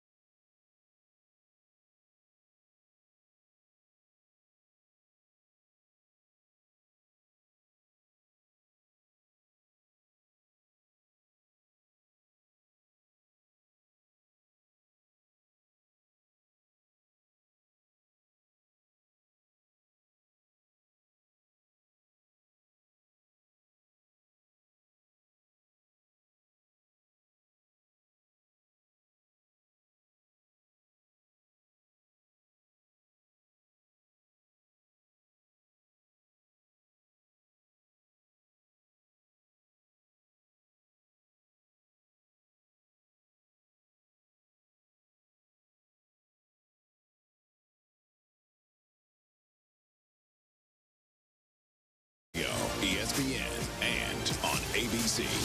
Presented by Pella Windows and Doors. Evan, Canty, and Michelle are unsportsmanlike. The Browns moving back the exercise dates of Myles Garrett's option bonuses freed up 0 cap space. Why is he on the team? He's an amazing player. He's going nowhere with this team. They don't win with him. They cannot win without him. And another team definitively would look at him as, if we get him, we're playing in February. Unsportsmanlike. Weekday mornings starting at 6 Eastern on ESPN Radio and on ESPN2. ESPN is now the home of MLB.tv. If you have the ESPN Unlimited plan, you'll get a $15 discount on the 2026 seasonal MLB.tv package. And if you don't, no problem. When you sign up for MLB.tv, you'll receive a 1-month free trial of ESPN Unlimited. Cancel anytime without losing your MLB.tv access. Get in on the action at stream.espn.com/MLBTV. ESPN Unlimited auto renews at $29.99 per month after free trial unless canceled. Blackouts and other terms apply. This is Freddie and Harry. Well, in Virginia, what old technology do you miss the most, my friend? Remember them little subscription things? You get like 11 CDs or tapes for a penny? Oh, absolutely. And you order them joints? Or 500,000, we have a solution. It doesn't matter if you're sitting in your car, at work, or with your kids. 20 Columbia House lost to people. I'm thinking, boy, you don't pay us, Mr. Coleman. Let me see. 6759. Don't lose hope. TRA can eliminate or reduce what you owe to the IRS. Generous programs are now available that can give you a fresh start. Our passion is taxes and helping individuals fix their IRS problems. We have over 1,000 5-star reviews on Google and an A+ with the Better Business Bureau. You don't need to be afraid of the IRS any longer. End your tax nightmare today by visiting us online at TRA.com or call 800-575-6759. That's 800-575-6759. Tax Relief Advocates. Real solutions for real people. Another medical bill from the accident. Another bill. A letter from the insurance company saying they need more documentation. Did you call them? I've been on hold 3 times this week. Nobody's telling me anything. Who is it? Postman Law, injury and accident attorneys. We'll deal with the insurance company. We'll connect you with the right doctors for your injuries. We'll be your one call for everything. Everything? Everything. Postman Law. Injury attorneys who deliver peace of mind. Call 844-POSTMAN or visit postmanlaw.com. Attorney advertising. Okay, can I go now? Let's hear it, Professor. Join us for Whiskey University, Wednesday, April 15th from 7 to 9 p.m. at Bub City in Rosemont. We'll study Old Forester bourbon and Glendronach single malt Scotch whiskey. Not bad. I don't overanalyze it, Carm. I just know great Scotch when I taste it. Just continue, please. Whiskey U! Come sip, enjoy, and learn something new. I mostly just enjoy. We noticed. Class is in session April 15th from 7 to 9. You forgot one thing. Oh, yeah. Please drink responsibly. Bravo. A+. Jake from State Farm. I just beat my running PR, so I'm celebrating with the Banana Bonanza smoothie. Hey, and you can keep celebrating when you create an affordable price just for you by bundling your home and auto with the State Farm Personal Price Plan. Go bananas. I will. Hey, make it a large. Bundling, just another way to save with the Personal Price Plan. Like a good neighbor, State Farm is there. Prices are based on rating plans that vary by state. Coverage options are selected by the customer. Availability, amount of discounts and savings, and eligibility vary by state. Meet iPhone 17e. A whole lot for a lot less. With an almighty, all-powerful A19 chip. And Ceramic Shield 2, built to survive this. And this. And a 48-megapixel fusion camera with 2x optical quality zoom and next-gen portraits. And double the starting storage of iPhone 16e. And long-lasting battery life for hours of watching the studio. That's the dream! And it comes with Apple Intelligence. And you can charge it with USB-C or with MagSafe accessories. And a whole lot more, all for a lot less. Get the new iPhone 17e at AT&T today. Hey guys, it's Courtney Cronin. Picture this. She opens the box. The light catches the shine inside, but what you really see is her smile. That's the winning moment. That's what Rogers & Hollins delivers. Not just a ring or a necklace or a watch, a moment. A story she'll share every time someone compliments her. For 115 years, Rogers & Hollins has been the jeweler Chicagoland trusts. Because while the world changes, the power of giving jewelry never does. Visit your local Rogers & Hollins or go to fornowandforever.com. Hey, Chicago, headed to a game? Take the CTA. We'll get you to the game and back for just $5. That's less money spent on travel and more money in your pocket. No searching for parking, no random surge pricing on rideshare, no traffic. We'll do the driving for you. The CTA has train stations and bus stops within steps of all the major stadiums and venues in the city. Plus, we've got tap to pay available on all CTA trains and buses. There's no need to purchase a ticket ahead of time. Just tap and ride. Plan your next trip at transitchicago.com/plan-a-trip. Save money, do more, ride CTA. Hey Lisa, how are you? It's been so long. Are you back for good? What's going on? Hey, good to see you. Yes, I'm back for good and just trying to get my life back together. Well, I'm so happy that you're home. It looks like things are going well. I've been seeing those pics you post of you and your family at all those fun events. What gives? Oh, VetTix. VetTix gives. What's VetTix? VetTix is an amazing charity that gives free event tickets, like concerts, sporting events, and shows, to currently serving military vets and their families, and to the immediate families of troops killed in action. It's a really nice organization. That is so nice. These events have helped me feel like myself again, and all these new happy memories my family and I are making are priceless. We have extra tickets sometimes. Can I donate them? Yes, it's easy. Just go to vettix.org. You can give your extra tickets, and other vets like me can sign up to get them. Awesome. I love that idea. What a great way to give back. I'm so glad you told me about it, and it was amazing to see you. And listen, thank you for your service. You've said it before. This will only take a second. Just a quick glance. A fast reply. But on the road, seconds don't wait for you. They decide everything. Who stops, who doesn't, who makes it home. So next time your phone lights up, ask yourself, is this distraction worth a ticket or even a life? Put the phone away or pay. Paid for by NHTSA. Kevin Cohen here. In life, as in sports, the pros make it look easy. That's why pro golfers like Jason Day, Ben Griffin, and Patton Kazire trust the pros in lawn care. True Green. They have the experience and expertise to give you a lawn worthy of the PGA Tour. And since True Green does the work for you, you get more free time, or more tee times. So stop stressing over your lawn and start loving it. Sign up now at TrueGreen.com because nobody makes it easier to get a golf course quality lawn than True Green, the official lawn care treatment provider of the PGA Tour. Here comes the ball. On the Chicago Bears podcast this week, we're keeping you updated on everything between free agency and the draft. The Bears still got a lot of work to do, and we'll keep you updated on all the breaking news with John Yurkovich, Shay Norling, Courtney Cronin, and, of course, our own Jason McKee. Make sure to tap in wherever you get your podcast, the Chicago Bears podcast. Yep. Carmen and Jurko, now 9 a.m. to noon, weekdays on the home of the Bears, ESPN Chicago. Like, you know, I think, what we would all do. And Mike was like, oh, I got it. Helicopter ride to Catalina. And then you thought it was a great idea. Sleepover. It really is an amazing idea. I don't know. Was that the inspiration of a love like this? What do we know? You know, Catalina, Malibu. Oh, my God. One thing or another. You're right. But we definitely have to give Mike grief for that he's not here to miss out on that sort of thing. I'll pass it along. But you're taken now. I mean, back, I think 10 years ago when you were not here, when you were here last, I think Mike was doing his best. You can tell Mike, I'm going to suggest that idea to my boyfriend. Okay. Go. Okay. The helicopter ride. Yeah. To Catalina, but that was a first date. That wasn't a good idea. That sounds like one of those movies that takes place in a basement. Now hold on a minute. So you guys go, like, you sat at a wedding together? We don't go back. Way back. Like way back. I've known her through years. She doesn't really. She's sitting right here, you know. Yeah. Okay. But we were at a wedding together once. One of my friends, two of my friends got married, and I sat next to her. Who I'm seeing in a week. Oh, yeah? Both of them. Okay. Yeah. How's TJ at a wedding? Fantastic. Really? Then you have no response to that, TJ? No? I mean, I made people cry. I remember that, giving a speech. Oh, yeah. Did you really? Yeah. Huh. You don't bring that to this equation here today or ever. You don't make any of us cry here. He's an old softie. Who's the friend that you guys knew? Mila and Ashton. Okay. Now I get it. Here we go. You won't mention Ashton's name, like, ever. You won't ever mention it. Like, that's the wedding. Wait, was that taboo? No, it's not. Ashton has been here on this program. Oh, he's the best. Yeah. We know that he's, the godfather to Bear, correct? Are you not? To Wyatt. Wyatt, pardon me. Right.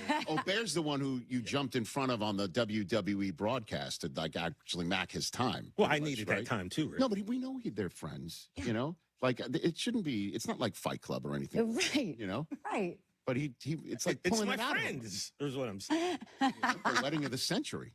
Okay. It was fun. It was a fun wedding. Emmanuel Shrieky here on the Rich Eisen Show. Back in the day on Entourage, what athletes did you come across or meet or have a show with or anything like that kind of jumps out at you from memory? Were you around any of those? Oh my God, episodes? 100%. I mean, on the show, there was, of course, when LeBron James came on, and that was insane. In fact, my nephew was, it was his bar mitzvah. And I got LeBron to do a video. I mean, I was Aunt of the Year. The year, the lifetime, the century. Lifetime, yeah. It's a Lifetime Achievement Award. Oh, yeah, 100%. He was so gracious and so cool, and he did it. It was awesome. So you had him shoot a video? Like a little video, yeah. Just saying, Mazel Tov. You have LeBron James saying the words Mazel Tov on I think I do, yeah.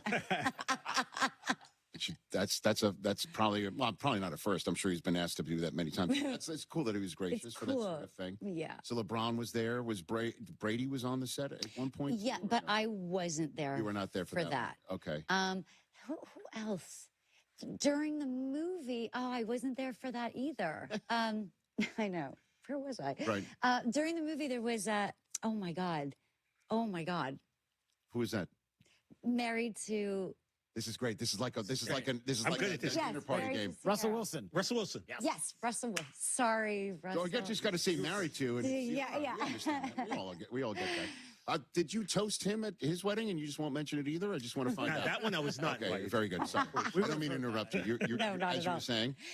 But Yes. outside, I don't know if you remember this. Okay. Outside of Entourage, Okay. I did the voice for Call of Duty. I was the numbers lady in one of the Call of Duties. I did not know this. Oh, you didn't know this? No. Okay. Oh, so this is epic. Okay. This is like the best story. Please. And God rest his soul, Kobe Bryant Mhm. was also in this video game, and we met. And he then was like, whenever you want to come to a game, just let me know.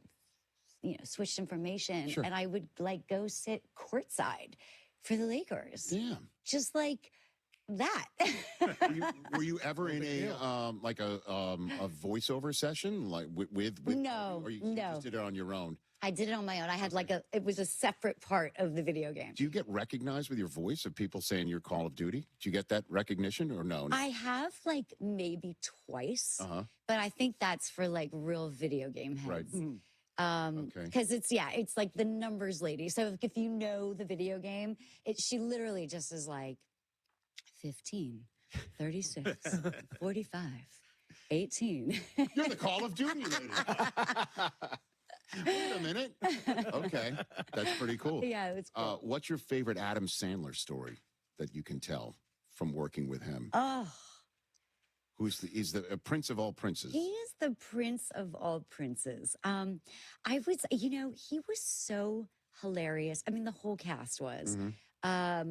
I would just say that sort of the thing after all these years that strikes me the most about Adam Sandler is that on the set, as funny as he was, and they're always like fine tuning the jokes. Yes. He was also like very serious about what the shot was going to be. It's like, I guess what I'm trying to say is that it was never jokes at the expense of the movie. Sure. It was like time and place. And, and he was so cool and human and relaxed and non-movie star like that it was weird. Because you're Adam Sandler. You could be the biggest idiot. Yeah, I know.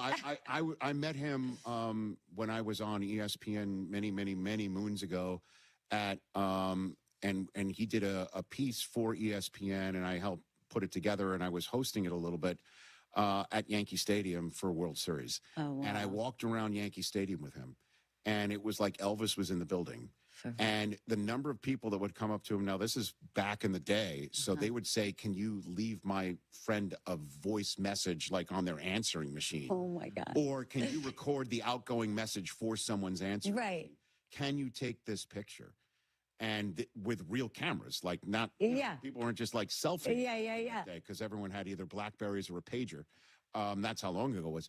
He said yes to everybody. It's unbelievable. I've never seen his patience and his genuineness. It's the real thing. It is so real. Yeah. It's like, it's so real. I feel so lucky that I had that experience. Right. Did you know that speaking of the Zohan, yeah.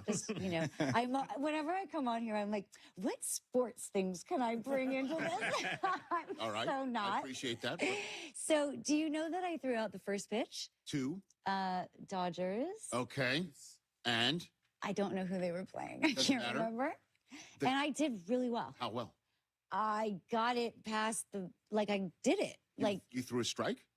Like would it have been called a strike in an actual Major League Baseball game? A strike? Yeah. Like what is it? Did you throw it accurately? Yes. Okay. I threw it out. But wait, I thought a strike was when you did this and you missed the ball. Well, that is one way. That is one way. Yeah. But if by the way, this is awesome. I'm explaining baseball to Emmanuel Shrieky right now, which is great. It's awesome. It's Rich, this is what Jane Kaczmarek was like. How is it a no-hitter when they hit? Yeah, how do you call something a no-hitter when they actually make contact with the ball? got it. June 08, Cubs Dodgers. Yes. And how are we looking? I don't know. Oh, you don't see the pitch? I just got the information. Oh, okay. I'm seeing the pictures, but no. Well, It was cool. Here's how I know you did. celebrating after. Here's how I know you did well. Yeah. Is that it's not. You're not YouTube famous for the alternative. Right. That's bad. Yeah. That's the 1,000,000% heart thumping pressure one feels when standing on the mound of Dodger Stadium. 100%. Okay. And it's funny. I think on the internet, there's probably a picture of me that's like, like, hands up. Yeah. You scored a touchdown. Why not? Do you need me to explain to you what a touchdown is? No, I don't. But thanks. No, I'm just kidding. I mean, Canada has been involved in some of these major hockey and all this, the Olympics and all that sort of stuff. Mm-hmm. Are you locked in on any of that stuff or not really? I watched the Olympics. Okay. Actually, all of the Olympics. Okay, great. But I was really zeroed in on the figure skating and skiing and snowboarding. I do love watching the Olympics and everything like that. The only thing I didn't understand is when they gave out the silver medals in the Olympics, they also gave out a stuffed animal to the athletes as well. Yeah. Wait, what? Yes. I don't know who came up with that idea. Some Italian, I don't know what it was, or somebody in the International Olympic Committee. There it is. This is one of Canada's most decorated hockey players ever after losing to the United States in the gold medal game. Oh. With his silver medal, looking at his stuffed animal. I mean, wow. That's hilarious. It's like if you're nominated for an Emmy and no, you didn't win, but here's a stuffed animal. There you go. What a delight to have you back on this program and chat with you. It's so great to see you. Thank you. And see you after all these years. Your film that you've produced, you act in as well with Hayes MacArthur, A Love Like This, is available now to buy or rent on all digital platforms. I do believe we have one more photograph to show you here because, we've got a lightning quick acting. It's outstanding form. Okay. That's outstanding. I'm watching the pitch right now. I mean, that is. You found it. Nice. To quote Bob Uecker, it's a little bit outside. It's a little bit outside. What?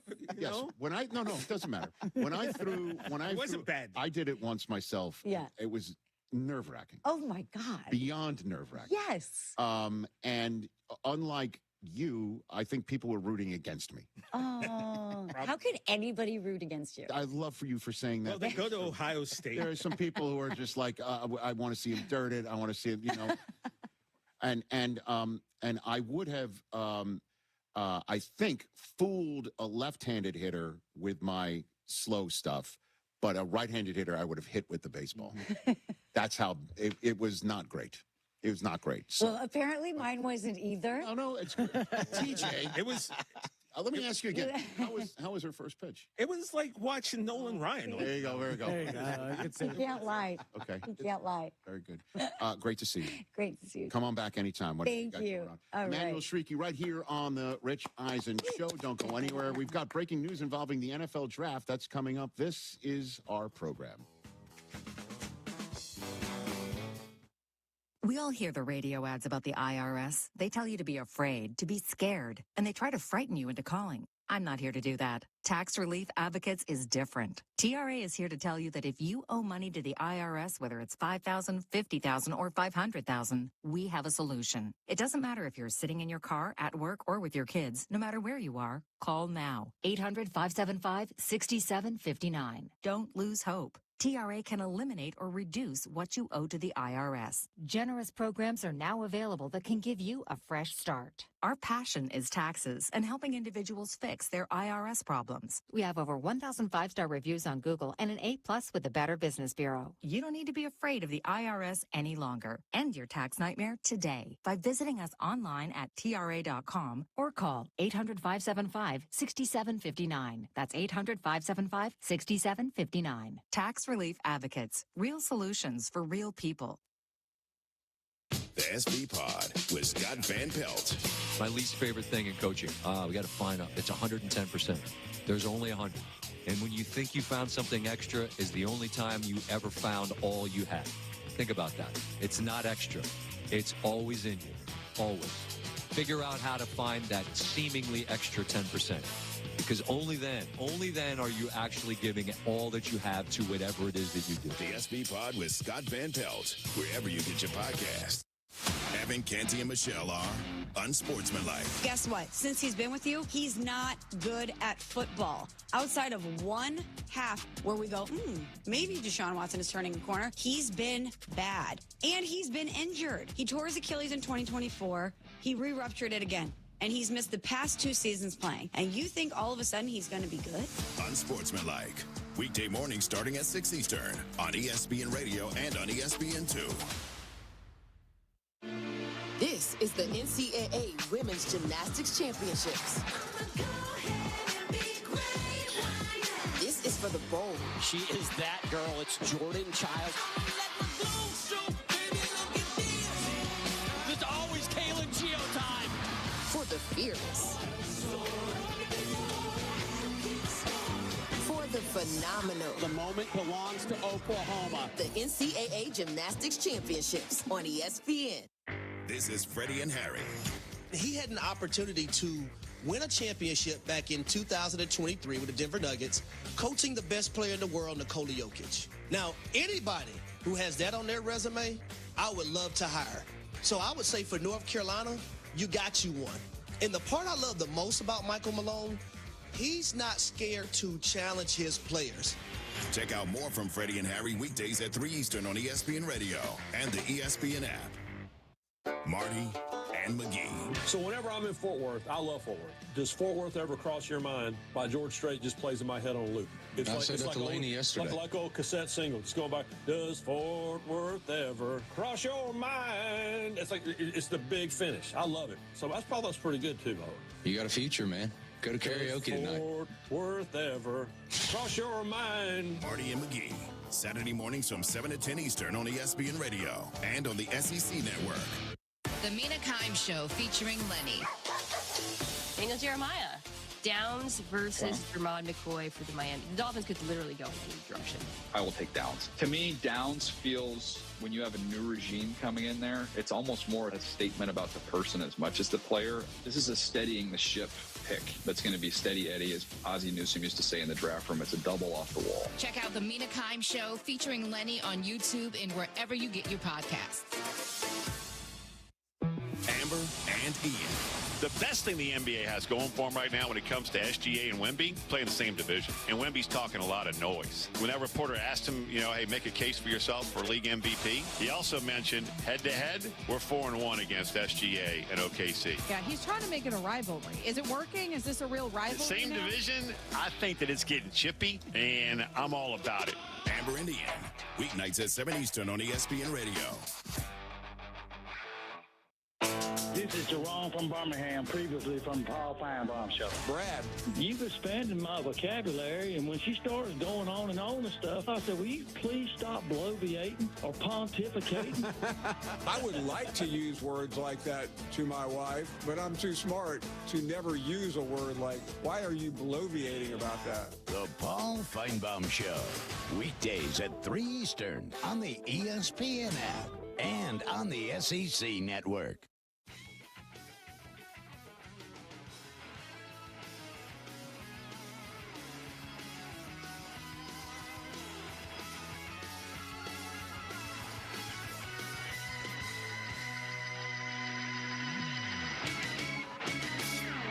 Championship. Back here on the Rich Eisen Show, in a world in need of a hero, one man rises to the challenge in style. He is just driving the kids to soccer practice. Make every day feel epic in the all-new Hyundai Palisade Hybrid with an up to an EPA estimated 619 miles of range. How about that? Select trims, advanced tech, class-leading interior space, because when you're hauling kids, gear, snacks, and backpacks, space matters, and so does comfort. Just make sure they keep their cleats off the seats. The all-new Hyundai Palisade Hybrid. Visit HyundaiUSA.com or call 562-314-4603 for details. All right, so some quick hitters here. Adam Schefter was the first to report that Fernando Mendoza has told the NFL draft he's not going to be there. He's going to stay at home to be with his family in Miami. Okay, not great for the draft. Yeah, not great. It's not great for the draft, not great for the broadcast. But, his mother has MS. Dude. It might not be safe for Dude, her. it is 100% his decision and in his purview, and 1,000,000% fine. You know, we'd love to have him. Of course, it makes things more special, but what's more special than being with his family and accommodating his mom, if that's what it is, or the rest of his family by being there? Yep. And it could be just like, hey, NFL's like, how many do you need? Yep. And his answer could be 150. Yeah. You know, this happens all the time. It just doesn't really happen too often with the first overall draft choice. Right. But we'll see video of him and in his home, and he'll be in his new home the next day, I'm sure, whoever. Last number 1 overall pick to not attend the draft, Trevor Lawrence, 2021. How's that worked out for him? Okay. I shouldn't ask that. But he's an upstanding pillar of community and a great face of the Jaguars, if not the NFL. QB. True.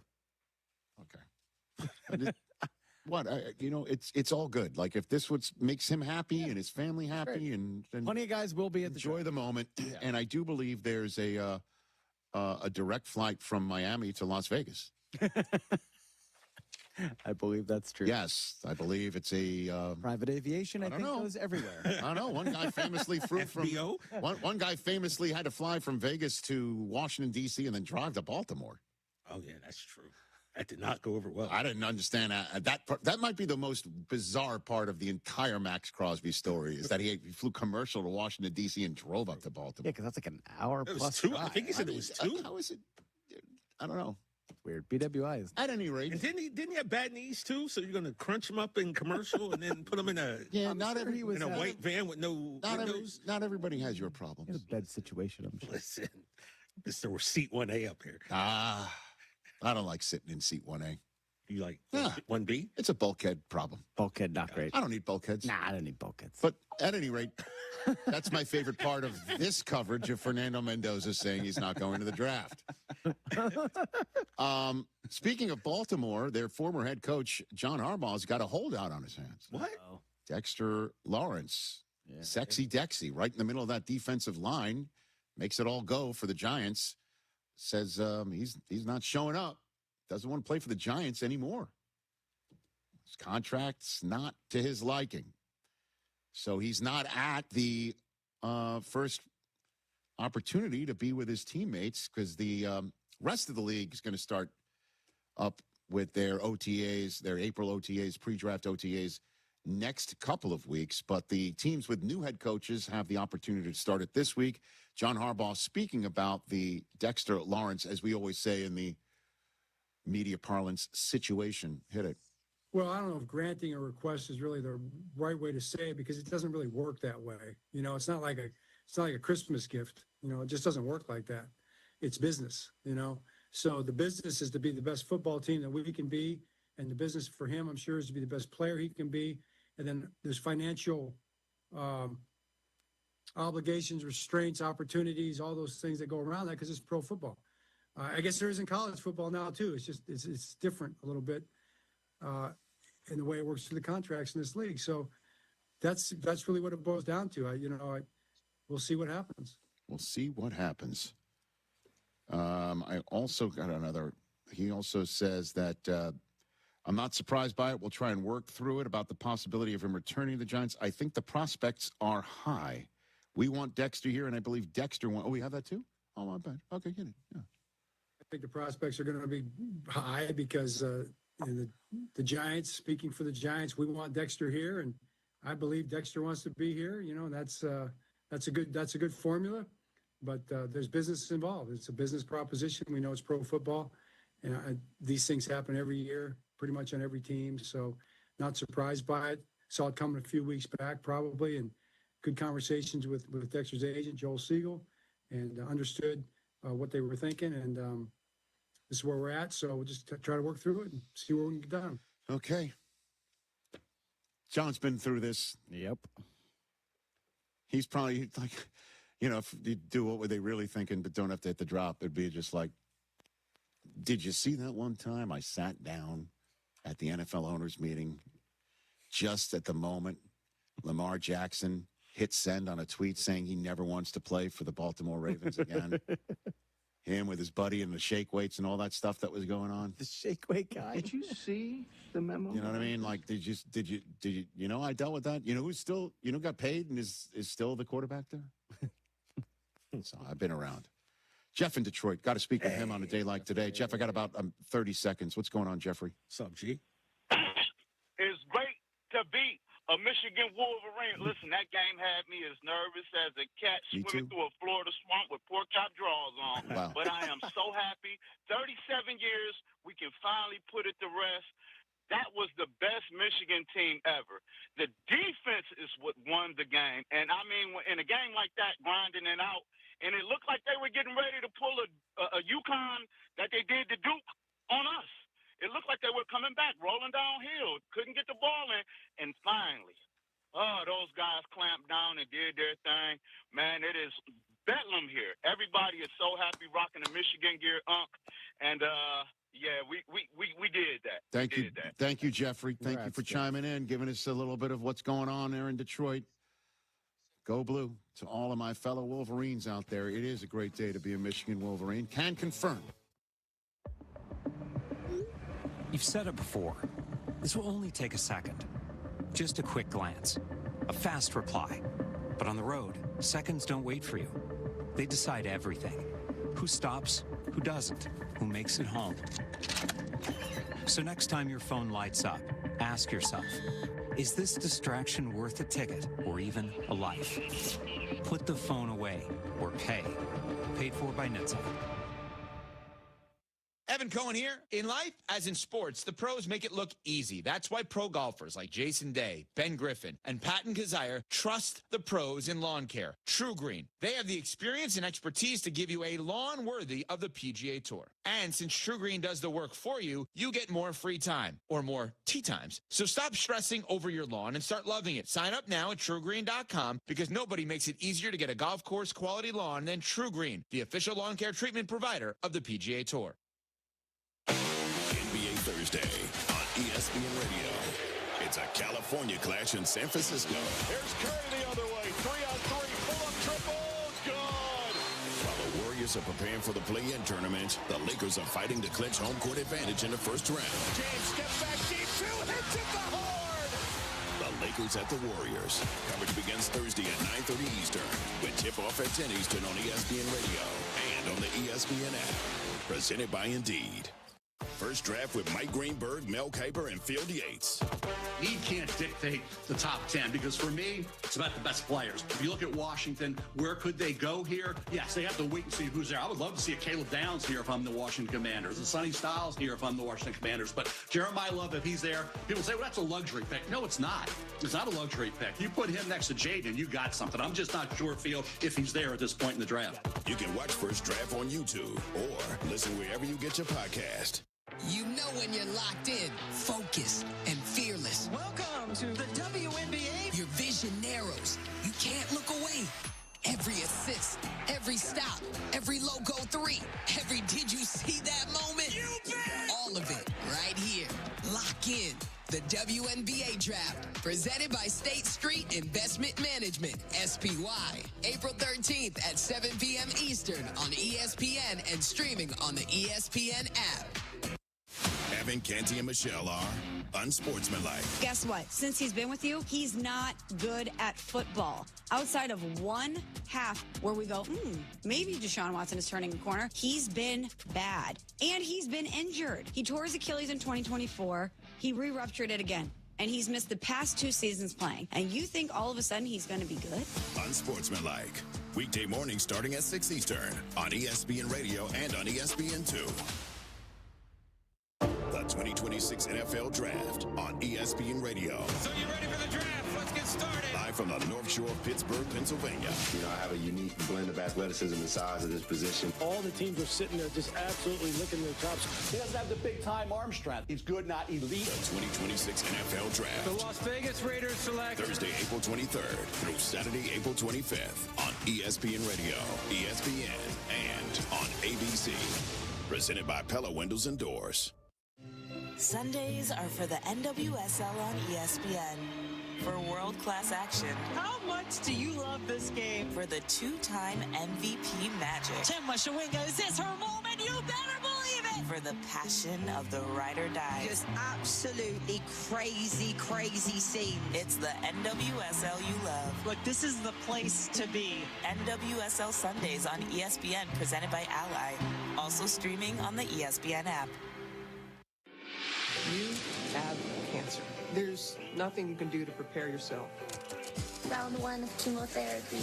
I'm gonna fight it. I'm gonna survive. There's no way I'm gonna let this take over me. Cancer doesn't care what you look like, who you are. It may not save my life. It may save my children's life. It may save someone you love.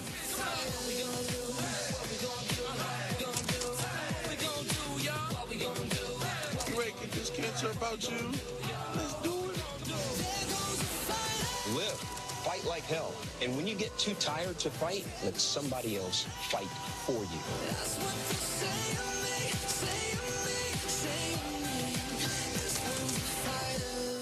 Because of all the donations, mine is one of the lives that's been saved. 1, 2, 3. Don't give up. Don't ever give up. Visit v.org/donate. This is ESPN Chicago, WNVP, WTBC, HD2 Chicago, a Good Karma Brands radio station. Hello, everybody. How's it going? Sweet. It must have been Tuesday. He was wearing his cornflower blue tie. Waddle. Yeah, I used to be a professional football receiver. Oh, no. I got it. Jaron Allen's, Is locked, cocked, ready to rock. Silvy. Silvy's never happy with anything. so He's just funny. like a little weasel in the corner. That's not true. That's true, 100%. How do you say that? He's a little weasel in the corner. You promised us you would fix it. And he's like, you know what? 3, let's go to Mitch. He's got a bum shoulder and he sucks. Bring your ass. This is I want to talk about the Bears, baby. Waddle and Silvy. Love these guys. Yeah, what's not to love? We're on YouTube today, guys. What don't you love, Waddle? Give us the first thing that come to your mind. I don't love looking outside and seeing the sun and look like a beautiful day and have it be 37 degrees. You're very down over the weather. This is the most down I've seen you over the weather. It's April. I'm sick and tired of the cold weather. Look, they're showing 37 degrees. It feels like it's 29. Yeah. Fuck off. I mean, really? Seriously? Way to get us started. Seriously. Way to get us started. I mean, you're 55 years old, aren't you? 54. Don't rush me. I got 6 more months. Doesn't it hurt when you get out of your car? Like you said, it looks glorious outside. Yeah. It looks glorious. I'm wearing Things a T-shirt. aren't always what they seem. No, and I'm wearing my Bullcott T-shirt just because I wanted to wear it. I don't, and like I'm uncomfortable because I'm wearing short sleeves in the cold. You look like you're going on vacation again. Very nipply. Yeah? Are you nipply? Yeah, I think I'm always nipply. Well, hang on, because Shane Smith's on the bump for the Sox today. It could get bumpy. Yeah, we'll be live watching the Sox game, and for all those people tune in to Twitch, like I always tell you, in these times that we're on YouTube. You can still get your White Sox in the usual spot. Nothing has changed except that our YouTube channel is now active during Sox games. This used to be a channel that was dark while the Sox were going on. So you still get the Sox if you want to listen to them on ESPN 1100.3 HD2. You could also get it on the ESPN Chicago app. But for us, if you want... You know, the typical Waddle and Silvy show 2 to 6 every day. We're not going to be preempted anymore. No. We are on live. We are uncensored, as you could tell from Waddle's first statement 30 seconds in about the weather. I think people share the sentiment. I really do. I think people are tired of it's April. Last year in the first week of March, I was reminded by a friend, we were out on the golf course playing in decent weather. We had a good spring last year. Yeah, it was an uncharacteristic. This is more like a Chicago spring. And it's the sunny roller out. coaster ride. It's supposed to rain the rest of the week, I think, too. You could have 2 seasons in the same day. Maybe 3. Not to mention, I'm banged up and feel sore after watching last night's basketball game as well. So physical. Jesus, Mary and Joseph. Well, UConn did and we'll get to the bowl stuff. UConn did exactly what they wanted to do. Got him in a rock fight. But they just didn't hit enough shots. No. They just couldn't. They didn't shoot it well. No. But you were right, because they got Michigan. At one point, Michigan was shooting 7% from behind the line. They ended up shooting 38% from the field and just 13% from three. Michigan did. So like you said, UConn got exactly what they wanted, but they just couldn't make enough shots. But I'll say this.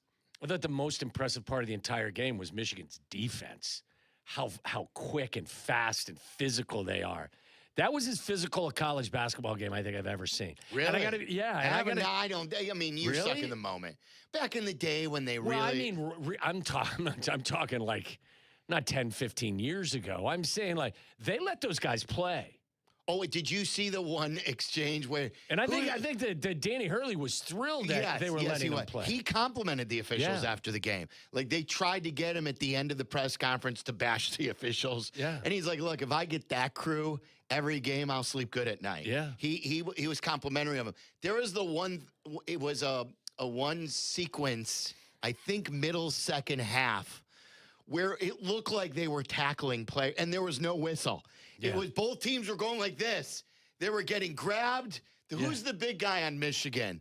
The real tall guy. And like he couldn't believe like they were mugging him. Harassed. I remember that. Yes. And like the ball was loose for a little bit. And I'm kind of with you where it was a nice break from just a bunch of whistles. Let them play. Yeah, and I think once you set the tone like that, and you can see the game is going to be very athletic. It's going to be very fast, and you allow it to be very physical early. You got to maintain that kind of that feel for it. So I mean, look, I thought it was out of control at sometimes because of how physical it was. But I said to Tyler before the show, I said, like, for someone who doesn't watch a lot of college basketball leading up to the tournament, it was awesome. It was, and I don't feel like, because I'm not the diehard that you three are with it. I don't feel like I missed anything. I feel like I got the absolute best of what the sport had to offer. You will enjoy it more next year if you tune in earlier. I don't know. I mean, it was so good. It has to do with the lack of Bulls watching and NBA watching. That's true. I picked it up at conference, like halfway through the conference tournament schedule. But listen, it's one of my favorite things. I mean, it's also symbolic because the Masters is up next and the weather is supposed to break, but I thought it was great. And whatever ails college sports right now, and I know it needs to be fixed, the product is still enjoyable. Yeah, yes. And I heard Carm have a little bit of a discussion. We were going to have the discussion yesterday, and then the Bulls fired AK and Eversley, and that was great news. Now let's see them dock the boat. But I think it's a good conversation on how NIL and the free agency that is college sports these days impacts your like or love of watching the games. Like, because it really is a crazy situation, but the games are really good. Every member of the starting five from Michigan is a transfer. Portal guy, yeah. Portal. I got a text from my doctor today, one of the best ENTs in the country. He's a Northwestern grad, Dr. Raviv. And he's like, hey, there's like 7 or 8 guys in the portal right now for Northwestern. He's like, is that standard? And I said, look, I don't follow it that close. And maybe Tyler, you can react. I said to him, I just think it's like free agency these days. That if you can enter the portal, you're going to enter the portal to try to get top dollar. Yeah. And then a lot of those guys could be back. I'm not saying they're all going to be back, but I think what is the percentage on players who enter the portal? Isn't it like at least 70% these days? It's crazy. I mean, every single year, I think there's been over 1,000 guys hit the portal since like things have really ramped up and they've changed the rules a little bit.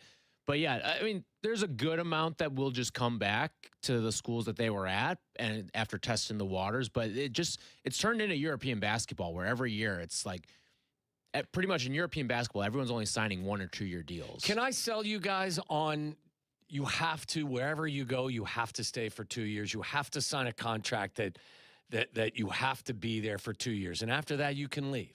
Well, have you seen the executive order from the White House? I haven't. What is it? I honestly think it's perfect. What does it say? I really do. I think it's perfect. I think what they laid out is the best way to do it because it is punitive in some ways too. I think in the right ways. I did see like piece number 6 of it. So basically, the crux of it is everyone gets 5 years of eligibility. That's 5. You get 5 years, even if you're not redshirted. 5 years, and you can transfer one time without penalty. So that penalty obviously and being then if that you transfer a second time, you have to sit out the year like old school. Then there's a penalty. And you still, but that counts against your 5 years, right? I believe it does. Yes. Can these players sign a multiple year deal? Yes, but it's happened in football. There's a couple quarterbacks that have signed some of these multi-year deals, and then they just have bowed out of their deal after 1 year, and then it turns into a lawsuit. And yeah, well, what if like you can do what you want? If you want to sign a 3-year deal, kind of like PCA. PCA was not near free agency, but he wanted certainty for his future. So you may be a prospect, and you may turn out to be great, and they may sign you for 3 years, $2.5 million. Right. And you could exceed that deal, or you could be guaranteed $2.5 million and never start.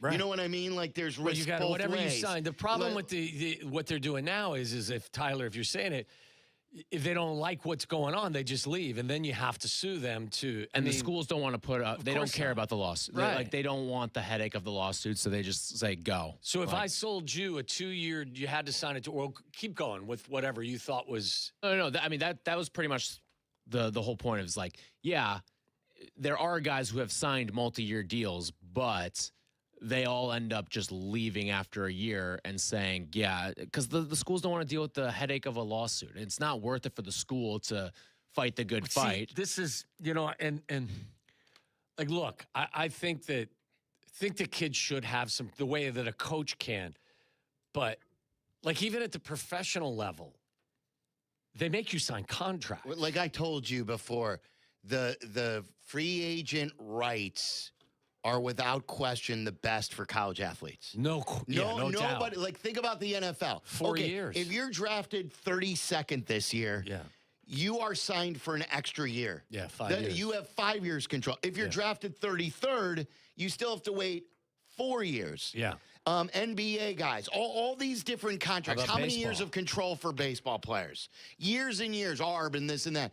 A college player, you're a free agent every year.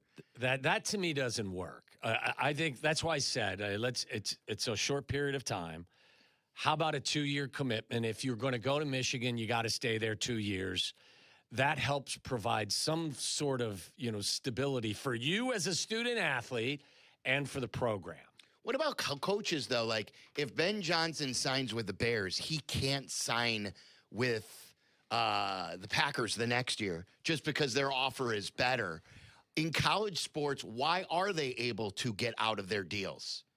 Why, like if you sign an 8-year deal, because there's buyouts involved. I know, but maybe that's something that maybe their rights should be limited too, where you're not moving every year. I've had kids that are college student athletes, and I told them all. I said to them, before you go, I mean, first of all, you guys are not going to make millions of dollars. You pick the school for the school, not for the coach, because there's a chance the coach isn't going to be there. My third daughter, Leah, committed and went to Vanderbilt. By the time she got there, the guy that recruited her and signed her was gone. And a new guy came in and really had no tie to my daughter. So now, you find yourself in a shitty, situation.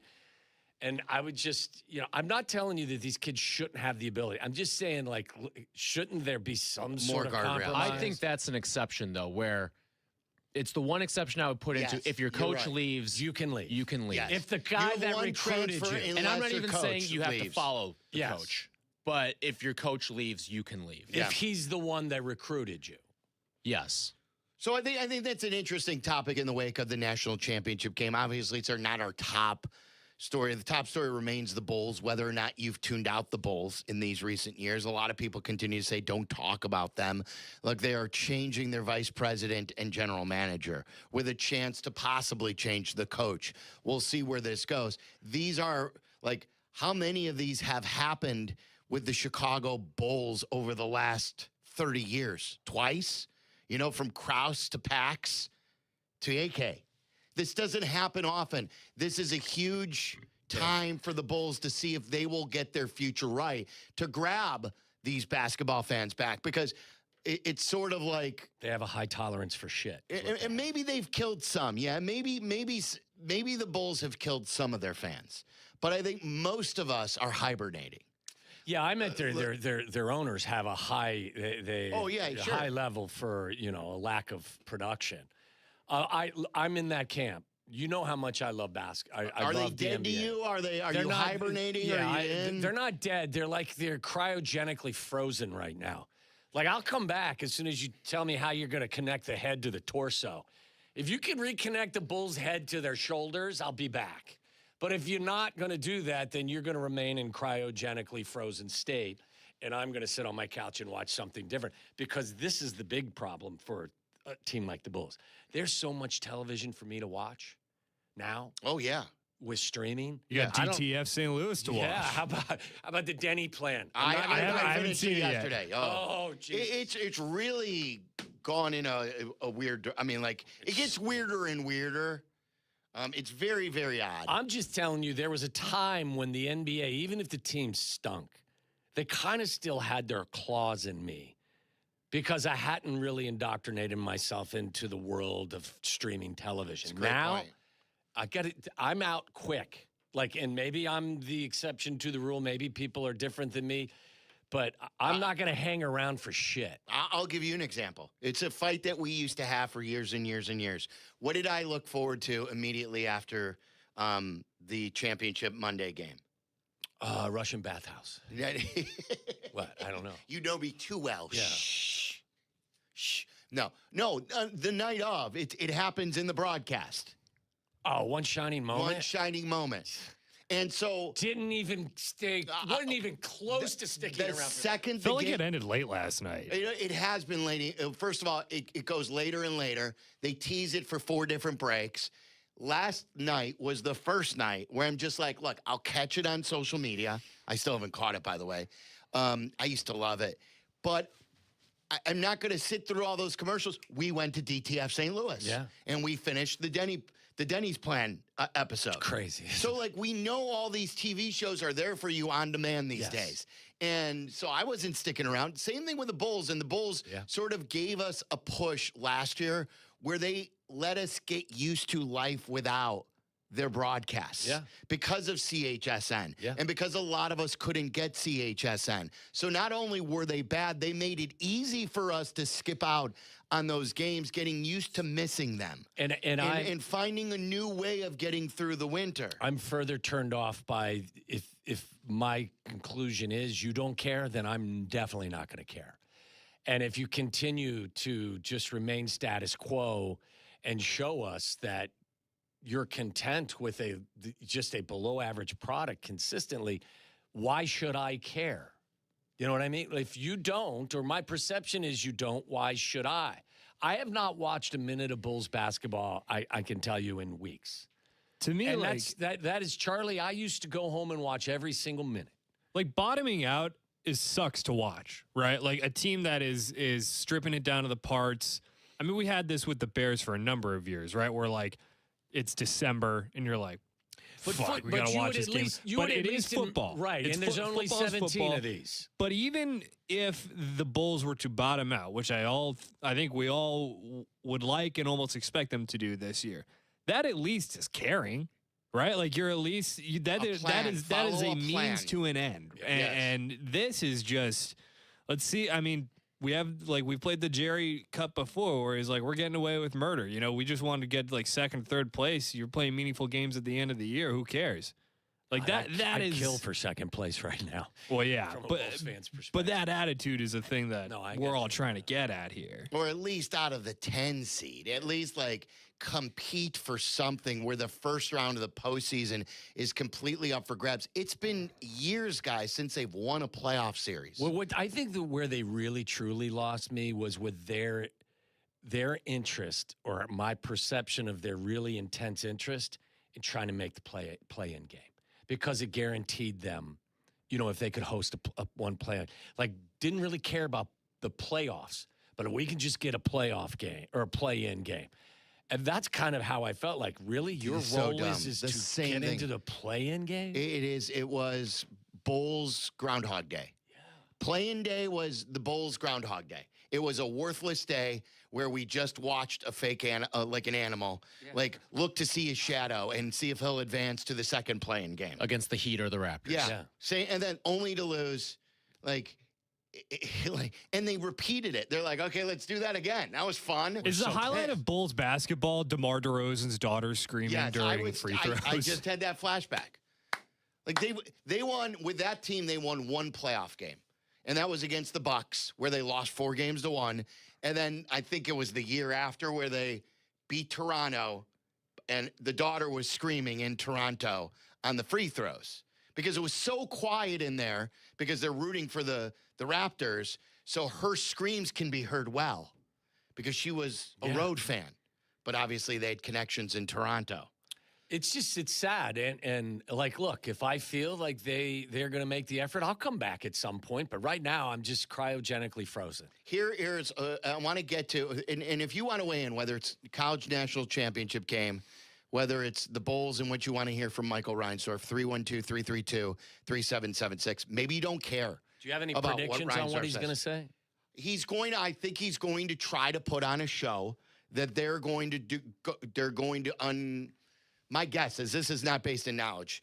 My guess would be he wants to try to win over the fans or try to win back the fans by saying the buzzwords, by saying we're going to turn over every stone.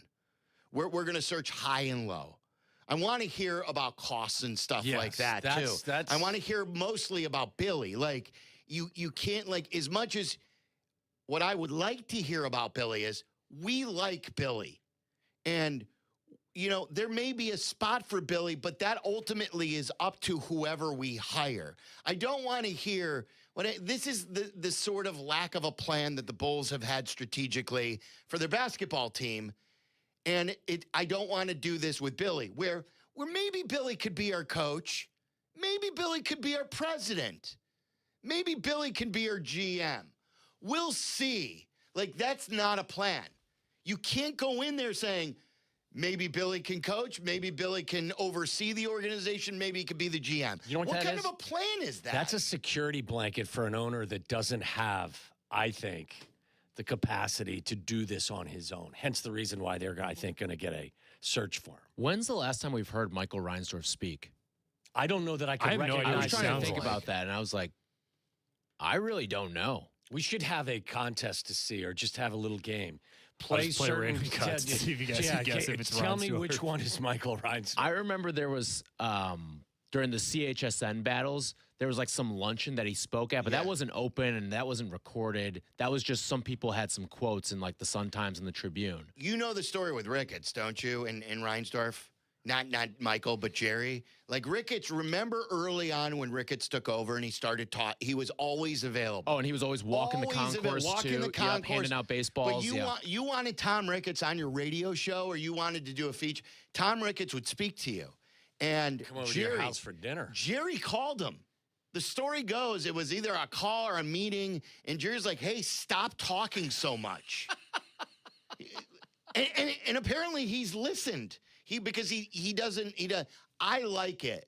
Now, granted, the older I've gotten, some of these press conferences would win me over more than others. You know, when Joe Madden or Theo Epstein speak, there's more meat on the bone. Ben Johnson, where you know that what they're saying will ring true. A Ted Phillips press conference not going to get your nuts hot. Phil Emery was talking about winning multiple titles. Like, we don't want to win one championship. We want to win multiple championships. That's the goal. Now, that's very meatheadish. And then his action showed you he had no clue what he was doing. Great beard now, though. Yeah. But everything else is there. Yeah, that was the Ted Phillips. Yeah. Have we won enough games? No. Have we gotten the quarterback right? No. Well, let's just stop now. Let's just blow this thing up. Okay? So what I need to see is how they follow through on this. Whatever he says today would be nice, and I'll listen to. Will Billy be there, you think? No, they're in. Where are they today? In Atlanta? Are they on the road? They still got like 2 more games to play, Yeah, right? I think they're Are in they in Atlanta. Washington? Is it Washington, maybe? Twice, yeah. I get mixed up because of the trades that What's the the two difference? teams Just made. have Billy stay back and do the press conference. Yeah, they're in Washington. Yeah, in Washington. So, Michael, I don't even know, like, is this? It's a Zoom It link. is a Zoom. Yeah. Okay, I don't like that. Not that it matters, but Well, he might be in Washington too. true. I've put in multiple requests from Michael Reinsdorf, and I hope, because I think there's a difference between speaking to the fans and just talking to the press. Like, sure that the press conference is for the fans too, but I think I would like to find out some stuff too. And What's I your think, top question? Well, my top question is, What the hell's wrong with you? Yeah, what the fuck have you been doing the last 5 years? that will go well, won't it? Can you imagine that? Me wearing my Bullcott shirt right now. Let's go to It's Mark 30 in degrees. ESPN Chicago. I voice of the people that feel like they've been fucking wronged. Let's go to the goofball wearing the Bullcott shirt. Sir, what's your question?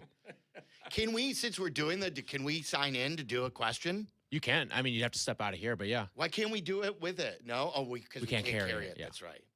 But we'll relay it and we'll turn the sound around. What I want to hear is, and this is what I was going to ask you guys to start the show, like how we start these Zoom shows.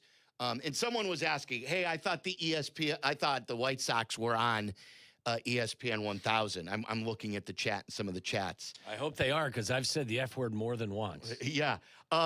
He got confused. Like I've explained before, and I know it's new, so we got to continue to reset it. The Sox are playing right now, bottom first, no score, scoreless, top first for the White Sox, getting out of the first inning unscathed. But anyway, it's on ESPN 1000. It's on 100.3. It's on the ESPN Chicago app if you're in the listening area of the Major League Baseball rights. It's in the same places that it's always been. Us doing this show on YouTube is just a complete separate program for the Waddle and Silvy show 2 to 6. Just like a game goes on ESPN, ESPN2 could carry something else. You are restricted from carrying your broadcast rights on YouTube. It would never be on YouTube anyway. We're kind of like the Ocho now, aren't we? So if you're listening through ESPN 1000 or ESPN 1000 the Ocho, this is an exclusive YouTube chat. The only place you can get this show right now is on YouTube or Twitch. Twitch.tv/@ESPN 1000 Chicago. If you miss anything, so if you have to go somewhere shortly and you want to hear later what we have to say, Jesse's going to join us.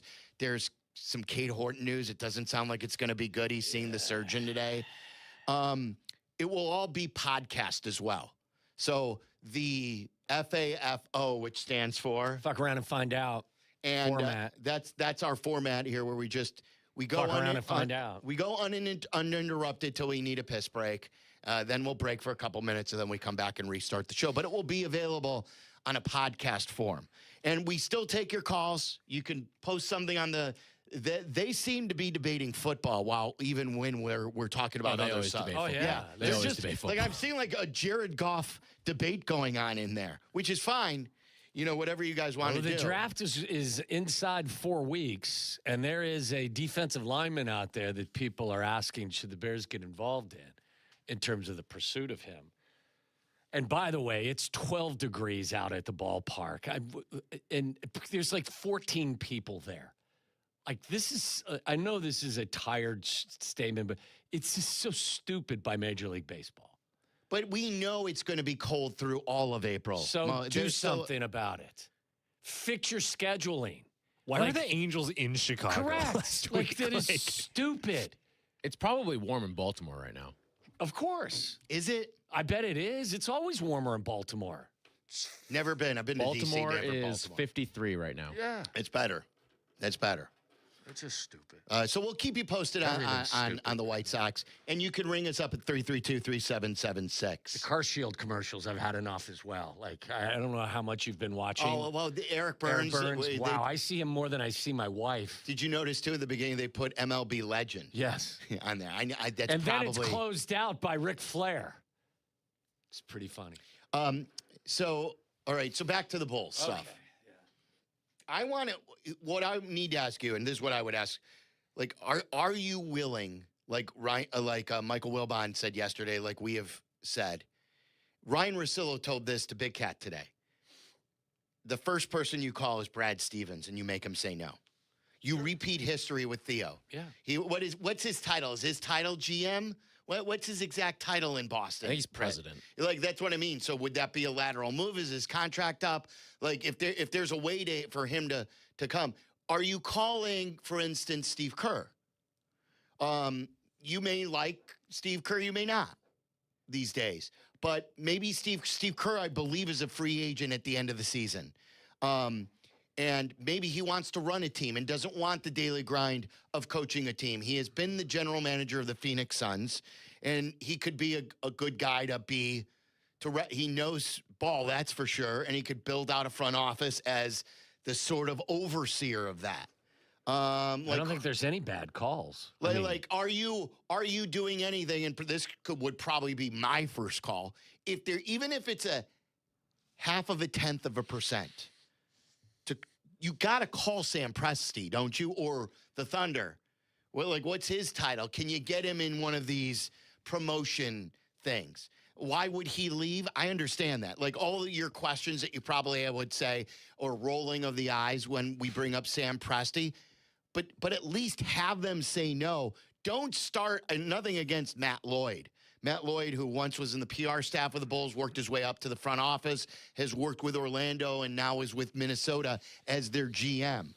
It may be a great name, and he ultimately could be a success if he comes here, but start at the top and then go down. Who would take a phone call from you, and instead of doing the Chris Getz, instead of doing the Tony La Russa, instead of doing the Fred Hoiberg, instead of doing the Tim Floyd, where you basically gave a job without even conducting a full-scale search, go out and talk to everyone, including the biggest hitters in basketball? Yeah, I mean, I hope they make all of these calls. I don't deny any of that. All of that is a good idea. I'm just trying to convince myself that there's a draw here. Like, think about when the Bears went after Ben Johnson. First of all, they made him the highest paid coach, or one of the highest paid coaches in the league. Ben had never been a head coach. So this is not like he'd had an established, and there was Caleb Williams to bring him here as well. Familiarity with the division. What is it about the Chicago Bulls? And I know it's a different role. It's not so much until they tell you that Billy's not their coach. What is the draw here? What is the draw, whether it's Sam Presti or it's Steve Kerr? Or what are you selling me if you're Michael Reinsdorf? Why is this the destination for you? Like, again, because I could manufacture a good reason why Ben thought the Bears were a good destination. I think the same is true with the sleeping giant. I think the lack of success for both teams the Bears have a longer lack of success winning a title in 41 years than the Bulls since 1998. There's no there's no Caleb Williams on this roster. That's true. I would say that here's the blank slate with no limitations. We're going to go hands off for the first time. Now, this may be pie in the sky. This may be pure fantasy. You have a first-round pick, maybe a second first-round pick in Portland. You've got cap room. You do what you want. You want to slow play this. We're going to give you whatever you want money-wise, and we're going to give you how many years you need. And if we need to move on, we'll move on. But, that's what I never understand. You and I are on the same page on this. Yeah. Paying for a coach is pennies on the dollar. Crazy. Paying for a coach or a general manager to leave is also pennies on the dollar. We were just talking about college sports and the buyouts, the cost that it takes to buy out some of these coaches and then to pay them yourself. These college coaches do it. Like, these are billion-dollar franchises. Yeah. I would say that's the draw. I'm not going to just say, well, because Michael Jordan played here. Those days are long gone, but you can be the first to take the Bulls somewhere. Do you want to take a guess at what the Bulls are valued at right now? Yeah, it's still one of the more popular, quote, brands. They still draw. You're going to play in front of a full house every single night. The Bulls, I would say, are worth $4.5 billion. Anybody else? I would say higher. Let me go $5.5 billion. Yeah, I'll go like 5.2. Charlie? Yeah, I'll say 4. I was trying to think what the Blazers got sold 5.8. is what their right current there, yeah. value is on that. I think that's an NFL. Like, there are NFL teams not worth that much money. The Trailblazers got sold for $4.25, and I love the Trailblazers, but like that ain't the Bulls. So like, even if that's their value, if it hit the open market, you're probably talking about almost, I don't know, 6, almost 7, like whatever the point of the point of the exercise here is that if you're worrying about paying AK and Mark Eversley, or the people before him, or the people before him, or the people before him, it still is a fly on the ass of a cow. It's tiny. It's minuscule. You can't even notice it when you compare it to the rest of your assets. Now, the Bulls aren't the Lakers, but the Lakers went for $10 billion. Right. Yeah. They're not the Lakers, but they're not far off either. If you started winning again, you could probably work your way up to 8. They own their like. So this is like you got to sell too. Like I don't understand the different aprons of, you know, the luxury tax. But listen, it's all we're willing to do whatever it takes to get back on track. And I think that's sort of what I would want to know too from Michael Reinsdorf. And now he'll prove it with actions. He could say he'll do whatever it takes, but does he mean it? When the general manager, who is the best in the business that you hire, says he wants to do this, do you say, well, no, you can't go there? That you have to hire the guy and give him the keys to the franchise. Yes. Because you're not a basketball guy. You brought up the story, Waddle, you sent this to us from Collier from ESPN.com, the search firm. Yes. So what's your initial reaction on the My Bulls first reaction are going was, oh, through shit. a search firm? Right, They're using a search firm to help them in their search for the I don't know if this title is going to be VP, general manager. What are they looking for? My first response was, Jesus, you don't have somebody in the building that can conduct this search in an adequate and successful fashion. So you need a search firm. Now, that may be just an overreaction on my behalf. Maybe a search firm's fine. Maybe it is standard in the NBA. I don't know.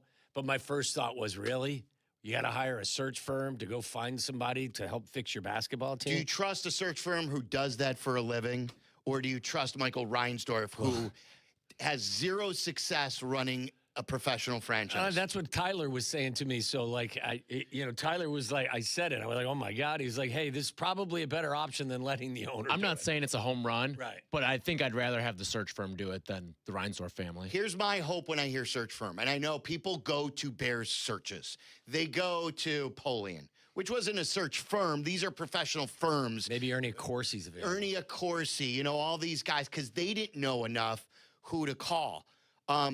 I'm hoping that that they will provide the names and reach out to the names to get permission to speak to them. So it's the search firm's business to reach out to Sam Presti, gauge his interest. And here are some other guys that you should know. And here are their resumes. This is what this guy has done before. And they do all the background checks and they do all the research and maybe even set up some of the interviews. But then you do the interviewing and the hiring. If you were going to call Brad Stevens, don't you want to be the guy calling Brad Stevens or his people versus having a search firm do it? Yeah, if you're Brad Stevens, you're like, well, why wouldn't Michael Reinsdorf's people just call me instead of his search That's firm? how Ricketts did it, was he? He had, remember, Theo had a job. Yeah. Theo was under contract with the Red Sox. The Cubs were charged. I don't know if they were guilty. They were tampering. They were charged with tampering, I believe, by the Red Sox. This is why I hate search firms, though, because like you're gonna pay a company, and I'm not even saying like the Bulls are dumb to do it.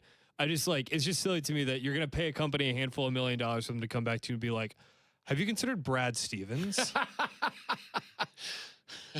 But maybe I've slammed the Bulls at my fair share because they deserve it, but. Would Michael Reinsdorf even think, because he's employed, hey, maybe there is a way, as small of a shot as it is, that we can entice one of these absolute star front office guys? Isn't this also the reason why maybe that Billy's still here? Because he provides some connectivity or credibility to that arena of people. But doing what, though? What is he providing credibility to? He knows the people. I'm not saying from my perspective. I'm saying from Michael Reinsdorf's perspective. Billy looks like a basketball adult. Yes. In terms of like the world of basketball. Like Correct. He's in the damn Hall of Fame. But what is he running? Like what would no, he but be just run? the fact that he's there. Yeah, It's that's just my like, point. all right, you're not a total joke. I'm not trying to sell, Billy's there. I'm not trying to sell you that Billy's the answer to all of your questions. I'm just suggesting to you that maybe that's why they're so adamant about keeping Billy around, because he's a security blanket, because without Billy in the building, there's no basketball. They're already a joke, though. Like No I sign of intelligent life, I don't know yeah. if Billy Donovan changes that much, and I understand he carries a lot of cash hit. But like the problem, because Sylvie said, like, I want to hear what Michael Reinsdorf's, what are you going to do everything you can to fix this? I get it, Charlie. If the first thing you do after you release, if the first thing that comes out is they're going to do everything they can to retain Billy Donovan, That's my question. then the answer is they're not going to do everything. Why are you doing it? For what reason? Because he's taking you where you want to go? Why? I don't know. They get guys in there are guys that enter their orbit that they just like. And that's the problem. That's been the Reinsdorf problem. That's a security blanket. That's my point is that Billy is something that they know and it's familiar to them. They're not comfortable with being uncomfortable. Yes. Even though it's the wrong move. Like, correct. This is what I've always argued about La Russa. And Sox, there are still a segment of Sox fans who will still battle me. And I really believe that was the beginning of the end to that Sox core. Even though they won that year, they tailed off in the second half. Ricky Renteria, truthfully, had an even better year the year before in a shortened season, I think, by win percentage. And they still fired Ricky. But anyway, my point on all that was your general manager and Rick Hahn, say what you want about Rick, assembled that team. It was time for him to match his manager with a team he built. He took the power away from the general manager search. And he goes, never mind all that. We're hiring Tony. What? Why? Tony hasn't managed a game in 11 years. Tony just got a DUI. His decision-making is questionable to begin with. Didn't they have to scratch A.J. Hinch's name off or something? So, like, that is the essence of being comfortable, even if it's the wrong move. You'd rather be comfortable and wrong than uncomfortable and right. That's my point about why is Billy still here. And again, I don't want that to be a shot at Billy. Billy's, as you said, Tyler, he's in the Basketball Hall of Fame. But you said it yesterday.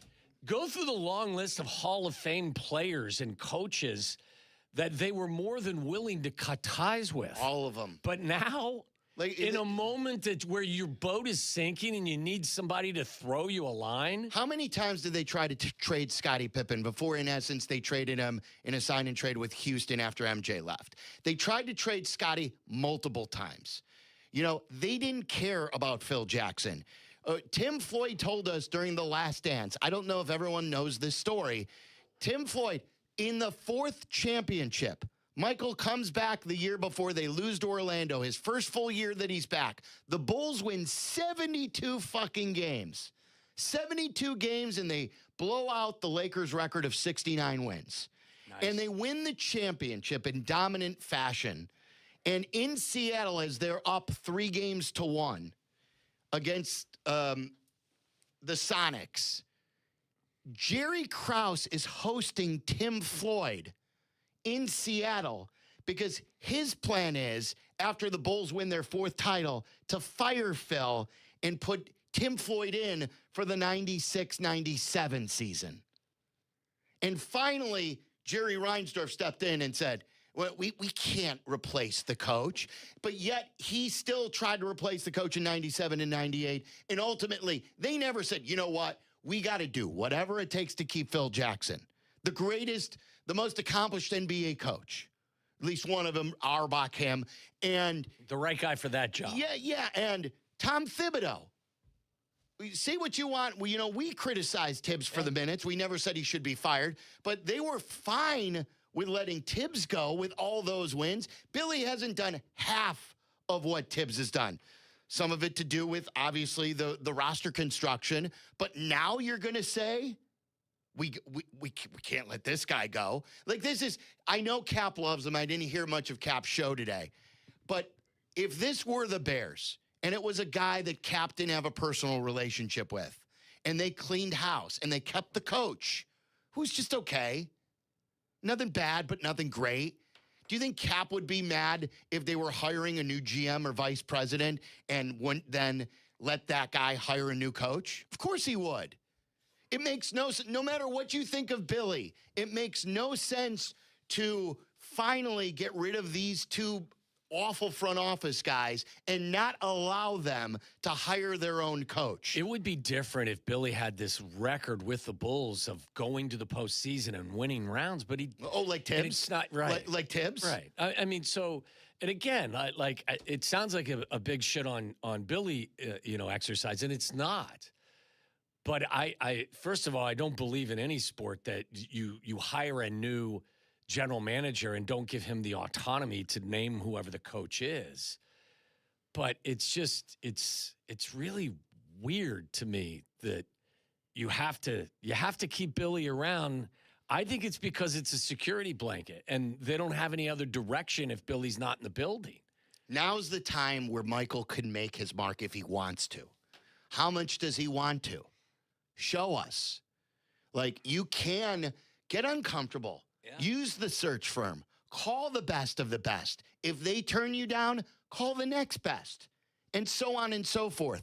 There are smart guys in the NBA. And if this is done right, you could have, if you give them the keys to the organization, maybe you find your Ben Johnson in the form of a front office guy, or your Theo Epstein, or your McDonough, or whatever it is, how awful franchises in this town have done a 180.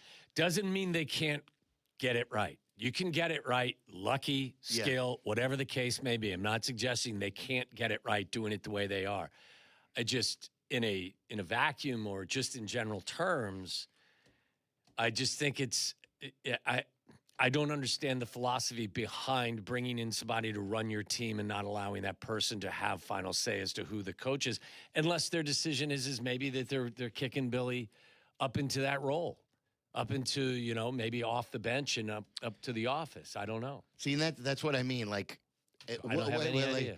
Let's just fit him in somewhere. I don't know. Isn't that the essence of the square peg in the round hole? That's just the Reinsdorf family mantra. So what is find a spot on the bus? So again, what is the meaningful or what is the explanation for why the attachment to? Well, we'll find out here. I mean, we'll see. Is it what time? 3 or 3:30? 3 o'clock. 3 o'clock. Okay, so 3 o'clock. By the way, Shane Smith has struck out the side in each of the first 2 innings, despite allowing, I think, 5 base runners. It's either bases loaded in the last inning. But he is a guy that I believe had 3 total strikeouts in his first 2 starts, I think. Has 6 to start the day. Does he have some Sam Darnold in him? He does. The red beard. Yeah. Have you guys said that before? No. Oh, because I didn't know. By the way, they were pounding baseballs last night, and the ball wouldn't leave the park. The weather was so bad. Shane, the All-Star Smith. Yeah. 4 2/3, I think, so far this year. Now he's adding to that total. No score second inning. If you're looking for the White Sox game, it's on ESPN 1100.3 HD2 or the ESPN Chicago app. Another good way to get to our YouTube page if you had trouble finding it. It shouldn't be hard. You just go to YouTube and search ESPN 1000 Chicago. Subscribe to the Waddle and Silvy page as well. Everything you may have missed or things that maybe you want to play for your friends, it's all there. So subscribe to the Waddle and Silvy page. Another cool way to get here to the YouTube page is go to the ESPN Chicago app, and there's a YouTube tab. Do you know how to do that? Can you do that for us? No. Let's say, do you have, Waddle, I'm calling you out here. Do you have the ESPN Chicago app on your phone? What do you think, Tyler? Yes or no? I think he does. Yeah. It's there? It's how I listen every day, sitting at my desk. He has opened the ESPN Chicago app. I got a YouTube thing right there. Where is that? It's right here on the top. It says, fuck you. How about that? It's the fuck you tab. Yeah, it says fuck you, Sylvie is what it says. It's the upper right-hand corner, top row. Yeah. And then you play it. Yeah. How delayed is it? I don't know. Right now. But here, listen. Sure. Play, listen. See what comes up. If it's the app, it's going to be the White Sox, I assume. No, but he's hitting the YouTube. YouTube. Okay. Thanks for playing along, Charlie. Who's that handsome lad right there? Oh, that's the mouth of the Midwest. That's Mark Silverman right there. See? The mouth of the Midwest. See that right there? Babbling about something Bulls related. How far back is it? I don't know. You don't know how much of a delay. Yeah. All right, it's about. Oh, it's not that Play. bad. Put in your microphone. Probably about 10 seconds. Not that bad. 10, 15. About 10 seconds. Okay, that's it. 10 All right. seconds. All right. So that's how you get to our spot right now. All those different ways. We got a great crowd in there too. There's well over 1,200 people on the YouTube chat now, or the YouTube page. Most of the people chatting are not talking about the show. What are they talking guys about? who are the people to look out for? Let's What are do you a roll looking call. at? I did, yeah. A number of times, like 7 times The already. bosses are looking at us. Can we get a camera shot on them? Not only that, I told Zetterman and Sylvie to Keith? fuck off more than once. Is our show going through the speakers or the White Sox?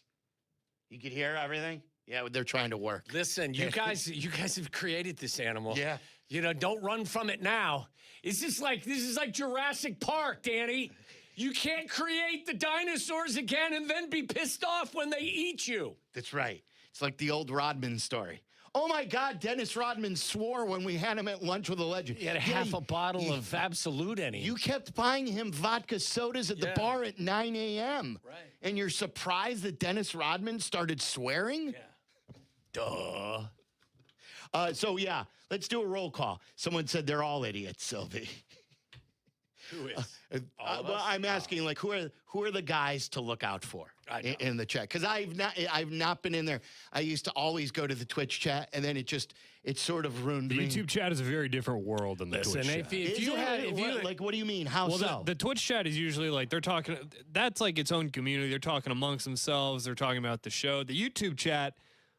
They're having their own conversation. Whatever the They fuck just is talk of football. interest. Yeah. Either way, if you have self-esteem issues, I'd advise you to stay away. That's me. I do. Yeah. Just stay away. We'll be in the middle of a bull. Like we were in the middle of a Bulls conversation yesterday. One of the things I saw go up: Jaden Daniels better than Caleb Williams, and then it's that just takes over the chat. They for the were next 20 already. minutes. I saw Caleb's name mentioned the most out of anyone. It was Goff and Caleb going on in the chat. You don't have to chat though when you're here. You could just watch and you can listen. Put it on your Bluetooth in your car. I think that is the golf reference probably because Mendoza has been compared to golf by some of the ESPN they just folks. talk ball in there. Yeah, They just talk ball. hardcore. It is hardcore likely just ball. a Jared Goff conversation. Really? I like it. Talking ball. I got something too, and then we could jump back to the Bulls. This could be, speaking about ball. You guys want to talk ball? I love both of these guys.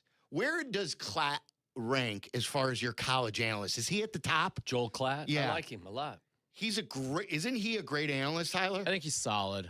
Just solid. Yeah, huh? I think he's solid. I like I him think a Gus lot. brings him down a little bit, but Okay. Oh, come on. Gus provides entertainment for Gus me. knows 5 players on the field at all times. So this is Ah! Klatt. Just the marquee guys, and then he just yells. What Gus knows. Yeah, You're just saying that. He knows like 5 guys out there, and then he'll. Do just you remember the yell. Indiana game they beat Penn State? I know for a diehard college fan like you, Tyler, I get why Gus may rub you raw, but from my chair, I almost fell out of my chair, was laughing so hard. Mendoza in trouble. It's out. Touchdown. Too high. He went too high. Unbelievable. See that? Give him the Heisman Trophy now. Tyler's so pissed right now. You want me to take you inside the mind of a play-by-play broadcaster right there? He was waiting to see who caught. He had no idea. No who caught idea. That ball. No, I get no it. idea. But he's looking at a spotter looking right for there. the spotter to put his finger spotter's on the name. pointing at But at the from card. my spot, I'm watching it, so I know what I'm seeing. The fact that he doesn't know what the hell he's describing, I still found it entertaining. But I get why, that there is look, there are better play-by-play guys for sure. Oh, play-by-play guys. Yeah, I thought Klatt's Klatt, one of the better. who else is like on games? I used to love. I think it. Herb Street's really good. Greg Nessler McElroy. and He's good. McElroy. He's sneaky. Yeah, I like Greg. McElroy. Did you know like who's actually Danielson? really good? I like Gary Danielson. Gary Danielson. Yeah. He retired, but No, I know, but I mean when he did last year. Yeah, he did last. Yeah. Last year was last. Yeah, year. last year was You his know last who's year. actually really good, Aaron Rodgers' brother. Jordan Rodgers. Jordan Rodgers. He's He does a getting lot more of run, SEC too. network stuff. Yeah. I think he's really good. Yeah. The sane one, right? So this is Todd McShay. They were talking about Mendoza. I think the deal here was they were talking about the draft and Mendoza. Yeah. And then they got into this question, which I'm shocked by. Granted, we're biased, but I think most people would agree that they didn't name the right guy here. If you had one drive, game on the line, and you could take Mendoza, Caleb Williams, Cam Ward, any of those young quarterbacks, who would you take? And dang it, Todd, I think I would take Mendoza. Yeah, I think so. Yeah. It would come down to Mendoza and Drake May, maybe. Yeah. And I'm armed with what I've seen in the NFL, so that which isn't fair, but you're talking college career, absolutely 1,000%. You talking to the but tape even airway, knowing Charlie what I know will in talk the about. NFL. What did you want to interrupt? Let me say, he talked about the NFL. If you were watching the NFL, there's only one name there. The Bears won 7 games this past year when trailing at the 2-minute mark. You got so mad before they even. Well, it doesn't make any sense when Todd McShay references the NFL. If you're going to let the NFL be part of the conversation, Drake May didn't have the same level of 2-minute warning success the way that Caleb did. And look, if you're going to compare what Mendoza did this past year with what Caleb did at USC a couple of years ago, then you also got to compare, the staff around them and the players inside the huddle. It just seemed like it was really weird because if you're going to talk about Cam Ward, who's in the NFL, he brought up Drake May. Caleb Williams, the only one that hasn't played NFL football is Mendoza. Right, and he did have that. That's where fabulous. He really upped his value is these late game moments, these highlights. But let me play the whole bite and then we'll react, because I can't believe anyone after this last season wouldn't go with Caleb of that group. Even if you think Drake May's a better quarterback, in the last couple of minutes. If you had one drive, game on the line, and you could take Mendoza, Caleb Williams, Cam Ward, any of those young quarterbacks, who would you take? And dang it, Todd, I think I would take Mendoza. Yeah, I think so. Yeah. It would come down to Mendoza and Drake May, maybe. Yeah. And I'm armed with what I've seen in the NFL, so that which isn't fair, but we're talking college career, absolutely 1,000%. But even knowing what I know in the NFL, I still may. He's different. Just listening to him talk, and I don't think he's been around Brady much, but you get that same vibe where he's focusing on things that, if you're in a classroom in high school and this kid's talking when with the arm raised, he's annoying, right? Right, all right, stop trying to talk over us. But then, armed with all these 26 years of doing this and listening to the things he's focusing on as a young man, I'm like, man, he gets it. He kept saying to me this last year, he's like, every day I'm just trying to be the best Fernando Mendoza I can possibly be, which sounds nerdy. Like you said, if it's in a high school classroom, you roll your eyes and you're like, oh, okay. But when it's real, then there's something to it and clearly can drive you towards being a great player in the future. I don't even know how to term this, because it's not even stuck in the moment. Because if you were stuck in the moment and you watch the NFL, the only place you can go is Caleb Williams. No, the way I kind of interpreted it, listening the whole thing through another time, I think they're talking about college. So you're saying with a game on the line in college. As soon as McShay referenced the NFL, that's where I went. Well, no, he was saying now he's his mind can be a little warped because he's seen an NFL sample size from some of these guys. And I get that, because Caleb a lot of times in college didn't finish. He had obviously that great game in Oklahoma where he came off the bench and he came back and he had a Heisman season, but didn't they sort of peter out towards the end and he fell short in a few games? They weren't always the greatest in crunch time situations. And their defense couldn't stop a fart most times. It's not his It's not fault an apples to necessarily, apples but- comparison in terms of. Yeah, like Fernando Mendoza had 10 times the defense Caleb Williams ever had in college. And he was good. This is not an anti-Fernando Mendoza conversation. It just seemed weird. Yeah, I thought they were talking about now, like coming up in the NFL. Who would you want? What Caleb Williams did, and he's still unfinished. His accuracy has to get better. We've documented this over and over again. He's got to have quicker starts, all that stuff. There's room for improvement, but you can't argue with what he did in crunch time, even in the first year, because they didn't finish games, not because of him. He rallied them back to take the lead in several of these games. Dug himself out of his own holes sometimes. Yes, his own, right. Yeah. But he was always at his best at the end of the game. 7 strikeouts for Shane Smith. Now, what were they doing? He took a shot off his ass, a line drive off his backside. So they were just checking to see if he was okay. The guy on first hit one off his cheek. So they were just making sure he was okay. So he's got 7 Ks, 7, am I right, Tyler? All 7 outs have been strikeouts? Am I okay? Not really been paying attention. Really? You don't watch White Sox baseball, huh? We try to watch everything. Let me see. 7 Ks. He's got 2 2/3. He's given up 1 hit, 4 walks, and 7 strikeouts. You know who's really pissed off? The other 8 fielders out there have to be livid on a day like today. You're freezing your ass off, and you're not doing anything. Oh, you don't get any action. Yeah. As long as they get a quick game. All right, so we take calls on the YouTube show. We've given you an hour so far of uninterrupted talk here on our YouTube show, 312-332-3776. You want to talk about the Bulls? What do you want to hear from Michael Reinsdorf here, who is going to speak? We'll turn that sound around and play you the best stuff, maybe play you an excerpt of that. We gave you some of the things that we want to hear about.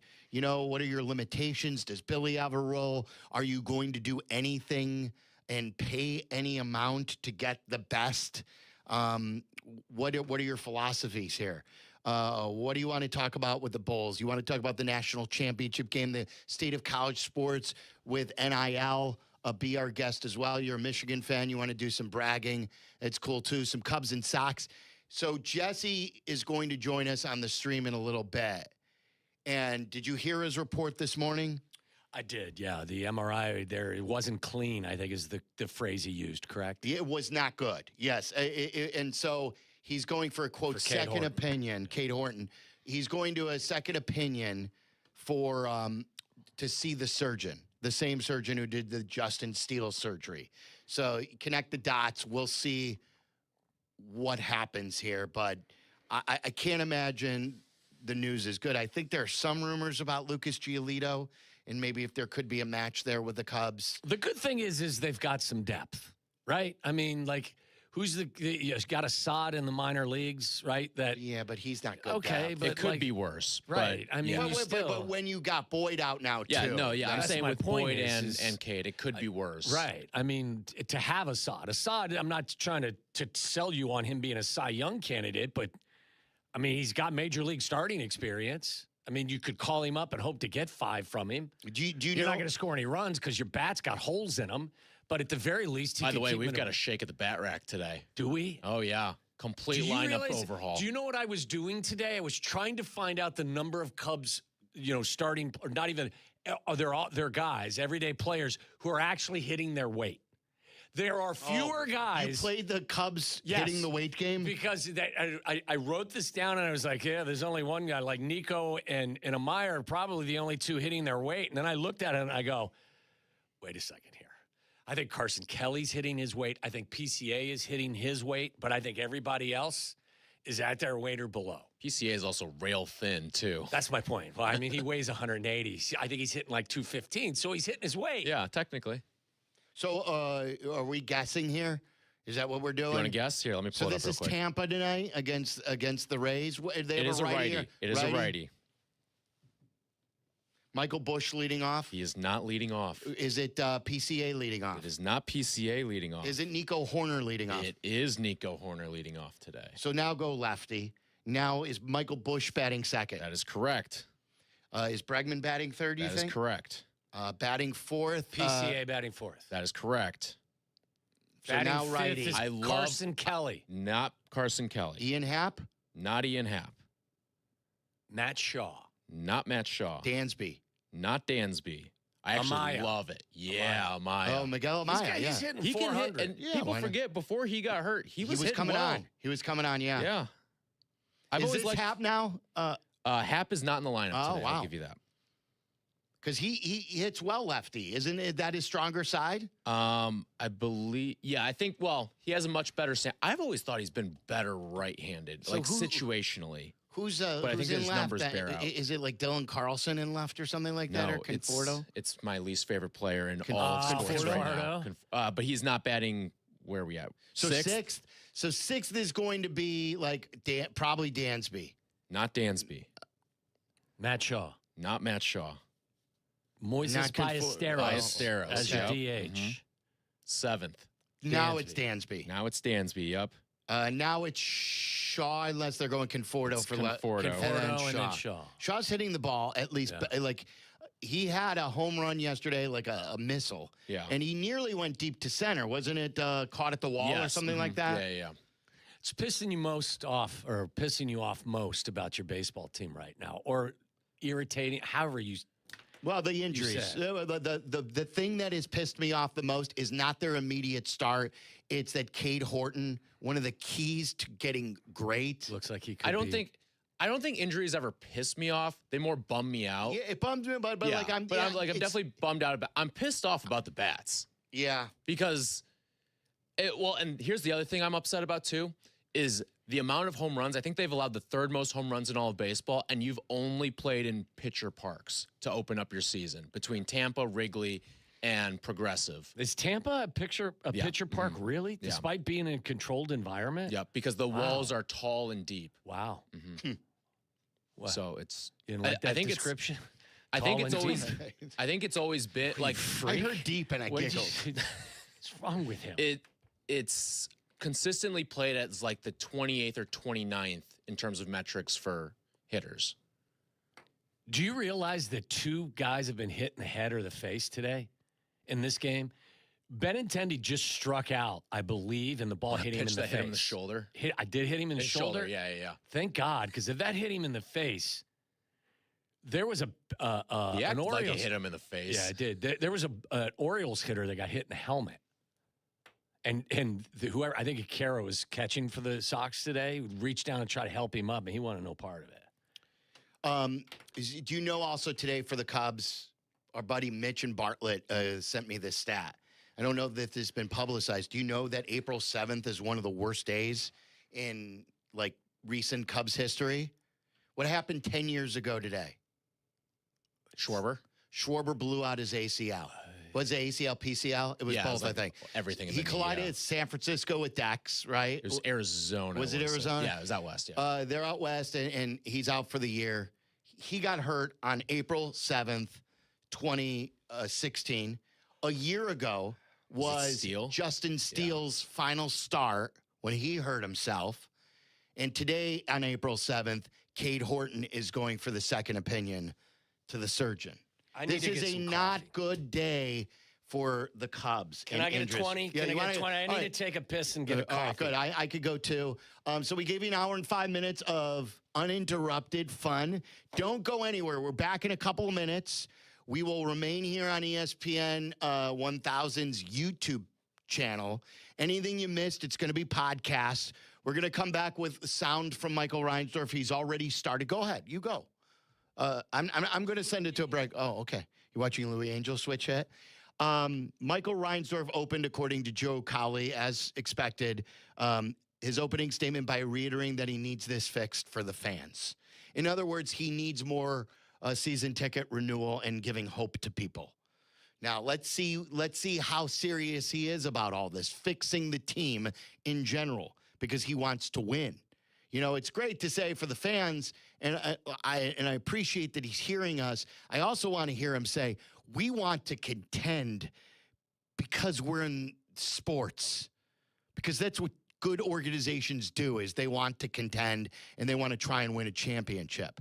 So we'll give you more coming out of the Bulls. I have a question that a caller brought up on Carmen and Jurko today, which I thought was fabulous. If you want to talk to us, ring us up right now. There's not a phone caller on the board, despite a lot of people here on our YouTube page. So be our guest. Call us if you want to ask us anything on your mind regarding what's going on in the world today. 312-332-3776. Back in a couple minutes on our YouTube show.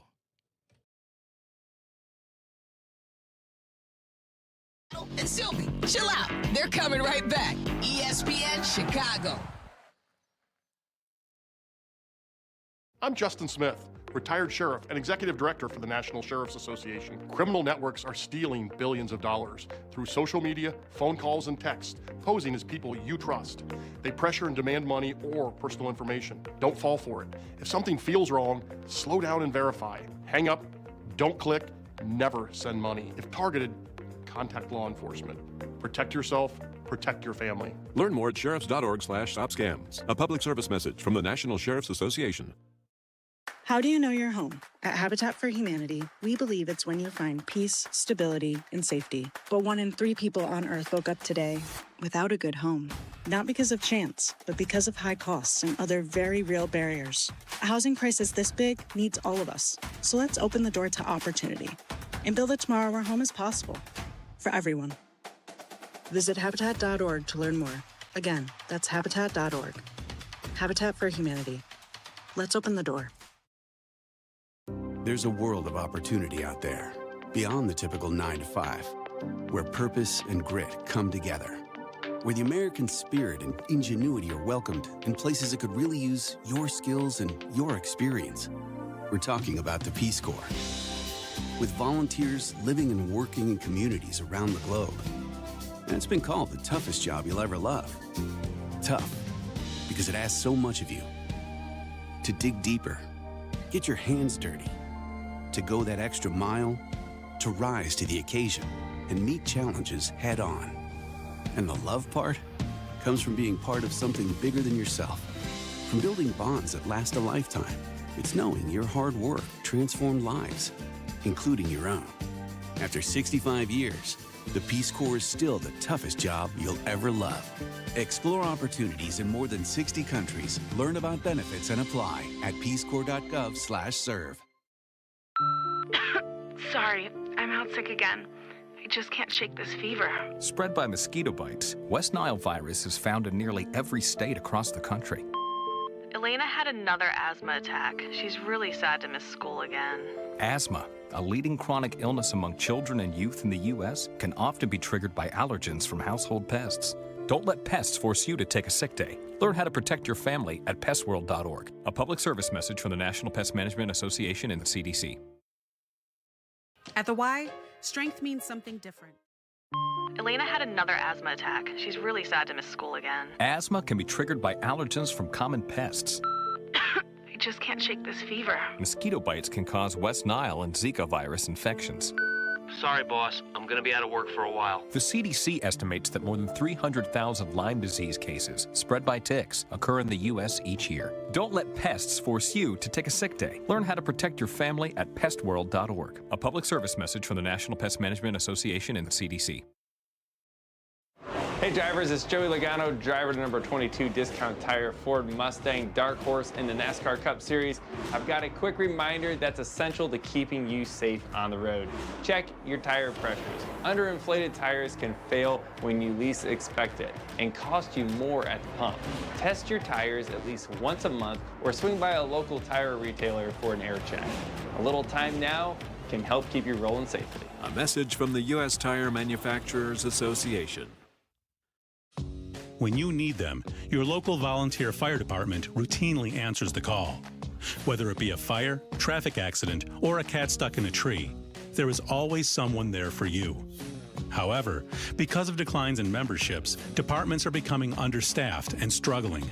Here's how you can help your neighbors and your community. No matter what skills you may possess, you can make a difference. Your local volunteer fire department desperately needs your help. Can you direct traffic? Install a smoke alarm? Help at fundraisers? Your community needs you. You don't have to fight fire to be a volunteer. Will you make that difference? Will you answer the call?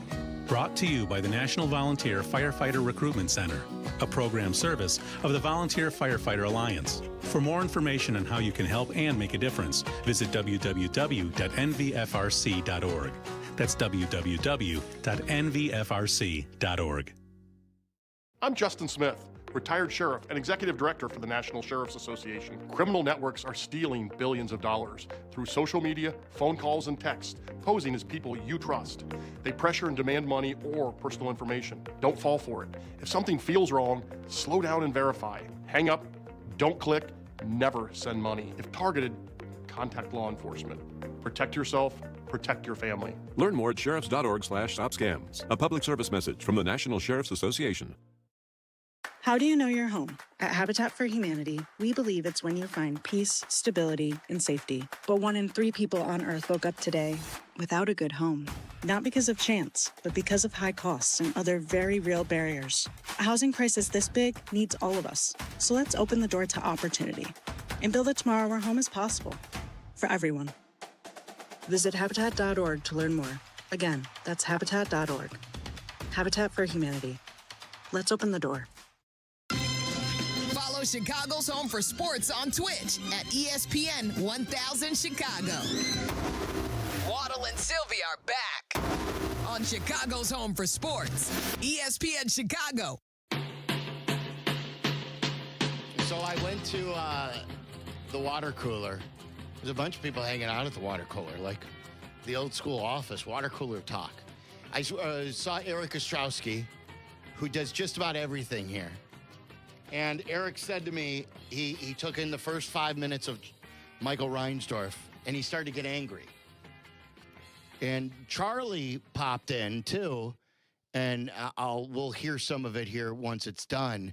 Charlie, you said to me, too, that it sounds like pretty much the same old Bulls type scenario. Yeah, so I guess we can't play it until it's over, but he was asked about Billy Donovan potentially, kind of what if he's concerned about the impact of Billy Donovan in GM decision making, and he basically said if a GM doesn't want to work with Billy Donovan, in longer words, it will turn it around quick, but that is kind of a non-starter in short term. He said if you don't want to work with a Hall of Fame coach, if you don't want to work with a Hall of Fame person, that whole kind of thing. Like isn't it like you get the general now? You'll find somebody. But you're already limiting your search, because a lot of these guys, and the Bears have done it multiple times. We've talked about it, inheriting, drafting a quarterback with a coach on the hot seat. Remember when Phil Emery got hired, George, and say what you want about Phil, but right away he had to be paired with Lovey. The thing that George said to him, you'll be hired, but you can't hire your own coach. You got to be paired with Lovey. Then after a year, then you can fire him. This has been done before, and all it turns into, a lot of times, a wasted year. Because then ultimately you'll have to ultimately change the coach at one stage. And again, this is not Jim Boylan. This is not, a slappy who doesn't know what he's doing. This is a guy who's capable, but it goes about the process again. When you then make a wholesale change in the front office, you've got to give the new guy the power to do what he wants with the organization. You're limiting yourself before you should be limited. I don't understand the process. That's not a process I would subscribe to. And I would ask the question as well. And again, I have a tremendous amount of respect for Billy. He is in the Hall of Fame. Did he have no voice at all in any of the personnel decisions? Well, exactly. Does that not stick to him in any way, shape, or form? Like, in a lot of ways, Billy's the most accomplished, or had been through the entire 6-year phase, the most accomplished basketball guy in the room at all times.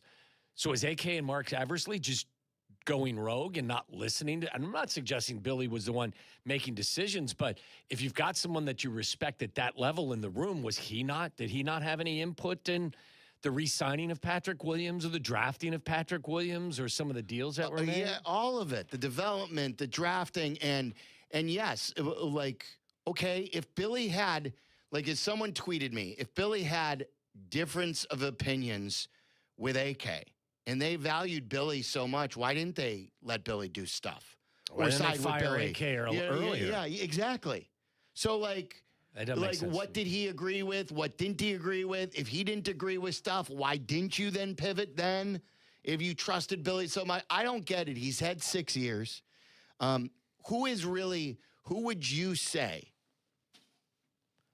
that's like, there's no one, has anyone made an all-star team on this, on the Bulls recently? Who's their last all-star? DeMar and DeMar, Zach. like, you know, those are established guys. Like, I would say that Modest, I was hoping for more from Modest in his second year. Did they trade Markkanen? Was that their deal? Like, yes, that was one of the first things they did. Is trade Markkanen. I'm not suggesting he's a top 10 player, but he's better than anybody they have on their team now. They gave up 3 lottery picks for Vooch. Put Markkanen's career numbers up against Vooch's career numbers. And tell me what you see. I don't understand it. They let Phil walk out the door. They let Tibbs walk out the door. They've let countless great players walk out the door. Not just with the dynasty, but even of recent vintage. Jimmy, they no problem trading Jimmy Butler, starting over then. Needed a clean start, so we got to trade Jimmy. But yeah, you don't want a clean start because Billy's preventing it. I don't understand it. This is why I'm where I'm at as a Bulls fan. Lauri Markkanen this year for the Utah Jazz has averaged. Doesn't look like he's played a ton of games. Is he hurt now, Tyler, or had he been hurt? He's only played 42 games. Averaged 26.7 points, 35.5%. What's his career numbers? What's Vooch's career numbers? Career number. Yeah, is he like 19 and 8? 19 and 7, Lauri Markkanen. 37% from behind the arc for his career. 46% overall shooting. Now go to Vooch. Is Vooch around 9? Vooch is with the Celtics now. Yeah, I bet you he for his career is probably around 19 and 7 too. And probably has a few more rebounds, but yeah. Yeah, maybe more he does. Vooch is 17.1, 10.3, 35% from the arc. So Markkanen shoots the 3 better. Yeah. He scores more, doesn't rebound. Vooch rebounds more than Markkanen, but you still haven't gotten a pick yet for Markkanen. They're hoping to get a first-round pick from Portland this year. That's still on the Markkanen trade. Yet you gave up 3 lottery picks for a lesser player. How is that a good sell high, buy low? It's the opposite. You sold low and you bought high, and it's what the Bulls do. Yeah, I don't understand. I really don't. I don't know why you would bring in hopefully a quality base or basketball guy where there's no expense will be spared, and then don't give him the autonomy to hire his own coach. That just doesn't make sense to me. Someone told me too. I don't know if it was Eric. Did he cite his dad? Did he cite again Jerry about the way dad does business or something like that? This is Eric Ostrowski. They were talking. He was asked about, like, were you guys going to go forward? Is tanking an option? He basically said, no, we're going to keep it real just like my dad did. He called his dad saying he keeps it real, as in we're always trying to do something. Which is the reason why they're stuck in hell. Yes, because exactly. You have to, unfortunately, in this era of the NBA, you have to embrace tanking. Am I wrong, guys? Well, they're going to have limitations. I believe that tanking is the bad way of saying. Like, tanking to me is when you're simply not trying to win, where you're implementing different strategies to keep guys out, to not let guys play at the end of games, stuff like that. There's also bottoming out. Just the right way to bottom out, because you have to. Because in order to reset, you have to literally reset. I mean, this is the ultimate semantics argument, though, isn't it? No, because I do believe, like, there's a way to bottom out and build it back for the greater good, to be great. It's why I believe that tanking, the term tanking, isn't a universal word for everyone. I believe there are teams who are tanking right now. Well, the thing is, he can't just come out and say that they're going to tank. That's true, too, because of what the NBA is doing. Because then they'll get penalized. But you can by your actions. Right. No, yeah. That's. But I'm I mean, saying it's if you- exactly if you- what Indiana's doing right now, isn't it? But what I'm saying is, if you're a Bulls fan and you want him to come out and say, yeah, we're tanking, he can't say that. Of course Otherwise, not. you're going to get fucked over. Right. I never hear you swear. That caught me off guard right there. Did you get like Reach your my over there? heart dropped. Did you get a cold My sweat? my heart dropped right there. But again, like this is kind of like this is. I mean, you don't have to tell me you're tanking for me to know that what you're trying to do is give yourself the best odds possible to get the highest draft pick available. Like it, it's not a. Carmen's been saying this too, and it's obvious. Look at most teams in the NBA who are good, and I brought up the records going back to 2021, 2021 when the Bulls first started with this regime. What their record was compared to some other teams. And like San Antonio, really bad team. Detroit, really bad team. Minnesota, really bad team. But what they do, they built it up the right way. Tanking doesn't work for everyone. So like I always hear this where, well, look at Philly. How'd that process go? Or well, look at this. Just like every other plan for every team doesn't work. A lot of teams try to win and it doesn't work. So not everything is a for sure thing, but I think most of the teams who have done it right have benefited from bottoming out. The Blackhawks bottomed out before they got good in 08-09. The Cubs bottomed out before they got good in 2015. The White Sox bottomed out before they got good in 2020. Unfortunately, their window didn't stay open like a lot of us thought it would stay open. But the point is, there is a right way to bottom out. You want to call it tanking, fine. But I think if it's done with a strategic purpose, where you're just simply going young, you're not artificially trying to win a couple of extra games with just a crusty old veteran because you want a more attendance. Like, to me, there is a difference. There's nuance between simply tanking and bottoming out and going younger, where you just let the process take over on the losing and put yourself in a good position for the greater good. So get Dancing Dale and Terry more time. Yeah. We're trying to develop your young guys. You don't have to go actives this year in free agency. If it's not a good free agent class and you don't have a chance, I believe there's a minimum, but if you don't have a chance to get one of the top tier free agents, you don't have to spend all your money. Save it. Save it for a trade. And let the process play out a little bit more. They've got to do it right. We can't be impatient as a fan base simply because the Bulls have sucked for the last 9 years. You know what I'm saying? It's going to be a new regime now. The thing that I don't like about it is the quote, and Casey tweeted out the quote. This is what Michael Reinsdorf said. If we're interviewing someone and they're not sold on Billy and a Hall of Fame coach and a person who has won championships in college and has gone deep in the playoffs in Oklahoma City and given teams he was given, achieved good results in Chicago, then they're not the right candidate for us. So like if Sam Presti said, my dream job has always been to be the president of the Chicago Bulls. I want to do exactly what I did in Oklahoma City. And just like in Oklahoma City, Billy left at the start of the rebuild. You would say no to Sam Presti? If Brad Stevens says, I got a good coach. He's my assistant over here in Boston under Missoula. I want to bring him with me. Nope, sorry, Brad. You're out. You got to, like, how does any of that make sense? It obviously does not. They keep competing for the 10th seed. Like, I mean, you call it whatever you want. It's not something I'm in for. It's not even worth getting mad anymore. It's not even I mean, the Pistons were shit for how long? Yes. And not every one of them hit. Jaden Ivey is a great example who was just here and probably was the straw that broke the camel's back. But you were in a position to draft fourth. When was the last? I mean, we were Patrick Williams the last time we drafted fourth. Cade Cunningham's the first pick of the draft. Give me an opportunity to pick first. Or at the very least, get me in a situation where I have great odds at getting the number one pick. And I think the Pistons kind of got screwed over, too. If I'm remembering correctly, there were a number of drafts. Like, yeah, Cade went number one. but there were a bunch of drafts in a row where they had the best odds to go first, and they somehow would slide to fourth.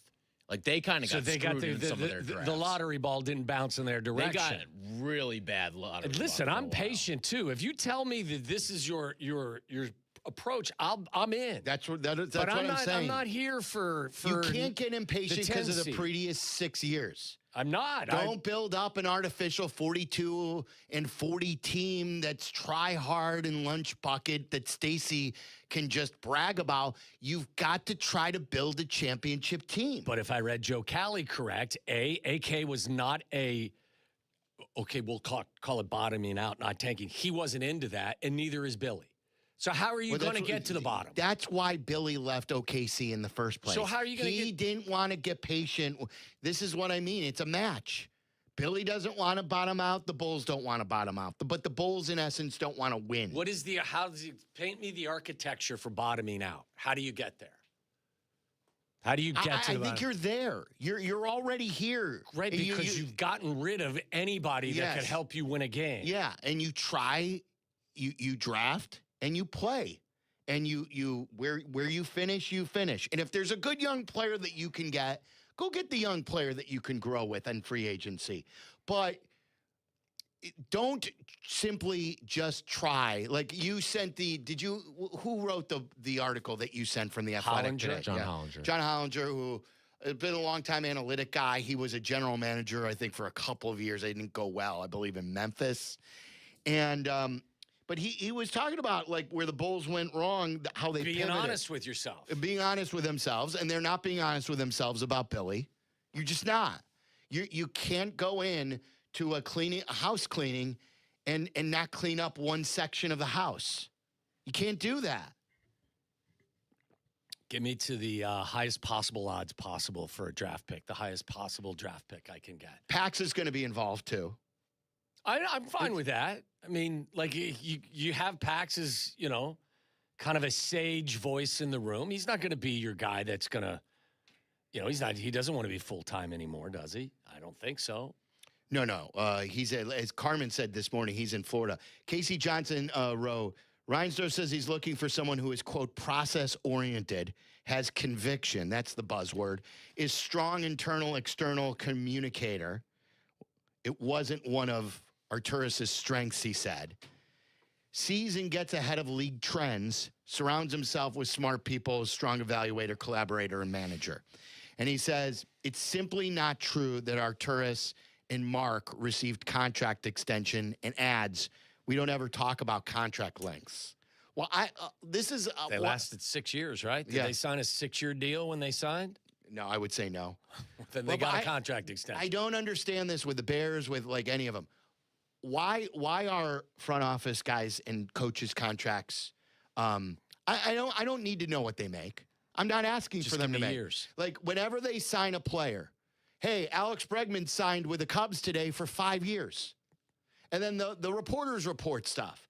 But like they'll put it in the release that they've signed someone for 5 years. We've agreed to terms on a 4-year deal with so and so. Why is it so cryptic? I have no idea. Of when you sign someone, when you give a guy an extension, why don't you talk about contracts, contract lengths? I don't understand that. I don't know if this is just unique to Chicago and Chicago sports, or it's the way around the entire sports landscape. I mean, these guys think that they're hiding national secrets. I don't know what you're trying to hide. I don't. If the player's, salary, or I don't even really care about the number on how much you're making, but the years are important. I think I don't know why any of it is hidden. All right, so Bulls fans, what do you think? You heard at least this portion of the news. We'll play you the bites. Is it over yet, or is Michael still speaking on Zoom? Michael Reinsdorf? I'm not sure. We'll play you them. But the biggest news coming away from the press conference is that Billy Donovan is going to be their coach. How do you feel about that when you have yet to hire a VP or general manager? Just know that if you find yourself in a similar situation next year, then Colin Sexton or someone of his ilk is going to get a ton of minutes, and you're going to potentially win games that take your rate or your percentage for getting a higher draft pick and stick them up your rear. That's what's going to happen. Now you're going rear? Well, I'm just saying. I mean, like, I don't get it. I don't understand the process. And what, like, that's what you're going to get, though, if Billy is continually going to be your coach, because you're not going to get a guy that wants to bottom out. Nobody wants to bottom out over there for whatever reason, whether it's because you want asses in the seat, is that better? Or whatever the case may be. But nobody's interested. This is the way the league is organized now. Take the advantage haves of and it. the have-nots. So take advantage of the opportunity to try and get the highest draft pick you can get. Does it make any sense for them at this particular time? Go back to the trade deadline. Why are you putting anybody on the floor that is giving you – is Colin Sexton part of your future? No. Then why is he playing? That, I believe, is part of the – and that's what – that, to me, is the difference for the tanking stuff, where the NBA will deem in the future that you're not trying, where this is your roster, play your roster. Don't just put someone on the bench who is probably one of your better players. Well, I got a young guy over here whose name I don't know, but he needs some minutes. Mac McClung. I think he's got a future. I'm going to give him some run. It certainly would be more entertaining if he got more minutes. He played the other night. I think he scored 7 or something. Where's, what's the guy's name? Yuki? Yuki. Yeah. Little Yuki. There's 5 Yukis out there. That's right. If you had 5 Yukis out there, you may have the first overall selection. So, look, so that to me is, they've told you, Joe Cowley has said to you, inside that building, there is no appetite, whether it's Billy, it was AK and Eversley, or it's the owner. There's no appetite for bottoming out. They think that they can compete right away. Not necessarily one that believes that. It just really frustrates me because I want to love them. I want to. But they just consistently do things. Here's what I hear a lot, guys. I hear a lot of criticism when we'll have a take or we get frustrated. And someone will say, oh, so this Silverman guy thinks he should be the general manager. What can you do, Silverman? The point is, apply. I'm a dummy. No, I'm a dummy. A dummy should know, though, more than the experts. And that's what's happened in this town with a lot of these teams, and especially the Chicago Bulls. We knew anybody out there who followed the Bulls knew that AK sucked, and they kept him around. We all know that if you're starting over and you finally have waved goodbye to your VP and your general manager, you can't all of a sudden stub your toe and not allow the new guy to pick his own coach. You can't limit that. These are things that any Tom, Dick, or Harry should know. But yet these experts in the same family that's been running the Chicago Bulls and the Chicago White Sox for years clearly don't know. That's the most frustrating thing. I'm not saying that I'm smarter than them.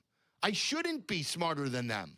But why do we have better ideas than what the Chicago Bulls have presented us? We knew at the time, going way back to the 3 alphas, they said to us, we got to get younger and more athletic. And what'd they do?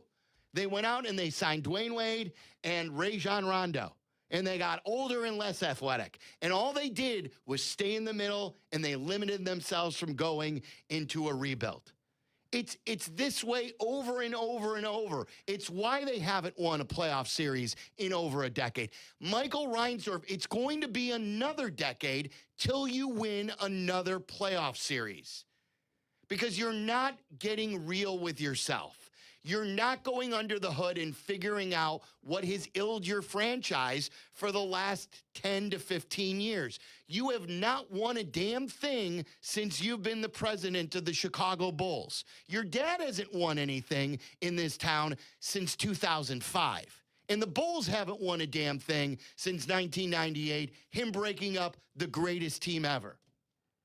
Why should I have any faith in you now?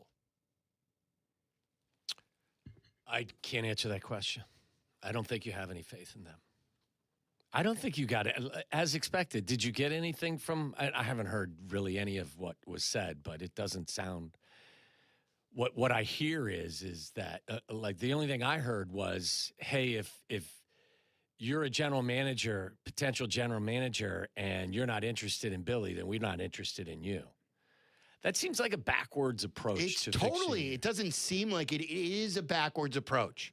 You have hired your coach. For all the people, remember when Bill Polian started interviewing coaches before even interviewing general managers? Do you remember they had 3 finalists in place for the new general manager, Ryan Poles, already? It was Quinn. Was it Quinn? What's his name in Washington? Dan Quinn? Dan Quinn. It was Quinn, Eberflus, and I believe it was Jim Caldwell. They had 3 finalists for the new GM. How'd that work out? Not well. I don't understand why you have no clue who your new president is or VP or general manager, whatever you're going to call him, and you already know who your coach is. It is not a slap at Billy, but you're limiting your choices here, and it's why the Bulls are the Bulls. All right, 312-332-3776. If you want to talk to us, are we going to play you some of the bites here coming up so I get to get mad all over again? Does anyone else feel the same way as me? Or is this, you sweating? Yeah, I'm swampy again. I don't think I'm sweating through my shirt, am I? I don't see it yet. No, that's why I wore short sleeves. Yeah. All right, 332-3776. Waddle's World coming up a little later. We'll have Jesse Rogers. The White Sox are on ESPN 1000 and 100.3. Also available on the ESPN Chicago app. They lead 2-0. It's the 4th inning right now. Same old Bulls on ESPN 1000. This is Waddle and Silvy on ESPN Chicago, Chicago's home for sports. There's a world of opportunity out there, beyond the typical 9 to 5, where purpose and grit come together, where the American spirit and ingenuity are welcomed in places that could really use your skills and your experience. We're talking about the Peace Corps. With volunteers living and working in communities around the globe. And it's been called the toughest job you'll ever love. Tough, because it asks so much of you. To dig deeper, get your hands dirty, to go that extra mile, to rise to the occasion and meet challenges head on. And the love part comes from being part of something bigger than yourself. From building bonds that last a lifetime, it's knowing your hard work transformed lives, including your own. After 65 years, the Peace Corps is still the toughest job you'll ever love. Explore opportunities in more than 60 countries. Learn about benefits and apply at peacecorps.gov/serve. Sorry, I'm out sick again. I just can't shake this fever. Spread by mosquito bites, West Nile virus is found in nearly every state across the country. Elena had another asthma attack. She's really sad to miss school again. Asthma, a leading chronic illness among children and youth in the U.S., can often be triggered by allergens from household pests. Don't let pests force you to take a sick day. Learn how to protect your family at pestworld.org. A public service message from the National Pest Management Association and the CDC. At the Y, strength means something different. It means people of all ages being together. It means you can be swishing the game-winning shot, learning to plie in first position, jabbing, crossing, and hooking a punching bag, canoeing in the lake at summer camp, donating food for your neighbors, watching your son learn about water safety in the pool. 175 years later, there's still no place like this place. Get involved at your Y. Learn more at ymca.org. Elena had another asthma attack. She's really sad to miss school again. Asthma can be triggered by allergens from common pests. I just can't shake this fever. Mosquito bites can cause West Nile and Zika virus infections. Sorry, boss. I'm going to be out of work for a while. The CDC estimates that more than 300,000 Lyme disease cases spread by ticks occur in the U.S. each year. Don't let pests force you to take a sick day. Learn how to protect your family at pestworld.org. A public service message from the National Pest Management Association and the CDC. Hey drivers, it's Joey Logano, driver to number 22 Discount Tire Ford Mustang Dark Horse in the NASCAR Cup Series. I've got a quick reminder that's essential to keeping you safe on the road. Check your tire pressures. Underinflated tires can fail when you least expect it and cost you more at the pump. Test your tires at least once a month or swing by a local tire retailer for an air check. A little time now can help keep you rolling safely. A message from the U.S. Tire Manufacturers Association. When you need them, your local volunteer fire department routinely answers the call. Whether it be a fire, traffic accident, or a cat stuck in a tree, there is always someone there for you. However, because of declines in memberships, departments are becoming understaffed and struggling. Here's how you can help your neighbors and your community. No matter what skills you may possess, you can make a difference. Your local volunteer fire department desperately needs your help. Can you direct traffic, install a smoke alarm, help at fundraisers? Your community needs you. You don't have to fight fire to be a volunteer. Will you make that difference? Will you answer the call? Brought to you by the National Volunteer Firefighter Recruitment Center, a program service of the Volunteer Firefighter Alliance. For more information on how you can help and make a difference, visit www.nvfrc.org. That's www.nvfrc.org. I'm Justin Smith, retired sheriff and executive director for the National Sheriff's Association. Criminal networks are stealing billions of dollars through social media, phone calls, and text, posing as people you trust. They pressure and demand money or personal information. Don't fall for it. If something feels wrong, slow down and verify. Hang up, don't click, never send money. If targeted, contact law enforcement. Protect yourself, protect your family. Learn more at sheriffs.org/stopscams. A public service message from the National Sheriff's Association. How do you know your home? At Habitat for Humanity, we believe it's when you find peace, stability, and safety. But 1 in 3 people on Earth woke up today without a good home. Not because of chance, but because of high costs and other very real barriers. A housing crisis this big needs all of us. So let's open the door to opportunity and build a tomorrow where home is possible for everyone. Visit Habitat.org to learn more. Again, that's Habitat.org. Habitat for Humanity. Let's open the door. There's a world of opportunity out there, beyond the typical 9 to 5, where purpose and grit come together, where the American spirit and ingenuity are welcomed in places that could really use your skills and your experience. We're talking about the Peace Corps. With volunteers living and working in communities around the globe. And it's been called the toughest job you'll ever love. Tough, because it asks so much of you. To dig deeper, get your hands dirty, to go that extra mile, to rise to the occasion and meet challenges head on. And the love part comes from being part of something bigger than yourself, from building bonds that last a lifetime. It's knowing your hard work transformed lives, including your own. After 65 years, the Peace Corps is still the toughest job you'll ever love. Explore opportunities in more than 60 countries. Learn about benefits and apply at peacecorps.gov/serve. Listen to us now, live on the ESPN Chicago app. Listen to the show in HD at 100.3 HD2 FM. Listen now on ESPN 1000. This is Waddle and Silvy, ESPN Chicago, Chicago's home for sports. This is Breaking News, brought to you by the Advantage Dealer Group. Breaking News on ESPN Chicago, Chicago's home for sports. I believe something that Jesse had been hinting and alluding to, that the news wasn't good, and he was getting a second opinion with a surgeon today. I believe Craig Counsell has told the media that is covering the team in Tampa, according to Taylor McGregor, that Cade Horton will have surgery on his UCL and miss the rest of the season. So is this his second Tommy John surgery? UCL is Tommy John, yes? Yeah. So he has had, now, this will be his second elbow injury, and he's also had a shoulder injury a couple of years ago, correct? Yeah.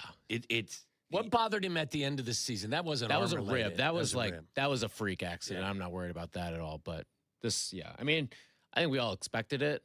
The second it happened, when he left his start, what was it, Friday? Yeah, when we the were all tears together? in the gave it eye, away, like the player usually knows. Yeah, especially a guy who's already had this happen before. He knows. He was like, he opened the window or the door a little bit when he said, look, I was just being precautious.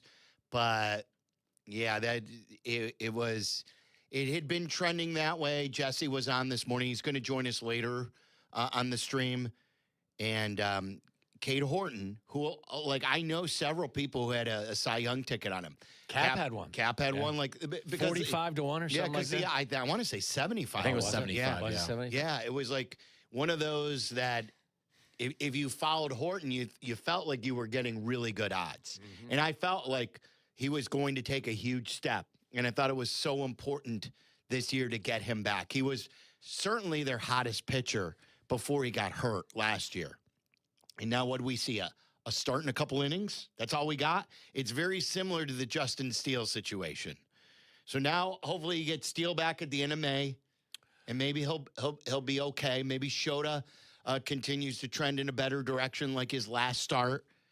Listen, you can always visit the trade market as well as the season unfolds, right? I mean, like, you get to the trade deadline and there may be arms available. There were this past year, weren't there? Well, what's the Giolito situation? Is he a free agent? He's a free agent. Yeah. So I'd seen some handles saying that maybe they've been in contact. I think Kap brought Lucas Giolito up. He obviously knows Chicago may be worth a shot. Aren't you surprised that Giolito's not with a team? I mean, as much as teams need arms, is he just being very? Did he have an injury too? Didn't he have like a year ago a surgery or something? Or was that? I know he finished the year very well. Is he just being selective? Boston. He's probably been selective, yeah. And like Boston, the place where he was last year, they signed some arms in the offseason and had some like developmental arms too that they wanted to bring up. So there really wasn't any room for Giolito in their rotation, but.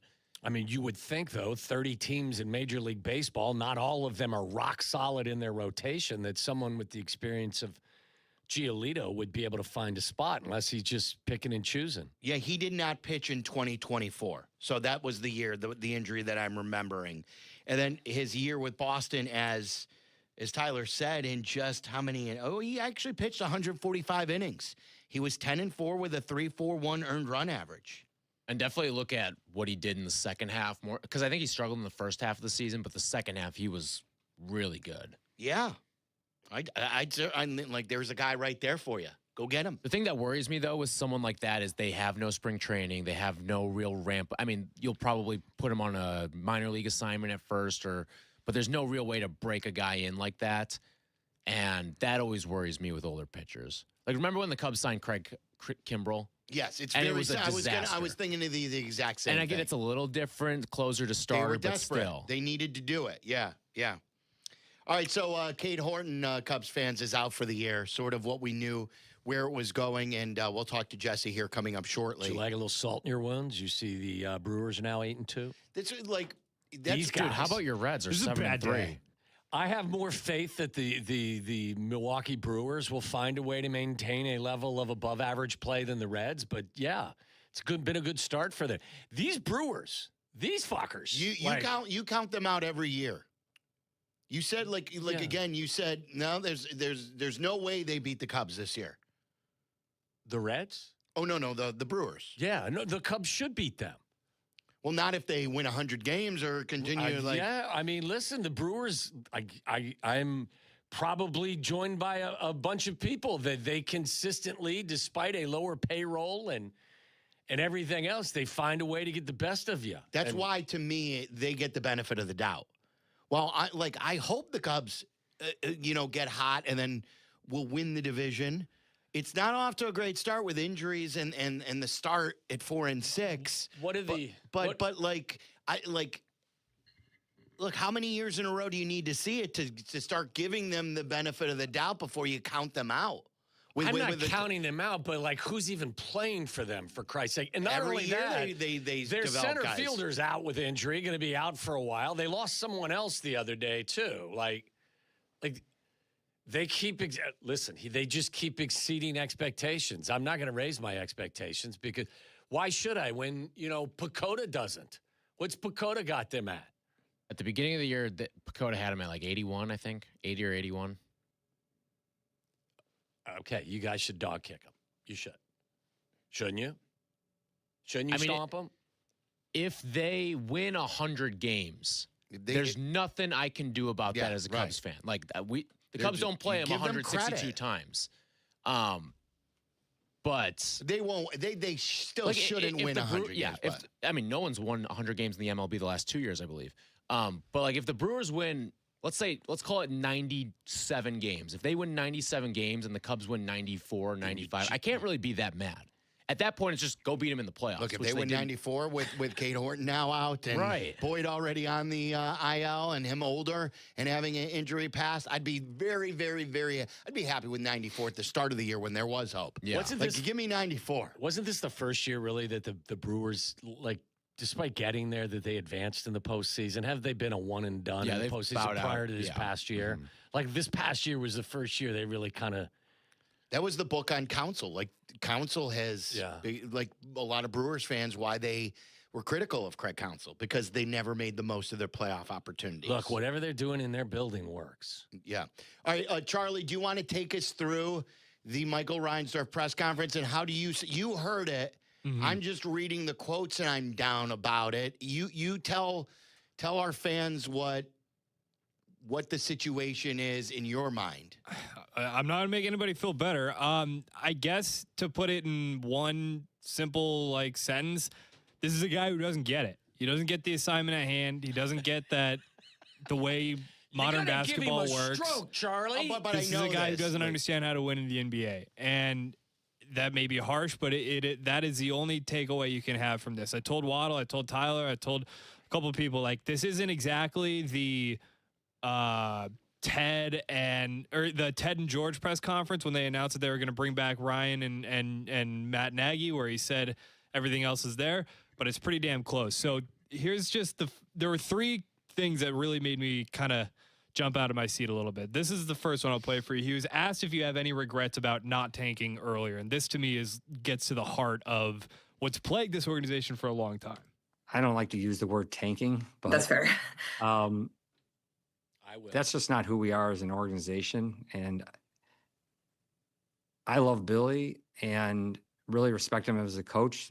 If I indicated to him that we wanted to lose games on purpose, we wouldn't be sitting down with Billy at the end of the year. He wouldn't be our coach. I think everyone out there who knows anything about my dad, they know how much he believes in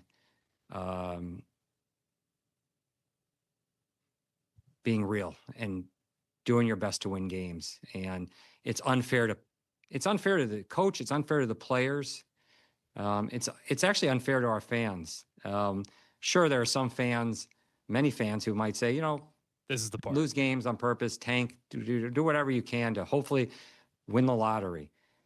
But there are a lot of fans that go to the games who aren't there to see us get blown out every game and who want to see us compete. And I saw those fans. When we beat Houston a couple of weeks ago, I saw the excitement. I saw the competitiveness of the game against Phoenix the other day. So I actually don't have any regrets. The lottery is a kind of a crapshoot anyways. Last year, if Josh Giddey doesn't hit that half-court shot against the Lakers, Cooper Flagg is the #1 pick for the Chicago Bulls. So I don't want to mess with the basketball gods. We'll take our chances. We're going to have a great pick this year regardless. And hopefully we can start this process for moving forward.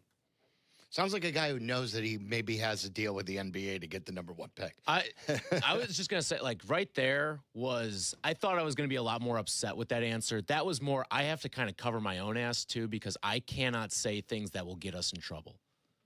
That felt like you do.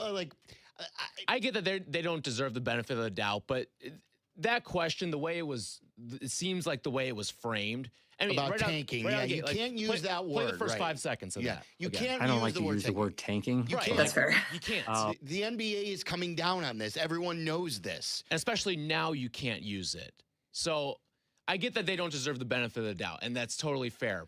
The latter portions of it, yes, it's the very like Reinsdorfian way. But even the way he kind of paused because he was trying to figure out how he wanted to say something was kind of like, to me, I'm trying to gather my thoughts so I don't get us in trouble.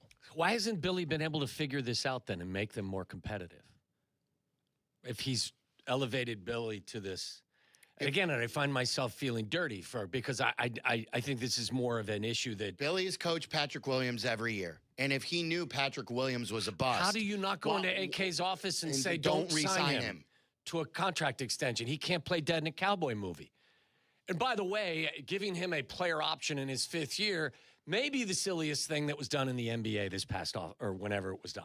Maybe that is how they're trying to tank. See, you heard the first 6 seconds. What I get mad about, Tyler, is when he's referencing his dad, like his dad has done anything good within the last quarter century. You guys are about losing. What has Jerry Reinsdorf done as an owner to lead his team to wins? In recent vintage, Jerry Reinsdorf is responsible for the worst team in Major League Baseball modern day history.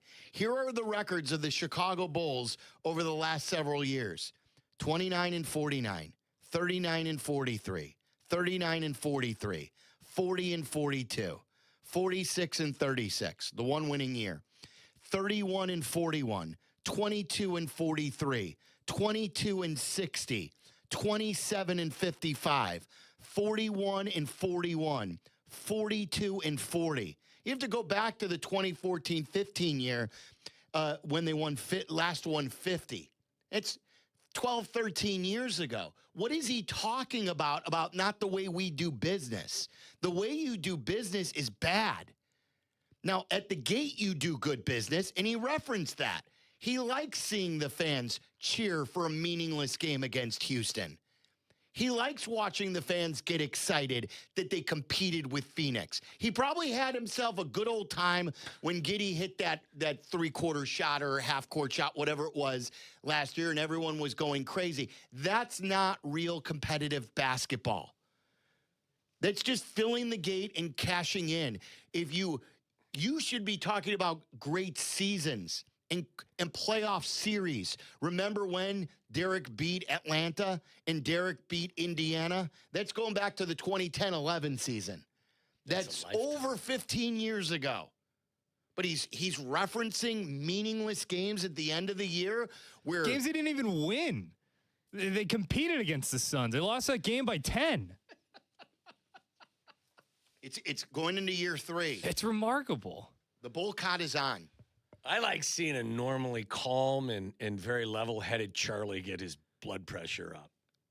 I mean, look, man. He's not even a Bulls fan. Yeah, I'm a Trailblazers fan, and, like, this is riling me up. I just can't stand. So, like, this is the other part. This is the one that I thought was so egregious that I had to come in and tell you guys about. He was asked about how will Billy's presence affect essentially the candidate pool. Here's what he had to say. Yeah, I think if we're interviewing someone and they want, of course, now I'm giving them the answers, but if I interview someone and they're not sold on Billy, and they're not sold on a Hall of Fame coach, they're not sold on a person who's won championships in college, who's gone deep in the playoffs with Oklahoma City, who I believe with the Chicago Bulls every year, given the team that he was given, I think he achieved really good results. Not the results that we wanted, but that's not because of Billy. So if someone's not interested in Billy as our coach, and if Billy wants to be our coach, and someone's not interested in that, then they're probably not the right candidate for us. Again. What if Sam Presti said he didn't want Billy? You're gonna tell him no? That's he's not the right candidate for you. Yeah, I said that. I said, like, what if you could get Brad Stevens? What if Brad Stevens says, I want to bring my, Missoula's top assistant or someone else that he's got a connection with? You're gonna say no to Brad Stevens? And by the way, Billy is a Hall of Fame. He's not a Hall of Fame NBA coach, right? Like, to say he's a Hall of Fame coach, you're referencing a back-to-back title from the years when he was at Florida. 20 years ago. Of the NBA. Yeah. Or, like, everyone thinks that the Basketball Hall of Fame is just the NBA. Again, like how football and baseball. I'm not saying, again, Billy's taking strays and should be the last guy probably taking strays, but, like, that's just disingenuous, isn't it? Like, to make that reference.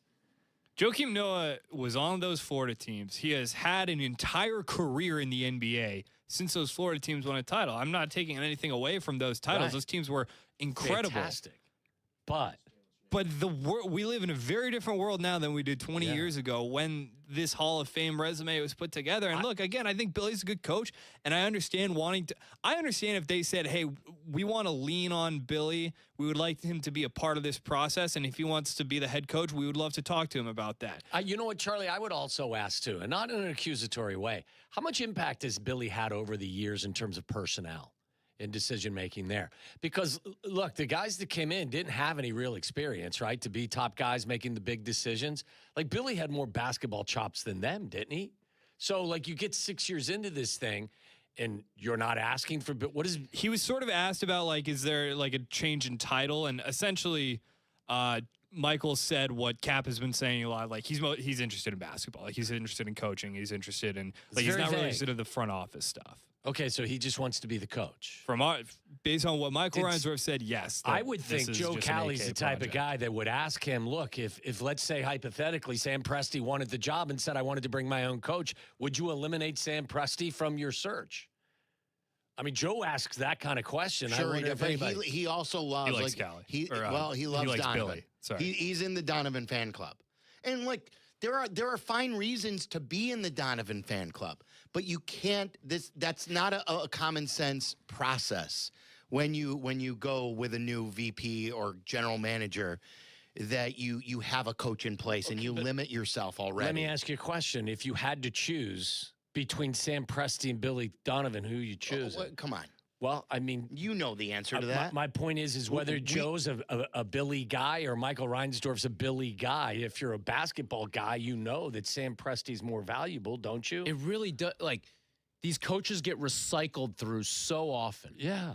That it really, like, I don't want to say it doesn't matter who your head coach is in the NBA, but there's a chance that even if that guy wins a finals with you, he could be out in a couple years. Like, can anyone really name the Thunder coach? The average basketball fan, name the Thunder coach? Young guy, dark hair, he's tall. I don't know his name. Mark Daigneault. No one knows who that is. Who's coaching the Spurs right now? Like Joe Mazzulla. It's not Pop. Avery. People want to... Avery Johnson? Yes. People have wanted to fire Joe Mazzulla. And like Mike Malone, he won in 2023. He's now coaching at North Carolina. Did you see what kind of contract he got too, Tyler? Yeah, he got like almost $8.5 million. Yeah. Like what, top 5 in college coaches? Top 3. Now, so that Dusty may get reworked. Do you know how much Billy makes? I think Billy makes like 6, right? Doesn't he? Doesn't he make 6? Does he make I think more that's at least. Yeah, I think so. No, I'm saying I think that UNC paid Malone. I'm guessing more Malone's than, making more than Billy does. Yeah. But he didn't want to go to college, right? I mean, he made that clear. He didn't want to. Billy didn't want to. I think any part of it. Billy wanted to maybe go to college on his terms. Like we've been through all of this before, guys. I've used the Bears as a great example of failure. Like think about I gave you the hey, Bill Polian chose these finalists before Ryan Poles got his interview. Like they were interviewing coaches before general managers. Wrong process. Think about the Ryan Pace situation. Do you remember the Ryan Pace situation? And this is what happened with the defenders of Pace, including Kap, who raged against it. Billy's like, hey, for Ryan Pace as a young general manager, you've got to take Foxy. You want the job? We're pairing you and Foxy. Well, that's not my coach. Right. But you want the job? We're pairing you with Fox. So, like, all the people who is, like Kap, who is bitched and moaned about that, is now advocating for this. Yeah. It's the process is the process, no matter if you have a relationship with a coach or you don't have a relationship with a coach. It's not the way good organizations do the business. What else, Charlie? I would do it. All right, so one of the last questions, and this one I think is not getting. This one just jumped out to me for one very specific part, and it's where he credits AK for cleaning things up at the end of the season, or at the trade deadline, kind of on his way out. This isn't the full response, but essentially he was asked, "Do you have any regrets?" Or he just asked, "When did you change your mind?" Basically about AK and Mark Eversley. Over the last few months, I started looking at where we were at. And I thought to myself, how are we going to get out of this mess? And to Turris's credit, he did clean it up at the end, right? Like we went to that trading deadline. We saw we had 2 players that were not under contract next year. We didn't want to lose them for nothing. And we acquired some draft assets. Clean it. What else did you acquire? Clean it up. You acquired Jaden Ivey at the trade deadline. I'll say this. I think the Jaden Ivey stuff is completely overblown, and like how big of a deal it was. It was what it was though. Was the final straw. It was an inflection point for them because they got embarrassed by it. That's even if it's not a big deal and like to us or whatever, but like to them it was a big deal because it was the final straw. So now you're gonna give him credit for cleaning something up. Where in that cleanup process, he made the one decision that broke the camel's back. He didn't get 1 first-round pick for any of their guys. He said he did a good job of getting.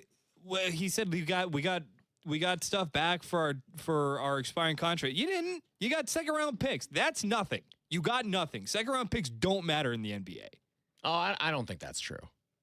I think second round like I'm not saying it's how you win, but to say they mean nothing in this era of basketball, where I think second round picks have gotten more and more valuable because there's a bigger deeper depth. pool. But you need to have guys that can develop those. Sure, Io was one of his best picks. Mm-hmm. You know, Was Jalen Brunson a second round pick? Jalen Brunson was a second round pick. You know, Jokic, Draymond Green. Like you start to find more and more second round picks these days. Of course. Feels like you're right. Feels like there's a deeper. Where was pool of Austin talent. Reeves? Was Austin Reeves even drafted? He may have been on or like 59. He or was something just like talking about that. Like there are so many ballers. He talked about it, Austin Reeves, on recently before his injury. He was undrafted. That like. Think about that. Think how good he is in the league, and he was undrafted. There are plenty of players, if you, like Wilbon says, if you do the proper scouting. The problem is the Bulls didn't do proper scouting on a lot of the guys that they drafted. Isn't the bald guy that the Bulls had for a while, Caruso, was he undrafted or was he a draft pick? He missed a second rounder. So, I mean, you can find guys. That was one of his better moves too, is signing Caruso. Signing Caruso was a good move. Drafting Io was a good move. I thought that when he first took over, at least he was doing some stuff. I thought, hey, this may work, and then it just. Yeah, and Zach, look, Zach not taking another step had a huge role in that. And Zach has become one of the losingest players in NBA history. And you can't. That's a factual stat.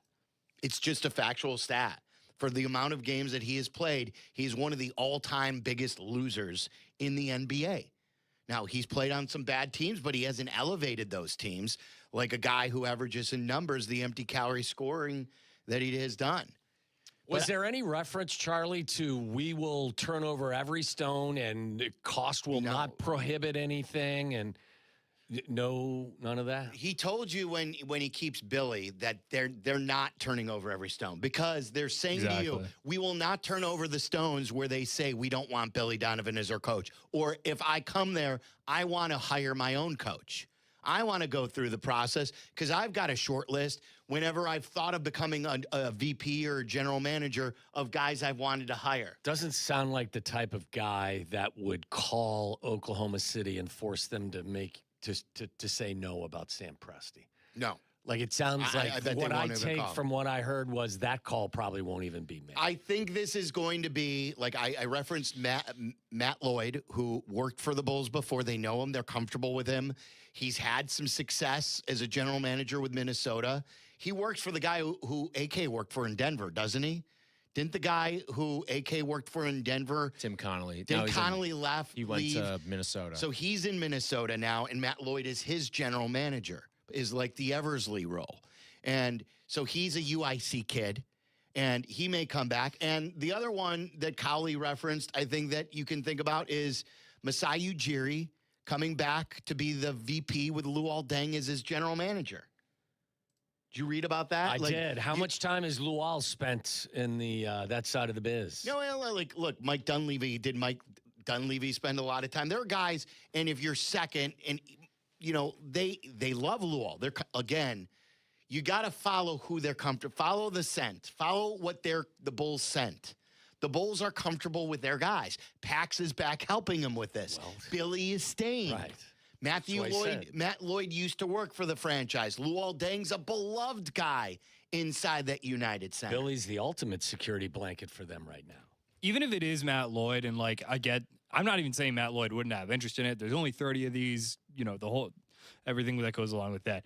I just can't imagine hearing that and thinking like, oh, this organization's under a new direction here. Like it just reminds me a lot of the stuff that we've heard White Sox from other Chicago teams. Like it's not Chris Getz. It's not saying that, hey, we're going to rip this whole Band-Aid off and then we're just going to hire like the number 2 there. But like, you're right. If you want to do a clean break, just do the clean break. And I don't think Billy Donovan is like a complete idiot or like some bad coach.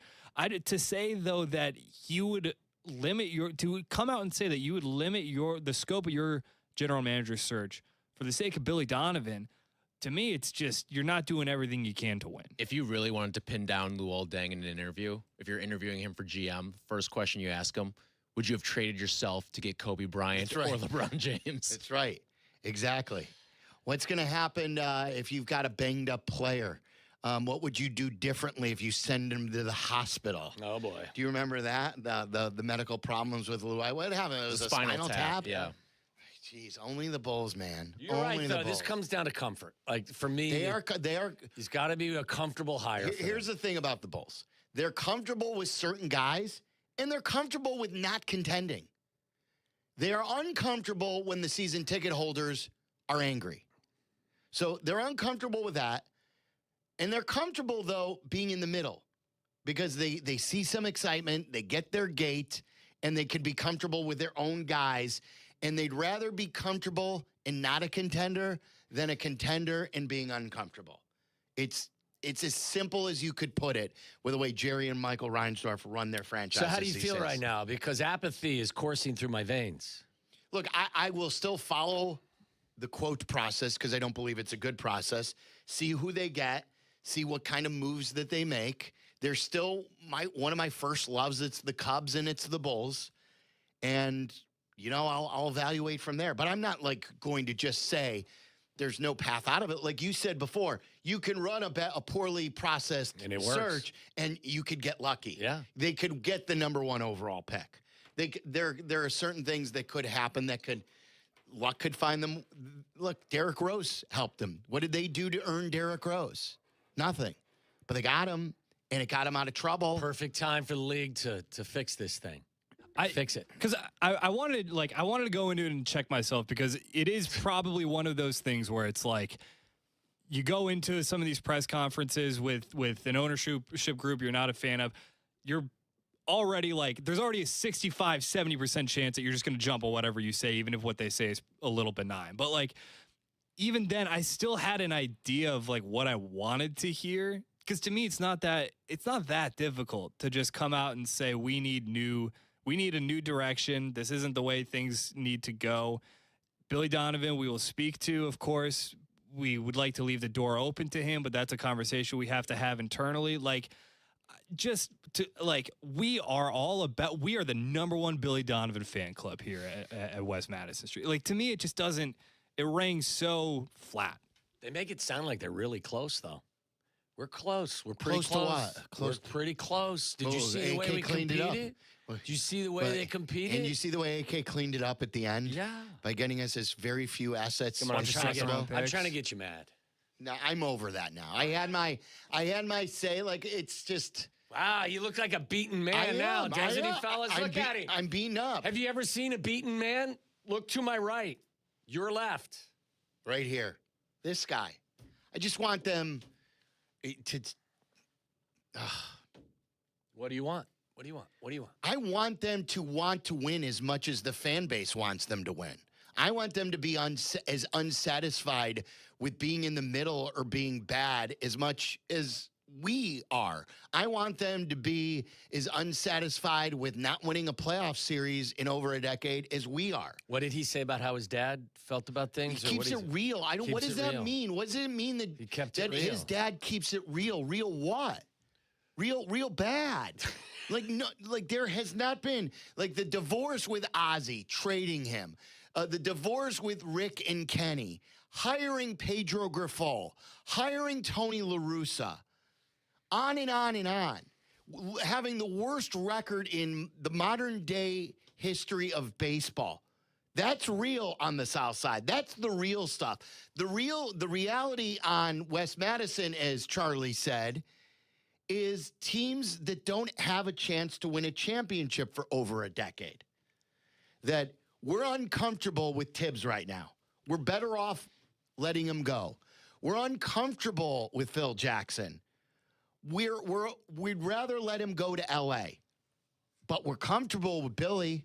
He makes us feel good. He doesn't challenge us. It's a Hall of Famer. Like Tibbs challenged us, or Phil challenged us, or Michael challenged us, or Scotty challenged us, Derek challenged us, Jimmy challenged us. We're cool with letting Jimmy walk out the door right as he's walking into his prime and has developed from a end of the first round pick. We're cool with that because it was a clean break. They were going in a different direction. This is how the volcano bubbles to the surface and We're then eventually uncool. blows up. We're uncool. The volcano sweats. letting Next Billy thing you go. know, he's got sweat marks on the back of his shirt, and they migrate down to his ass and around to the front as well. And then he's just a sloppy, smelly care. mess. Brought to you by. I Great can fan make you feel fiction over better. there, Waddle. I can make you feel better. Duke is the favorite to win the 2027 NCAA tournament. Boom! Are you saying they're the favorite to have an 18-point lead and blow it in the Elite Eight? You said it. I didn't. I'm kidding, You John. said I'm it. kidding. I didn't. I'm kidding. I think Tyler would co-sign that. Yeah, he would in a heartbeat. Should we just end early and watch Caleb highlights to get back in the...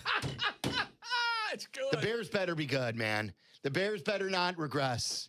The Bears better be good. These damn Cubs better get their bats right, too. Anybody else, or what is your emotion, Bulls fans? I got to be honest with you. Today is kind of unmoving to me at all. I mean, in any way, shape, or form. Even a bad way. Yeah. But you don't, I don't live and die Yes. the way you do. Yes. So, I got a different perspective on it. But, I'm a Bulls fan. I'm not moved. But by the same token, I really didn't expect to be moved by what I heard today.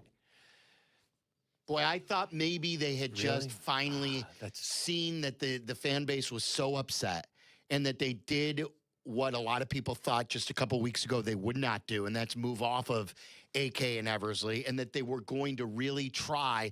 They've seen what the Bears did when they got, a premier coach, that they wanted to do that with a premier front office guy. This is kind of a safe move for them. They throw the fans a bone, but they keep Billy around because he's comfortable for them. Yes, exactly. So look what I did. Look Look what we did for you guys. We got rid of the group of guys that were responsible for our lack of success. You're kind of telling whoever GM you're hiring, hey, we do know more than you about the coach, by the way, to be clear. Of course you are. These last guys know more than you about the coach, by the way, to be clear. Listen, again, with all due respect, nobody of note is taking this job, I don't think. Who is going to do that?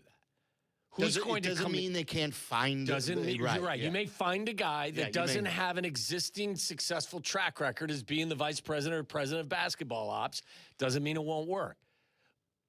But what guy who has a track record is going to come into a scenario just purely a strike to the ego? What do you mean I can't hire my own damn coach? And we're really talking a lot about the coach. What if a Presti type guy, someone who's really highly thought of, loves Billy? No. I'm going away from the coach here for a second, and says, I believe the best way we go is by stripping it down. He just told you, we're not quote tanking, and we're not hiring a new coach. Well, that guy's not getting the job. So, Mike, Brad Stevens could say, look, we're going this route. Nope, not interested. No. Mike Dunleavy is somebody that right away, that was one of the first names. He played for the Bulls. He's been with the Warriors for a little bit. Why the fuck would Mike Dunleavy leave the Golden State Warriors? And I understand that the light is that they're reaching the end of the tunnel with their whole thing, but think about what Joe Lacob said to people years ago. He's got the same foundational why beliefs. would you leave that for this? Yeah. Right. You like Steve Kerr. Do you want to run a team? Are you tired of coaching? You're a free agent. Do you want to run the Bulls? Hey, Brad Stevens, do you have an Hope edge you like here? Billy Donovan. Like Sam, these are all fantasies. Sure, I get it. I know what I'm saying, but you are limiting yourself to all of that then. All right, let's take these calls. 312-332-3776. Bulls fans, you heard a lot of the Michael Reinsdorf stuff. What is your emotion right now? Were you hopeful yesterday, and are you not hopeful today? Do you still think that there's a chance they get this right? Are you frustrated from what you hear from Reinsdorf, or do you understand what he's saying with Billy Donovan? Danny on the north side, you're on ESPN 1000. How do you feel about this, Danny? Pretty pessimistic, but I feel better than I felt in a long time, but I think that more speaks to how terrible it's been. Right. I actually wanted to call. I had a kind of a dark horse candidate that I think would be interesting for them. Let's hear it. I got I got a guy who played for them for 5 years, retired in 2017, and took a job in Oklahoma City's scouting department. Spent 4 years as a scout for Billy Donovan and has been promoted steadily through the organization. He's now the Oklahoma City Blue, their G League team GM. And it's former Bull Nazi Muhammad. Chicago native. Yep. Played for the team. Not only like a really smart guy. I've talked to Nazi a couple times at Chicago Caught. I mean, you're taking a big chance. I think like a guy like that would be good as like the Eversley role if you're bringing in someone who has more experience. But hey, look, I've heard worse. My whole thing is I want someone who can actually scout. Sure, especially when you have all these second-round picks. Because I want someone from San Antonio or Oklahoma City's front office who has experience scouting and knows how to look at guys and find talent. Absolutely. That's been my thing, and I've argued with friends about this. It's like, if they get the number one pick, that's great, and they'll get a superstar. But if you follow the modern NBA, it's like Shai Gilgeous-Alexander is not winning finals by himself. It's the GM who puts all the guys around him. And in this league, you need 2 superstars and 4 or 5 guys who can play 30 minutes and get 15 points a night. Like, that's the winning formula in the current NBA. And they can win the lottery, but you need a front office that puts the other guys around the superstar. Yeah. Look, I mean, there's plenty of examples of guys that have developed into fantastic players who weren't the first overall pick. There's a plethora of them. You got to be able to identify them. You're making it harder on yourself. Instead of drafting Dalen Terry, find somebody at that spot. Or who's the other kid? Julian Phillips. He was I want to say a second-round pick. Yeah, he was a second-rounder. Who's the guy that they drafted? Noah Singay, who still hasn't played. There was this past year. Modest was, has been a hit. Like, we'll see to what extent. Again, he doesn't play defense at all. No. And I was expecting more from Modest this year. They don't, what they haven't been able to scout is shooting. They have not found shooters. In a league that it's so important to have shooters, there are very few shooters on this team. Dean downtown, you're on ESPN 1000. What's up, Dean? What's up, fellas? Hey, Najee Muhammad is a great guy and a smart guy. I used to play ball with him at East Bay Club, and I'd see him in the locker room afterwards. That guy is a winner off the court, indeed. So are you now? Did you just happen to Are you a peaker, Dean? Yeah, You're a right. peaker. Was this a conscious peak? I'm a peaker. I'm not no problem saying it. I'm a peaker. Okay. Downtown Dean definitely not blessed in that department. Can't say the same. I think I'm in the camp of I don't care when it comes to keeping Billy. Like, the firing of Art Carney, was obviously a long time coming, and I think I speak for most when I say I was optimistic a little bit about that. But, I was telling Tyler, I think you're making too big of a deal about this only because I don't think he's going to be here for the long term. When they do try to, quote-unquote, turn this around, I think they'll make a change. The dumbest thing I heard all day at the station was Kap say his friend or his source, quote-unquote, tell him, this is not a long turnaround. They're not far from competing. Any caveat, but they're not going to win championships. Then what's the point? Right. Why would you care if you're just going to be mediocre again or suck?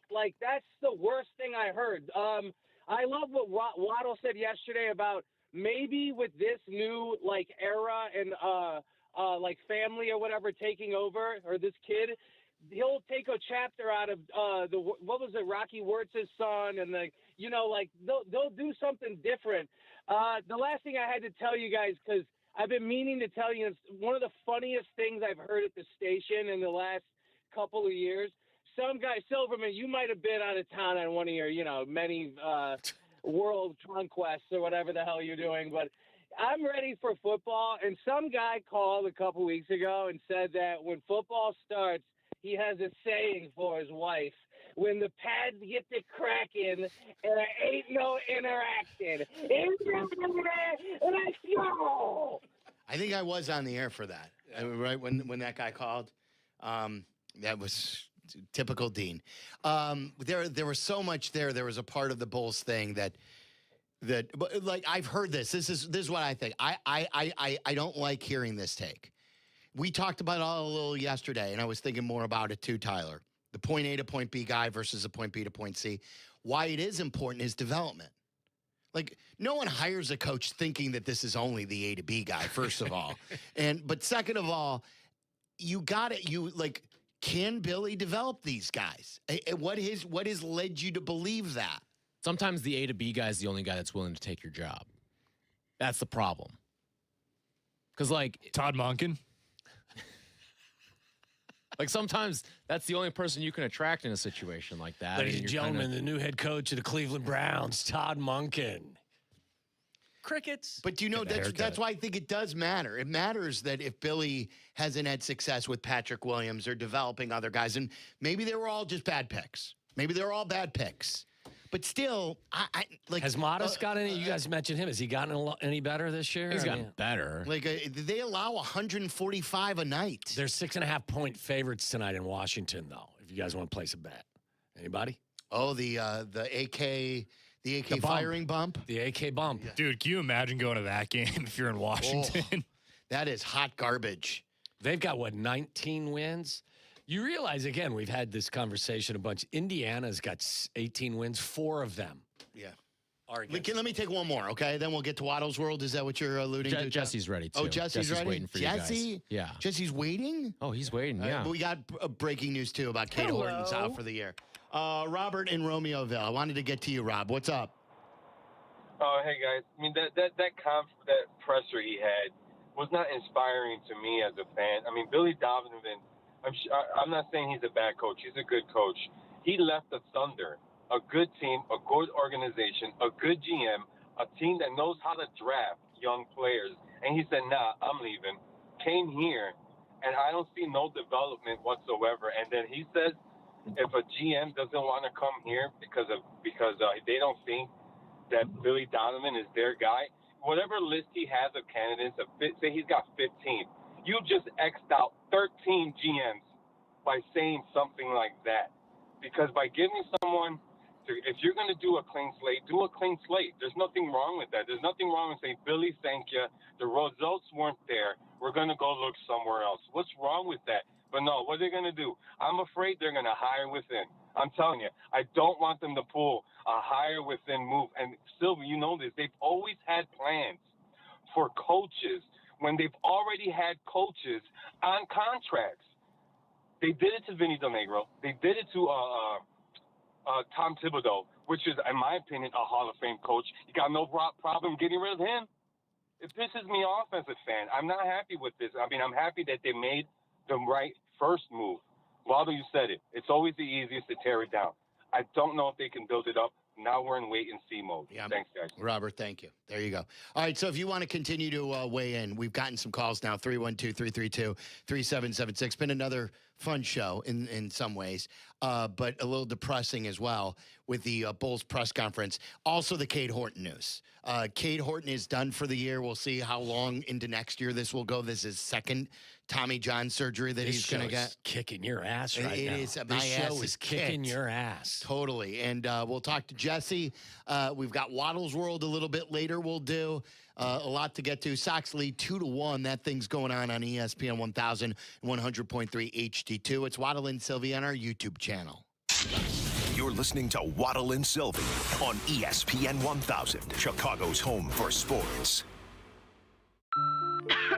Sorry, I'm out sick again. I just can't shake this fever. Spread by mosquito bites, West Nile virus is found in nearly every state across the country. Elena had another asthma attack. She's really sad to miss school again. Asthma, a leading chronic illness among children and youth in the U.S., can often be triggered by allergens from household pests. Don't let pests force you to take a sick day. Learn how to protect your family at pestworld.org. A public service message from the National Pest Management Association and the CDC. At the Y, strength means something different. It means people of all ages being together. It means you can be swishing the game-winning shot, learning to plie in first position, jabbing, crossing, and hooking a punching bag, canoeing in the lake at summer camp, donating food for your neighbors, watching your son learn about water safety in the pool. 175 years later, there's still no place like this place. Get involved at your Y. Learn more at ymca.org. Elena had another asthma attack. She's really sad to miss school again. Asthma can be triggered by allergens from common pests. I just can't shake this fever. Mosquito bites can cause West Nile and Zika virus infections. Sorry, boss. I'm going to be out of work for a while. The CDC estimates that more than 300,000 Lyme disease cases spread by ticks occur in the U.S. each year. Don't let pests force you to take a sick day. Learn how to protect your family at pestworld.org. A public service message from the National Pest Management Association and the CDC. Hey drivers, it's Joey Logano, driver to number 22 Discount Tire Ford Mustang Dark Horse in the NASCAR Cup Series. I've got a quick reminder that's essential to keeping you safe on the road. Check your tire pressures. Underinflated tires can fail when you least expect it and cost you more at the pump. Test your tires at least once a month or swing by a local tire retailer for an air check. A little time now can help keep you rolling safely. A message from the U.S. Tire Manufacturers Association. When you need them, your local volunteer fire department routinely answers the call.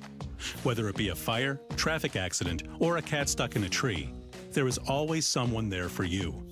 However, because of declines in memberships, departments are becoming understaffed and struggling. Here's how you can help your neighbors and your community. No matter what skills you may possess, you can make a difference. Your local volunteer fire department desperately needs your help. Can you direct traffic? Install a smoke alarm, help at fundraisers? Your community needs you. You don't have to fight fire to be a volunteer. Will you make that difference? Will you answer the call?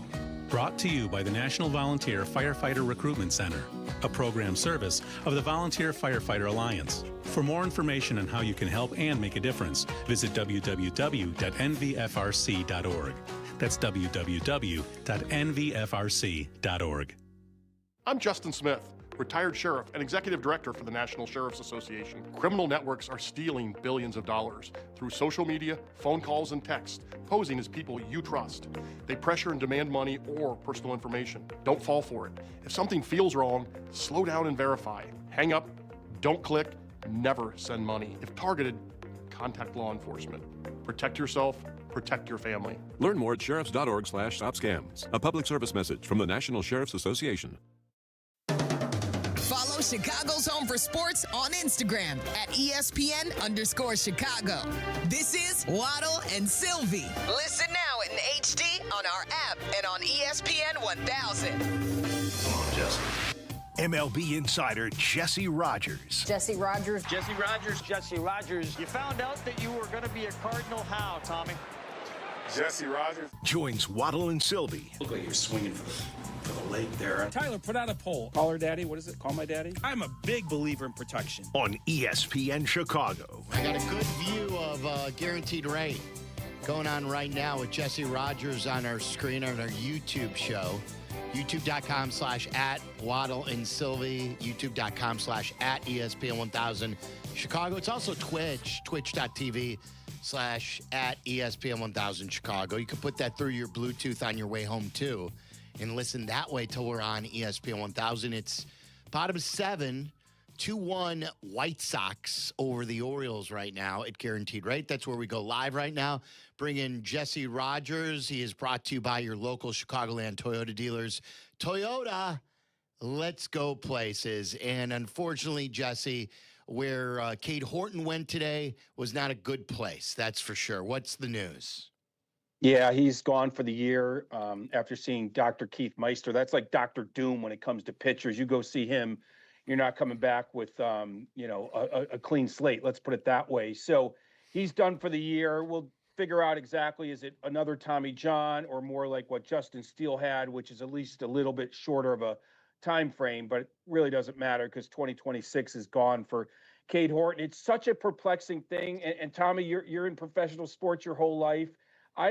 They billion-dollar industry can't figure out this one little thing, the right or left elbow, depending if you're right or left-handed. I mean, the Cubs did everything possible last year, limited his innings, limited his pitch count. They didn't push him in the postseason when he had that rib thing. And then here he is just 2 starts in and they lose him for the year. It just is perplexing that after all these years and all these experts, they can't figure out how to keep that part of the body healthy. Maybe it's just simply that you're throwing 95 to 100 miles an hour a very unnatural thing to do to Yes. your arm, and eventually it's going to blow. Well, look, I mean, that's exactly what I was going to say. Asking a major league pitcher to do what they do is an unnatural move, and everybody's different. Some guys are more susceptible to pulling hamstrings. Everyone, some people are wound really tight, and by that I mean like their ligaments and their tendons, and some people have tremendous flexibility and whatever the term would be, where you see some guys that get hit and you're like, oh my God, that guy's broken, and he's not. Everybody's body's 100% different. There's no way of gauging it. I mean, Eloy Jimenez is the best example of that. His joints, his muscles, everything a little different than other guys, and he went down often. So here's Horton, Tommy John in 21, shoulder injury in 24, rib injury late in 25, though that was minor, and then now another elbow injury in 26, and just delivers a huge blow to the Cubs season and this guy's career. I was so looking forward to covering him this year and in the years going forward, and still hopefully will. But who knows, what kind of a pitcher he is when he returns. You can be just as good these days after surgery, but it just destroys his year this year, and certainly, I mean, the Cubs can overcome. They can, but it's just going to be such a tougher road. That was their advantage this year, is their pitching depth and the chance to really get good at the top of the rotation. Is there anyone they can go out and get? I don't think so, and I don't think they will anytime soon. I really don't. I know there's been a couple questions. Kap asked me about Lucas Giolito, but look, you've got the arms to cover the innings. You do. Now that Assad's up, Colin Ray can start, and yes, Justin Steele will be back by Memorial Day. Now, you can't suffer another big injury. Matthew Boyd's already on the IL, it seems like, for short term. But I just don't think they're doing anything anytime soon. But if you run out of depth because somebody else goes down, that's a different story. Then you have to start thinking about something bigger. But I'm not sure they're ready to trade top prospects for somebody that's out there in April or May. Jackson Wiggins will probably get a chance at some point, though he got banged around his first 2 starts. So you just got to let things settle in, Silvy. It'd be different if you didn't have Assad, if you didn't have Steele on the horizon, if you didn't have Colin Ray. But you have those guys. None of them can replace the production. Let's not forget that. But look, the Cincinnati Reds are 7-3 without Hunter Green. Doesn't mean they'll continue on this win percentage, but it can happen. Baseball's a funny sport. Guys step up, just like Cade stepped up last year after Steele went down. So, the path is harder to find and figure out, but they can still have a successful season with the guys I mentioned. What's in the water in Milwaukee, Jesse? Like, that team never takes a step back. I get it. It's a small sample size, but Jesus. They lost both their GM and manager, too, and they've continued to get better. It's amazing. It really is. It's just that style of play, and that's not changing. That's what's the same throughout the manager and GM changes and the player changes. The style of play. I know it's all cliche, the complete buy-in and the style of play and all this stuff, but it's the truth. When you're brought into that organization, you're instructed to do it a certain way, and they do it not just like in October or at the biggest moments of this. They do it 162. And Tommy, I'll repeat, since you asked me what Andrew Friedman, the expert of all experts, said to me about the Brewers or any small market GM that has success. They need to be specialists. Think knee doctor. Think shoulder doctor. Right. They don't have to know the whole body. Just be an expert in one thing. And in their case, I think after watching them for years, their expertise is in development. It's kind of an easy thing. Like whether it's acquiring a guy and developing him or drafting and developing him, they bring out the best in players. That's their secret sauce, and that's what they're an expert in. Is there what's the feeling in someone like you who covers this division very closely? Do you believe that the Cubs are going to eventually get hot and this is going to be a really, really good race? I mean, it's way too early to say anything else, isn't it? Yeah, it is. And I do think offensively they will. I said it to you a bunch of times in the spring. There will be moments where they look very pitchable because there's not a couple studs in the middle. But it is a good, lengthy lineup. The negative, going back to no studs, is think about the contenders in the National League or in baseball. Think of all the contenders. Think of their best hitter. They'd all be better than the Cubs' best hitter, whether it be Ohtani, Juan Soto, Aaron Judge, Kyle Schwarber. The Cubs don't have that guy, let alone more than one of those guys. Tucker was pretty darn close when he was going well last year. So this is the problem. At times, it's going to be very pitchable. But I think other times, especially when they get into some rhythm here, the off days, the home openers for these teams, warmer weather, obviously, although I don't want to make excuses because other teams are playing in those conditions. It'll feel lengthy, but there'll be other moments that'll look like the second half last year. And, Bregman was so locked in the spring. This is Jed's worry. You get locked in March, and you're not so much locked in April. Still think the swing's there. It just is not materializing a lot of hits. I saw PCA almost throw his helmet, or was it his bat? Like he caught himself. So he didn't go full PCA from 2025. He has struggled a little bit to start this season. Is there was something he was talking about with his swing speed? Yeah, no, I just think he's also not in rhythm. I liked his first few at bats of the year, then it kind of went south a little bit. He just hasn't locked in. Remember, his first 2 weeks last year, we weren't even calling him PCA. He was Pete because he was nothing special. Then he completely took off and he turned into PCA. So let's give them a little bit of a chance. It's unfortunate the division's off to a good start and they aren't. So all of a sudden you're chasing a little bit early on here. And the Brewers are playing so damn well right now. So I want to see more from PCA, before more of a sample size before I make some assessments, because I thought his first few at bats were good. Jesse, the Cubs lineups lately, is this just something that goes on in Major League Baseball in 2026? I understand, believe me, that a lineup is not going to be the same day in and day out like it used to back in the day, that you had a number 3 hitter, you had a cleanup hitter, you had a prototypical leadoff hitter. But it seems to me like with slumps, with lefty versus righty, that the last couple of years, especially under Counsell, that the Cubs lineup is different by the day. Like you could have one guy hit leadoff one day and he could hit 9th the next day, or he can hit 7th, or he could hit 2nd. And I don't think this is because they're all great. I think they don't have, like you were talking about, the definitive great guys. Do the Cubs do it more than most, or is this, or is this just the way baseball is played these days? I don't think they do it more than most. Not having complete studs against both lefties and righties forces you to make those changes as a manager, because you see the analytics and you see the numbers. I mean, Madden used to do it.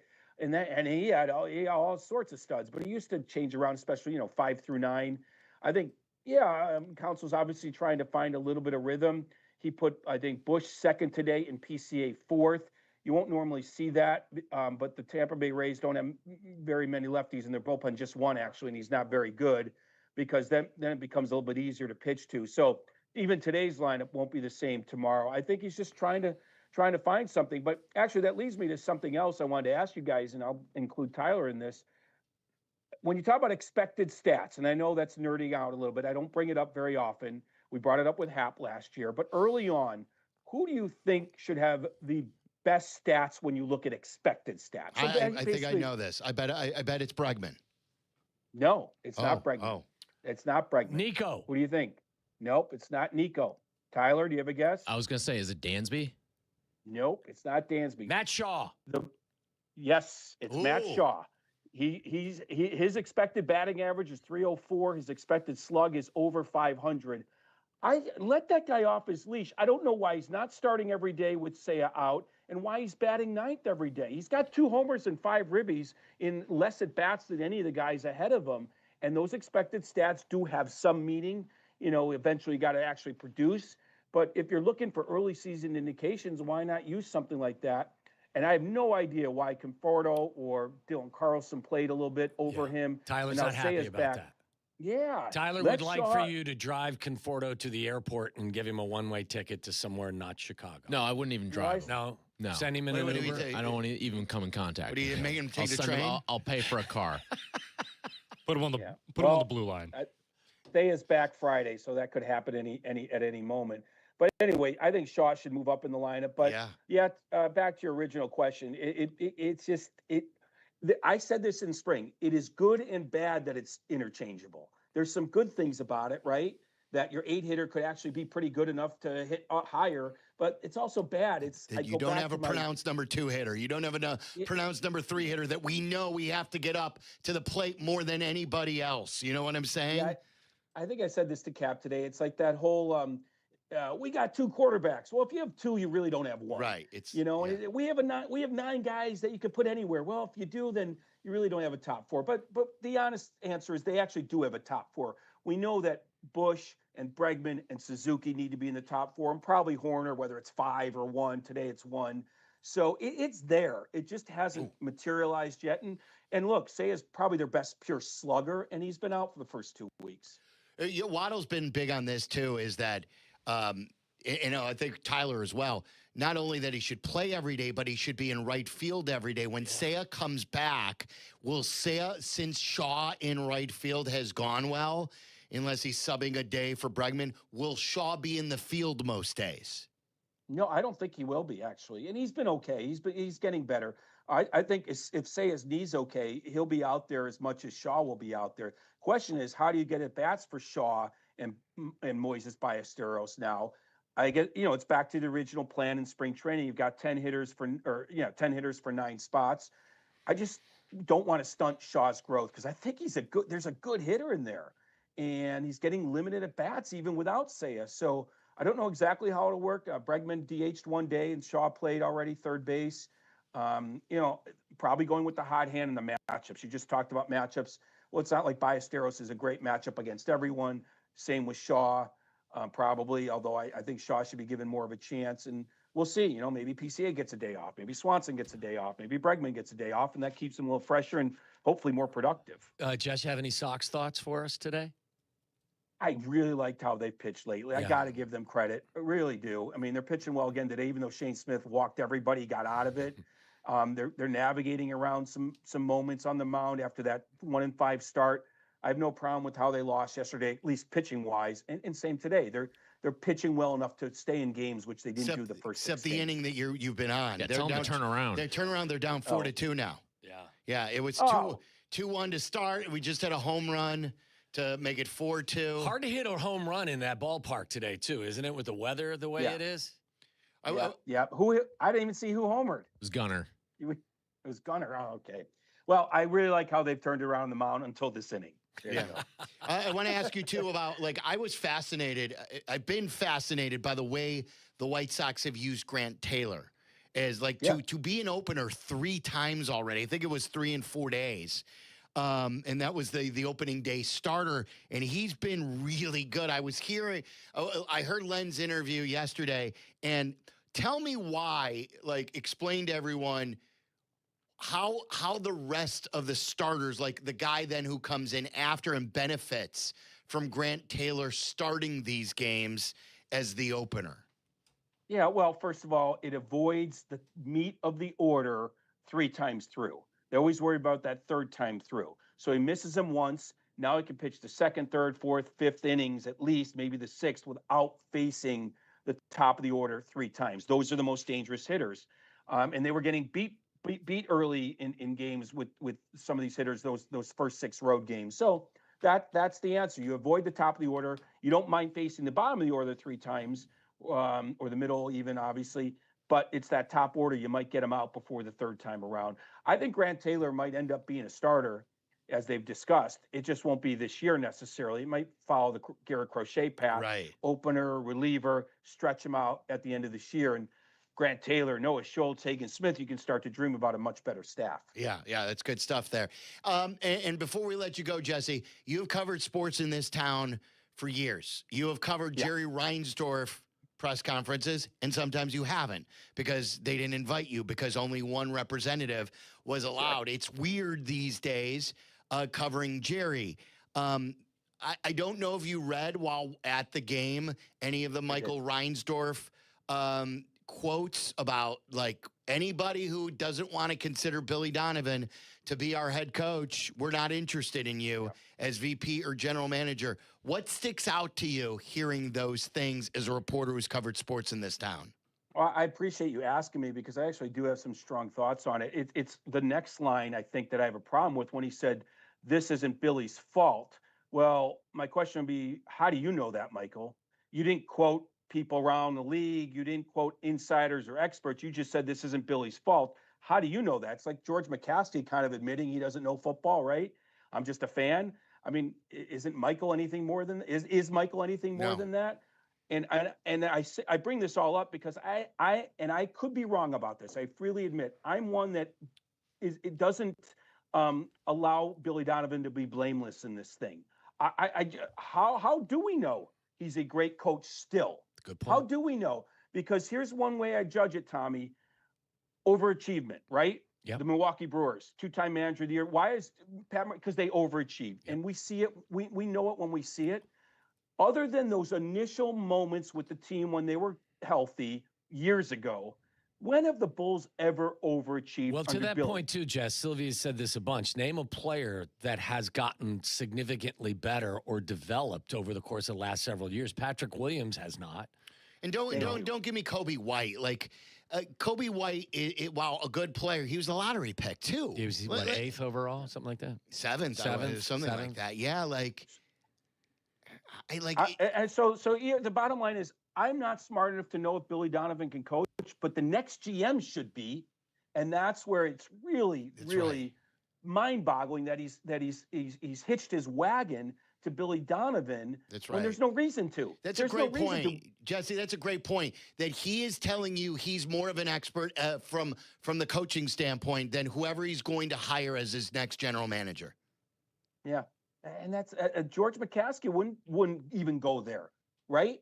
You know, he's taken some outs on that path when that's come up, and I don't know why Michael is hitching his wagon to a guy that's never overachieved, never had these guys evolve the way that you wanted. You don't want to eliminate. And when you don't want to eliminate. At the beginning, he was okay. You don't want to eliminate any options, but you do when you don't allow the next general manager to actually be the one who decides which coach he wants. And I heard you earlier, Sylvie. I think you said it's the Caleb thing where, you hire GM, now you got a lame duck coach, then he fires the coach, then a new coach, and it just never lines up. Another arranged marriage, you know what I mean? Like it's just like, and like the thing I've been critical of the Reinsdorf family is they have been lazy with their searches. Their searches. Like they did not like, oh, Rick, you want to hire a manager? Well, screw you. I'm putting Tony La Russa in charge. Oh, we just fired Rick and Kenny. Screw you. We're not doing a search.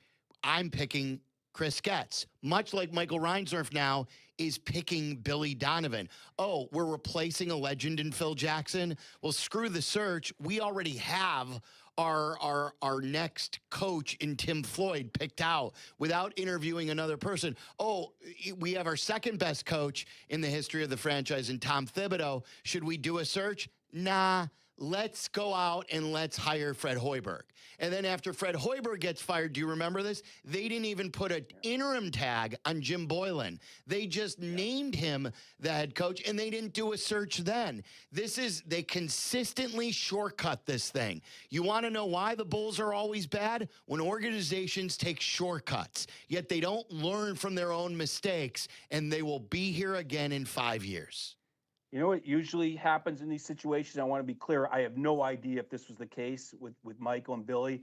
Somebody, the person that is retained is in the owner's ear. Like, let's face it, Chris Getz was in Jerry Reinsdorf's ear the whole time that Rick Hahn and Kenny were still here, and he was the beneficiary in the end. Was Billy in Michael's ear, bad-mouthing, for lack of a better word, the front office, and he gets to be the beneficiary? Because that's usually what happens. Somebody is in his ear. Could be Billy himself, or a Billy in a mirror, a middle guy, is not saying his agent, but somebody else going to bat for Billy. I don't know, but it's a weird. Those words were weird. It's not Billy's fault. You're the coach. What do you mean he's not he's blameless in this debacle? So but I've been harder on Billy than I think most people. So I'm glad to hear you guys sort of open to the feeling like this is not the smartest move. It's not. It's like, I think you summed it up perfectly, Jesse. You're looking for a basketball guy, and you're not letting him do basketball guy things. You're stepping in as an uneducated basketball guy, and you're already telling the smart guy who his coach is. It's so backwards. It's so it doesn't make any sense. I'm just going to drive myself nuts. Great. Yeah, he's got a sweat stain on his back, Jess. I got his favorite baseball teams, pitchers going, under the knife soon. He's just had a shitty show. But Tommy, I egg him on. Did you read my text from the other day? Right after they fired the front office, I texted Sylvia. I said, "Hey, beat that dead horse, man. Yeah, beat that dead horse, because this is fun for listeners." And I love the passion, man, and they deserve everything they're getting. Right It was now. like going to a gentleman's club, really, because you're getting teased. You're not going out, and you're not gonna meet Jesse anyone doesn't who know truly what you're talking about. He's never been to one of those establishments. Yesterday was just like a trip to the gentleman's club. All it was a tease, and now I got a set of blue balls. Excuse me? Yeah, that's all it is. I'm just achy today. Well, I hate to say it, in the building that the man is in this building, but it's the same ownership. Yeah, that's what's not changing. Pack your shit up and get out quick. Yeah, well, wouldn't be the first time they. Jerry doesn't know Jesse exists anymore. You're not going to get another bite at this apple, Jerry. No, never mind. That's right. All right, Jesse, great work. Thanks, Thank you. You got it. All right. Yep. See you guys. All right. Well, for those who missed it, and the White Sox 4-2, they trail right now in the 8th after Baltimore scored 3 runs in the top of the 8th inning. So I don't think that we're going to get on the air today, on ESPN 1000 or 100.3 HD2 before 6. Do you? No. This thing's going to at least 5:20, 5:30. And then our guy Jeff Meller is going to pick it up and take it home. So Tyler, what should we do? Should we do Waddle's World? Let's do Waddle's World next. Or do you want to reset with some Reinsdorf clips too? No, I guess we could do a little Waddle's World. You just want to shut it down and get the F out of here. Let's have some fun inside Waddle's World. And then we got Aki Salas. I think I'm bull. You're bullsed out? Yeah, I am too. Okay. Yeah. I am completely. Right. My face is about to hit the keyboard here in a second. Right, if you still want to talk to us, though, 332-3776. We'll have one more uninterrupted, hour-ish segment to take you to about 5:55, 6 o'clock. We're going to go to the bathroom here, a little bathroom break. Just a little tease. The first story in Waddle's World has something to do with pig semen. I've not heard a Waddle's World that's been uncensored. So do you offer up different language? I don't think it's going to be a whole lot different, to be honest with you. No. Okay. I was just going to open in an obituary. 4Ps could stand for something else now, though, too. There's 5. 5, that's right. Yeah, Power rankings. Power rankings. The latest. I don't have any power rankings for you today. I bet I didn't look. All right.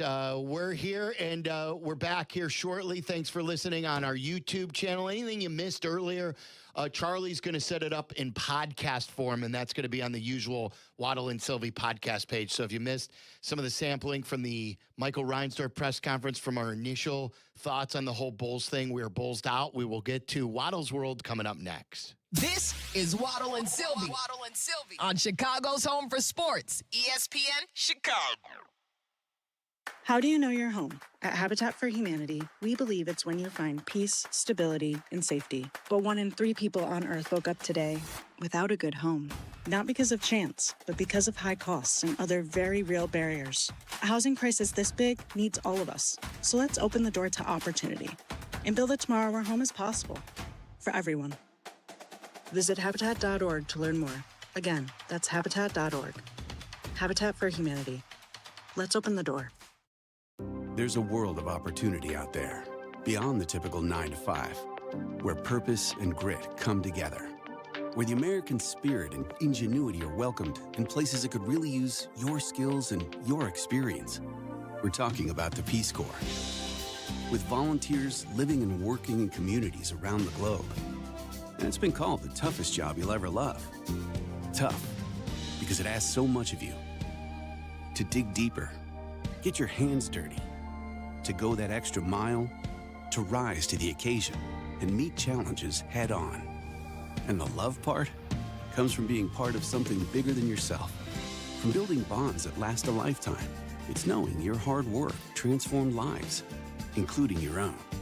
After 65 years, the Peace Corps is still the toughest job you'll ever love.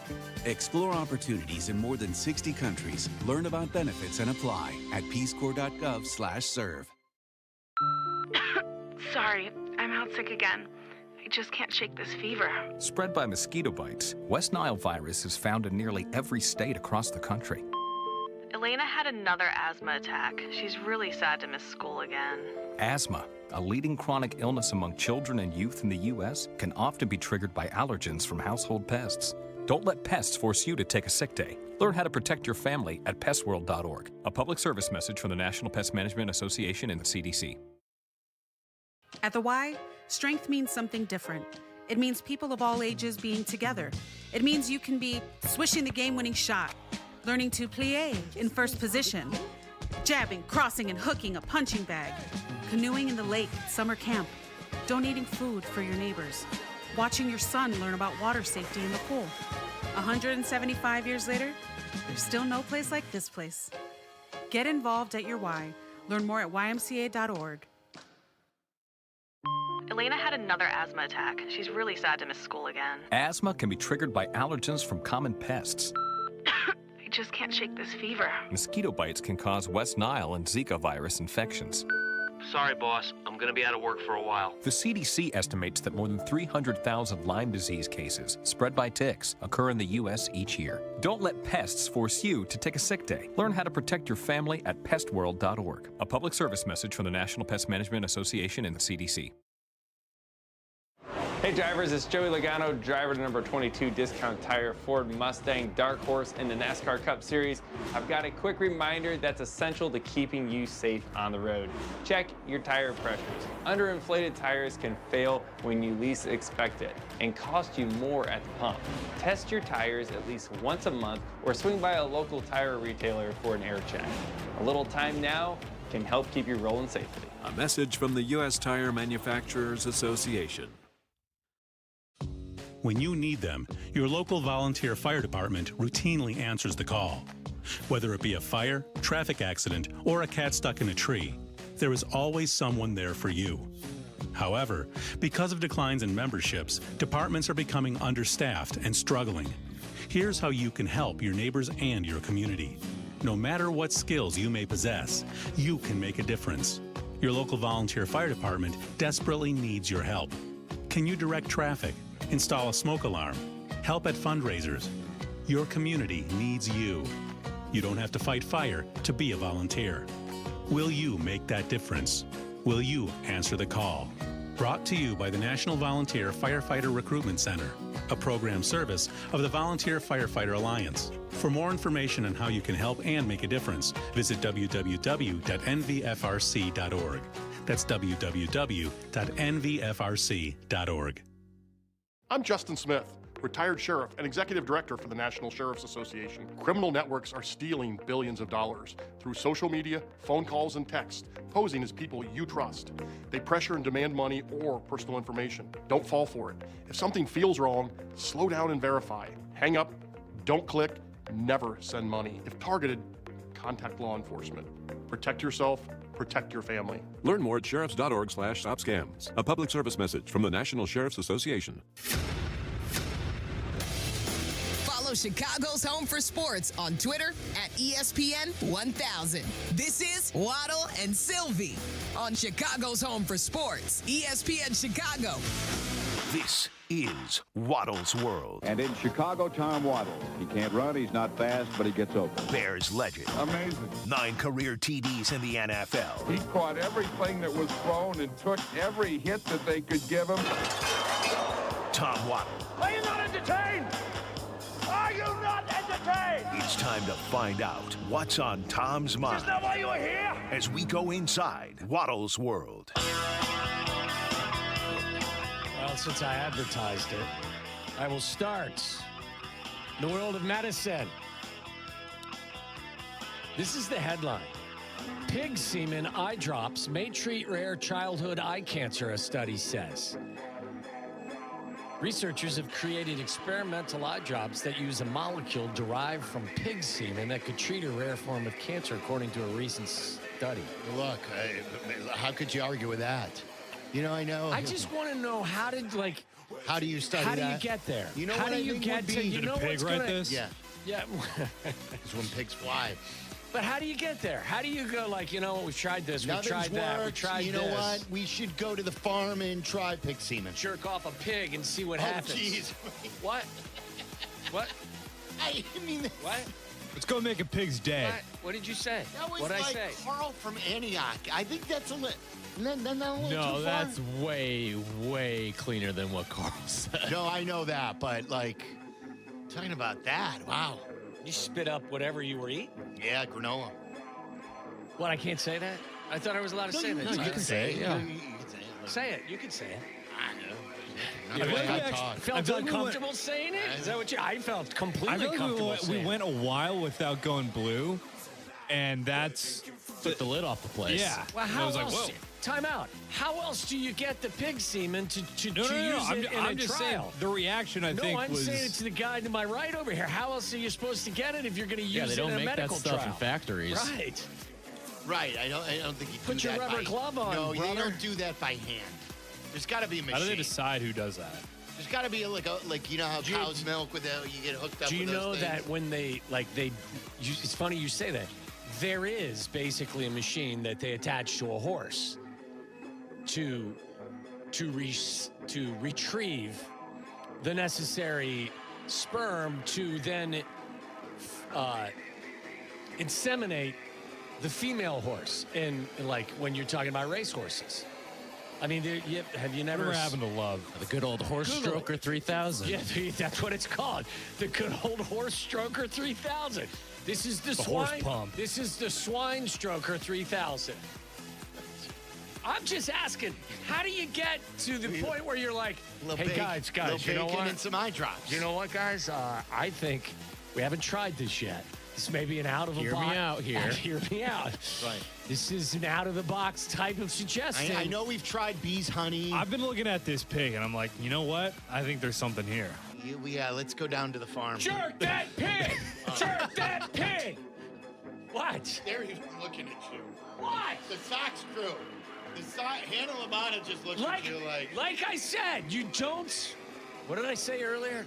Oh, you don't create dinosaurs and then get pissed when they eat you.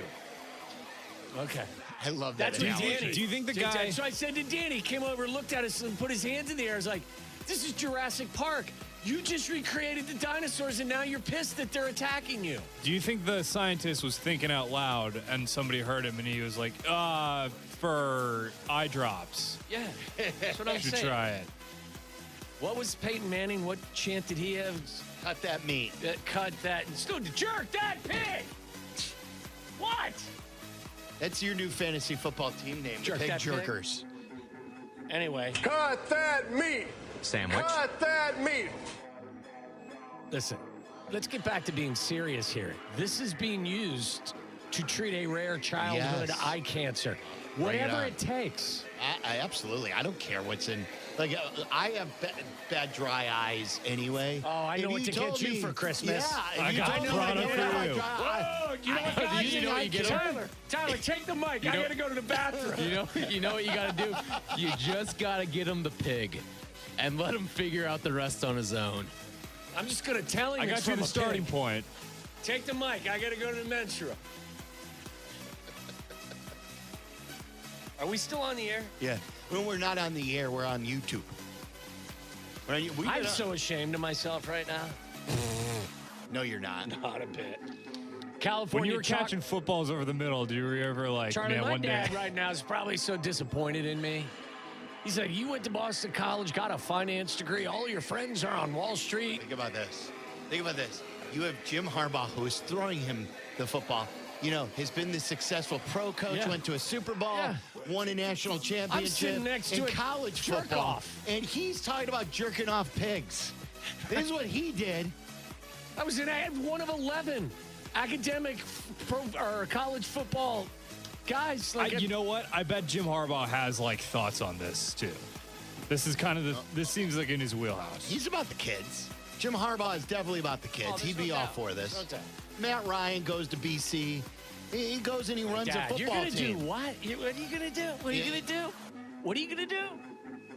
Dad, I'm just gonna start talking about sports. It's living the dream. The 5 Ps. Dad, do you know the 5 P, Ps? pig. Yeah, Pig jerkin. Pig jerkin. Yeah, 6. Dad, you know the 5 Ps of Waddle's World?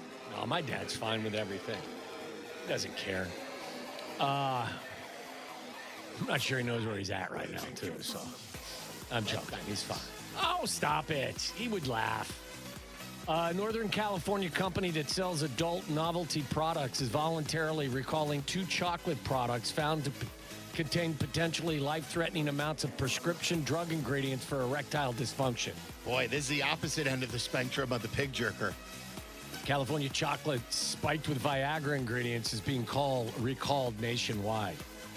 The 2 products, Gold Lion Aphrodisiac Chocolate Male Enhancement Sakic and Ilum Sex Chocolate Male Sexual Enhancement Booster, were sold nationwide via Gear Isle's website.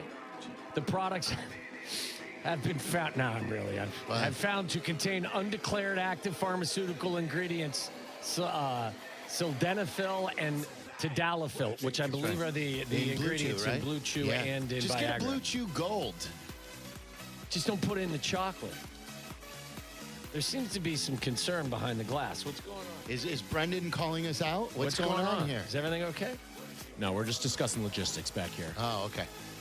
I thought you were cursing out Waddle for talking about pigs. He did look angry, didn't he? Well, the Sox are losing 4-2. This may help him. 4-day work week advocates it's gaining momentum as a new study reveals that the 5th day is basically useless. New research reveals that 9-to-5ers have long understood the 5-day work week is a waste of time. A report from nonprofit advocacy group 4-Day Week Global found that employees can accomplish as much in a 33-hour work week as in a 38-hour work week. Oh, so they're not they're even calling for not working extra hours the 4 days. Yeah. They're saying if you work sounds those like a group of lazy people. Those 33 hours will be more productive than the 38. Correct. Experts maintain the 5-hour gap is filled not with productivity but procrastination. The report, the largest of its kind and the first to explore the long-term benefits of the 4-day work week, reveals that the longer employees maintained a 4-day work schedule, the shorter their work weeks became without compromising output or productivity. This is a weird question. Have you guys ever had calendar dreams? Whether about the just something to change with the calendar. Hooters calendar dreams? Whether it's a shorter work week. Or back in the day, school, you used to think maybe summer break would be longer. Some people said, hey, how about a full round school year, then you get a break every 6 weeks. Where you get 2 weeks, you don't get a summer break. Nope. And I dream about hitting the ball calendar over the you want to ivy change. and Dude, I remember in college when you get the full month winter break and thinking that sounds unbelievable. It was it was great. The greatest. You would come home for a full month. Yeah, but you'd have some friends who were on a trimester system who would still only get the 2 weeks or something like that. Yeah, not Super Bowl hey, make the Monday after the Super Bowl a holiday. Calendar dreams, anything with a calendar. I thought you meant actually fall asleep and dream about the calendar at first. That's what that's what I thought. I was calendar no. tweak. I'm calendar going to wishes, double off the wall at Great America Ballpark. That's what I'm doing in my dreams. One thing I've always said is eliminate the going backwards with the clock. In the fall, daylight savings. I want to stay on this clock right now. I'm with you on that. I don't care if it's dark till 8. I am not an advocate for a 4-day work week, though. You know why? I'm not buying all this productivity decline in a 5th day. I think we are, not to get too deep here, so let me put my glasses on.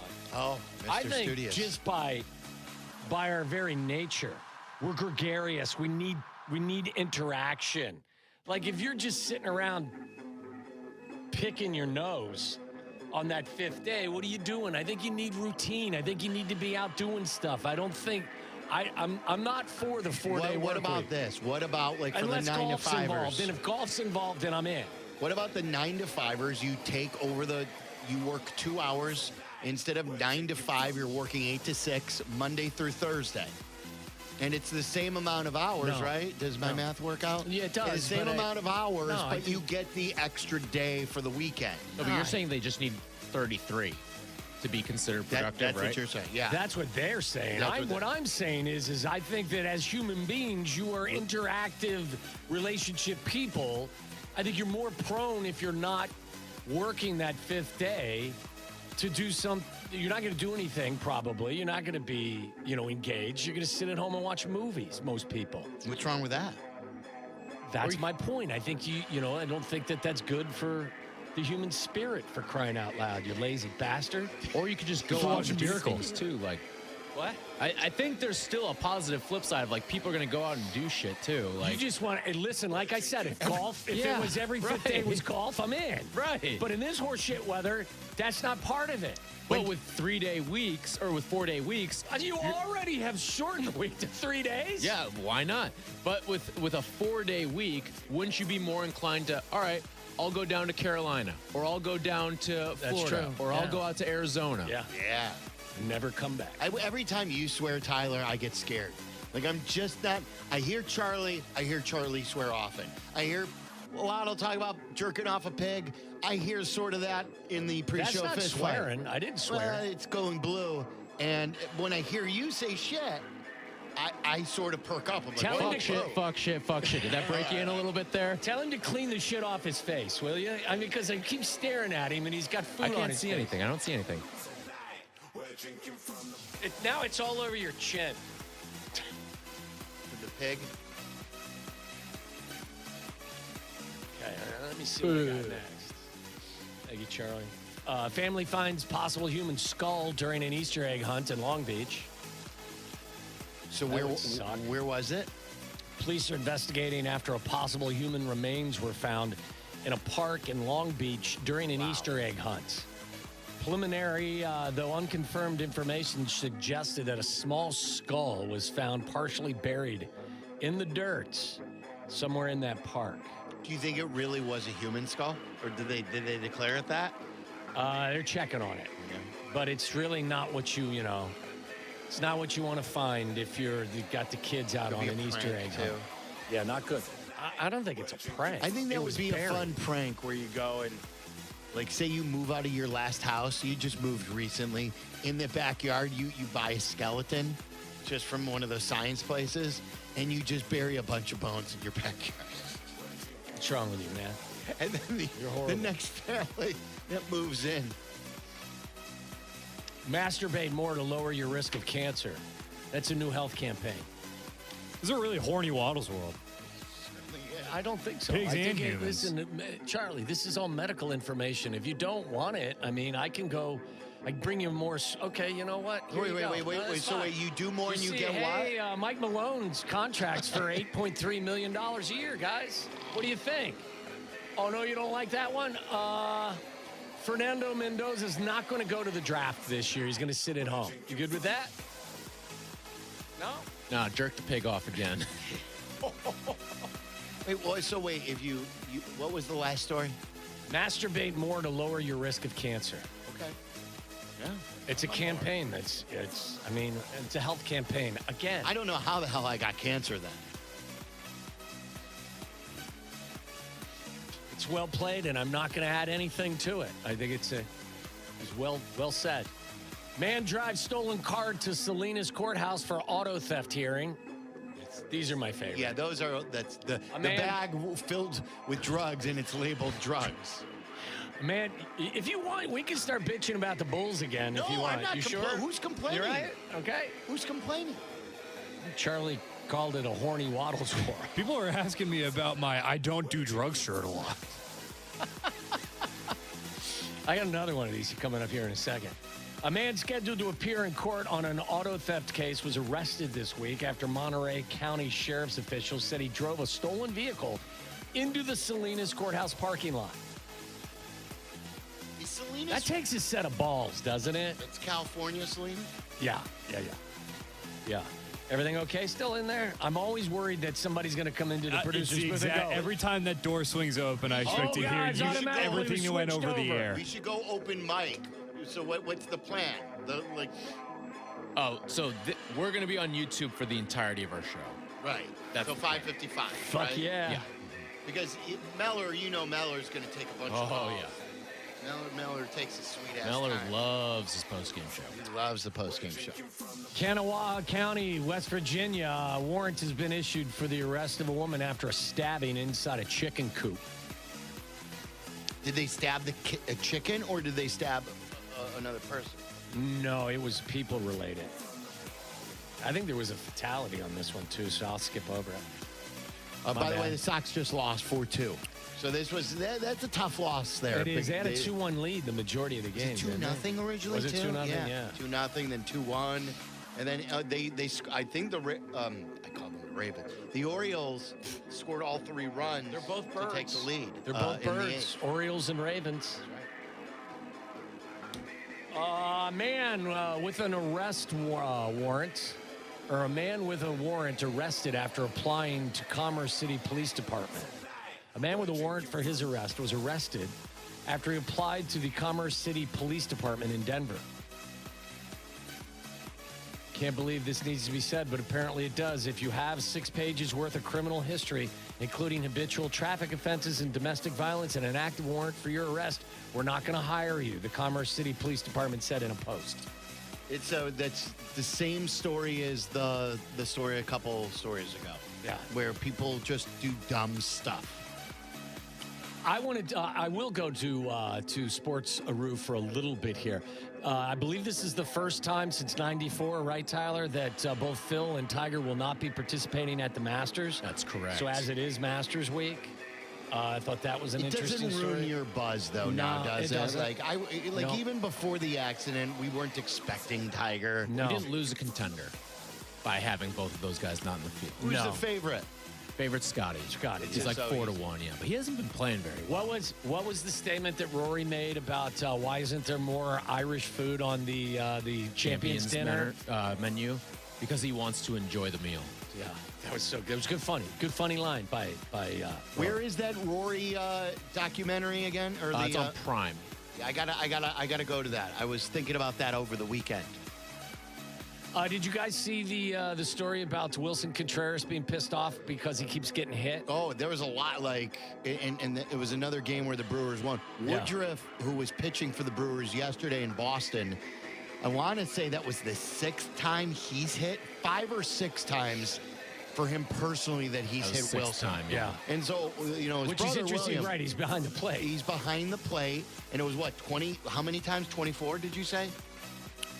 He's been hit by a pitch 131 times in his career, including 24 times by the Brewers. Yes. Which is 10 more than he's been plunked by any other team. Now, I would also say he was with the Cubs and also with the Cardinals, right? So he saw the Brewers as much as any other team he played against. I think he slid into second, then spikes up, and then he said that if they hit me again, I'm going after him. Says that gets old, so next time they hit me again, I'm going to take one of them out. That's a message. And didn't you send who tonight's starting pitchers are? Yes. Was that you? It's Garrett Crochet and The Miz.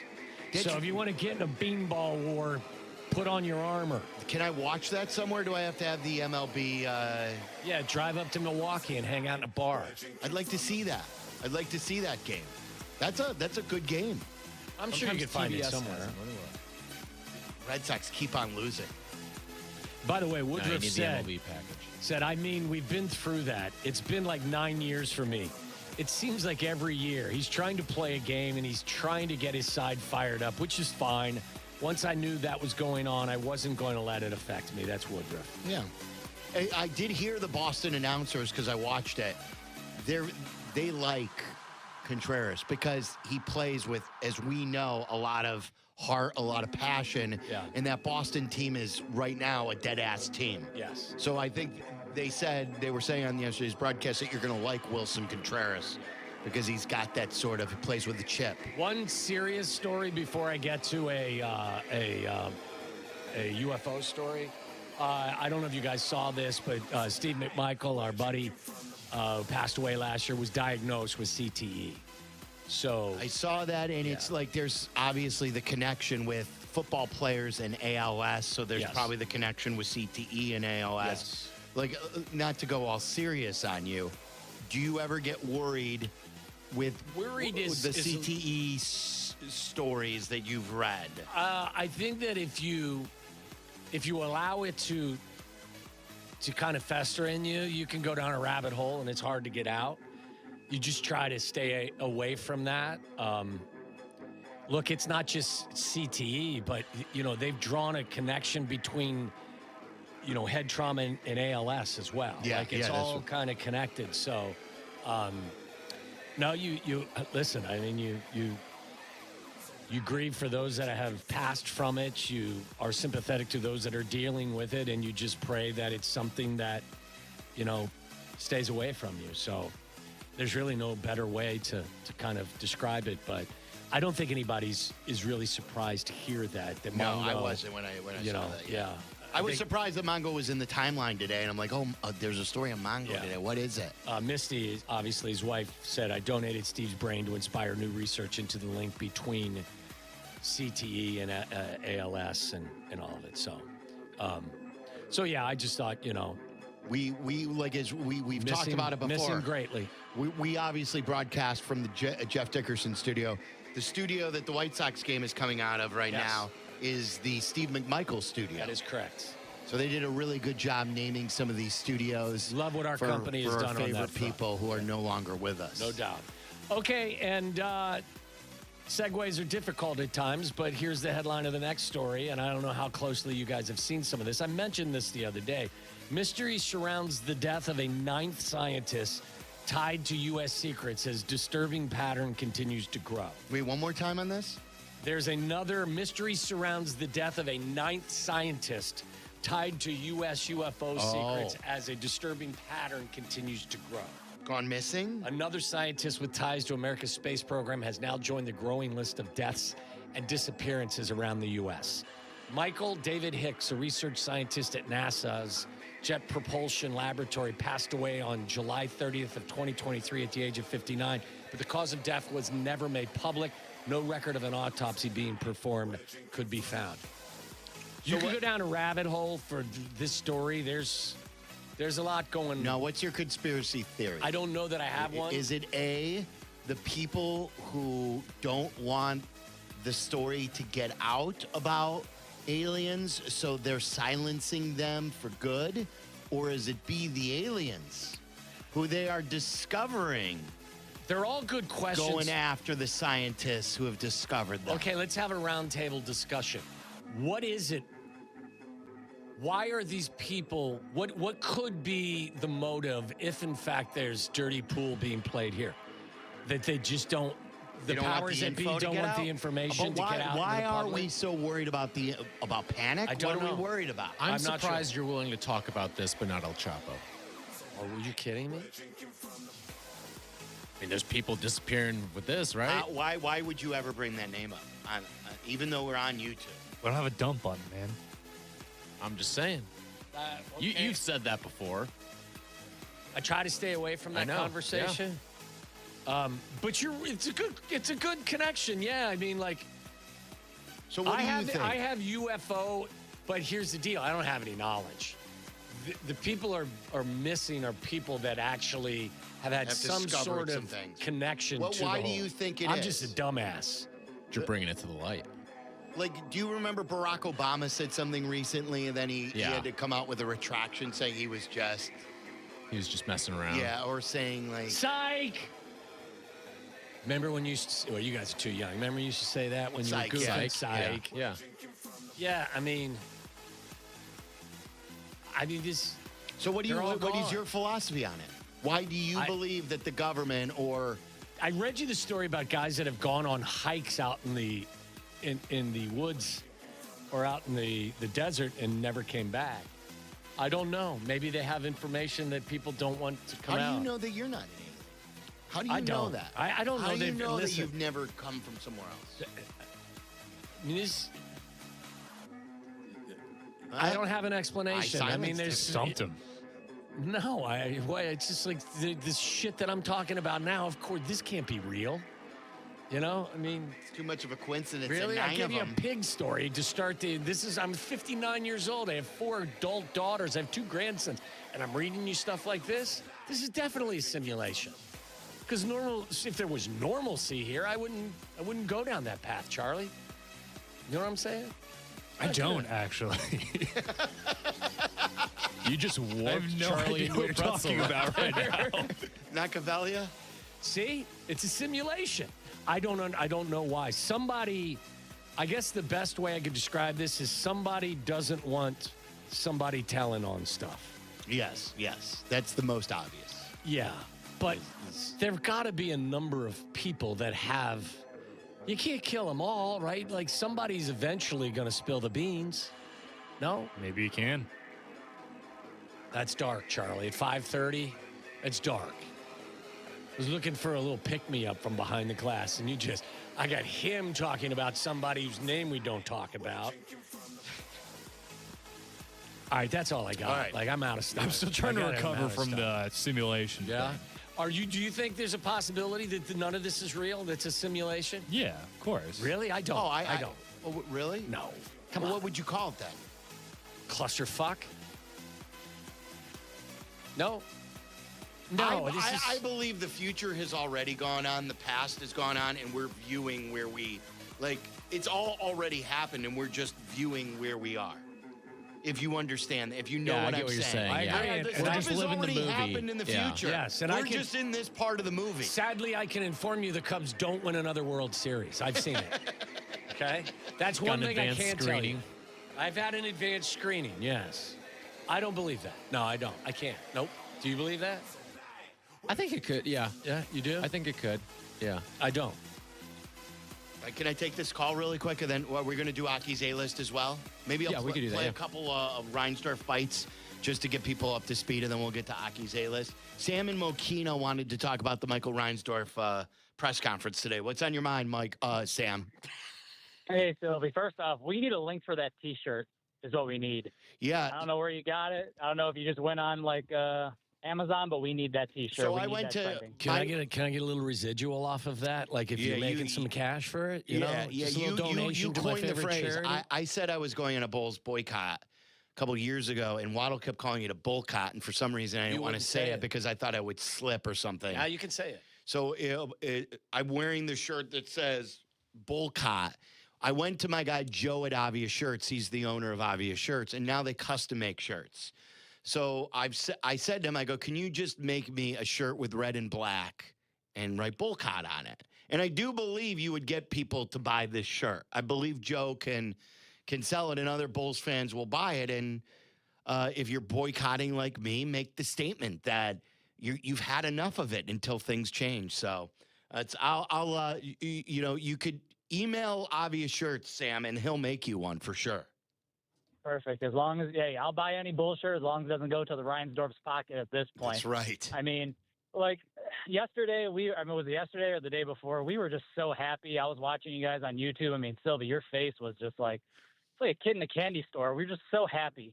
And then we had to hear, Fredo talk today. And that's why I'm going to start calling Michael Reinsdorf. He's Fredo at this point.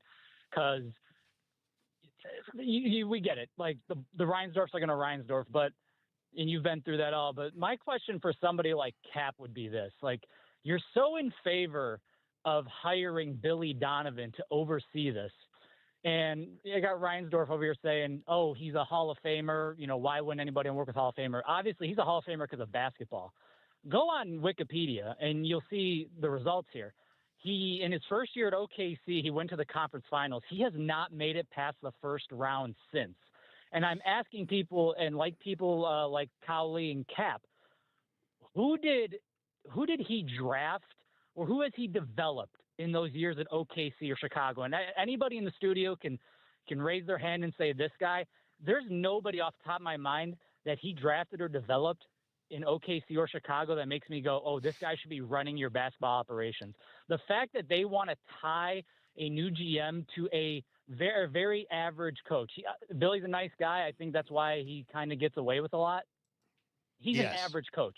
He is a C plus B at his ceiling coach. He's not a guy who is going to get you to a championship, and you're going to bring him back. And I think, like Waddle said, he's going to end up, playing Colin Sexton for 40 minutes next year. Is that really what we need here? This team, I know he can't say the word tank, but this team does need to tank, and you're not going to get that with Billy Donovan. You're going to get another 30 and 52 year, and you're going to pick 10th again. There's nothing about Billy Donovan that makes me say that guy should be running your basketball operations. And I would love, I guess I probably got a call at 7 a.m. tomorrow, 6 a.m. I got to ask Kap, what is the love for Billy Donovan? He hasn't done anything to make me think that he's the next Brad Stevens. I think you said it very fair, Sam. I think by calling him a C+, B- coach, I think that's very fair.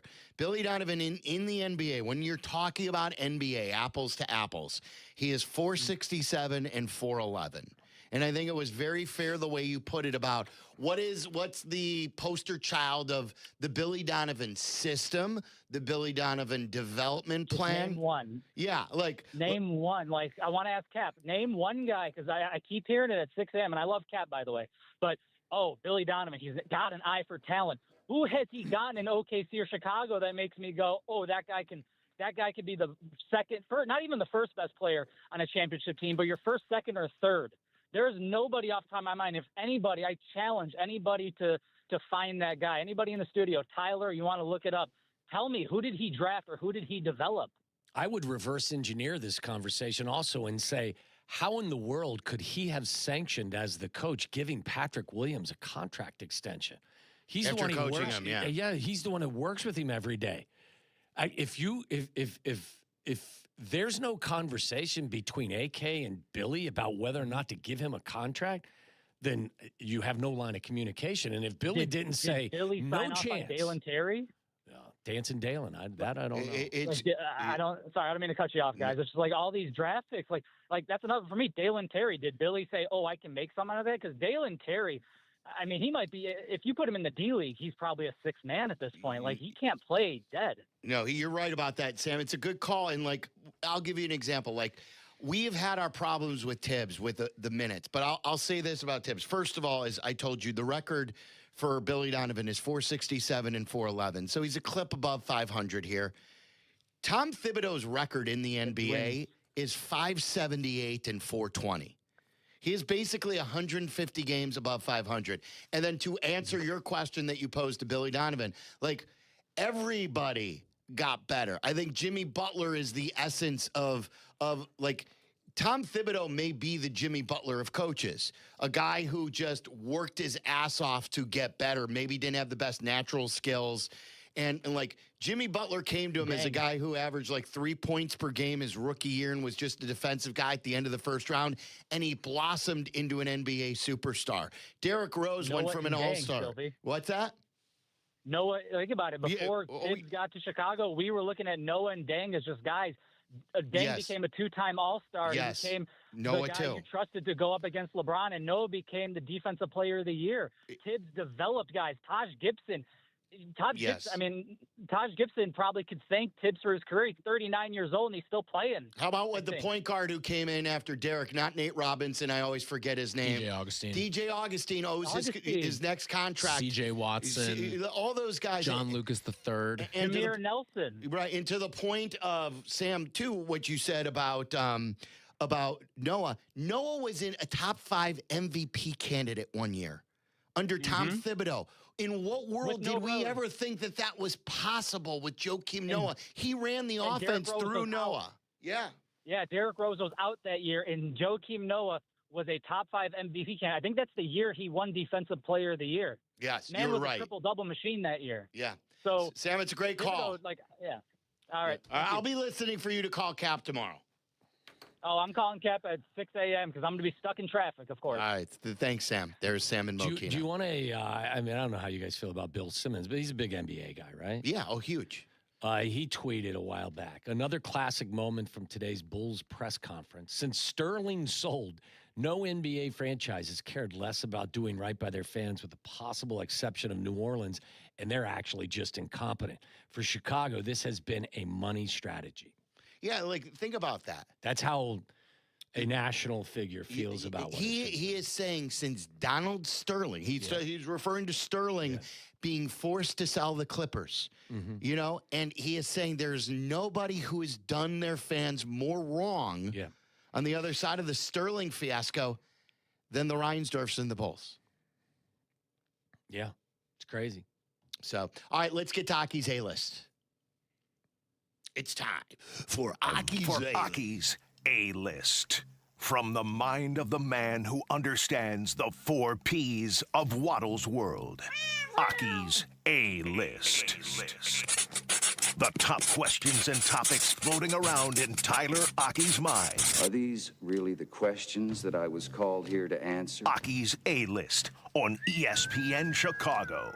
All right, Tyler, what do you got today? This has been I want to say today, you know, with the more uninterrupted, we probably gave in these 4 hours like 5 hours worth of show content. I think we should have a 4-day when you think week. about like the stops, 4-day week. I agree. Stops.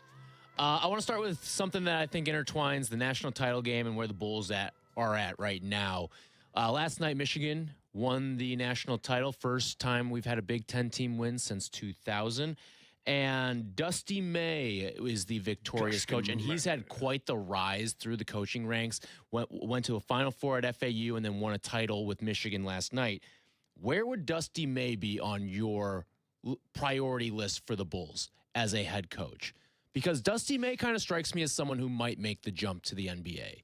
And well, that now is null and void, isn't it? What do you mean? Since they're keeping Billy Donovan? But I mean, Billy could say no. Yeah, Billy still has to say he wants to stay. Oh, you think? But why would they put themselves out there if they knew that he wouldn't stay? Because they're dumb?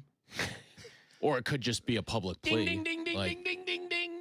If they knew Billy was going to stay, they may not be making these public pleas and just being like, yeah, Billy's the head coach. Billy's under contract right now. It does feel like there is a public courting of Billy Donovan. At least that's the way I view some of this. But where would Dusty May be? Because I think he's someone who could make the jump to the pros. He is fast-tracking a very, very impressive coaching resume. And I was just going to ask you, how difficult is the jump from the collegiate level to the NBA, and what is the most important element of that transition? Well, I would say handling the transfer portal, especially the way that he's handled the transfer portal, is something that I think translates college to pro, because you're almost kind of playing the GM coach role. The thing with Dusty too that I would be curious, and this is like one of the worst kept secrets in college basketball. A lot of coaches in the Big Ten do not like him. Really? Why? Because they think that he's tampering with their rosters. So there's a chance Dusty gets popped and maybe does the Harbaugh where he tries to get ahead of this and get out. It's a Michigan thing. It might be. It might be, but he may do the thing where he's trying to get out ahead of this so he doesn't get stung by it. And I wonder if he would be, because like for Who's context, the guy that had the fake mustache that was recruiting? Connor Stallions. Yeah. Because I wonder too. This was one of the things that got brought up.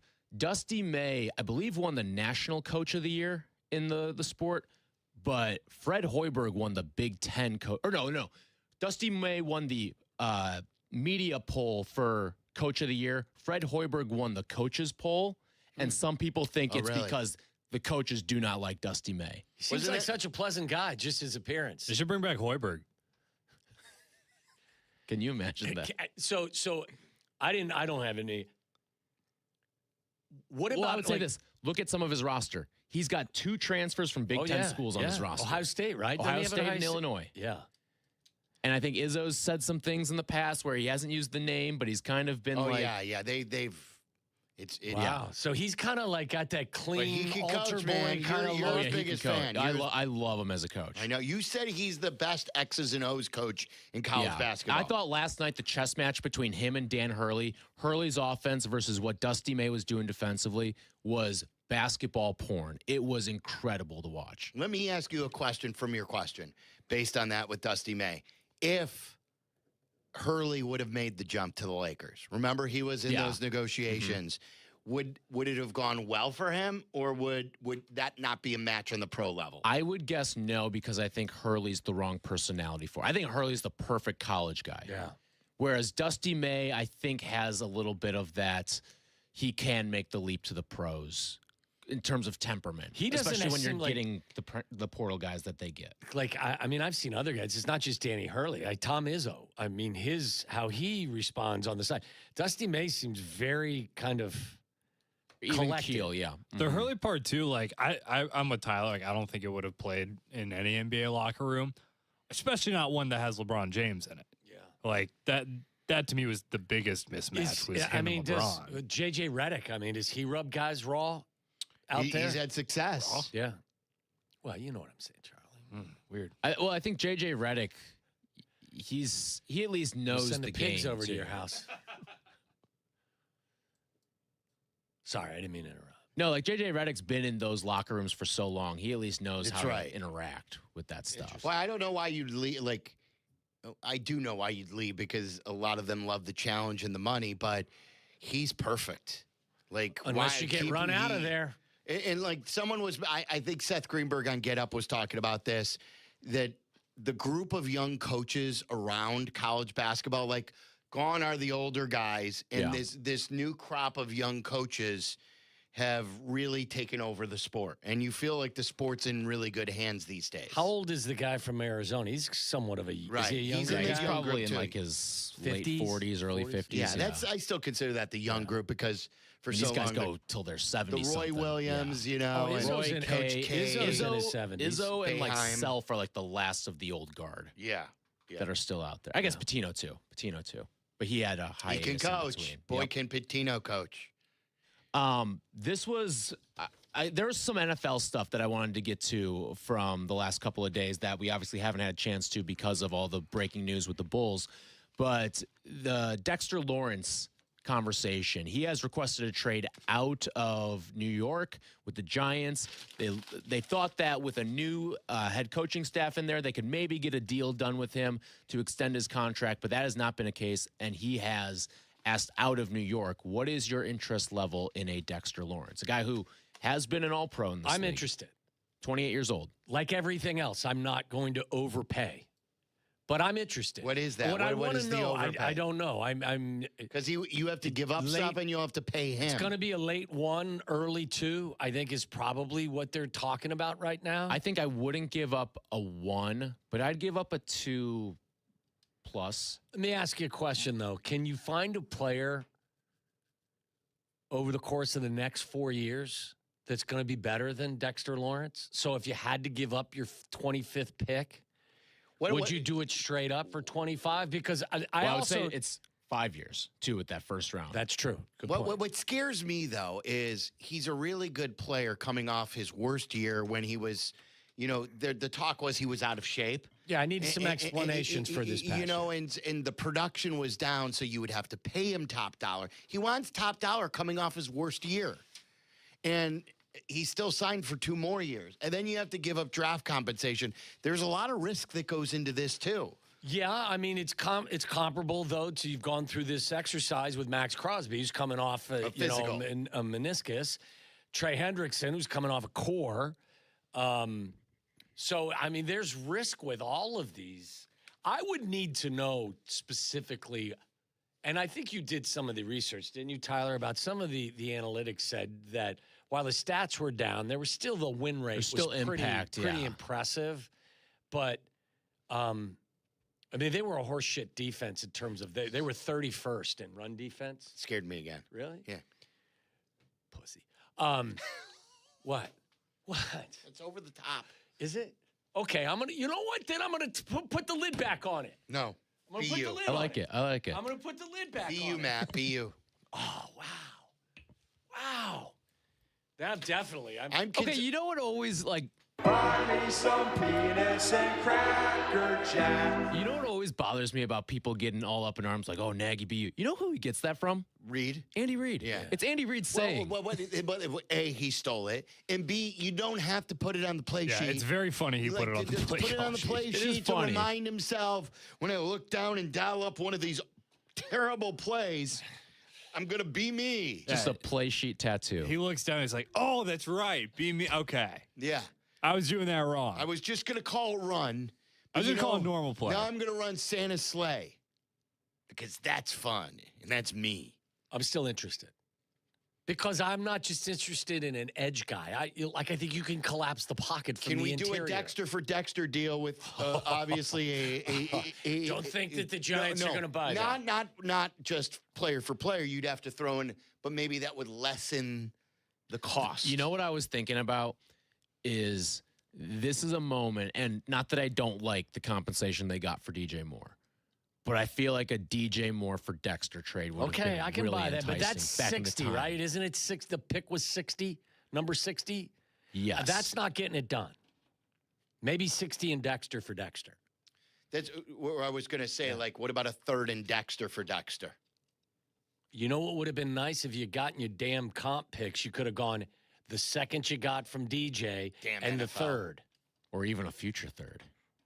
I wonder if there's a team out there, like we've seen, that's going to be willing to give up. Like I heard Carmen, the good kid, talking about Green Bay would probably be interested because they definitely need somebody to help collapse the interior. They didn't do anything in the offseason. Yes. Doesn't it it like next to nothing? Doesn't it feel like there's one more big trade coming by the time it could be before Max. the start of It the could be season? Max Like, Crosby. I still feel like the door is very wide open on a Crosby trade. I'm still hopeful, Charlie, that the Bears have some sort of a surprise up their sleeve. Not to go all Matt Eberflus on you with, what's up your sleeve? I'm using all the greatest hits now.